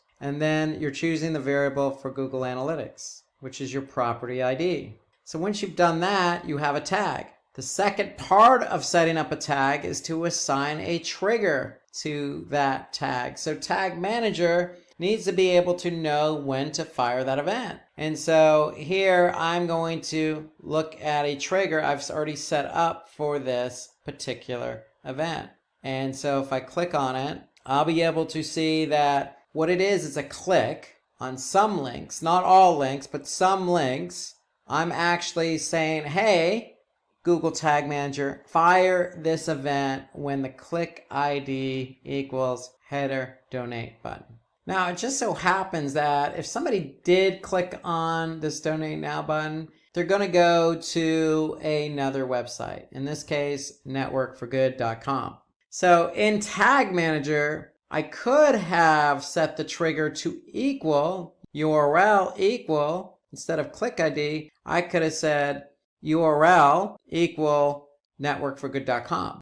So that could have been my logic for my trigger. In this case, I decided to go with the click ID. And so in this case, that button has an ID associated with it called header donate button. So if you wanted to use click ID for your event, for your button, you could simply just go to the website. You can right click on that button and click inspect element. And so when I actually inspect the element, I can see now the button here. You can see it's highlighted in the upper pane, and in the lower pane, I can see where it's linking to. It's linking to networkforgood.com. But here you can see if I hone in a little, I could see ID equals header-donate-button. So that's the click ID. Notice there's also a class. I could have set the trigger to equal this class. Or again, I could have set the trigger to equal the URL or the page that this button is pointing to. I could have chosen any one of those, but I decided to go with the ID. So this is the ID I chose, and that's the ID I have in my trigger.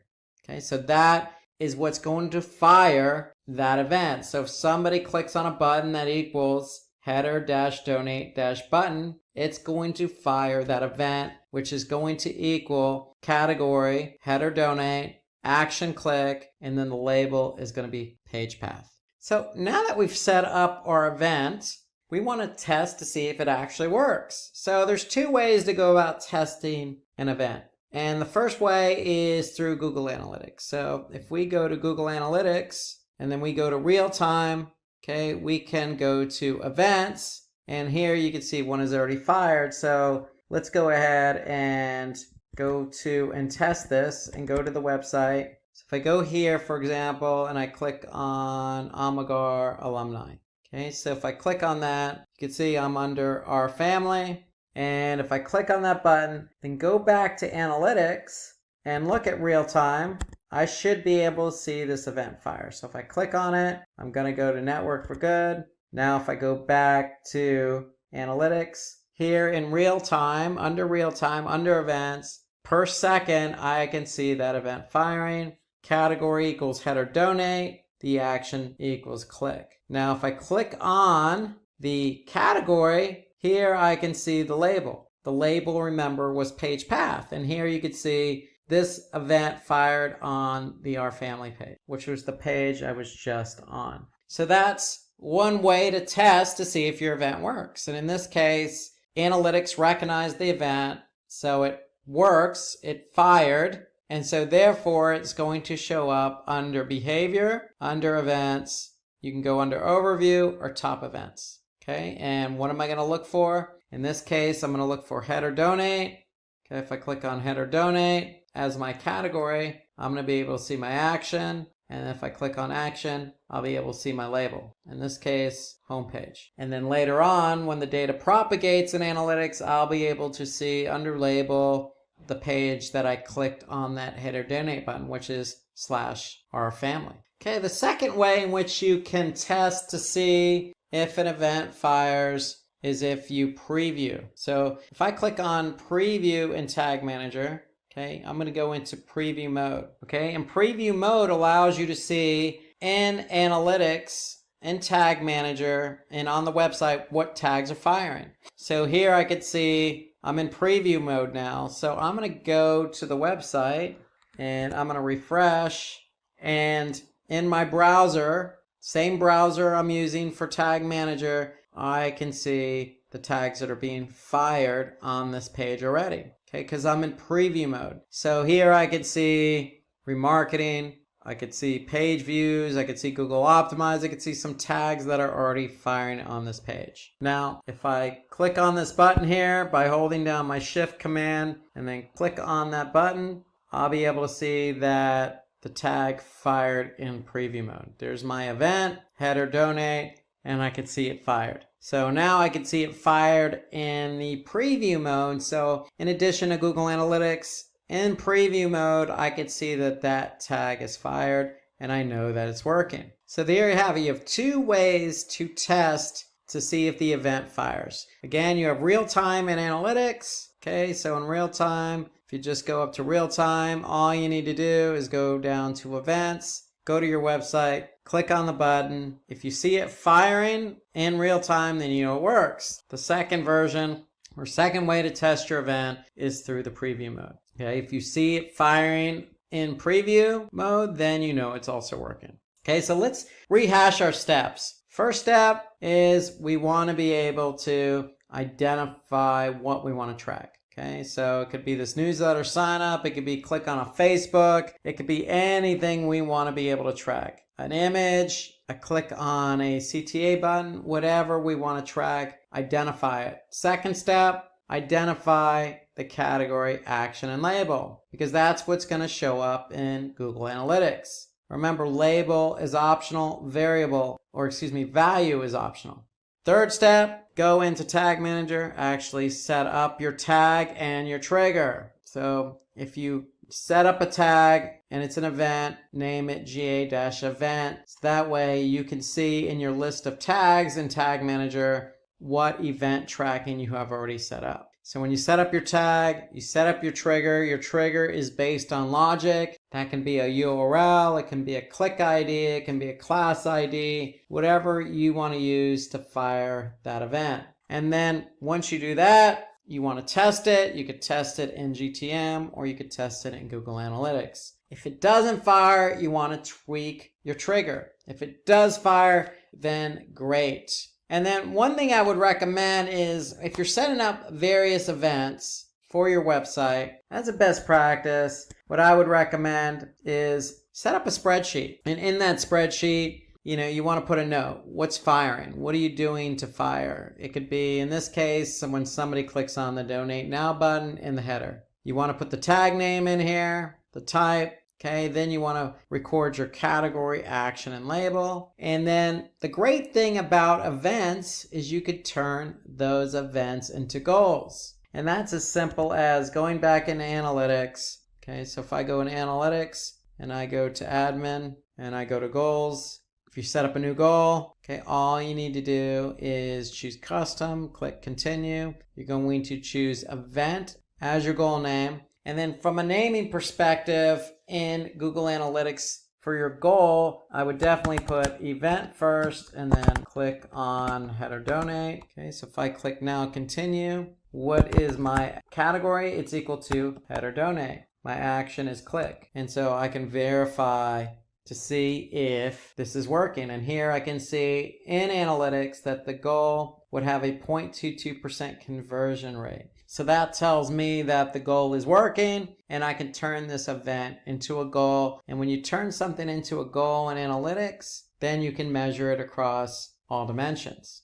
That's what I would recommend if the event is equal to a KPI or business goal, or it's of importance. It's something you really want to measure. Okay, if it's just a click, say on a Facebook button, I wouldn't recommend setting that up as a goal. Okay, so once you've set up your event, you recorded it in your spreadsheet, it's firing, you want to be able to then go back into behavior, back into events. Okay, you can go to top events. Okay, so top events tell you by category as a default what events are firing or what category is firing the most. Okay, so if I choose my date range, here I can just go to year to date. So here I can see my header donate button, fortunately for me, has the most total events. Now notice in analytics, you'll also see unique events. And so the difference between unique events and total events is that unique events are equivalent to one per session,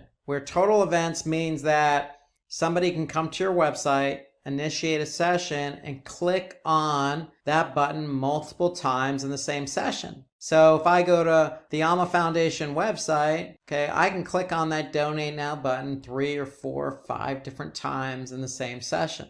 So what analytics is going to do is actually in that session, count it once, but accumulate the number of clicks as a total event for that session. So you're always going to have more total events than unique events, because in some cases, users may click on the button more than once in the same session. And so here I can see total events, unique events, and if I added a value to that event, I should be able to see it here. So if I added $1 as an example to this particular event, because it had 164 unique events, I should be able to see 164 as my value. But since I see 0, that means that I did not assign value. And so average value basically is just giving me how much average I have per event. So it's taking into account the number of, or the value, the total value divided by the total number of unique page views or sessions. And so because I don't have value, I'm not going to have average value. But here you can see, because value is optional, here I can at least see how many events or how many clicks I receive for a particular button. Again, it could be a video. If I clicked on this video as an example, I can see how many people actually started it. I can see the unique and the total events. And if I click on label, if I have a label assigned, then I'll be able to see what page triggered that event. So if we go back again to our header donate button, back to category, if we click on label as our primary dimension, here we can see the home page had the most unique events, then followed by the children's page, the contact form, etc. So what you can do in analytics, you can also look at the pages that have driven events. So here I can see the home page has accumulated the most total events, followed by the contact us. So that's how you would look at the data in Google Analytics. Under behavior, under events, and then under top events or overview is where you can start analyzing your event tracking. So first you need to do, identify it, assign a category, action, and or label, set up that tag and trigger. Once you do that, once you test that it's working, this is where you're going to go to analyze. Introducing Simplilearn's postgraduate program in digital marketing that will transform you into a master of the digital realm. This comprehensive program, crafted by industry specialists, equips you with extensive knowledge and practical skills to excel in the fast-paced digital realm. Enroll in our postgraduate program in digital marketing. Become a game changer in online marketing and find the course link mentioned in the description box below. Let's start out with why GTM. So let's just say you're Sam and you have your own e-commerce website and you want to understand how people are interacting with your website. Well, Sam, today's world of websites contain a lot of interactivity, everything from videos to PDF downloads to commenting to form submissions to all sorts of chat functionality, interactivity going on throughout the website. So there's just a lot that you need to track outside of just page views. And so really what GTM does is they help you track all these things I just mentioned. Everything from somebody clicking on the play button of a PDF to somebody clicking on the submit button of a form to somebody entering in something on a chat function. So that's what GTM is. So why GTM? Because it helps us track all that interactivity. So all GTM is really allows you to really place a piece of Java code, which is just script, and this script that's added to a web page to collect information. So that's really what a tag is. It's just some script that gets put on a web page in order for you to collect information, like page views, clicks, etc. And they send it to third-party tools. Okay, so that's what GTM does. It basically allows you to take all these tags that collect information and you can use them in GTM. So if you want to, for example, collect how many people, enter a chat functionality and start chatting. Well, you're going to take that script and you're going to put it in GTM, and GTM will then allow you to start tracking that information. So that's really what GTM is. It just allows you to put tags into a container, or think of it as a toy box. You have all these toys and you want to track, well, you can put all those toys or tags in a toy box or container. And we're going to talk a little bit more about that. But before we get into GTM, let's just say, you're communicating with your developer and there's a new user request on your webpage and you want to update the tag. Well, your developer, considering it's probably a small update to your website, is probably gonna not hesitate and is going to go ahead and turn around and do it normally. And so normally what happens is the developer is going to go to the website and update the tag. Well, what if you have a few things that you want to track? All those things I mentioned before, from downloads to clicks to, somebody checking out to watching a video. Well, your webmaster, your web developer is going to go, well, hold on a second. Now, all these requests are going to take time. I need to put them into the work queue, so to speak. Well, what happens is when they go into a work queue, usually it's going to take some time. And in some cases, you as a marketer need to launch a campaign. And you want to get that tracking added to the website in time for the campaign launch. So you want to go ahead and quickly turn around the tracking for that particular campaign. Let's just say you're launching a campaign and you're sending people to a landing page that has a form submission. And you want to be able to track how many people click on the submit button of that form submission. Well, if you need to turn that around, your developer's like, well, I need to put that in a work queue. The timing isn't going to always work out between you and your developer, is my point. And so that's where GTM comes in. Because there is a solution to update your tags faster. And that's Google Tag Manager. So when we say GTM, that's what GTM stands for, Google Tag Manager. It's a place for you to add tags quickly and easily. So tags, remember, are just snippets of code that allow you to track things on your website interactively. And basically, when you have GTM, you can bypass the webmaster and do it quickly and easily. So that's what GTM is all about. So why GTM? Because we just identified two benefits. One, you could track all the interactivity on your website. And two, you can bypass your web developer or webmaster. And so that's the benefit of GTM. So the benefit, you get those tags updated very quickly via Google Tag Manager. Okay, so that's what Tag Manager is. So what we're going to talk about today is specifically what Tag Manager is and what it does. We're going to list some of the benefits of Tag Manager. We're going to show you how it works, and then we're going to show you how to get started with Tag Manager. Tag Manager, if you're not familiar with working with webmasters and dealing with JavaScript and tags and all this jargon is just new to you today, okay, well, don't fret, sit back. We're going to take it slow. This is an introduction into Google Tag Manager. Again, let's start out with what is Tag Manager. So we've already introduced it to some degree because we already introduced it as a tool where you can put all your tags into a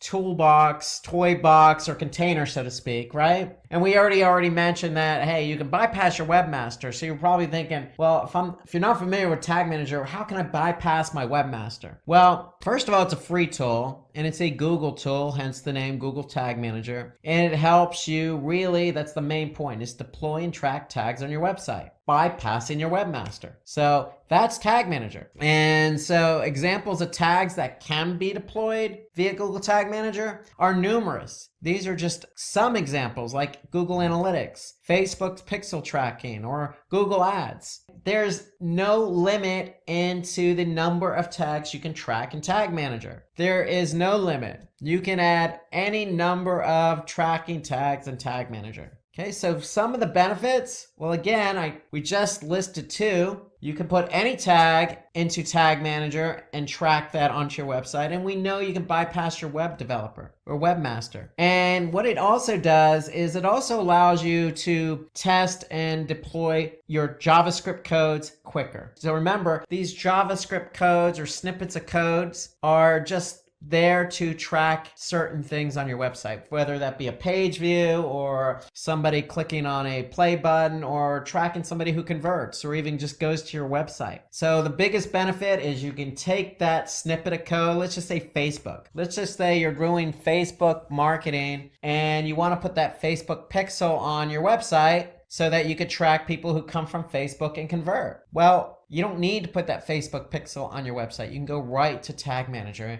and you can put that snippet of code right in Tag Manager really quickly. And the other benefit here is all tags are managed in one place. And that to me is really a good benefit, because when you start adding tags on your website and you have some tags in Tag Manager, it just gets very confusing. So ideally, all the tracking code you have on your website needs to be in Tag Manager. Think about that. All the tracking. So if you're doing Bing, or you're doing Facebook, or you're doing Twitter, or you're doing LinkedIn, and you're doing Google, you're doing all this type of marketing on all these different platforms, you're going to have tracking code for all these different platforms. And instead of putting all that code on your website, return going to slow down the load time of your web page and website. You want to put them all in Tag Manager so they can be organized and you know exactly what you're trying to track. And the other great benefit of Tag Manager is there's a versioning control. So let's just say you have added tags to your website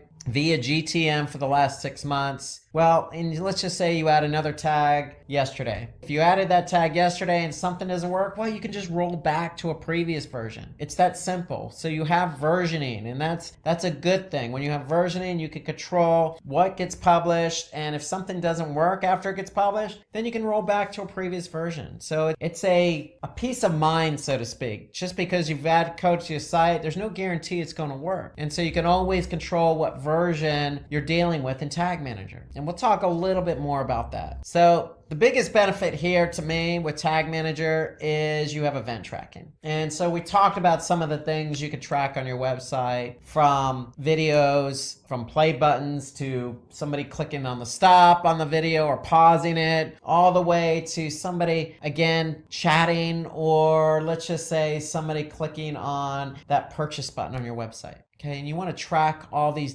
different things, these different interactivities and buttons. Well, event tracking is what you're going to use to track all those buttons. And to me, this is the biggest benefit of Tag Manager. And I'll show you some examples as we go along. And if we didn't mention it already, I'll mention it again. It is free. Tag Manager is free. There's no limit. So once you have Tag Manager going, you can add as many tracking codes as you want. There's no limit on the number of tracking codes you can add to Tag Manager. Okay, so it's free and you can use it to its fullest advantage. Okay, so it's also high security, meaning that it has different levels of permissions. Okay, so you can have somebody just go in and look at the different tags and tracking codes you have in GTM, or you can ask somebody who is very familiar with Tag Manager and can go in and add the tracking code to Tag Manager and then publish that tracking code when it gets added. So those are all the benefits. Let's talk about how it works now. Specifically, how does Tag Manager work? Because you're like, Rob, okay, again, a lot of jargon. You know, you got tags and JavaScript and versioning and publishing and all this other stuff. Well, I know I'm throwing a lot at you at once, but just bear with me here. Okay, so let's start talking about how it actually works. So you have a website, okay? Whatever that domain is, you have a website, and there's chances are on your website, you have some form of interactivity, whether that be a video, whether that be a blog, whether it be a form submission. You have a website with some interactivity.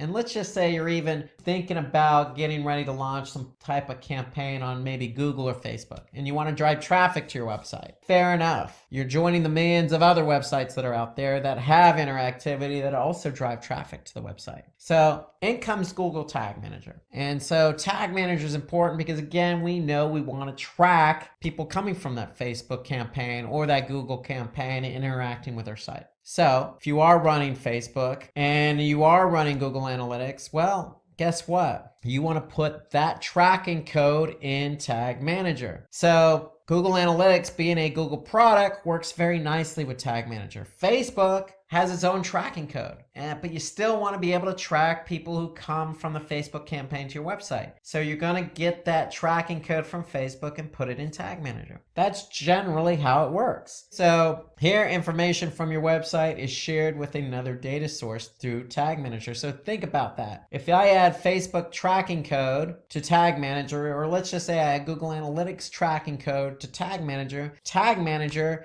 is the one that's pushing out and doing all the heavy lifting. They're the ones that are controlling what code gets fired and what code doesn't. So if you're putting the code in Tag Manager is controlling the code. Think about it that way. And let's show you an example of what that looks like. So here I am, I'm in Tag Manager. I just went to tagmanager.google.com, and here I could see a list of tags. So in our conversation, we're talking about tracking Facebook and we're talking about tracking Google Analytics. Well, Google Analytics is easy because it's a Google product. So here, if I look at all the different tracking code I have on my website through Tag Manager, let's just take a look at Google Analytics. So if you're going to use Tag Manager, you might as well put the Google Analytics code in here. So here I can see I have Google Analytics as a tag in Tag Manager. Now, for Facebook, if I'm running a Facebook campaign, well, I can take that pixel tracking and put it in GTM as well. And here I can see Facebook pixel. That code is added to GTM. I just basically took what Facebook gave me and put it into Google Tag Manager. So you can see I can add Facebook and Google Analytics. And again, I can't stress it enough, any tracking code from any platform I can add to Google Tag Manager in order to track the behavior from those sources. So let's take a little bit deeper dive into how Tag Manager works. So I just showed you an example of how you could take Facebook and Google Analytics code and put it into Tag Manager. But if you're not familiar with Tag Manager, then how do I do that? Well, let's talk about the structure and how Tag Manager works. So when you have a Tag Manager account, you have a container. Remember, I mentioned toy box earlier. You have a bunch of toys. If they're code and you're tracking different bits of code from different platforms like Facebook, think of those as toys, and you have a toy box. Okay, well, that's what this code is, and that's what a container is. The code is the code, and that's going to go into the toy box or container. And so the way Tag Manager works is you have tags, triggers, and variables. So if I take my Facebook tracking code and put it into a container, I need to set up a tag and a trigger. Okay, so let's take a look at what that is. So first, if I go back to Tag Manager, I'm going to have an account, and if I have an account, I'm going to have a container. So here I'm just going to click on an account with a container, and a container is nothing more than what website you're adding the tracking code to. Okay, that's all the container is. We're just letting Tag Manager know this is the website we're adding all this code to. So you have tags, triggers, and variables. That's the structure of Tag Manager. So tags are just what it says, tags. What are we trying to quote unquote tag? Well, if it's Google Analytics, that's easy. Here I can see I have Google Analytics added. So if I click on Google Analytics, here's my tag. And if I take a little bit of a deeper dive there, since Google Analytics is a Google product, it integrates already with Tag Managers. It's pretty easy. I can just choose Google Analytics, then I'm going to check page view,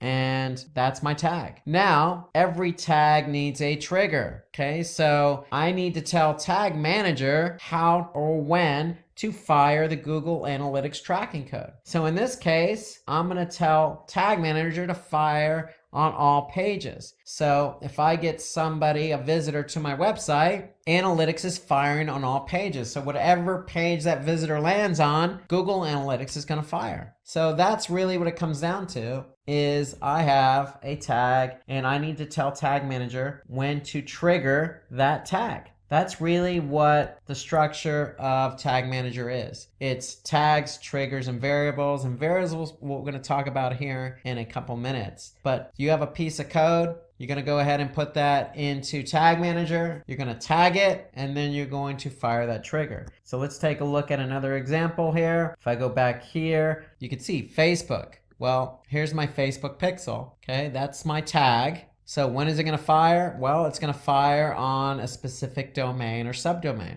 That's basically what we're doing. We're trying to tell GTM when to fire that particular tag. So those are the three main components: a tag, okay, which is going to contain the JavaScript code that you get from, say, Facebook, the trigger. So you're going to go into Tag Manager and tell Tag Manager when to fire that code. That's the trigger. And then you have variables. And so variables are basically just additional information that Tag Manager may need for your tag and trigger to work. So that's what a variable is. It's there to get the tag and trigger to fire. So variables are divided into built-in and user-defined variables. So common used variables include, say, page path or page URL or host name or click class. Again, they're there, and these examples I just gave you are there to get your tag and trigger to work. Think about it that way. That's a component. And if I go into Tag Manager here, and here on the left side, I can see variables. So remember, I have built-in and user-defined. So built-in means that Tag Manager already built these for me. So in case I need to get my trigger to work with my tag, I can use a variable. So those are built in, and then I have user defined. So these are what I define. These are what I created. And again, the variables are there to get the tag and trigger to work. Okay, so that's the job of the variable. The job of the tag is to host that JavaScript code. Okay, in the case of Facebook or analytics, that's where we're putting our code. So here, if I click on AdWords remarketing, again, it's a Google product, so I don't really need to even deal with code. I'm just gonna select Google AdWords remarketing. Okay, so you can see GTM integrates nicely with some of the other Google products. But let's just say you have a Facebook pixel tracking code. You're going to choose custom and you're going to put the code here. So that's part of the tag. And then the trigger again is there to get the tag to fire. So you're telling GTM when to fire the tag.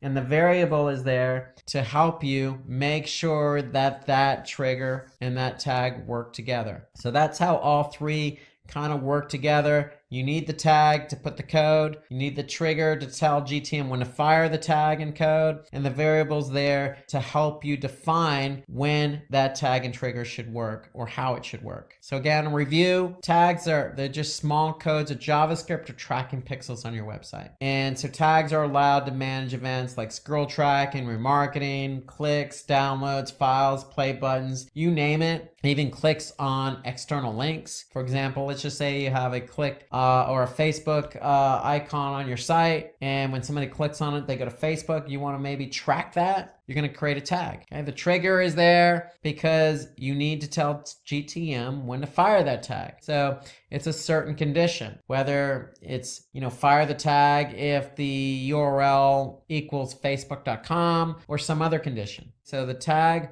cannot be created until the creation of the corresponding trigger. So tags and triggers go together. You can't just create a tag and not have a trigger. Otherwise, your tag will never fire. And then the variable is there again. It stores the information when defining a trigger or transferring data to tag. So a variable has a variety of data. Okay, so you pick and choose the variable you want to use with that trigger. Okay, so you're making sure that by defining a variable, you're making sure that you're telling GTM how that trigger should be fired. So let's take a look at another example here of how all three play together. If I'm in this account, I'm in this container. If I look down here, I can see Google Optimize. That's another Google product. So what I'm doing here is I just chose Google Optimize as my tag. It's already integrated. So what does that mean? I don't even need to deal with any code. I'm just going to select Optimize. Well, we have the tag Google Optimize, but we need to tell GTM how to fire that. And so here we're going to tell GTM to fire it on all pages. So that's basically a very simple example because we're firing it on all pages. So if I want to look at something specific again, Facebook,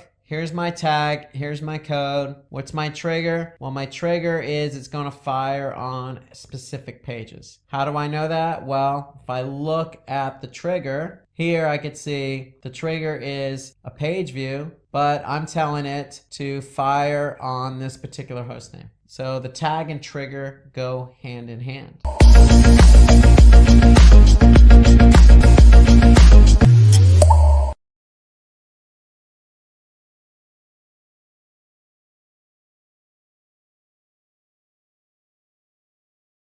So how to get started with Tag Manager. So first things first, you have to create that account. So you're going to go to tagmanager.google.com, or you can do a search for Google Tag Manager, and you're going to create your account. And then when you create your account, what's going to happen is you're going to set up a container. And when you set up a container, you have choices. So you could set it up for your website, for an app on iOS, or maybe Android, or you can even set it up for AMP, an accelerated mobile page. So most people by default are probably going to set up Tag Manager for their website. And so when you do that, when you actually select website, what's going to happen is you're going to get some Google Tag Manager code in return. And so the whole idea here is you're going to do a swap. What you're doing is basically you're saying, okay, Google, I'm going to take this Google Tag Manager code and I'm going to put it on my website. I'm going to put it on every page of my website. So notice Tag Manager has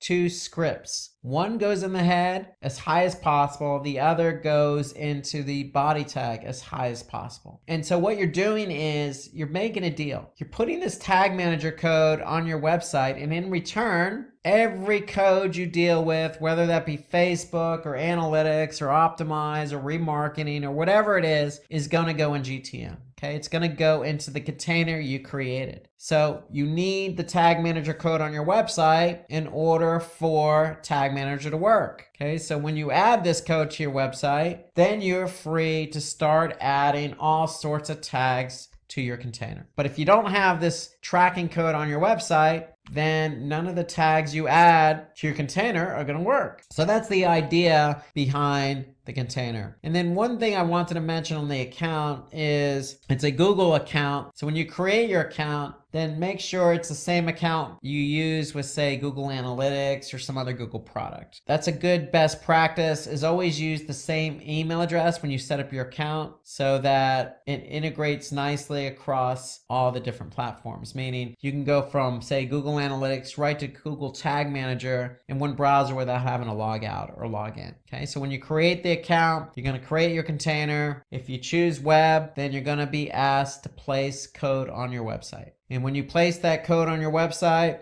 then you are free to start using Tag Manager. And that means you're free to start adding tags. Okay, so if you want to know more information about installing Google Tag Manager, then what I would recommend is visit the Quick Start Guide website of GTM. So again, if you're curious as to where that code is located in Google Tag Manager, well, when you create an account and you create a container, that container is going to have a specific ID. So if I click on that specific ID, here's where I can get my code. Okay, so again, when I'm logged in to Tag Manager, I'm going to click on Workspace, but in the top navigation, I'm going to see my unique GTM ID. If I click on that, that's where my code is going to be located. And so again, your code needs to go in the header, and there's another script that needs to go in the body. And if you're not sure how to add the code to your website, well, you can always click on the Quick Start Guide here. Okay, and that'll take you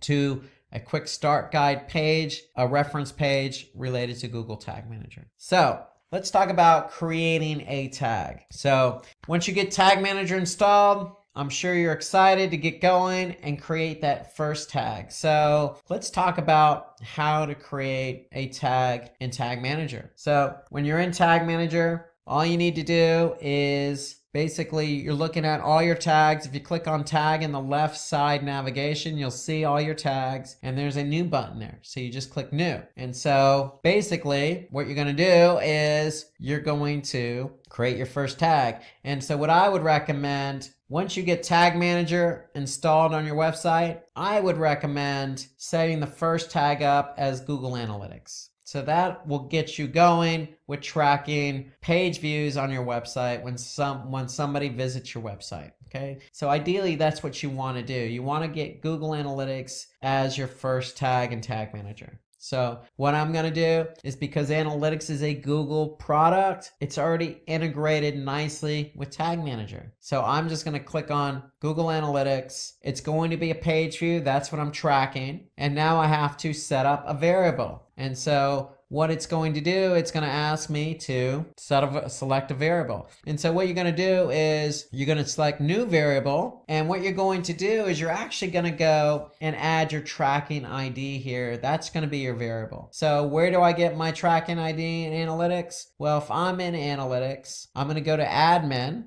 And then under property settings, I'm going to see my tracking ID. And all you need to do then is go to tag manager and paste copy. First, you got to copy over that tracking ID. Then you're going to go to tag manager and paste it. And then that's going to create a variable for you. And then when you create that variable, you're going to see it in the drop down here. So I've already created it. And basically, that's your tag with a variable. Then what are you going to do? You're going to set up a trigger. So see, I have some triggers already set up. You're going to see a default trigger already set up for you, and that's going to be all pages. So ideally what you want to do is you want to select all pages in order for analytics to fire on all pages. So that's what we're doing. We're setting up a trigger. We're basically telling tag manager, hey, if I get a visitor to any page on my website, then I want you to fire Google Analytics. So that's basically, in summary, how to set up your first tag. And my recommendation is your first tag should be Google Analytics. And when you set up analytics, you're going to have to set up a variable for the tracking ID. And so you get the tracking ID again from admin, property settings, copy and paste that tracking ID over, save it, you have your variable. That variable is going to be included in with the tag. Then your trigger is going to be all pages. And there you go. You have your first tag, you have your first variable, you have your first trigger. So that's basically what you want to do. And once you've added that tag, once you've added that trigger, then the only thing you need to do now is basically publish the tag. And so anytime you save a tag, you're going to go ahead and submit it so that way it gets published. So again, what you're going to do is let's take a step back here. You're going to choose new tag. You're going to choose analytics from the drop down menu. You're going to choose page view. Then basically you're going to add your tracking ID so you can set up the variable. And then basically that's what you need to do. Okay, you're going to add that tracking ID and then voila, that's your tag with a variable. And then once you've done that, then you're going to click submit. So when you click submit, you're basically saying, hey, I want this tag to go live now, this tag and trigger. And once you've done that, then analytics is ready to go. And anytime somebody goes to your website on any page, Tag Manager is going to fire Google Analytics. So the great thing here is you have something called Google Tag Assistant, and that's an extension that works with Chrome. And so when you've actually added Tag Manager to your site, or you have analytics running in Tag Manager, you can confirm if those tags are firing properly. So let's take a look at how Google Tag Assistant works. Okay, so if you just do a search for Google Tag Assistant, you're going to see here that it's basically just an extension that works in Chrome, and unfortunately it only works in Chrome browser. It doesn't work in any other browser. So go ahead and install that extension into Chrome. And when you do that, you're going to see this nice icon here in your browser. And now, if you go to any website and I click on Google Tag Assistant and I click on Enable, okay, so basically I'm loading Google Tag Assistant. And now once I refresh the page, I can see that this particular site has Google Tag Manager installed. And not only does it have Tag Manager installed, I can see that it's also has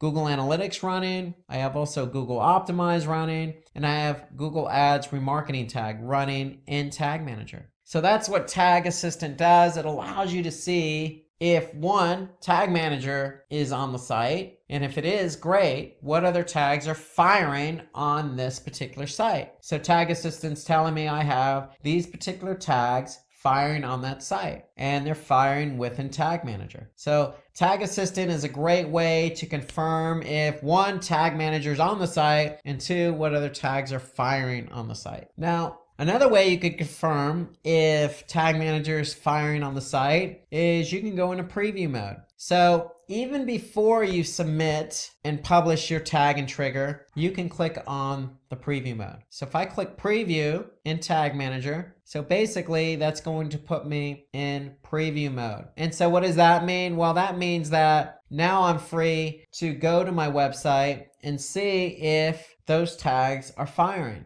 And so let's take a look at what that looks like. So if I go to the website and just click refresh, then what's going to happen is Tag Manager is going to load in preview mode, just as you see here. Okay, so that's going to take a couple seconds to load up. And now what can I see in preview mode? I could see that I have GTM firing, but I also have some other tags firing on this page. Remarketing, I have Google Analytics, I have Google Optimize. I have some other tags firing as well. And so the preview mode shows me what tags are firing on any given page. And I can also see what tags did not fire. Okay, so here I have a number of tags already in GTM, but they didn't fire on this particular page. So let's just say I clicked on the Donate Now button. I'm still in preview mode, so I'm going to be able to see what tags fired. Now I could see I have a couple of tags that have fired on this particular page. And then I could see what tags did not fire on this page. Okay,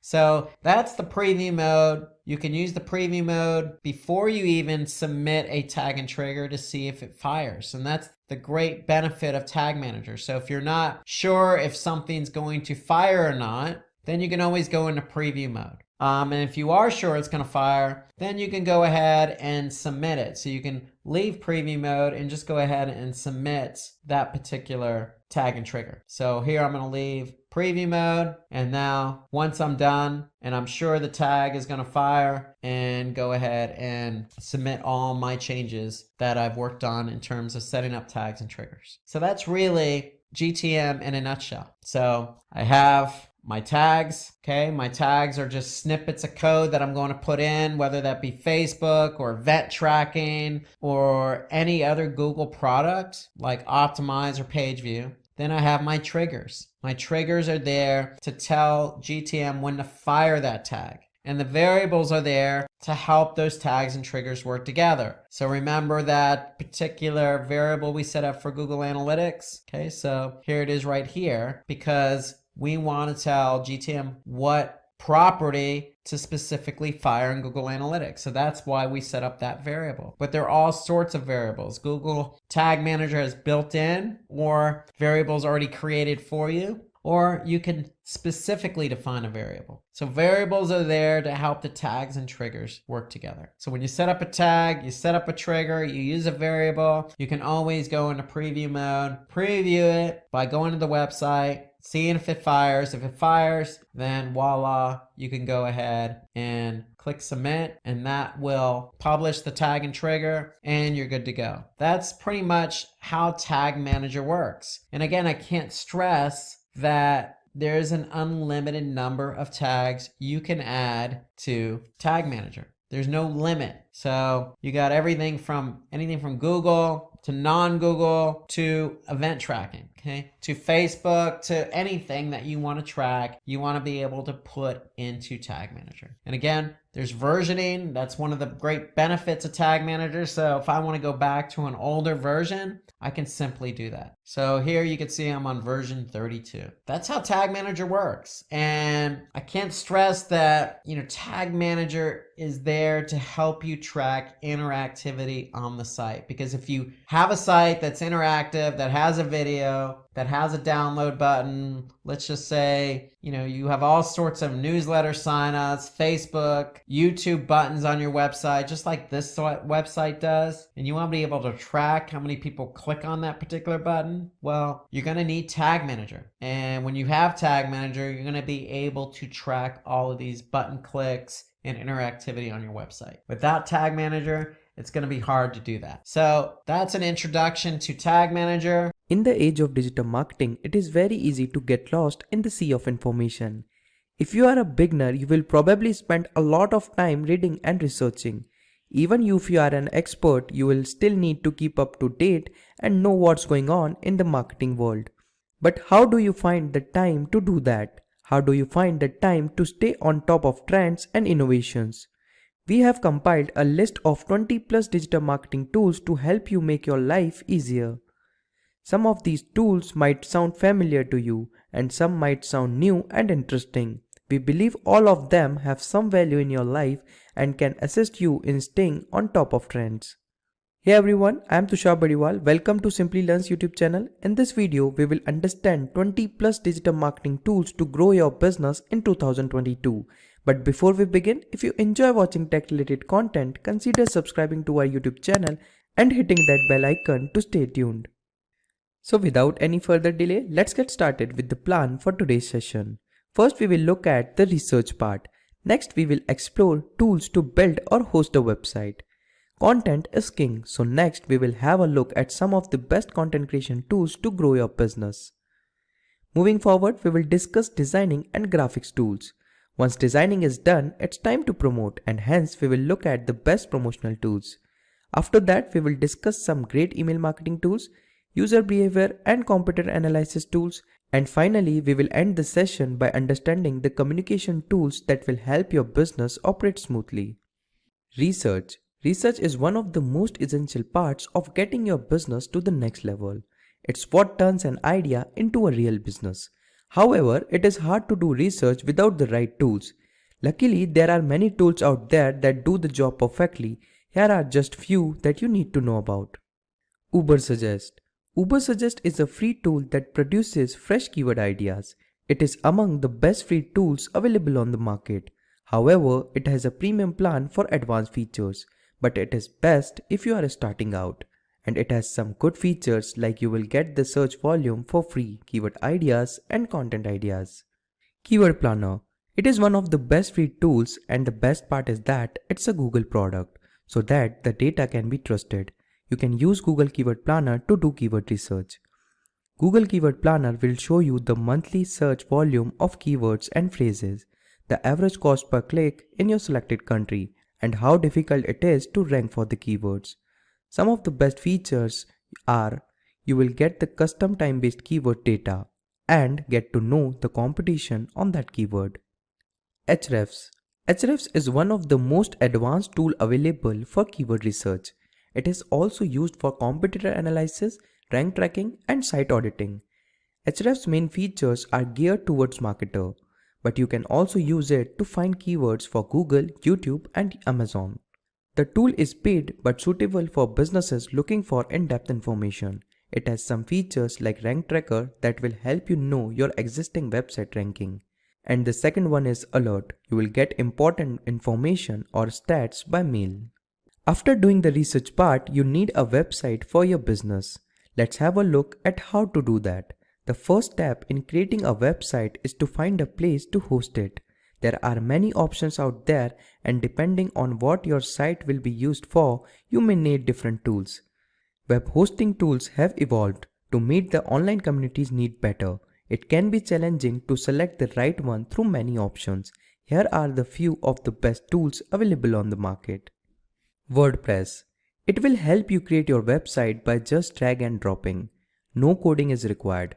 Also, it has a lot of plugins that can be used according to your website needs. Blogger. You can create a beautiful blog using Blogger for free, and it also has free themes which you can use. Still, it is always recommended that you use tools like WordPress to build your website, because businesses need a website with lot of functionalities, and WordPress makes this process easier. The website requires hosting, as the next tool we have is Hostinger. You need to purchase a domain and hosting to host a website. There are other companies also available that you can use to host your site, such as GoDaddy, HostGator, etc. Hostinger provides automatic backups that will ensure that your website data is secured and allows you to create unlimited subdomain, which is also necessary for a business website. For free hosting and free domains, you can use Infinity Free. But for a business website, it is always recommended to go with the paid hosting, because this will give your customer a good experience when they visit your website. But for a beginner just wanting to learn how website hosting works, you can use Infinity Free. Every business website and its social media platform need content, and content is the oxygen of the internet. There is no surviving without it. But meeting the demand of a content-hungry world often means that you are forced to pull your hair out only to throw more into the fire. From research to creation to distribution, content is now 24/7 job requiring many internal resources or costly outsourced help. If you are looking to cut down the cost and streamline your efforts, here are some content creation tools to take your business to the next level. Headline. It is an AI tool that will create a landing page automatically. No writing, designing, and coding is required. You need to give information about the product, and it also has built-in templates to use. It became famous because of this feature, but now it is upgraded and you will see a lot of other features that will help you create excellent content. It is a paid tool, but you can try its free version. Peppertype. It is a one-stop AI solution tool for all content needs, and the best part is you will get 10,000 word limit to try out this fantastic tool. The specialty of this tool is that it allows you to create content for specific social media platforms and long-form content. Grammarly. Grammarly is a free online tool that finds mistakes in your writing and suggests improvements. As you write, Grammarly will underline any mistakes you have made and offer suggestions on how to fix them. Greetings everyone, this is Rob Sanders from Simplilearn. Happy New Year, and today we're going to talk about digital marketing skills. So digital marketing allows business owners, regardless of the business, nonprofit, for-profit, large or small, national, local, international, to really expand their business. It allows them to personalize their content, they can save money, and most importantly, they can measure the results. And so that's what we're going to focus on today when we talk about digital marketing skills, focusing on measuring those results. So suppose anybody wants to work in marketing or grow a company or help grow an individual's company or ensure to keep up with the appropriate skills. This is what we're going to cover today. So we're going to cover a few channels, and so let's get right to it. Today we're going to start off with search engine optimization, or SEO, also known as organic search. So SEO is an interesting channel. It's probably the premier channel for most companies. In fact, HubSpot confirms that 57% of B2B marketers stated that SEO generates more leads than any other marketing initiative. So it's really important for not only just generating traffic, but it's also important for generating leads and generating more business, including e-commerce. And so what does SEO entail? And what skills should you acquire in order to manage SEO as a marketing channel? Well, if you think about it, SEO is really divvied up into two pies. One pie is called on-page, the other pie is called off-page. And so on-page consists of things you can do to the website to help you be found in organic search. So what are those things? Well, it could be anything from page load speed to 404 errors to sitemaps. And so the point here is, if you're going to manage SEO and you know that you got to make sure your website's in tip-top shape, or your client's website's in good enough shape for Google to recognize it as a legitimate site, you have to have some technical skills. Now, I'm not saying you have to be a developer, but at the same time, you have to know what a 404 error is. You have to know where and how to generate a sitemap and upload that sitemap. You need to know how to edit a robot's text file. So those are, what I call soft technical skills, but they're all valid for SEO. So you have to have some technical background. Staying in the on-page pie, okay, you need to make sure you have not only skills to write content, but skills to optimize content. So you need to be aware of all the different elements on a page in order to optimize that page. So again, that entails, some copywriting skills, but more importantly, and probably more challenging, is to take those copywriting skills and enhance them for SEO. Okay, so making sure that you're able to understand what it is that you need to do to get a page optimized so it can rank higher in the search engine results. Okay. So those are on-page skills. And then you got the other piece of the pie, which is off-page. So understanding what it takes to make sure your site is relevant. So it's understanding different metrics, off-page metrics like page authority, domain authority, external links, internal links. And so generally most SEO managers have a third-party SEO platform that they work with, like SEMrush or Moz. So it's understanding how to work with those platforms to measure off-page results. So we always say that SEO as a digital marketing channel is an 800-pound gorilla. Well, it is, because you have on-page and off-page to worry about. So the two of those together, you know, is quite a task in order to rank. And so what brings SEO and all digital marketing channels is understanding the metrics and understanding what you're seeing in order to measure results and improve upon those results. Okay. So that's really the theme for all these digital marketing channels we're going to talk about today. It's really about, okay, what metrics and how do I measure the results? And so when we look at SEO in terms of measuring results, on the on-page side, okay, you're going to have to do some keyword analysis. You're going to have to understand, okay, what volume is. You're going to understand how to get the competition numbers, okay, and you're going to have to understand what keywords to choose. Okay, so that in itself is a skill, being able to choose keywords based on several metrics. Then you're going to have to be able to ascertain, you know, what pages and what keywords are driving traffic and how those pages are performing. Okay, and then again, the off page, you got different metrics like domain authority or page authority. You have external links, internal links.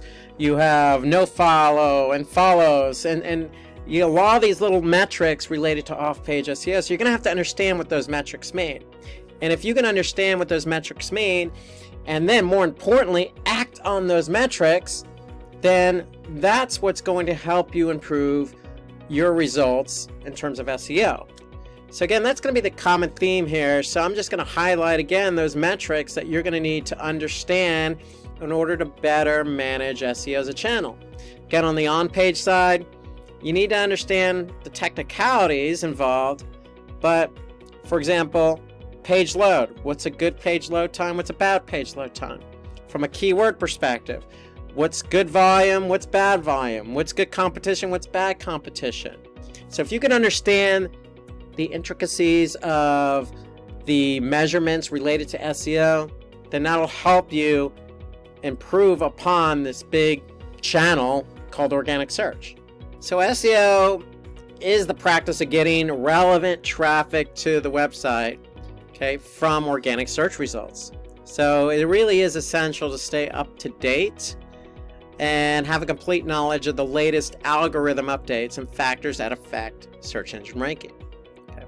So that's SEO. Let's transition to search engine marketing, also known as paid search, sponsored search, Google Ads, Bing Ads, pay-per-click, cost per click, a lot of acronyms, a lot of ways to describe it.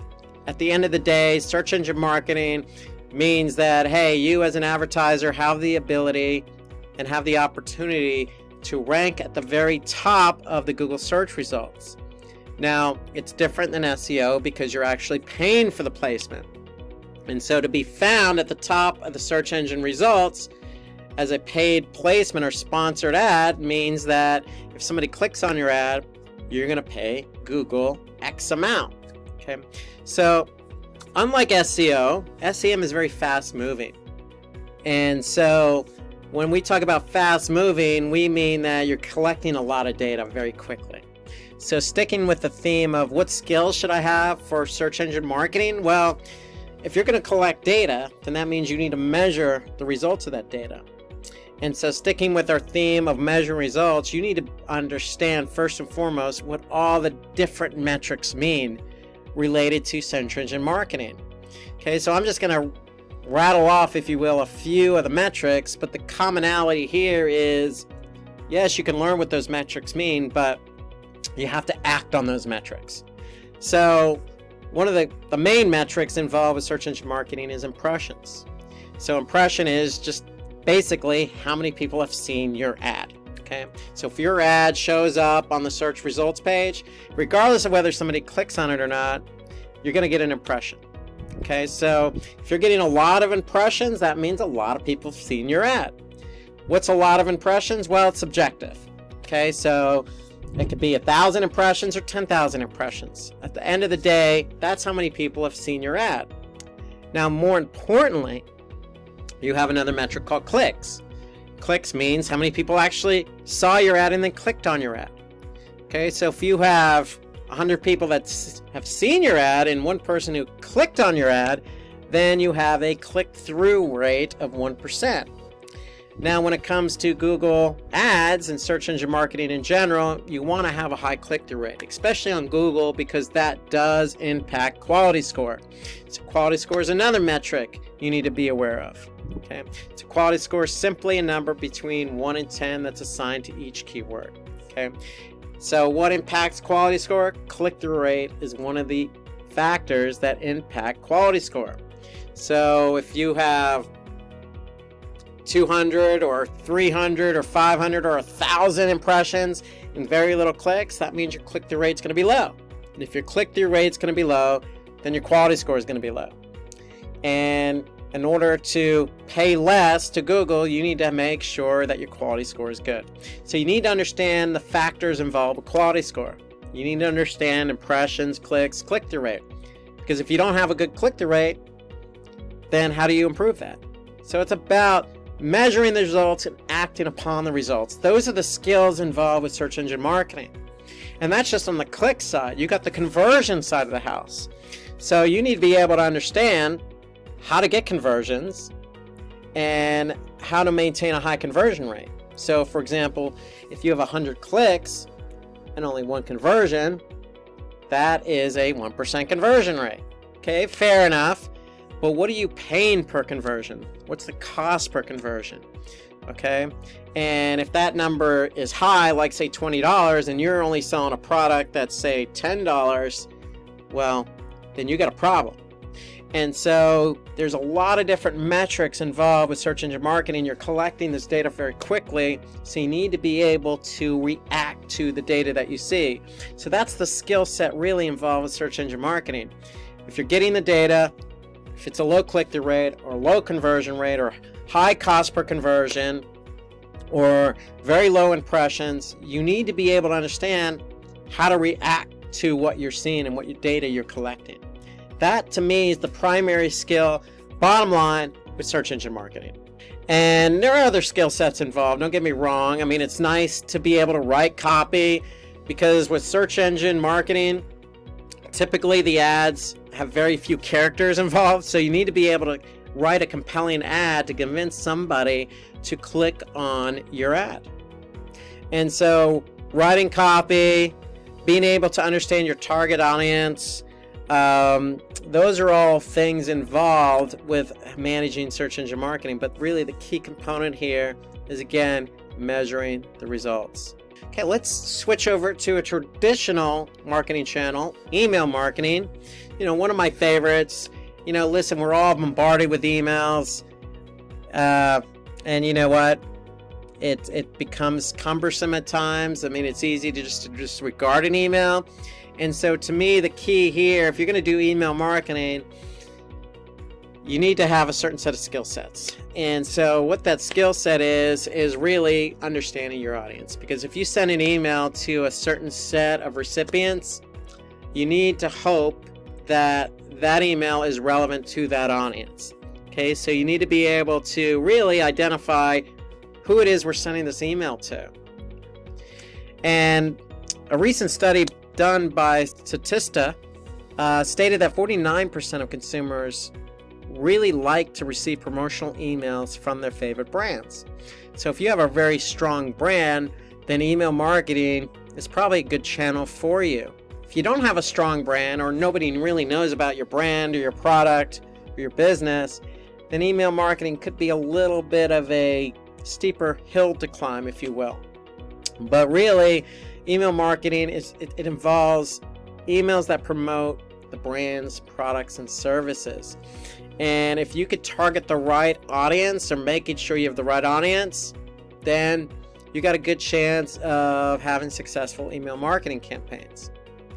But when it comes to emails, you know, it's like having a blank canvas. You can be as creative as you want as long as you're talking to the audience. So the big skill set here, again, is copywriting and having some, creativity involved with that copywriting.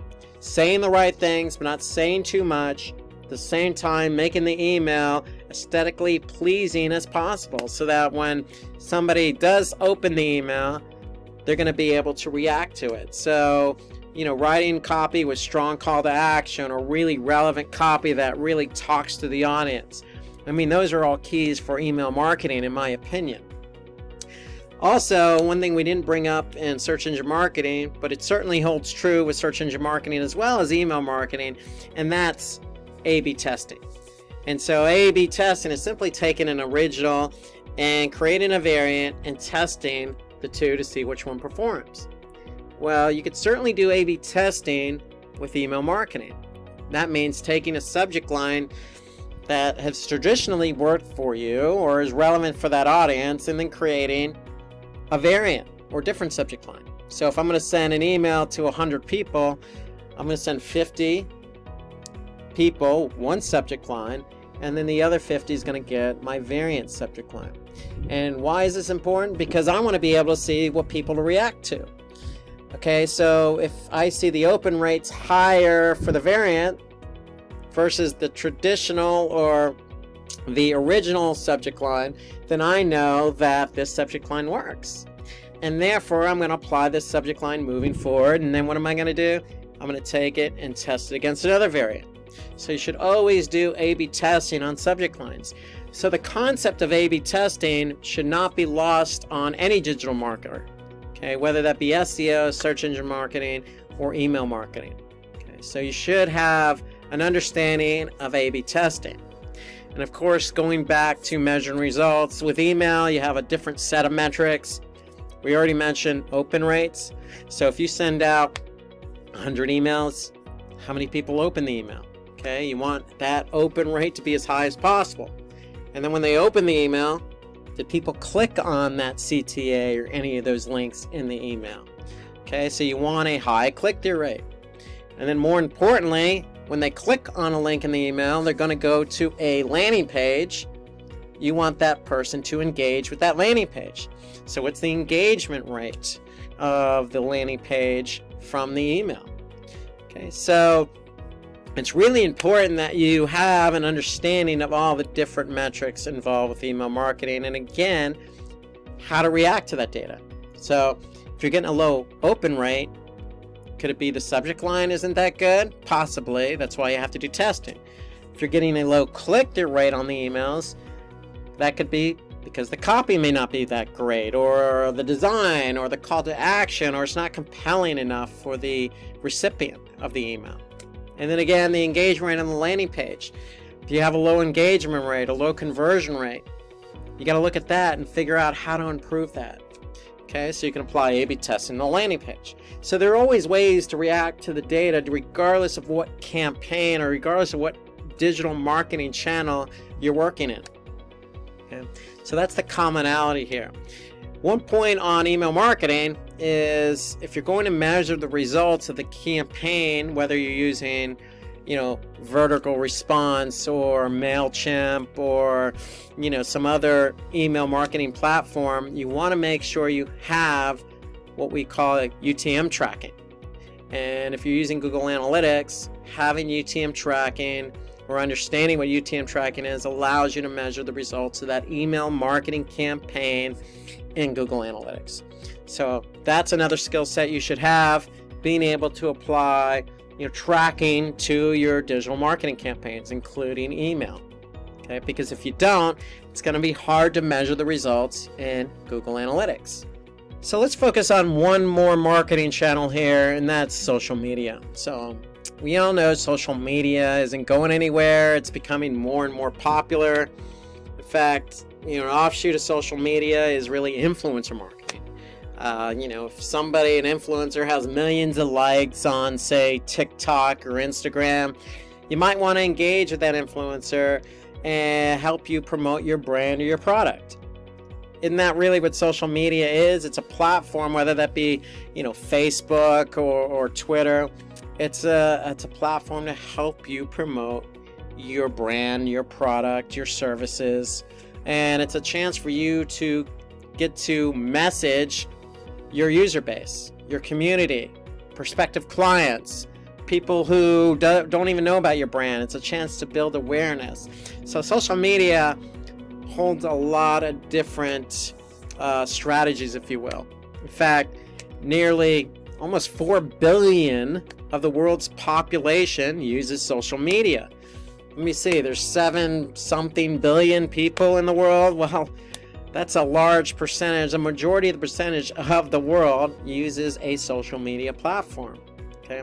In fact, just like SEO, when you need an SEO platform, there are plenty of social media platforms. There's Later, there's Sprout Social, there's Hootsuite, there's Buffer. In fact, Buffer confirmed that 73% of marketers believe social media marketing has been somewhat effective or very effective for their business. And that's promising because social media, in my opinion, having been in this industry a while, it can be a very fickle channel.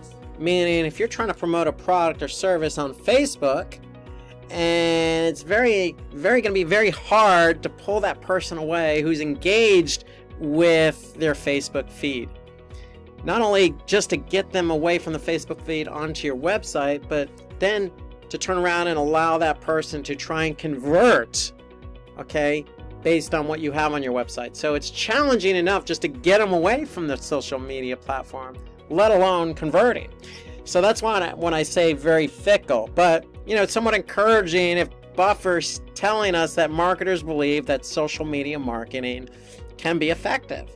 And it can be effective. You just have to have the right strategy. So to me, one of the skill sets you should have if you're going to be a social media marketing manager is being able to understand, what is the strategy here? What are we trying to achieve when we set up a social media platform or enact a social media campaign? Okay. And so that's really the first thing. It's really understanding what platforms, what's the strategy here? Because if the strategy is brand awareness, then what channels or social media platforms, if you will, work best for us? Is that Twitter? Is that Facebook? So it's being able to kind of formulate a strategy, a plan, if you will, for social media marketing, because the last thing you want to do as a marketer is endlessly just post content for the sake of just posting content. Because just like any other marketing channel, you're going to have metrics. And social media is not shy on the metric front. Okay, so you have reach, you have impressions, you have engagement rate. In fact, every social media channel has its own set of specific metrics, whether that be likes, followers, shares, reviews, stars, if you will. So it really depends on the social media platform that you're using. But at the end of the day, you need to be able to measure the results. If you're posting, let's just say on Facebook, and your whole job or strategy is to entice engagement, meaning get people to share that particular post or act on that post, then you need to be able to measure the engagement. How many people saw the post? How many people engaged with the post? Okay. And so just like any other marketing channel, you're collecting data and you need to react to that data. But more importantly, it's about being able to, put a strategy together first. And then I would, a skill set I would recommend you have is understanding all the different social media platforms that are out there. I just named Buffer or Hootsuite or Sprout Social. They're all good in their own right, but they're all going to have different features. So to me, understanding what social media platform works best for you. You want to choose a social media platform that, allows you to control what posts you schedule, when you schedule them, how they're scheduled, what platform they're scheduled on. At the same time, you want a social media platform that's going to help you understand the engagement that you're getting from that platform. And you probably want a social media platform that allows you to, quote unquote, listen in, if you will, on what users are, reacting to in terms of hashtags or what's trending on that particular platform. Okay, so you want a listening tool, if you will, as part of that social media platform. So it's understanding what platform you want to use when it comes to social media marketing. It's understanding what strategy that platform is going to help you enact. Okay, and then it's also that social media platform that's going to help you understand the data so you can react to the data. Okay. So those are all, to me, the skill sets you need as a social media manager. And then an offshoot of social media is paid social. So just like search engine marketing, you can advertise on, say, Twitter, LinkedIn, Facebook on a cost per click basis, meaning if you're showing your ad on LinkedIn and somebody clicks on it, you're going to pay for that click. You're going to pay LinkedIn, or you're going to pay Twitter, you're going to pay Facebook. So it's understanding, the skill sets involved with paid social is understanding what assets you can have when advertising on these platforms. Can you use video on LinkedIn or Facebook? Can you use what type of images, and how big do those images need to be, and can you have wording on those images, or what are the guidelines involved with having images as part of your ads? So having a full understanding of the types of assets that you can run in terms of your advertising on social media is very important, in my opinion, because it's always changing. And you want to be able to put the best asset, the best message. You want to put your best foot forward when advertising on social media. And of course, when you do advertise, again, a whole nother set of metrics. How many people saw your ad? How many people clicked on your ad? How many people engaged with the landing page? How many people converted? What was the cost per conversion? So all of those are metrics that we covered in search engine marketing. They apply with paid social. So you have the opportunity on paid social. You have the opportunity on social media to really get your message out there. It's really understanding what kind of data you're collecting, what are the results of the ad or the post, and how do you react to that?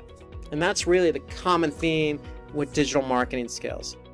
If you're not a big fan of numbers, you're not a big fan of Excel, if you will, or spreadsheets, if looking at a mountain of data scares you, well, then you might want to think otherwise when going into digital marketing. But if you want to embrace the data, then digital marketing is really a great career, because if you can get the data and you know how to react to the data, then you can be successful in any campaign you run.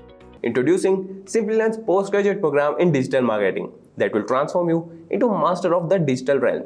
This comprehensive program, crafted by industry specialists, equips you with extensive knowledge and practical skills to excel in the fast-paced digital realm. Enroll in our postgraduate program in digital marketing. Become a game changer in online marketing and find the course link mentioned in the description box below. We're going to cover digital marketing interview questions and answers. So thanks for joining again, and here's how it's going to work. So we broke out a few questions and answers in different categories. A lot of you are going to be interviewing for some jobs out there, and some of the jobs may be an SEO manager or search engine marketing manager or email marketing manager or content marketing manager or social media manager. So we broke up those questions into those areas. And so that's what we're going to do. We're going to start with SEO. We're going to go through some questions, and I'm going to explain the answers to those questions. So if you have any questions to these questions or answers, feel free to just comment right below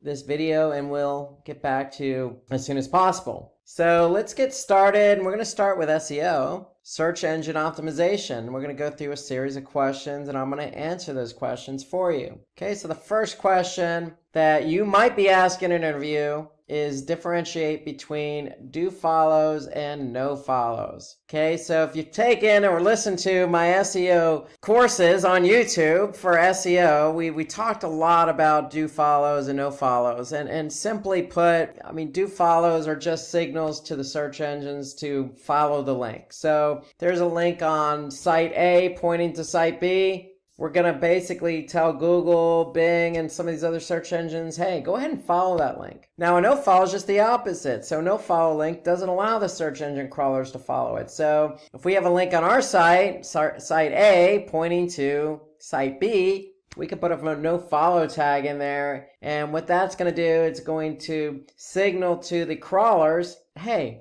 don't follow this link. So in the end, if the crawlers don't follow the link, then there's not going to be any link juice passed. And so Google is not going to give you credit or give that site credit for having a link pointing to it or pointing to another site or from another site. And so it's all about linking. So we can control if there's links on our site, whether we want the crawlers to recognize those or not, simply with no follow tags. So just a reminder, link juice is the reputation or equity passed from one website to another. So if you have a link on another website and that website is of high quality, meaning their page authority, their domain authority is high, they have a lot of content, they're not spammy, they're really rich and they're relevant, then you may want to make sure that the link pointing from that site to your site is a no follow. So that way that Google can recognize the link from that site to your site. And basically that reputation is going to be passed on to you. Okay, so that's a do follow versus a no follow. And why would we do a no follow? Well, it just depends. It really depends. A lot of social media platforms like Facebook have no follows. If you have a lot of content, you may not want to be pushing out a lot of do follows. It could actually look bad from an external linking standpoint. And so a lot of sites are really particular about who they want to pass link juice onto and give credit for the link. So it's a business decision at the end of the day. There's really no hard, fast rule here, except from an SEO perspective, if I have a site and I have a lot of external links pointing outward to other sites, I'm going to be particular about who I allow the search engine to follow and what links I allow not to follow. Okay, so here's an example of what they look like. So do follow is simply just the href. Notice the no follow has the tag appended to it, the href tag with a no follow. So if the search engine's crawling your site and they see that no follow there, they're not going to follow that link, and vice versa. If there's a link on another site pointing to yours and there's a no follow there, you're not going to get credit. The search engines aren't going to pick up that link. Okay, so question 2, what is 301 redirect and how is it different from a 302 redirect? So 301 redirects tell users in the search engine specifically that an original page has been moved, and this is the key word here, permanently. So permanently moved. We're going to explain that in a minute. So it's just moved from one page to another. And so if we don't have a page anymore, but we have a new page, let's just say you built a new website with new URLs, you want to make sure the old page is pointing to the new page with a 301 redirect. So if a 301 redirect is permanent, then a 302 is temporary. So we want the search engines to recognize that we have 301 permanent redirects in place. Why? Because if we have temporary, then it might alert Google to not keep that page in its search engine rankings because it's temporary. So why would Google want to keep a temporary page or even a page that is pointing to another page on a temporary basis? So they may remove both pages from its index. Okay, but if we have something permanent in place, Google may say, okay, this page is permanently linking to another page or redirecting to another page. Therefore, it's stable, it's permanent. We're going to keep that new page in the index and eventually remove the old page. So really, something permanent is more stable in the eyes of the search engine. Something temporary may not be as stable in the eyes of, say, Google. And if they don't see it as stable, then they may remove both pages from the index. Okay, so the idea is we want to be found in Google Search Index, and we get it. Sometimes pages go away for a variety of reasons. And if it does go away, just make sure you have a new page for it. And that new page is a 301 permanent redirect. Okay, so question 3. Why are backlinks important in SEO? Well, we kind of hinted on that a bit with the nofollow. Because if we have a link from another website pointing to ours, and that link from that other website is really relevant, and it has a high page and domain authority, then it's going to benefit us. And so backlinks are important because if we have backlinks from high quality sites, it's going to improve the credibility of our site, especially if it's a do follow tag. So the search engines are going to recognize the relationship between the site that has a link pointing to us. Okay, so it's just going to build our credibility. It's going to increase our domain authority. And then the net effect of that is if we're credible and we have high domain authority, then that's going to increase the rankings of our pages. And when the pages increase in ranking, then we're going to get more of a lion's share of the traffic for certain keywords that our pages are found for. And if our pages are found and getting traffic, then because we have increased rankings, we're likely going to have increased traffic. And then it's just a snowball effect. So more traffic leads to more engagement and conversions. So the whole idea for SEO is, remember, you have an on-page strategy and an off-page strategy. Building external links is part of an off-page SEO strategy, and we want to make sure that we are relevant in the form of a link or in the form of content on other high-quality sites. Being on a high-quality site only benefits us because, again, increases our domain authority. Google sees us as more relevant. Therefore, our pages are going to benefit by ranking higher, and therefore, when we rank higher, we get more traffic. So it's a snowball effect. So having backlinks is important because it snowballs all the way through to conversions. Okay, so what are the best practices to rank your videos on YouTube? This is a great question, really great question. Given the importance of videos, especially with SEO, because videos are found. YouTube in itself is a search engine. So if we have a video, how are we going to get it to rank on YouTube? Well, first things first, you never want to put a video out there and want it to rank if it's not engaging or informative. So make sure you go ahead and follow the best practices of having engaging and informative content in your video. Now, once you have that video in place, you want to optimize it. And then some of the key factors for optimizing the video are,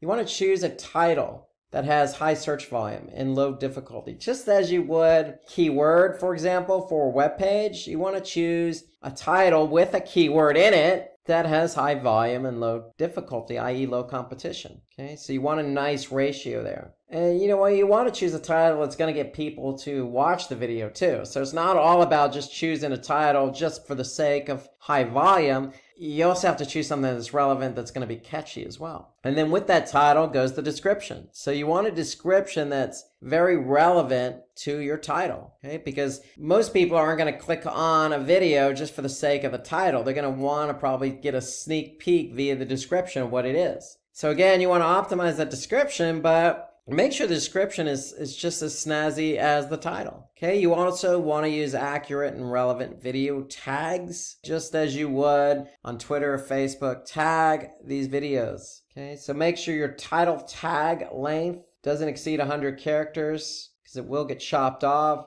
So again, that goes back to just writing something really short and to the point that's going to grab somebody's attention. Okay, you also want to upload a captivating thumbnail, something that's relevant, that's going to grab somebody's attention. And then again, we set it similar to the video tags. We want to use relevant hashtags. Again, just as you would with Twitter and Facebook, go ahead and throw some hashtags in there that people could see because people search via hashtagging. And then this goes without saying, you did all the work, created a really great video. It's engaging, it's informative, you optimized it. Feel free to promote your video on other social media platforms. Okay, don't just stick with YouTube per se. So the benefit here is if you post it on Facebook or LinkedIn or whatever platform of your choice and it gets engagement, people click on the link, go to YouTube, they're going to like it, and then other people are going to see that engagement. They're going to see how many people liked it or how many subscribers you have. So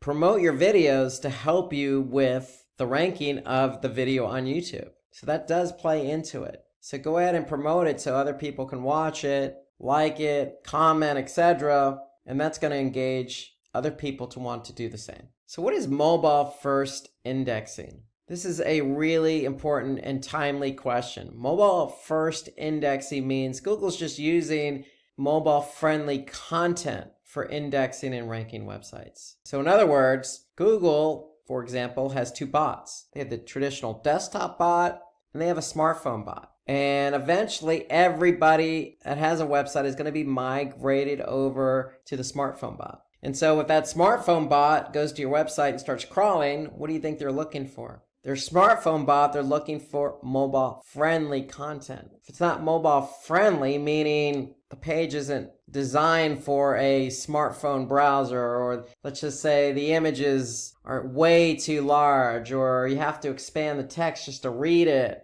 a lot of these issues that somebody would have just simply trying to read something on a web page on their mobile device, Google's not going to grab that content. So you want to make sure it's mobile friendly so it gets indexed. And so if your website has a responsive design, Google will rank your website based on its performance on mobile devices. Okay, so you want to make sure that your website is mobile friendly. And if you're in an interview and somebody asks you this question, you could even take it a step further and say, look, I'm going to measure how friendly my website is for mobile devices in Google Search Console. Because Google Search Console has a report that will show you what pages on your website are not mobile friendly. And it's not a guarantee, but I can tell you if I'm Google and I'm crawling your site with my smartphone bot, and that page or one of my pages is not mobile friendly, I'm probably not going to index it or rank it. So you want to leverage that report in Google Search Console to see what pages are mobile friendly.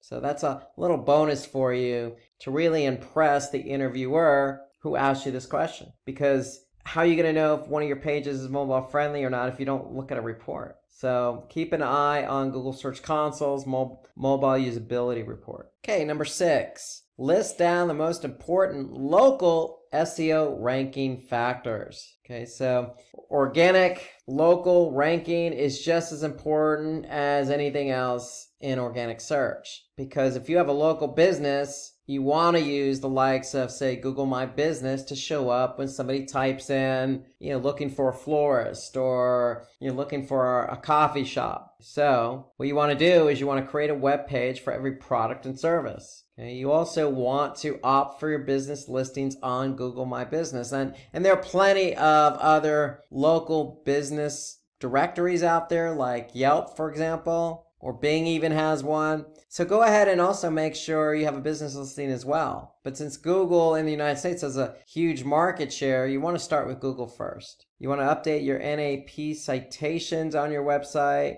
maintain consistency of your NAP. Okay, so NAP is name, address, phone number. So you want to make sure that that's current and consistent. So if you have a number on your website, make sure it's the same number on Google My Business. Okay, you can embed a Google map on your website.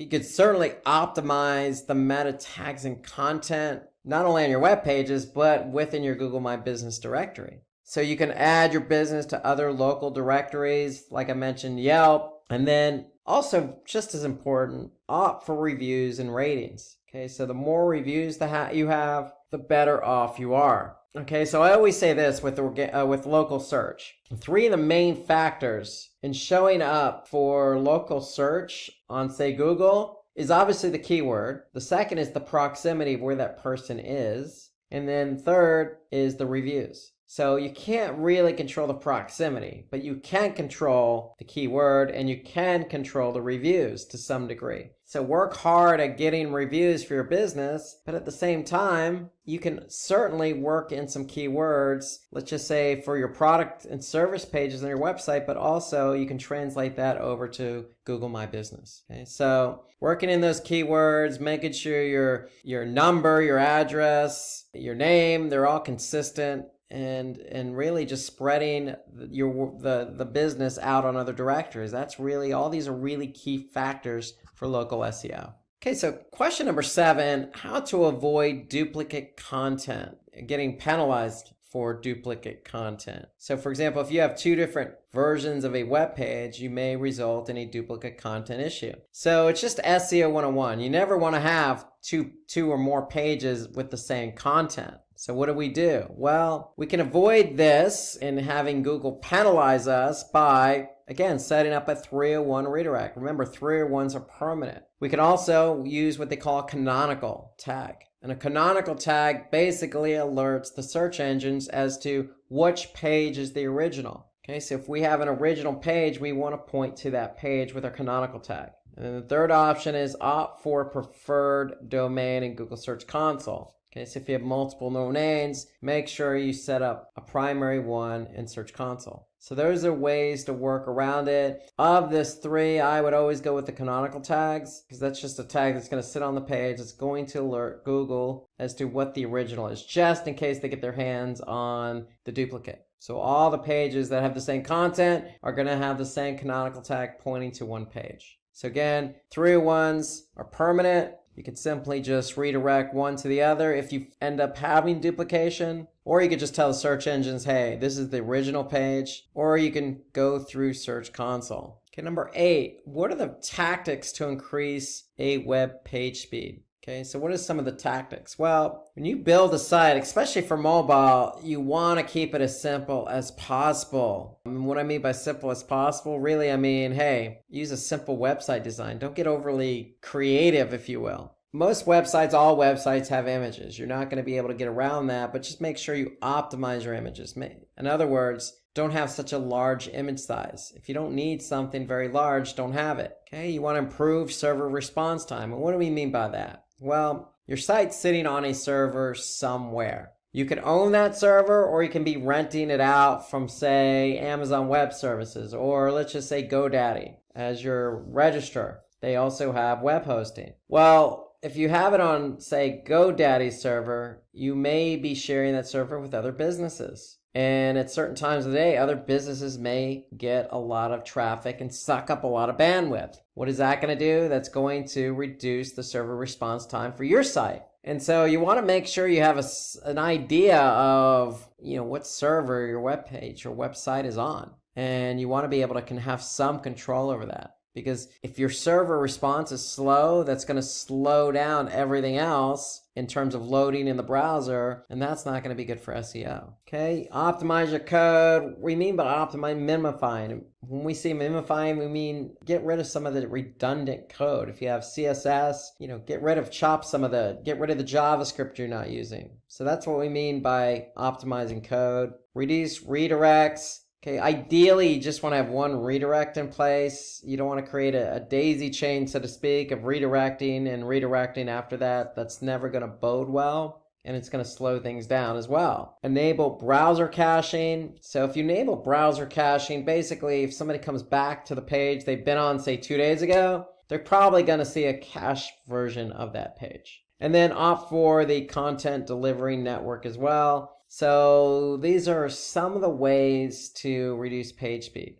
Now, if you're curious about the page speed of your website, you can always go to Google's Page Speed Insights tool. And all you have to do is just Google Page Speed Insights, or even just something generic like Google Page Speed. And you're going to get this tool, Page Speed Insights. And all you need to do is just plug in a URL. When you plug in the URL, Google is going to analyze the URL for both mobile and desktop. And so here we could see Google gives a score. So we could see the score for mobile, and we could see the score for desktop just by clicking on desktop. And so here I could see some of the issues that the site may be having in terms of page load time for their desktop. If I flip over to mobile, here I could see some other issues. For example, they have a server static assets with efficient cache policy. Now, if you're not sure what the heck that means, you can always just click on it and you can see some specifics here. Or you can just always Google it as well. Here you got to reduce the impact of third-party code. Okay, so that's another thing. Reduce JavaScript execution time. So again, going back to some of the comments we made about coding. Okay, sometimes too much code or code not functioning as well as it should will tend to slow down the site. Okay, so you can use Page Speed Insights. You can always get a glimpse of how pages are loading simply by also going to, for example, Google Analytics. Under Behavior, okay, you can go to Site Speed, and if you click on Overview, okay, what Google does is they do a sampling of pages over time. And in this case, based on 89 page views, they have an average page load time. And so you can get a sense of how quick specific pages load your site overall simply by looking at the Site Speed Overview report in Google Analytics to get a sense of how quick your pages are loading. Now, there are certain factors that do affect load time. So obviously the way the page is built with the code, the images, etc., but also the browser. Each browser loads differently. Okay, so you want to take a look at it by browser, also by country. Every country has a different network. Okay, you can be in the United States and have worse network service than you do, say, in Ivory Coast in Africa. Okay, so it really depends on the network you're on. So, and also the page. Every page is built differently. So you want to get a sense of what pages are loading quicker and which pages are not. You can simply just go to page timings in Google Analytics and you get a sense of what pages do not load fast and which ones do. And maybe hone in on the pages that aren't loading fast and address those pages first. Okay, so you have two tools at your disposal, one Google Analytics and one PageSpeed Insights. Okay, so let's look at question number 9 here. So when should an individual target short tail and long tail keywords? Okay, so remember, short tail are usually 1 to 2 keywords, very broad in nature. Long tail keywords are maybe 3, 4 keywords in a query, or maybe an entire sentence. Those are considered long tail keywords. So usually short tail keywords have higher volume, but also higher competition. Longer tail keywords usually have lower volume, but also lower competition. But the great thing about long tail keywords, the conversion rate will tend to be a little bit higher than, say, a short tail because it's less vague and more specific. So you can use short tail keywords if you're trying to drive a lot of visitors because those keywords are going to be vague or broad in nature. Long tail keywords are used for targeted pages such as product pages and articles. So if you have a specific product with a long name, you can certainly optimize that page for that product name. Again, the product name may have low volume, but if somebody types in exactly that product name, you show up, the chance of them converting are going to be very high. So you don't have to always be that specific with the product name, but try and be as specific as you possibly can in order to get somebody to click on your link in the search engine results and get them over to your site to convert. Okay, so those are really the big differences. Short tail, very broad, very vague, a lot of volume, but also a lot of competition. But hey, if you're ranking for a short tail keyword, you're probably going to get a lot of traffic. The conversion rates may not be as high as something, say, long tail, where, hey, maybe you're just honed in on a few set number of products and you don't care a lot about the traffic. You just care about getting the relevant traffic to your site to convert. Okay, number 10, what are the important elements to focus while developing a website? So we're talking in terms of SEO. Okay, so if somebody asks me this question in an interview, what am I going to focus on while developing a website? Well, the answers are right here. Yes, we talked about mobile. Mobile is so important because a lot of websites are going to be indexed with Google Smartphone Bot. So mobile usability is very important. So we need to make sure our website is responsive for mobile. Just some basic practices when it comes to site architecture and navigation. We want to have a simple URL structure. Okay, no overly cumbersome. The navigation should simply be clean and neat. Okay, if you have 5 products, okay, maybe you have in your navigation, you have something called products with all 5 listed, or you have all 5 products in the main navigation. The key is you just want to make it clean and neat and easy for somebody to find. The rule of thumb is if it's good for the end user, it's probably going to be good for Google. But if it's complicated for the end user, it's probably going to be complicated for Google. You always want to create a sitemap. Now, what is that sitemap? A sitemap is simply just a formatted file that includes all your URLs and assets, your images and your videos. They're going to be sitting on your server as well. So you want Google or these bots to be able to find your pages and assets. And by the way, you want to take it a step further and make sure you upload that sitemap, which is sitting in the root directory, meaning domain.com/sitemap.xml. Okay, you want to take that sitemap and make sure you input that sitemap location in Google Search Console. That way, Google Search Console has a one-way ticket to grab the elements in the sitemap. Another important element to focus on while developing a website is having a robots text file. And all a robots text file is like a lock, I always say, to a house. So if you lock a door in your house, nobody's going to be able to get in that door. So that's all a robots text file is. You're telling Google and these other bots that are coming to crawl your site what's locked and what's not locked, meaning what they have access to and what they don't have access to. So you want to be able to make sure you have a robots text file if you're trying to non-index specific pages of your website. Because if you tell Google, don't crawl these pages or this directory, they're not going to get crawled. And if they don't get crawled, they're not going to get indexed. So robots text file is an important element to focus on while you're developing your website.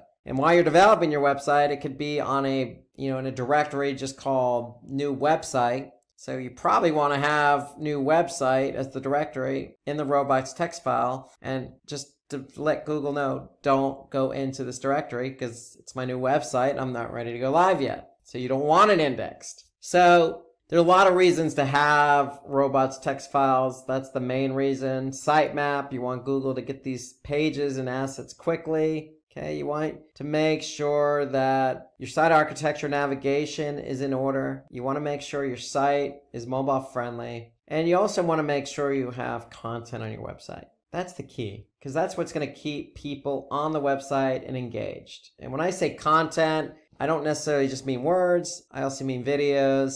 I also mean images, something interactive. Okay, you want to keep people engaged. That's the key behind it. Trust me, if an end user finds your site engaging, Google is likely going to find your site engaging. Okay, so those are good brownie points to bring up if somebody asks you this question in an interview. So just a recap here, it's important to have a better site structure so that bots can easily access and index the content. Okay, with a responsive design, helps to make your website mobile friendly and user friendly. Would also increase the amount of time a user spends on your website, which may improve your site's ranking. Sitemap is simply just a file that helps search engine bots to understand the structure of the website. Okay, how many pages are on your website and where are they located, along with the videos and images. Okay, and then the robots text just instructs the search engine crawlers to understand what pages should not be indexed. Okay, this is simply just a text file, and it's added to the root directory. Again, think like a door, think of a lock. Okay, you can lock whatever doors you want in your house.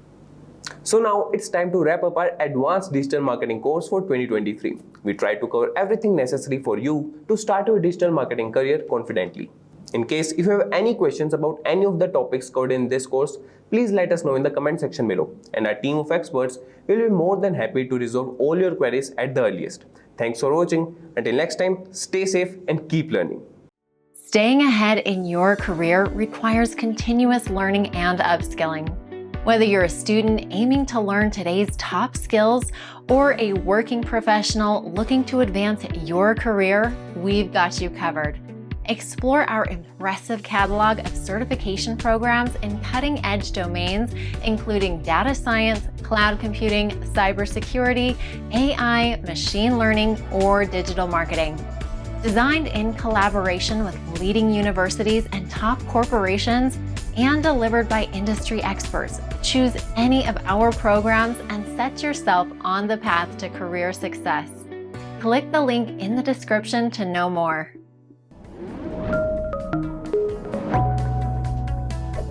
Hi there, if you like this video, subscribe to the Simplilearn YouTube channel and click here to watch similar videos. To nerd up and get certified, click here.